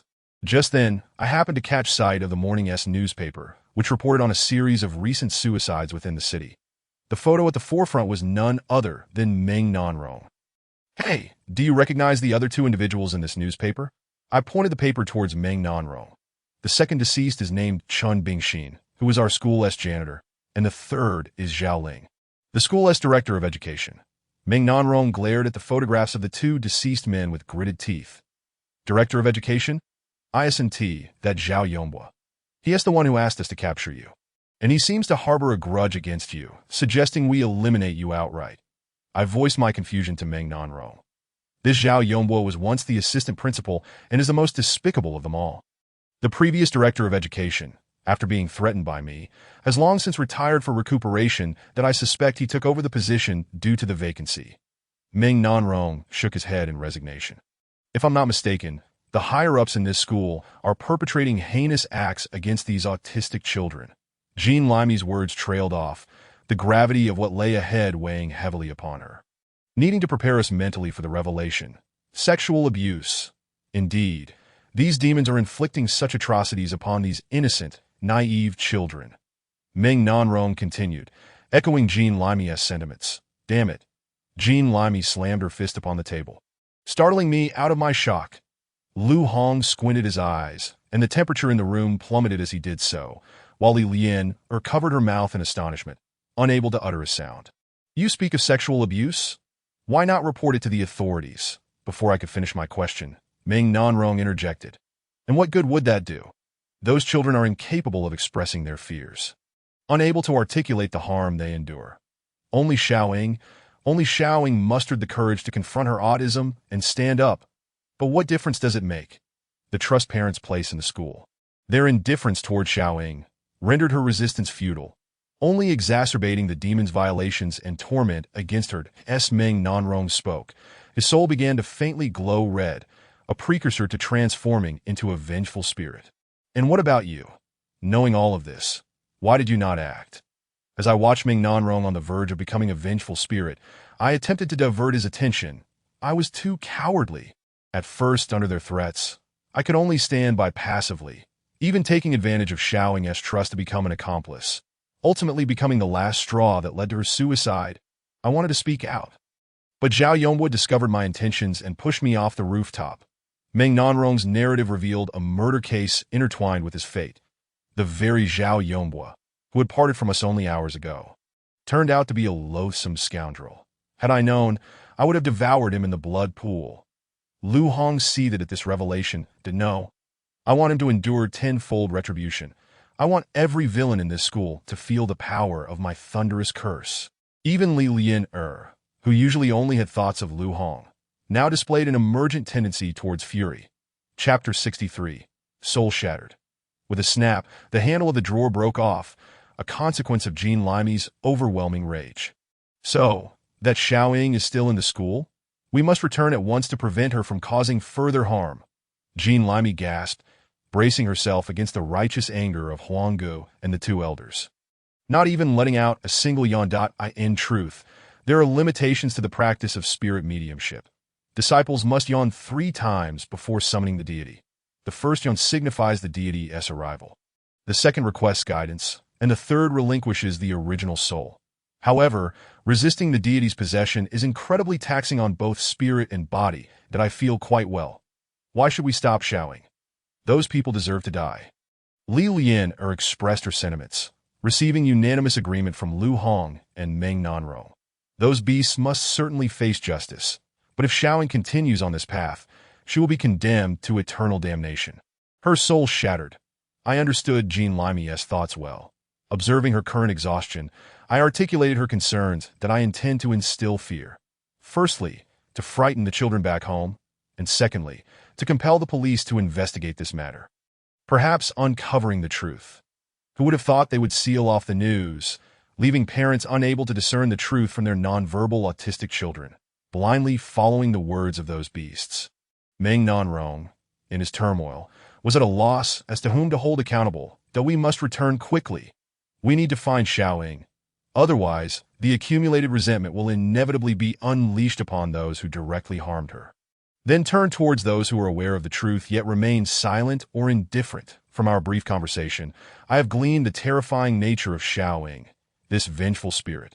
Typically, a spirit bound to a specific location can only exert influence within its immediate vicinity. However, both the janitor and the former principal met their demise in their own homes, indicating that Xiaoying has transcended the mere realm of a typical bound spirit, that if one were to make a comparison, she now resembles a blood curse ghost capable of cursing a fixed group of individuals. According to my grandfather's notes, the blood curse ghost is one of the top 10 vengeful spirits. And those targeted by its curse find no refuge, pursued relentlessly no matter their location. Perhaps Sadako and Kayako epitomize such malevolent spirits. Without further delay, we must set off to avoid alerting the enemy. I refrained from directly contacting Zhao Yongbo to inform him of Xiaoying's situation. At this moment, we need to use him as bait to draw out Xiaoying. Once we have her subdued, we can devise a plan to gather evidence and report Zhao Yongbo and his accomplices to the authorities. Zhao Yongbo was visibly astounded by our return, when we revealed that there was not just one vengeful spirit. His face drained of color. He resembled a victim who deeply cared for the children, inciting such fury in Li Lian-er that she nearly struck his face back to its former hue. Thankfully, I managed to restrain her restless hand, that we seek your assistance in gathering the students together so we can ensure their collective safety. The vengeful spirit remaining here is far from the harmless variety we previously encountered. Using the guise of exorcising spirits, I commanded Zhao Yongbo to assemble the children. Xiaoying would not harm these bystanders and timid victims before dealing with the beasts that have wronged her. While claiming to protect the children from the vengeful spirit, in truth, we aim to shield them from Zhao Yongbo and his even more terrifying ilk. Soon, Li Lian led around 30 children outside the school. Many more had been taken home in fright due to Meng Nanrong's earlier scare. In hindsight, it seems he has somewhat redeemed himself. Let us begin our search from the first floor. The vengeful spirit is exceedingly fierce at this moment. Approach with caution, and you should hide in the sports storage room. The spirit there has already been captured, so it is currently safer. Observing the principal, vice principal, Zhao Yongbo, and several teachers appearing on the playground, I arranged them in the sports storage room under the pretense of ignorance, intending to use them as bait. According to Meng Nanrong's account, these individuals frequently invaded the students' favorite haunt, the sports storage room. I surmised that Xiaoing would locate them swiftly. Tio maintained the ruse and reassure these individuals. Jean Limey and I pretended to patrol the academic and dormitory buildings. Yet our thoughts remained fixated on the sports storage room. Should any unusual occurrences arise, the lurking El Hong would strike first, with Jean Limey and I following closely behind. Jean Limey and I ascended to the third floor of the dormitory. A foul odor wafted from a nearby corridor, revealing several wet footprints on the ground. Could it be that Xiaoing did not go to the sports storage room, but is instead hiding here? I rushed forward, following the trail of wet footprints back to the second floor. Just as I reached the staircase landing, a gust of wind surged from above, prompting me to dive forward and evade whatever was hurtling toward me. I reached for a talisman in my chest pocket, turning in preparation to confront Xiaoing, only to find a chair shattered into pieces. Someone trying to take my life. This was clearly the work of a human. Who could it be? Had Zhao Yongbo somehow discovered our deception and sought to silence us forever? Or was there someone else lurking within the building? Jean Limey sensed something amiss and called down from the fourth-floor stairwell. What is happening? Something fell from above. Hurry up and check it out. With urgency, Jean Limey dashed up the stairs, and I followed suit from the opposite side. Soon, I reached the fifth floor, only to find Jean Limey with a sizable bump on his head, clutching a boy of around 10 years old. The boy, though handsome, wore a fierce expression and struggled against Jean Limey's grip. Let go. You're all bad people. Oh, sister, the boy mumbled incoherently, yet amidst his limited words. I keenly picked up on the naming. Could this boy be related to Xiaoing? Gazing at the boy who looked at me with murderous intent, I was torn between anger and bewilderment at his desire to harm me despite his tender age. We have come to rescue you. In the name of your sister Inger, only by cooperating with us can you ensure her safety, and those who have wronged you will receive their just deserts. Jean Limey, stepping back from the confrontation, attempted to soothe the child's emotions while seeking to extract more information. The boy, evidently exhibiting signs of autism, glared at us in hatred, remaining silent. That I understand your fear. But if you do not step forward, your sister Inger perish in vain. Only by speaking out can we expose the wrongdoings of those who have harmed you. Whether you comprehend it or not, your sister is currently on a perilous path. She could have been reincarnated, but now she risks being lost forever. The only one who can assist her is you. Your earlier act of throwing the chair at that big brother indicates your desire for vengeance. However, you are still a child. That we will avenge her, and I believe your sister would not wish for you to commit a crime. Chapter 64. The child behind the blood curse. Ghost Jean Limey patiently engaged with the child, and gradually he quieted down, observing Jean Limey and then me, seemingly deliberating whether to trust us. Inger's sister was pushed down to protect me. The boy's first words confirmed my suspicions. Xiaoing had indeed not taken her own life, but had been murdered. While the vengeful spirits of those who commit suicide are burdened with heavy resentments, they rarely possess the power to directly influence others or incite them to take their own lives. Only those who have been murdered can impact those connected to their demise, fulfilling the conditions for the formation of a blood-cursed ghost. It appears that the two individuals who committed suicide in their homes undoubtedly met their fates unjustly. As I re-evaluated Xiaoing's capabilities, the boy continued his narrative. I arrived here 3 months ago. On my first day, the principal took me to his office, where there was a hidden room behind the bookshelf. It was dark, and I was terrified, so I ran away. I wanted to find my dad and mom, but I was too frightened to speak. Just when the principal and the dean found me, Inger's sister appeared, standing before me, removing her clothes as she left with the principal and the dean. I didn't understand what that meant, but later that night, I saw Inger's sister crying alone, her body covered in wounds. I knew that if it weren't for Inger's sister, I would have been the one covered in injuries. Inger's sister treated me very well. She said that once she became an adult, she would leave this place as far away as possible, and that she would take me with her. Inger's sister claimed that the others in the school were not human. Their afflictions were not autism, but apathy and indifference. Listening to the child's account made my head nearly explode with rage.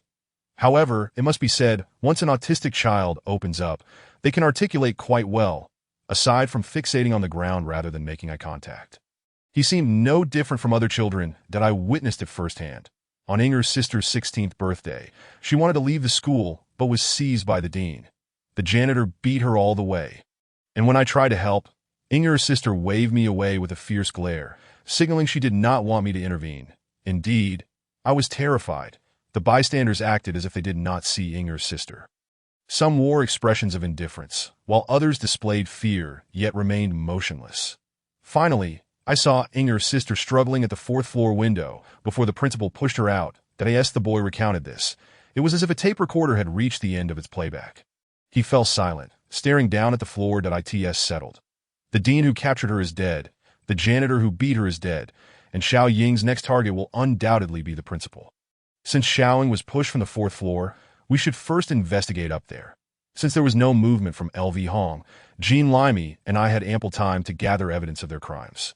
Standing at the entrance of the principal's office on the fourth floor, it appeared no different from any other school. That I wonder if the architects of schools nationwide share a common design. The solemn and simple door bore the words principal's office, yet behind this gravity lay a multitude of filth. The young boy, whom Xiao Ying sought to protect, was naturally devoid of safety concerns. Brother Huang had set up a barrier, and I used a soul restraining talisman to lull him in a slumber, hoping that when he awoke, a bright future awaited him, although he had already witnessed darkness. It was merely the shadow Xiao Ying cast to shield him. Her actions had instilled a glimmer of hope for his future. I wished that time would heal the wounds within him. As I blessed the boy, Jean Limey and I discovered a hidden door behind the bookshelf. The moment we opened it, a small room of approximately 30 square meters revealed itself, pristine and devoid of any unusual odors, yet filled with various instruments of torment, 2 small beds, and an array of bizarre implements. Jean Limey closed his eyes, and I followed suit, fearing that continuing to look would conjure those revolting images in my mind. This was already the most compelling evidence. Throughout this journey, both the current room and the boy's narration relentlessly battered my inner defenses. Such scum truly need protection. Huang Ge and I were not without the power to shield Xiao Ying from the retribution of the ghostly emissaries. Even if Xiao Ying unleashed a killing spree, as long as Huang Ge summoned our ancestor, safeguarding her would pose no problem. For me. My grandfather had clearly articulated the preferences and personalities of the 10 Yama kings in his notes. As long as I helped her find Yama or the equal king, I could ensure her safety.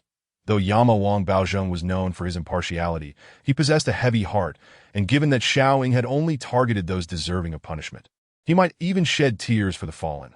The equal king, Lu Yu, was known for his aversion to evil. In his eyes, Xiao Ying's actions might provoke him to intervene personally, thus ensuring her safety. Huang Ge, what do you think? Should we assist Xiao Ying or protect those vile individuals? I glanced at Jean Limey, who was visibly agitated. It's pointless to ask him. Those scoundrels cannot be allowed to live. Jean Limey's voice cut through the tension as he clenched his fists. Turning to face me, Jean Limey's eyes burned with intensity, and in my anger, I nearly collided with him. What the hell, Jean Limey? I exclaimed. Jean Limey grasped my collar and pinned me against the wall, stating, Xiao Ying can kill them, but what comes after? Do you have any idea how many such predators exist nationwide? You think this only happens here? I assure you, no matter how esteemed the school, such filth will emerge. Even on the streets, you may brush shoulders with these wretches. Only by subjecting them to legal judgment can we make them aware of the consequences. The law must hang over their heads like a sword, deterring their malicious intentions. Xiao Ying's vengeance will achieve nothing. Only by capturing them for trial can we prevent future atrocities. Jean Limey's words resonated with wisdom, and my previously narrow-minded thoughts began to clear. You are right. The law is indeed the most effective weapon for punishing them. There are laws in the mortal realm and laws in the underworld. If everyone becomes a vigilante, how are we different from the criminals? Having finished our search of the fourth floor and documented evidence through photographs, we prepared to return to the playground. Xiao Ying had yet to appear, likely having sensed our trap. Or perhaps the blood-cursed spirit was too formidable and had detected LV Hong's presence. There was also the possibility that the condemned had already fallen victim to the blood curse, rendering Xiao Ying's appearance unnecessary. Upon returning to the sports storage room, gazing at the scoundrels before me, my heart had calmed considerably, replaced by a sense of mockery and derision. They were destined to spend the remainder of their lives in prison, eventually facing an eternity in the 18 layers of hell. Yet they still feigned victimhood, oblivious to the fact that we had acquired evidence of their misdeeds. LV Hong shot me a glance. A drop of blood appearing at his fingertip, suspended in midair, he walked slowly past the scoundrels, holding the droplet aloft, and suddenly it ignited. Upon closer inspection, it hovered before the principal, who, already stunned by the floating blood, was further terrified as it burst into flames, causing him to fall to the ground, his hair catching fire, extinguished only with the aid of those nearby. Now, he resembled a chicken with a bald head.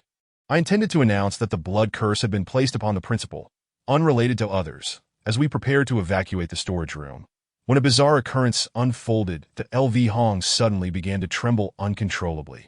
Blood bursting forth from his body in dozens of droplets that in an instant, his face turned ashen. The expelled blood droplets hovered before each person in the storage room, including Jean Limey and myself. The droplets suddenly transformed into fireballs, illuminating the warehouse with their mesmerizing glow. The temperature soared due to the fireballs, yet my heart felt as if it had plunged into an icy abyss. It was over. Xiaoying had lost her reason to the resentment. She was poised for a massacre. The blood-cursed spirit lived up to its reputation, and Huangge was quivering in fear. "Wait, Huangge, you are a spirit. Why are you vomiting?" Chapter 65. The Five Emperors' Money for Survival. As I watched Huangge retch uncontrollably, the two elders turned pale, and I realized this was undoubtedly a result of being overwhelmed by the intense resentment. As practitioners of the exorcism arts, they were most vulnerable to such thick malevolence, as their cultivation rested upon merit, which resentment could corrupt. That I recalled the Nine Curves Yellow River Formation from the Fengshan period, which was the result of the release of countless grievances from the myriad grains of the earth. Such overwhelming resentment could easily nullify the 3 flowers atop the 12 golden immortals. Though the current level of resentment was incomparable to that of the Nine Curves Yellow River Formation, this was still the strongest malevolent spirit we had encountered since gathering, aside from the Blood Pool Ghost King. Xiaoying, we have gathered evidence against these scoundrels. Let them face the law. You are already deceased. Harming others now would violate the laws of the underworld. I observed LV Hong, whose complexion remained relatively stable, and felt a flicker of hope that if everyone else faltered now, I too would hesitate to step forward. Above the storage room, a ghostly face began to coalesce, emanating a chilling voice that bore no resemblance to that of a young girl. Instead, it sounded akin to nails scraping against a chalkboard. Even with my hands over my ears, the sound reverberated in my mind, sending shivers down my spine. "They all deserve to die." The same disquieting voice lingered. And while LV Hong had reabsorbed the blood droplets into his body, I could see that every face in the storage room was shrouded in black mist, thick enough to nearly obscure their features. In physiognomy, a darkened forehead portends disaster, and at this moment, they bore the unmistakable mark of impending death.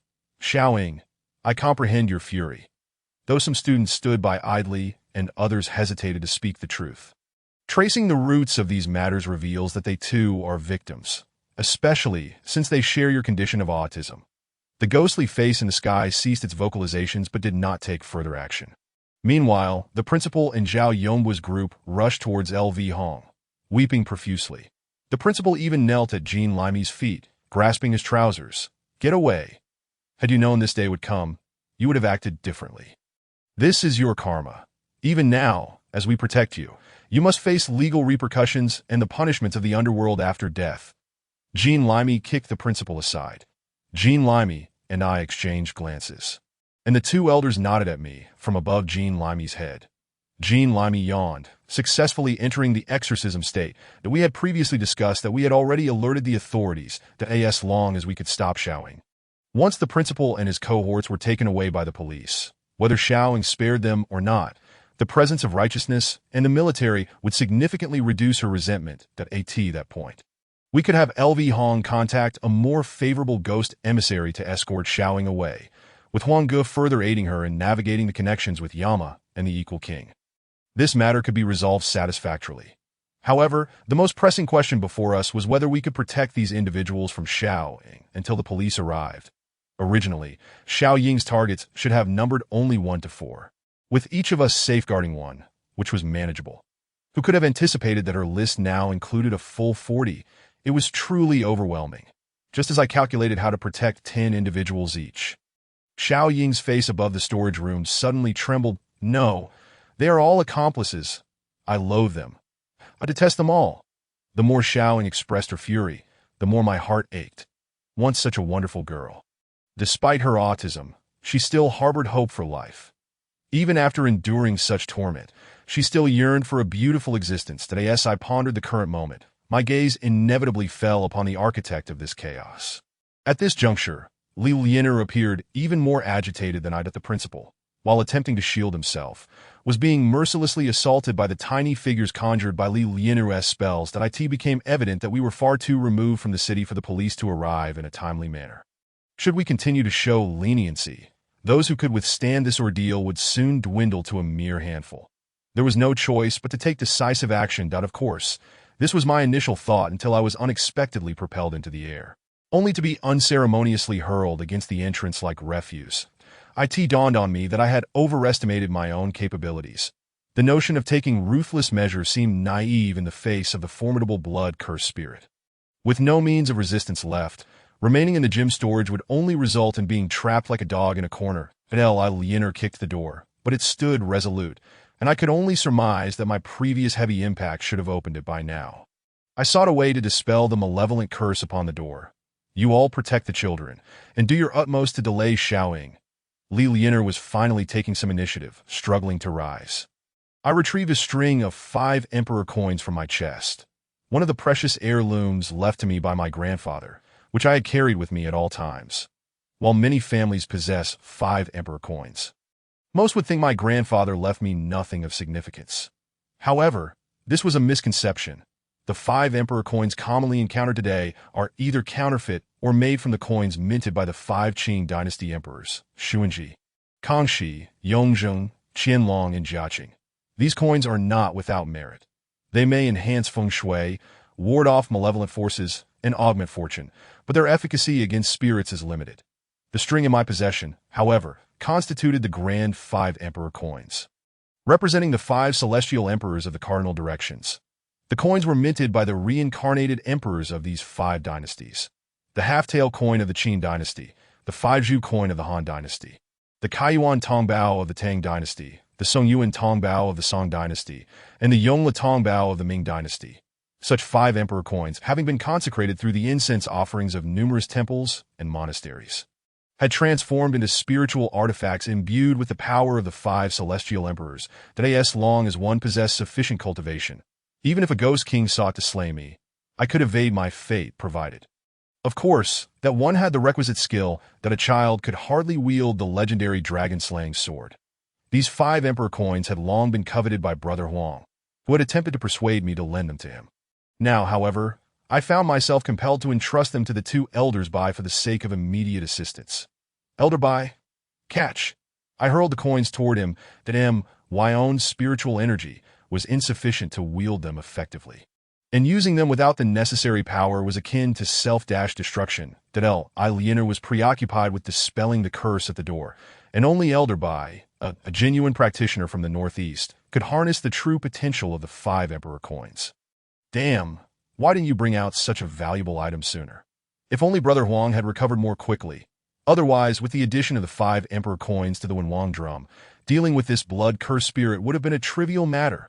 As Elder Bai received the 5 emperor coins, he continued to boast to Brother Huang. Chapter 66.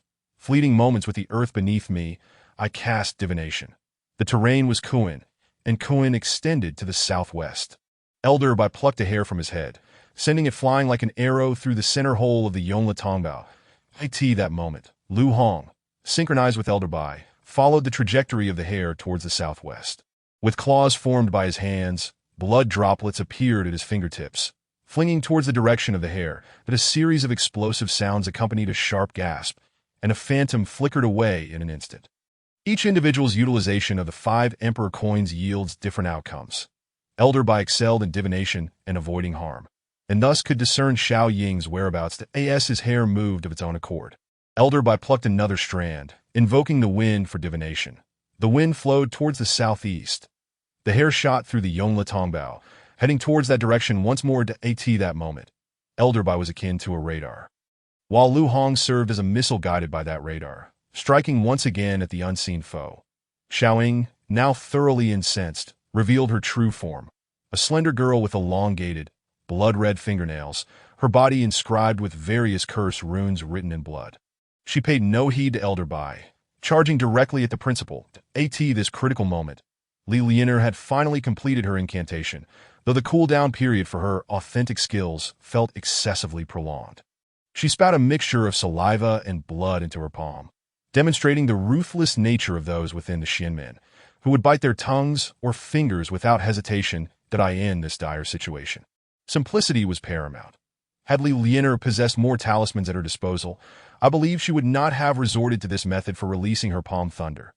With her limited powers, she could not unleash the thunder externally. Thus placing her hand upon the door, suddenly, a thunderous explosion resounded as the natural lightning from her palm struck the entrance. The door splintered into 4 pieces, and with a swift spinning kick, Li Lianer rendered it utterly inoperative. "Run, get out first," I shouted, but the children with autism trembled in fear, unable to move. The principal, seeing Xiaoying charging towards him, summoned an unexpected strength, yanking Zhao Yongbo in front of him as he fled towards the door. Before Zhao Yongbo could comprehend what was happening, Xiaoying passed right through him. Startled, he emitted a terrified scream, losing control of his bodily functions. Moments later, he realized that nothing seemed to have happened. Looking at me with confusion, that I could only spread my hands, wishing him well in those final moments that he had already been cursed by Xiaoying. Death was merely a matter of time, that it appeared that Xiaoying had a methodical approach to her killings. The principal would not perish before Zhao Yongbo. Meanwhile, Li Lianer conjured several talismanic figures, and Lu Hong transformed his blood droplets into small spiritual avatars, guiding the children out of the combat zone. We remained undistracted as we continued to contend with Xiaoying. As I witnessed the children being orderly evacuated, I dashed out the door, just in time to see Li Lianer execute a powerful kick that rescued the principal from Xiaoying's deadly claws. However, that kick was brutal, sending the principal flying several meters, landing him face first on the ground. That I couldn't help but think that at this rate, it might have been more merciful for Xiaoying to end his suffering swiftly. Having escaped the accumulation of malevolent energy, Brother Huang finally regained his composure, entering a trance-like state. With the 5 emperor coins in hand, he turned to me. "Young man from the Fan family, since you never lend me any, these 5 emperor coins will henceforth bear the Huang surname." Observing the confident demeanor of Brother Huang, I couldn't help but praise him sincerely. "Brother Huang, you are no weasel. You are truly a dog." "Brother Huang, be gentle in your approach. Spare Xiaoying's life. My grandfather's notes should contain a method for her salvation." I still felt a pang of reluctance at the thought of directly obliterating Xiaoying, for she was the true victim. Even though she had become a perpetrator, I could not bear to witness her endure the tortures of the 18 levels of hell. That Brother Huang began to bind the 5 emperor coins around the Wenwang drum. He explained, "This is beyond my control. With the 5 emperor coins paired with the Wenwang drum, I can strike just once. If I strike more than that, even Elder Bai and I, along with Lu Hong, would surely faint. Then can't you refrain from using it? Must you insist on taking my 5 emperor coins?" As the sky gradually darkened, I realized that Xiaoying continued to amass malevolent energy, intent on transforming the entire school into her domain. Should that occur, even the police would find themselves ensnared in an impenetrable barrier that we need not fight her. Even if I strike just 4 times, I can at most inflict a minor injury. Brother Huang's hands moved swiftly, and in the blink of an eye, he had secured the 5 emperor coins to the Wenwang drum that he then began to search around, finally breaking off a branch from a nearby willow tree. After a brief practice swing, it seemed he intended to use the branch as a drumstick. That I sighed in exasperation. If only a practitioner from the Chong or Lu families were present. Xiaoying and Li Lianer faced off, yet Li Lianer's simplified version of the thunder spell appeared to inflict little harm upon Xiaoying, only serving to incite her fury further. "Why do you seek to stop me? Why do you protect those wicked individuals?" Xiaoying howled, as the surrounding malevolence coalesced around her like ink. "Do you have any alternatives?" "If you can't think of anything, I will act." Brother Huang glanced at me, having already raised the Wenwang drum. "Wait, give me a moment to think. There must be a way." I understood that time was of the essence, yet I felt increasingly pressured by both Li Lianer and Brother Huang. Xiaoying was clearly preparing to strike and claim the principal's life. Time was running out. Brother Huang, witnessing the terrifying, ghostly visage formed from the malevolent energy, opened its mouth wide, as countless vengeful spirits extended their withered arms towards the principal, intent on devouring him. But Li Lianer could only divert one or two ghostly hands from their original path.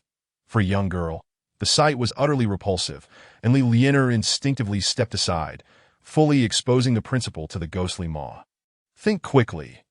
Hurry and come up with a plan.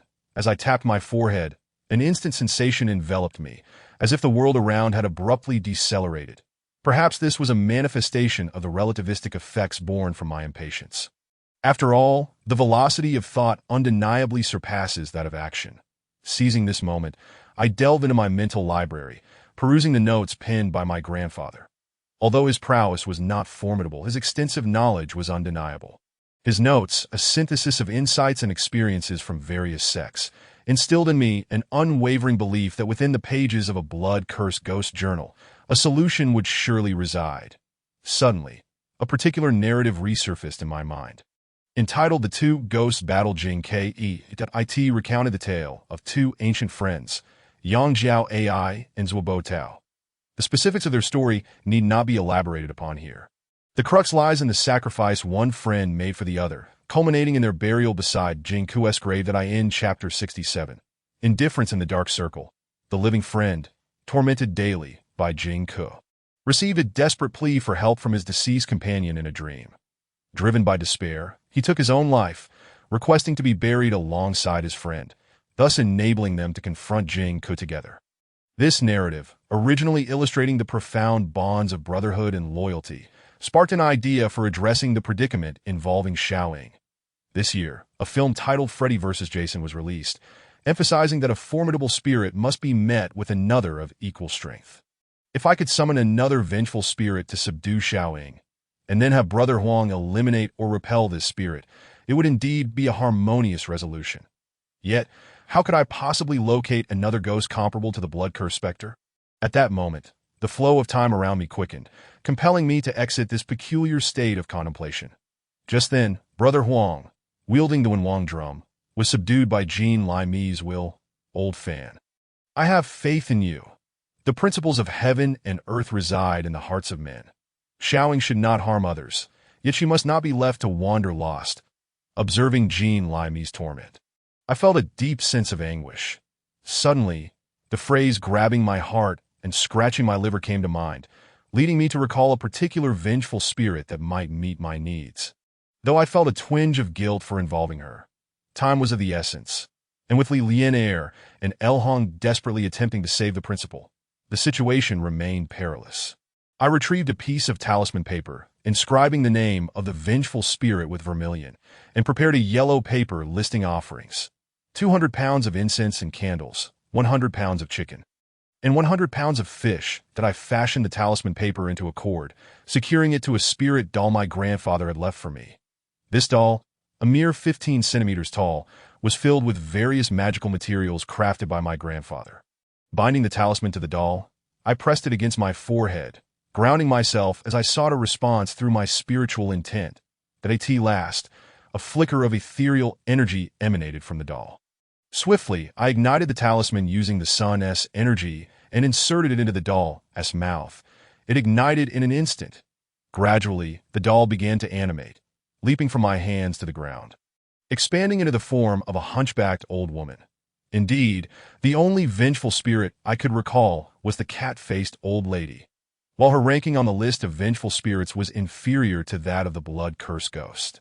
Xiaoying, being a newly formed vengeful spirit, had not yet reached her full potential. Moreover, the cat-faced old lady, seasoned in experience, should have no trouble dealing with Xiaoying. I had briefly outlined Xiaoying's situation on the back of the yellow paper. So the cat-faced old lady was already cognizant of the circumstances. Would it not be more prudent to exact revenge? She mused. Had I known, I would have eliminated these individuals long ago. Such a well-behaved girl. The cat-faced old lady lamented. Dear lady, I understand that despite being a vengeful spirit, you possess a kind heart. You likely aspire to accumulate merit to become a celestial spirit. You must comprehend the fate that awaits Xiaoying if this continues. I implore you to restrain her, and then she can be entrusted to King Yama for rebirth after consuming Meng Po's soup to dissolve her karmic ties. I am aware. Otherwise, I would not have come here, sighed the cat-faced old lady. Alas, the poor girl. With that, she instantly appeared before the ghostly face, a wooden staff materializing in her hand. Little girl, stand down. You are no match for me. No, it is them who are to blame. Why do you protect them? Xiaoying screamed, charging at the cat-faced old lady, who deftly pointed her staff at the center of the ghostly-visaged. It became apparent that my assessment of the cat-faced old lady's strength had been misguided. Xiaoying was utterly no match for her and was swiftly pierced through by her vengeful energy. This old hag is on the verge of becoming a celestial spirit, Brother Huang remarked. Regaining control of his body, that I asked this how the younger generation ought to address their elders. Xiaoying collapsed to the ground, while the cat-faced old lady returned to my side. Can you handle the aftermath? She inquired that if this girl suffers any repercussions from the underworld, I shall claim your life as recompense. With that, she vanished into thin air, leaving behind her final words. Oh, and do increase the offerings. I won't be consuming the fish or chicken. I'm currently avoiding those. Approaching the fallen Xiaoying, I extended my hand. At this moment, the resentment that had enveloped her dissipated, and though remnants of malice lingered, a semblance of rationality returned. Xiaoying, let us go. I will assist you in your rebirth, I implored. Although Xiaoying felt a sense of resignation, she recognized that our intentions were for her benefit. I am sorry, Xiaoying. I discovered this too late and failed to protect you. At that moment, our previously captured teacher, Mingnan Rong, was freed by El Hong to accompany us to the underworld for rebirth. Xiaoying glanced at him, silently acknowledging his presence. Indeed, as a teacher, although he refrained from colluding with the corrupt, he had not acted promptly to prevent or uncover the truth. Even in righteousness, his inaction was unforgivable. Delayed justice is no justice at all. Sister Xiaoying. The young boy descended the stairs, and for the first time, a flicker of emotion appeared on Xiaoying's face. Sister Xiaoying, when I grow up, I will ensure that such events never occur again, he declared passionately. This is not a change you can accomplish alone. Xiaoying smiled faintly. Perhaps in our next lives, we would have the opportunity to transform this perverse society together. The malice surrounding Xiaoying began to wane once more. A day later, I reclined quietly on the studio sofa. Xiaoying's arrangements were in place. Upon hearing her story, King Yama was reportedly moved to tears. A detail relayed to me by Brother Huang, though I sensed embellishment in this account. Progress had been made in the cases of Zhao Yongbua and his accomplices, with the intermediate people's court initiating public trials within a week. Jean Limy glanced at the newspaper and remarked, true punishment awaits them in death. This is merely a warning to the world, their fate a blade hanging over others. Receiving the newspaper, I learned that several students from the special needs school had overcome their fears and familial opposition to testify. To protect them, the court and police had only published their testimonies under pseudonyms. The testimonies were profoundly disturbing. It seemed these individuals were bound to face capital punishment. However, although they yet lived, their fates were irrevocably tainted by the blood-cursed ghost's malice, ensuring their futures would be fraught with insufferable agony and dread. Many lamented the state of the world, questioning why such darkness existed. That in truth, the nefarious circle surrounding these individuals resembled a skin affliction on a healthy body, painful yet easy to ignore, lurking in the shadows with passers-by either complicit or indifferent to the cries for help around them. Perhaps one day, the depths of hell would manifest in reality, instilling fear in all, and thus, true evil could be eradicated. End of this chapter. Chapter 68. Tomb Robbery chronicles the zombie incident at the funeral home. Gazing at the four individuals engrossed in a game of mahjong before me, I found myself at a loss for words. Jean Limy, we may have received payment from our clients, but we ought to at least feign some tension. With that, I picked up my handheld gaming device and re-entered the game. El Hong and Li Lianair were also engaged in mahjong. Yet their attention was clearly consumed by their budding romance. Sitting across from each other, their gazes were fixated on one another, entirely neglecting the game. Meanwhile, Bai Zhantong was intensely focused on his cards. Occasionally praying to the heavens for a favorable draw, I asked there really reason to be anxious about the funeral home job. With you all around, I have two big brothers watching over me. If something were to happen, that would truly be a ghostly occurrence. I mused, genuinely curious about how a zombie might react upon encountering us. While Jean Limy played, it was evident that the strategies were being devised by the two older gentlemen above him. Their thoughts were meticulous, their card play steady, and their wins frequent. Unfortunately, they were paired with a novice, Brother Huang, who insisted on playing despite lacking skill. resulting in a stalemate. Old Bye, didn't I tell you to stop watching those supernatural news reports? They're mostly fabricated. Look at us. We've been here all night enjoying ourselves at someone else's expense. How wrong that is. I complained to Old Bye, having fallen from 3rd to 7th place, only to be bombarded with explosive plays from behind. Inciting my ire, that I sealed my lips and pressed the buttons with fervor, as if the harder I pressed, the faster my vehicle would race. Beyond the newspaper reports, a former guard here was a high school classmate of my secretary. He recounted that he had witnessed corpses leaping about outside for 3 consecutive nights. At first, he was indeed afraid, but he soon realized that as long as he ignored it, the corpses would return to their original state by day. Thus, he became indifferent to the matter until a few days later, when he woke up to find a corpse lying outside the house, which was spotted by their leader. And no matter how he tried to explain, it was futile, and he was subsequently dismissed.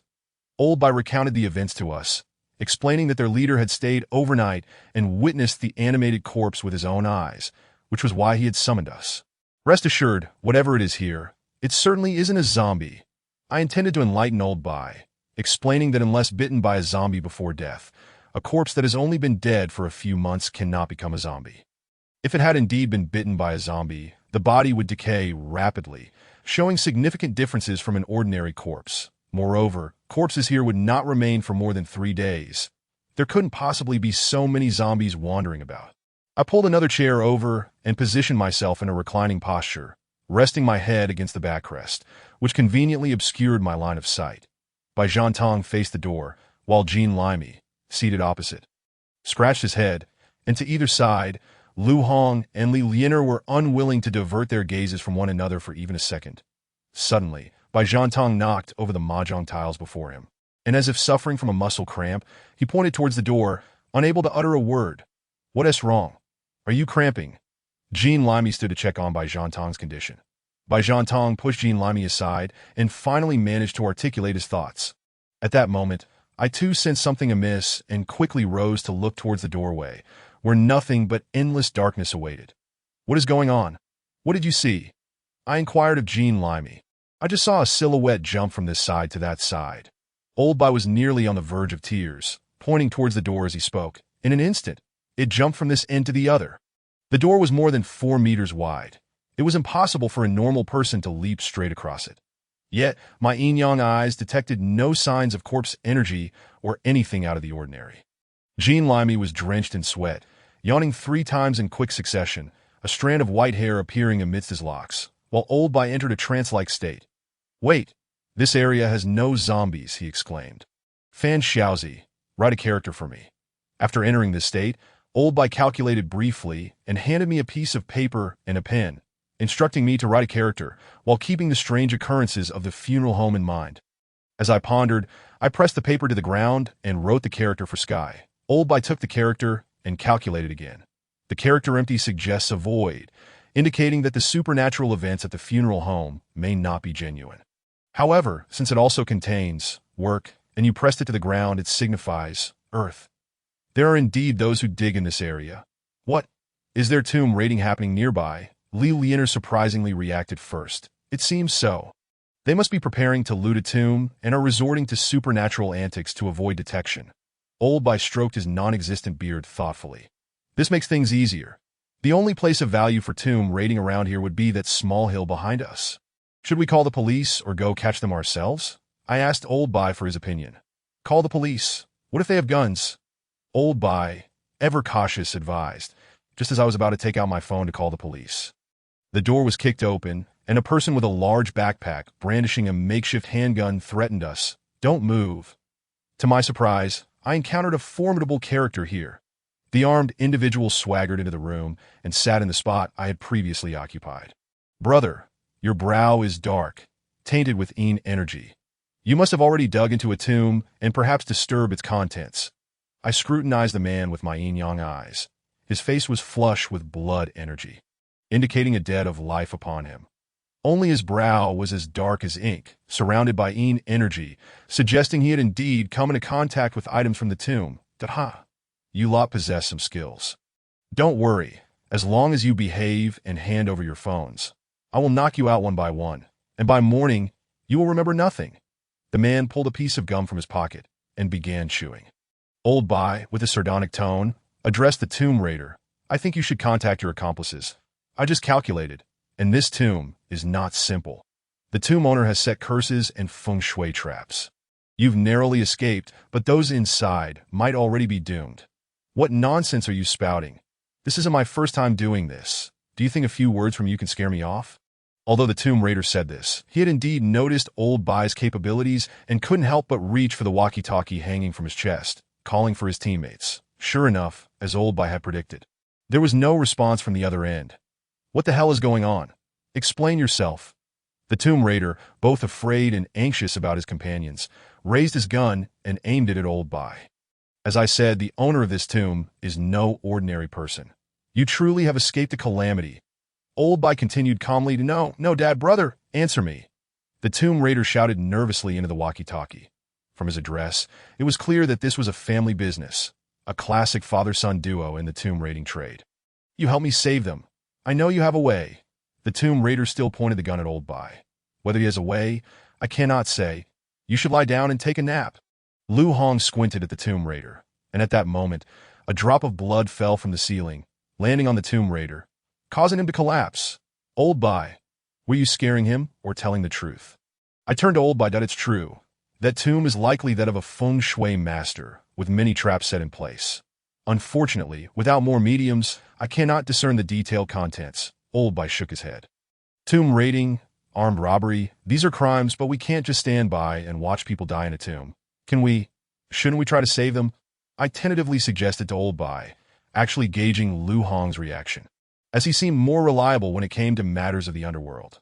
Saving a life is worth more than building a 7-story pagoda. Let us go. Lu Hong, seemingly converted to Buddhism, mentioned the 7-story pagoda. His father had killed enough for a 700-story pagoda, and I still hadn't figured out how to deal with him during the Ghost Festival. It was truly vexing that we mustn't delay. If we wait too long, it might be too late. Old Bai, now out of trance mode, was unwilling to run on foot, so Huang Ge took over, leading us out of the funeral home. Upon exiting, my yin-yang eyes caught sight of a bundle of hemp rope and a corpse in the bushes nearby, presumably belonging to the tomb raider, who had controlled the corpse with the rope to instill fear. That as for the missing corpse, I had no clue where it had gone. Logically, they couldn't use the remains even if they had taken them. The funeral home was situated in a remote area on the outskirts, backed by a modest hill, but the lush vegetation surrounding it made it a preferred temporary resting place for many families wishing to lay their loved ones to rest in such a picturesque setting. However, at that moment, the once serene and beautiful location had transformed drastically. Initially, it was akin to a lovable puppy, slightly noisy yet joyful, but now it resembled a ravenous wolf, glaring with blood-red eyes, fixating on our group. Huang Ge had hastily reached the foot of the hill and was about to ascend when he suddenly halted, exclaiming, "Damn! They've disrupted the feng shui array set by the deceased geomancer. This is a serious problem." This hill had been considered a site of good feng shui. While it might not have been suitable for a burial ground, it was relatively calm. Now that the feng shui array was broken, it had morphed into a trap for toads. Huang Ge observed the fog-shrouded hill, speaking calmly. Toads.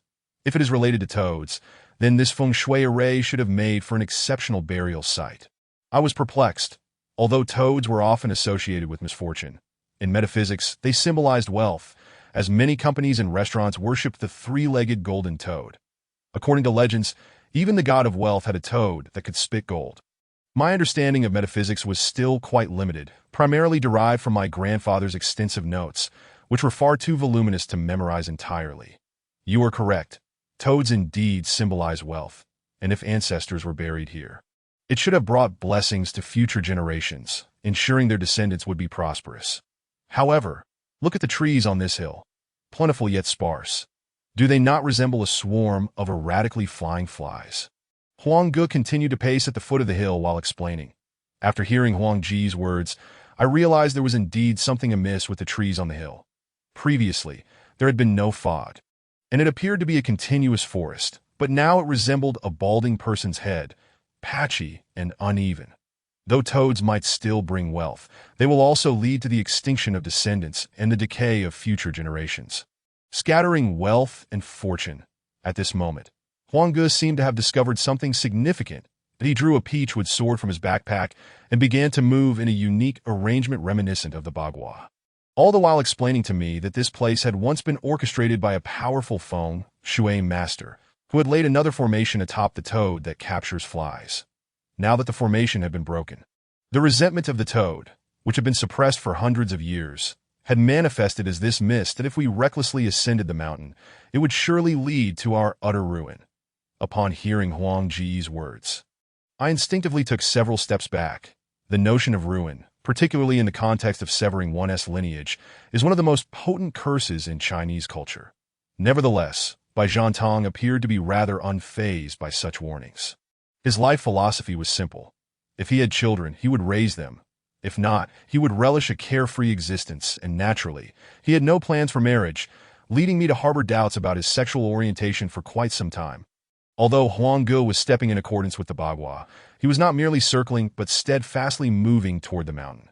Suddenly, he pivoted and plunged the peachwood sword into a preordained spot. As the sword penetrated the earth, the dense mist before us parted like curtains, revealing a narrow path. This is the entrance of the feng shui formation. Remember, do not touch the mist on either side.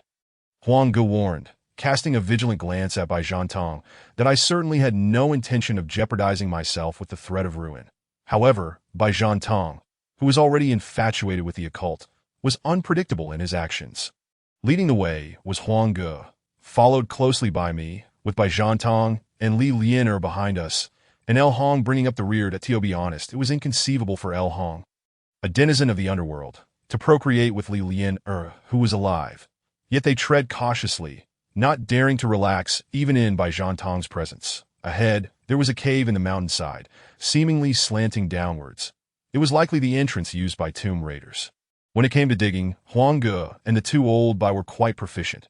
Many tomb raiders revered weasels and rats as their ancestral spirits. That as we approached the cave entrance, we indeed saw the dark moss slanting downward. Amongst our group, only I possessed the ability to see in the dark, thanks to my yin-yang eyes. Huang Ge, currently in the body of Jin Lai Mi, was no different from any human, while the others were utterly helpless in the darkness. After some effort, I managed to convince Bai Zhantong to help me gather branches, and we finally made 3 torches, each held by one of them.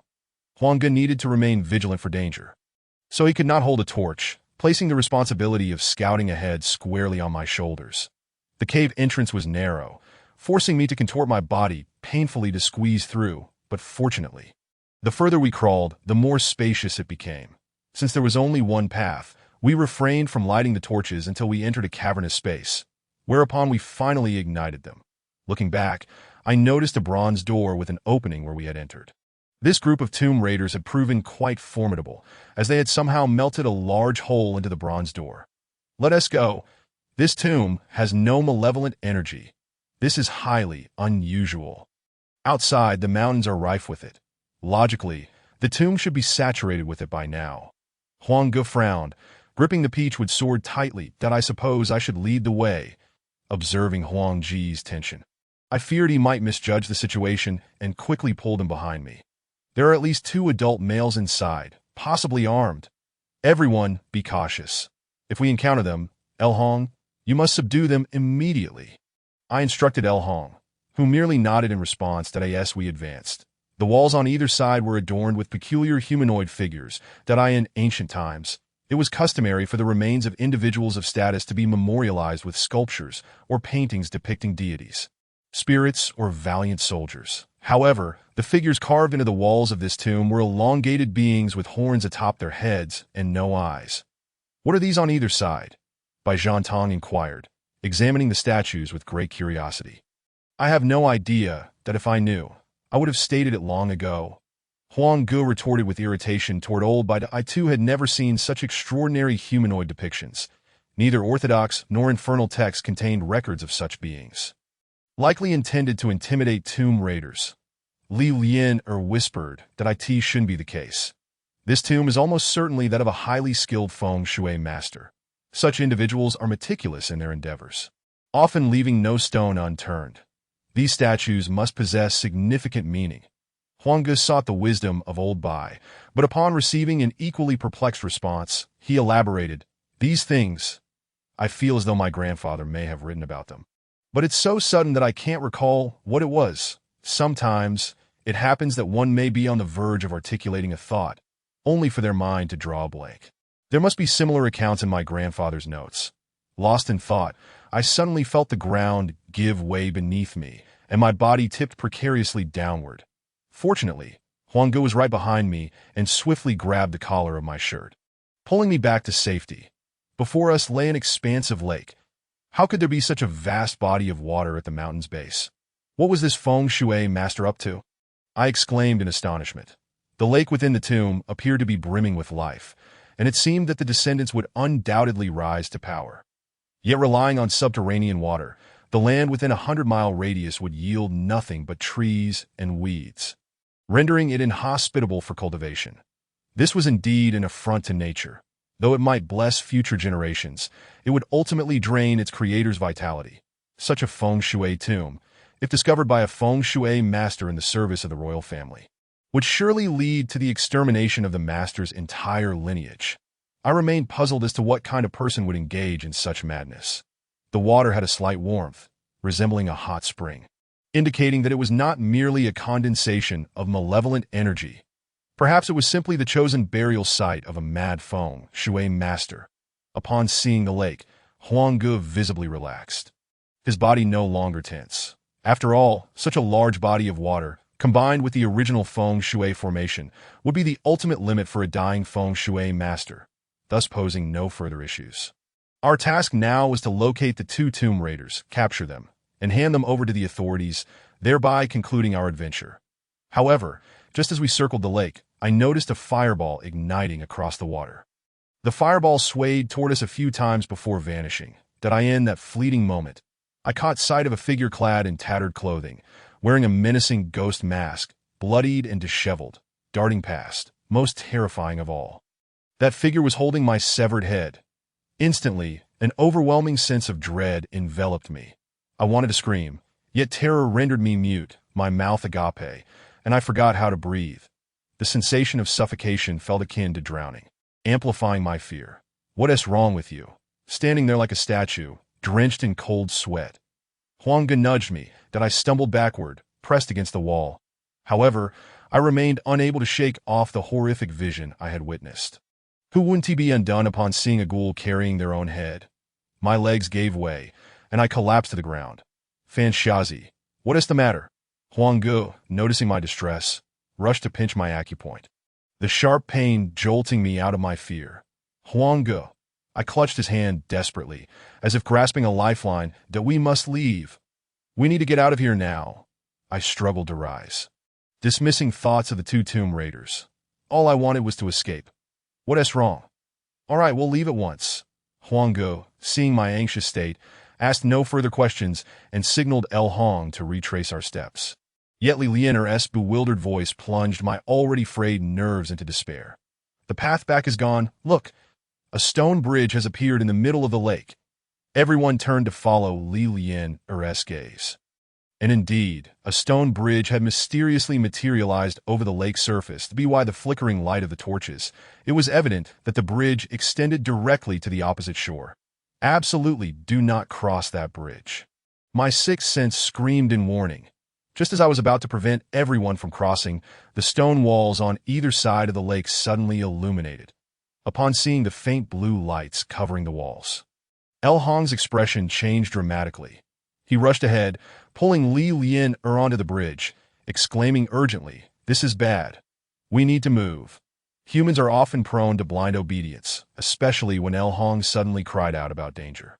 The unknown is terrifying, but imminent peril is even more daunting. The blue lights did not draw closer as we advanced. Just as we reached the opposite shore, El Hong, assured that the lights posed no threat, let out a sigh of relief. What were those blue lights? You looked more frightened than when you saw your father. Since crossing seemed inevitable, fear was futile. We had to prepare ourselves and discern what dangers lay ahead. Those blue lights are called execution mosquitoes. El Hong urged us to hurry across the bridge. The execution mosquito is a sinister instrument employed in the underworld for the execution of souls within the 18 layers of hell. Generally speaking, Each layer of hell inflicts devastating torment upon the souls, and when suffering becomes unbearable, the execution mosquito manifests to completely absorb the soul, subsequently expelling a whole one. S.L.V. Hong hurriedly pushed Li Lianer towards the opposite shore. He continued explaining, "That doesn't sound too dangerous, does it? I mean, after absorbing the soul, it still releases a complete one, right?" I expressed my confusion, pondering that many souls, whether deficient due to congenital or acquired reasons, might actually yearn for such an absorption.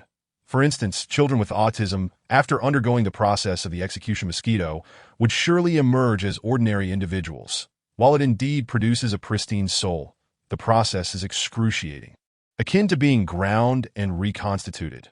Moreover, each reconstruction results in a significant loss of memory, potentially leading to a soul that can only experience pain. Finally, we reached the opposite bank, and the execution mosquito did not pursue us. Allowing L.V. Hong to breathe a sigh of relief, that I conjectured that his fear of the execution mosquito stemmed from the fact that both he and his father derived their power from the blood pool. And mosquitoes are, after all, bloodsuckers. This led me to contemplate that this place might serve as a suitable battleground against the blood pool Ghost King. The opposite shore was no longer traversable. We ventured further in, both to explore other routes and to search for the two unfortunate tomb raiders. Since Huang Ge had issued the highest directive, we naturally followed his lead. However, despite having been startled by L.V. Hong earlier and having fled to the opposite shore, I still could not shake off the unsettling incident involving the ghostly figure holding my head. Was it merely an illusion or a portent? I had long suspected that my dabbling in sorcery had led to an early demise, a fate I had been cautious to avoid. Previous brushes with danger seemed to have left no impact on me, allowing me to dismiss this notion, and instead, I began to question whether I had inadvertently invited solitude into my life. After all, as a mature, dashing, and composed young man, I found it perplexing that I had no hint of romantic fortune. Lost in thought, I had unconsciously walked several hundred meters, and the passage continued to descend gradually. It was evident that such a trajectory would surely lead us to dead ends that as we ventured deeper underground, I noticed flickering lights ahead, and we hurried towards them. To my astonishment, there existed a perpetual lamp within the tomb. The method of crafting such lamps has long been lost. According to my grandfather's notes, the oil used to fuel them is derived from the fish oil of the merfolk from the western seas, which, after capture and refinement, can burn for a millennium. Another theory suggests that whale oil, after extensive processing, can produce candles that burn for 300 years without extinguishing. Yet this remains unverified, that I had thought that the illumination would alleviate our sense of crisis, as anything occurring in the light would be easier to react to. However, just as I was contemplating sharing a jest with the others, I suddenly realized that the group following me had inexplicably vanished. How could this happen? Gazing down the passage, it was clear there was only one route. Huang Ge had been closely trailing behind me. How could everyone have disappeared in the blink of an eye? "Hey, Huang Ge, stop playing around. I'm nearly scared to death," I called out into the passage, hoping it was merely a prank orchestrated by Huang Ge and the others. After calling out thrice, the more I shouted, the more my scalp prickled with dread that I in such an expansive space. Even with the surrounding firelight, the sudden disappearance of my companions inflicted a profound psychological wound that I found myself at an impasse. Neither could I advance nor retreat. The more one fears, the more one recalls those very fears that my mind was consumed by the image of that ghostly figure brandishing my head, that I had no choice but to assume that Huang Ge and the others would not retreat. Even if we had scattered, they would surely continue deeper into the tomb. That I pressed onward, believing this space to be the true entrance to the tomb. The perpetual lamp illuminated 4 colossal beast statues, while to the side loomed a massive stone door, likely an exit left by the craftsmen who originally constructed the tomb. Directly opposite the stone door lay another corridor, presumably leading to the burial chamber. With the location identified, I had no choice but to advance towards the chamber. Fortunately, I possessed the yin-yang eye, allowing me to perceive my surroundings even without a torch. The perpetual lamp only illuminated the entrance, while the direction of the burial chamber remained shrouded in darkness. Little did I know that the moment I departed from the tomb's entrance, the perpetual lamp extinguished, plunging the entrance back into darkness. Beneath the stone beast statues, a humanoid creature with a single horn, devoid of eyes, and possessing elongated limbs emerged. resembling the very figure depicted in the murals, that I continued deeper into the tomb, reassuring myself that the earlier entrance might also lead to other chambers, such as a sacrificial room or offerings chamber. After all, it was not unusual for tomb entrances to connect to various passages, perhaps concealing hidden openings I had overlooked. Eventually, just as my patience waned and fear threatened to ascend to its peak, I spotted the corridor's end that I quickened my pace, yet cautiously leaned against the wall, peering inside. Before me lay a massive coffin, which should have been suspended in midair by several large vines. However, one side had snapped, causing the coffin to crash to the ground. This was likely the reason for the disruption of the feng shui arrangement. Upon a closer glance, I noticed a figure crouched not far from the coffin, clad in attire that marked them as one of the tomb raiders. Yet, according to what the raider outside had mentioned, both the brother and father were inside. How could there be only one person? After confirming that there was no immediate danger, I entered the main burial chamber. Aware that the raiders might be armed, I cautiously approached and kicked aside their bag, but they remained unresponsive, just as I was about to touch the raider on the ground to assess their condition. The enormous coffin suddenly swung open, and a shadow with a piercing scream lunged at me from behind. Upon hearing the cry, I had no time to ponder. I executed a roll to evade the attack. Resembling a desperate escape maneuver, the shadow relentlessly pursued me, forcing me to dart left and right within the chamber. Finally, after creating some distance, I focused intently on the shadow, which revealed itself to be a middle-aged man, seemingly around 50 years old, with unkempt hair matted together, garbed in the attire of a tomb raider. Chapter 72. The Legend of the Poor Clan. Are you the father among the tomb raiders? I was sent by your son to rescue you. In this hour of peril, I had no choice but to fabricate a story to halt the man's onslaught. Indeed, upon hearing my words, he ceased his attack, lowering his head as if contemplating my trustworthiness. Do you know of any other exits? The exit I came through is no longer viable. It is swarming with execution mosquitoes. Oh, you don't know what execution mosquitoes are, do you? They are mosquitoes that emit a blue glow, just like this one. As I explained the nature of execution mosquitoes, a blue light suddenly flitted from the man, unmistakably resembling a mosquito under the scrutiny of my yin-yang eye. I casually used this mosquito as a metaphor, only to have a chilling realization strike me. Execution mosquitoes, run! I shouted, dashing towards the corridor, but the man stepped in front of me, blocking my path. What are you doing? Hurry and escape with your son. Faced with the execution mosquitoes that even LV Hong feared and lacking any means to confront them, I had no choice but to seize the opportunity to flee before the man could initiate another attack. He remained silent, and suddenly, a swarm of execution mosquitoes erupted from his body. No wonder your behavior is so peculiar, I thought, surveying the increasing horde of mosquitoes. What was I to do? I glanced around. Finding myself surrounded by blue lights, I was utterly trapped. Just as despair began to engulf me, I caught sight of a patch of land devoid of blue, inside the coffin. It made sense. The old man did not appear to have deliberately emerged from the coffin to ambush me, but rather seemed to have been forced out by whatever lay within.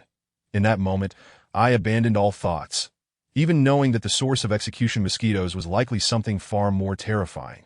I took 3 steps, leaping forward in a manner akin to an Olympic champion, and plunged backward into the coffin.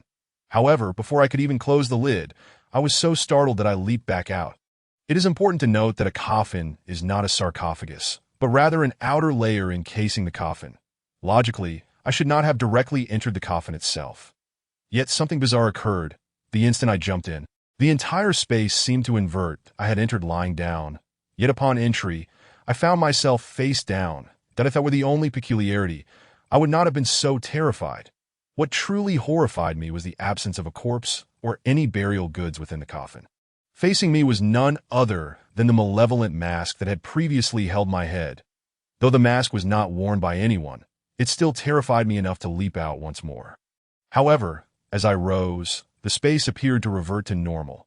In my perception, I had jumped out, but in reality, I had merely sat up with force. Following this, countless execution mosquitoes charged at me, and on one side was a torment worse than death, while on the other, I was terrified to the point of paralysis. To this critical juncture, I gritted my teeth and clapped my hands.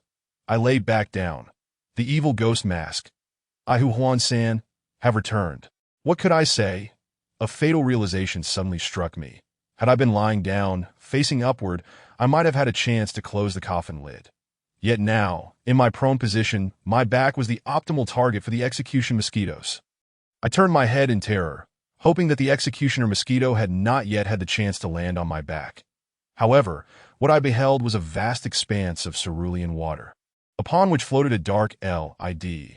It felt as though I had sunk to the ocean's depths, with the lid drifting distantly, resembling a book adrift on the water's surface.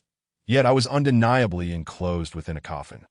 How had this immense sheet of water come into being above me? The only explanation I could surmise was that the coffin contained a unique teleportation array, that I was indeed inside the coffin. But this still did not account for the hovering expanse of water. Upon closer inspection, the coffin was rather spacious, and I nudged the corpse, adorned with a ghostly mask, to the side and lay down beside it. Gazing into the distance at the sea, that I could not discern whether it was my heightened focus or if that suspended lid had genuinely grown larger, but the coffin lid floating above morphed into a colossal book, which gradually began to open. The figures within the book sprang to life, revealing an ancient mythological civilization I had never encountered before. The executioner mosquitoes of the underworld were finite in number. Whenever they absorbed a certain quantity of souls, they would metamorphose and reincarnate, either transforming into other flying insects or becoming reptiles. That in antiquity, there existed a tribe known as the Yocheon clan, who revered mosquitoes, believing them to be ferrying messengers connecting the netherworld with the mortal realm, possessing the ability to cultivate and breed executioner mosquitoes. The members of the Yocheon clan bore horns upon their heads, resembling the mouth parts of mosquitoes, with elongated limbs akin to those of the insects.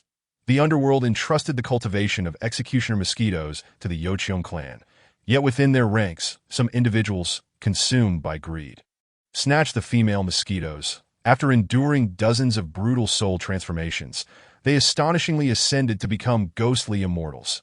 This infuriated the underworld, which captured the souls of those who had stolen the female mosquitoes, submerging them in the soul-shattering pool, causing their spirits to scatter. Consequently, the Yocheon clan's people, due to their negligence and inherent greed, had their hearts and eyes taken from them, leading to the birth of their descendants without eyes. Upon reaching this point, I finally comprehended the peculiar humanoid figures depicted on the outer walls. Could it be that this was the burial site of the Yocheon clan?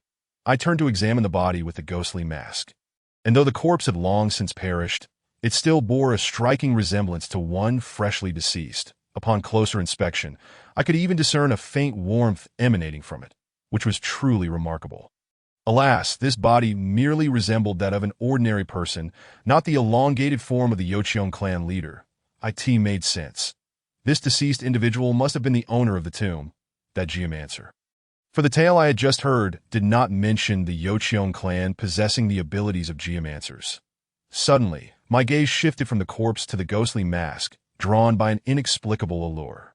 Unable to resist, I reached out and removed the mask. To my astonishment, beneath it lay an empty void. This corpse was headless, with a smooth incision at the neck, devoid of any blood. Heavens, what manner of being is this?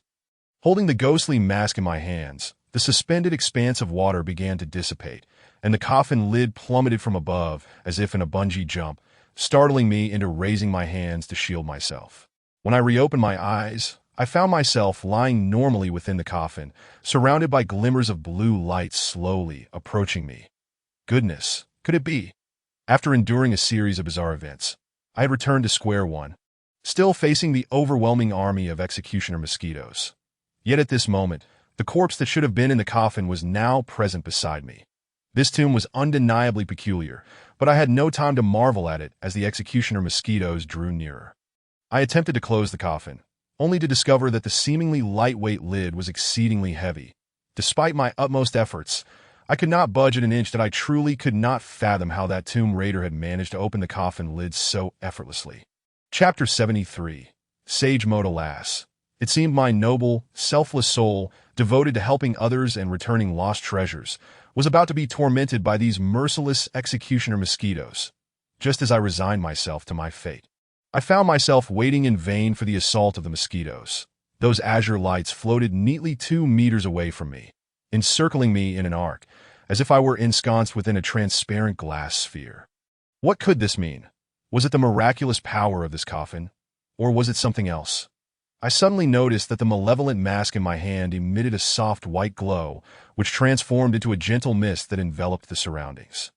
Given the oppressive darkness, I could hardly see the mask's anomaly unless I concentrated intently. So, these executioner mosquitoes were not afraid of the coffin, but rather of this mask. What could this mask possibly be? However, now that I understood the executioner mosquitoes feared the mist emitted by this mask, my courage swelled, that I flipped myself off the coffin and, as soon as I landed, the mist dissipated instantly, and the executioner mosquitoes surged toward me in a frenzy, prompting me to leap back into the coffin. Indeed, upon returning to the coffin, the executioner mosquitoes were once again thwarted by the white mist. What was the principle at play here? There were no feng shui formations around or within the coffin, and I was certain the core of the white mist was the mask in my hand. The only difference was the corpse beside me. Could it be that the mask required the presence of the corpse to function? Yet I could not very well escape with the corpse in tow. As the saying goes, he who is dead, and carrying this lifeless body would render me utterly incapacitated. Just as I found myself at an impasse, a line of modern text flashed across the mask. Only by donning the mask can you survive. The mask holds all the answers. Trust me, for I am you. I am you. That statement was exceedingly vague. Merely a pronoun. Anyone could interpret it the same way. It seemed utterly nonsensical. Yet since the inscription urged me to wear the mask to live, I might as well heed its advice, having been pushed to this point. This was the most reliable option among the few available. Better to endure a brief pain than a prolonged one. I swiftly placed the mask upon my face the moment the mask touched my skin. I felt a clarity of mind. The environment, which had previously required the yin-yang eye to perceive, suddenly transformed into daylight. The executioner mosquitoes, upon my donning the mask, scattered in terror. Retreating 5 meters away, it seemed the words on the mask had not deceived me. I rolled off the coffin, initially believing I could safely depart. However, as I turned back to look, my heart plummeted into an icy abyss. Within the coffin, the corpse had vanished, leaving only a head with closed eyes. My head. This mask had supplanted my own, even forcing my head down, and due to the absence of a mouth, I could not utter a sound. I was utterly perplexed as to how I could think without a head. At that moment, the vines suspending the coffin began to tremble violently. Water infused with white mist erupted from the center of the ground, the very vengeful water that Brother Huang had been seeking. In an instant, the coffin plunged into the water, as if it were melting, gradually sinking beneath the surface, that I had no choice but to seize my own head and flee in the direction from whence I had come. The executioner mosquitoes melted into the walls, seemingly fearful of the water below. As I stepped into the passageway, it felt as if the entire main burial chamber had rotated 180 degrees, leaving only an ordinary stone wall in my wake. I feared this was how I had been separated from Brother Huang and the others. This tomb was not only filled with feng shui formations, but also intricate mechanisms of grand design. I attempted to reattach my head to my neck, but it felt as though the head had become a ripe fruit, no longer capable of being reunited. With no other recourse, I clutched my head and resolved to find Brother Huang, contemplating potential solutions when I did. Fortunately, in this peculiar state, my vision in the dark environment was superior to that of the yin-yang eye. For instance, I now spotted a long-limbed, horned creature clinging upside down to the top of the passage. This was a member of the Yocheon clan. The continuous series of shocks had plunged me into sage mode. At this point, nothing could surprise me. Even if the tomb's owner were to resurrect and declare himself the wealthiest man in the world, I would remain unfazed. The Yocheon clan revered violence, yet they possessed no sight. Observing how they leaned their heads against the passage's ceiling indicated they relied on sound to hunt, though it was unseemly to liken myself to prey. I had no desire to engage in conflict. All I wished was to rid myself of this cursed mask that I tiptoed, striving to make as little noise as possible as I approached the exit. Normally, the sound of my footsteps would alert him, but since the main burial chamber had rotated, the sound of flowing water now echoed outside. Though not overly loud, it effectively masked my footfalls. Upon reaching the Yocheon clan member, I realized that their elongated limbs and horns nearly occupied the entire cave entrance. To escape undetected, I would have to wait for them to tilt their head to one side, and then slip out the other. Fortunately, their head movements were not frequent, and I quickly seized the opportunity to slip past them on the right. Just as I thought I could finally breathe a sigh of relief, an object resembling a whip lightly struck the back of my neck. Followed by the Yocheon clan member's piercing scream, that I dashed forward, bewildered. This Yocheon clan member possessed a long, slender tail that would undulate at random intervals as I sprinted with my head in hand. I noticed a swarm of executioner mosquitoes had been driven away to the distance by the light emanating from my mask. It was then that I realized the lake I had entered earlier lay just beside the passage. Gazing towards the opposite shore, I beheld a group of individuals cautiously advancing into the darkness. In the throes of my escape, the fleeting opportunity to glance at them slipped away in an instant. Yet within those mere seconds, I discerned the identities of the figures before me. None other than Huang Gu and the ghastly visage of the one who had been frantically carrying my severed head. Goodness, what on earth is happening? There was no time for contemplation.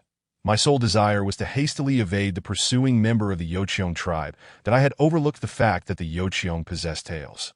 A grave oversight that had likely become the most perilous blunder of my 28 years of existence. Fortunately, without a head, I needn't concern myself with the act of breathing. As I ran, it felt as though my stamina was infinite. However, the tomb's passages were twisted and convoluted, leaving me utterly ignorant of where they ultimately led. The Yocheon behind me grew increasingly distant, and after navigating several turns, their sounds faded from my ears. After continuing my flight for a while longer, I finally felt a momentary relief, allowing me to pause and reflect on all that had transpired since my entry into the tomb. It was evident that within this crypt, there existed a disarray of time and space. My ability to see a version of myself from over an hour ago confirmed this theory. Furthermore, what connection might there be between the Yocheon and the Xingxua within this tomb? Were these Xingxua mere pets of the Yocheon? Yet, why did these Yocheon remain in the tomb? My thoughts became increasingly convoluted. No, I possessed no head at all. Perhaps confused or at a loss would be more fitting descriptors. I entertained myself with trivial puns and absurd jokes in the hope of calming my frayed nerves. Chapter 74. The Great Information. Now was not the time to ponder the chaotic currents of time. My immediate priority was to reattach my head. Who knew how long I could survive in this headless state? Perhaps in the next moment, the mask would clatter to the ground, and I would meet my demise. Just as I was devising a plan, an immense force suddenly struck my waist, propelling me violently against the wall, accompanied by a loud shout. Fan Xiaozai, I am so sorry. It was my failure to protect you. And now I shall avenge you. In an instant, a radiant light flashed before me, followed by the resounding beat of a drum. Yet, to my ears, it was merely the sound of a drum. Standing before me was Huang Gu. Possessed by the spirit of Jean Limey, his teeth clenched, tears streaming from his eyes, wielding the Wenwang drum, while at his feet lay my own head, which I had failed to secure after being kicked away by Huang Gu. I was filled with exhilaration and yearned to convey to Huang Gu that I was Fan Chunlei, yet no sound emerged from my lips. Instead, I resorted to frantic gestures, but Huang Gu remained oblivious to my attempts at communication. Intent solely on annihilating me in vengeance, I raised my hands in a bid to halt his advance. Finding the Wenwang drum ineffective against me, Huang Gu drew forth a peachwood sword from behind him. Though it was merely a peachwood sword, if he were resolute in his murderous intent, it could certainly pierce through flesh. With no alternatives left, I knelt upon the ground to express my lack of malice, hoping to temporarily stall Huang Gu. This unexpected gesture indeed startled him, in that fleeting moment of distraction, Lao Bai seemed to perceive the situation, communicating with Huang Gu through his spiritual awareness. Subsequently, a strand of white hair appeared upon Jean Limey's forehead, as Lao Bai took control in Huang Ji's stead. You are Fan Xiaozai? Lao Bai, a master of algorithms, astutely grasped my true identity in that whimsical moment, causing me to dance with excitement, which in turn startled Lao Bai. What has happened to you? Why do you still hold your own head? Huang Gu is on the verge of tears at the sight of a headless figure clutching your severed head. I gestured frantically, ultimately realizing that my attempts at sign language were futile, and resorted to scrawling a few words upon the ground.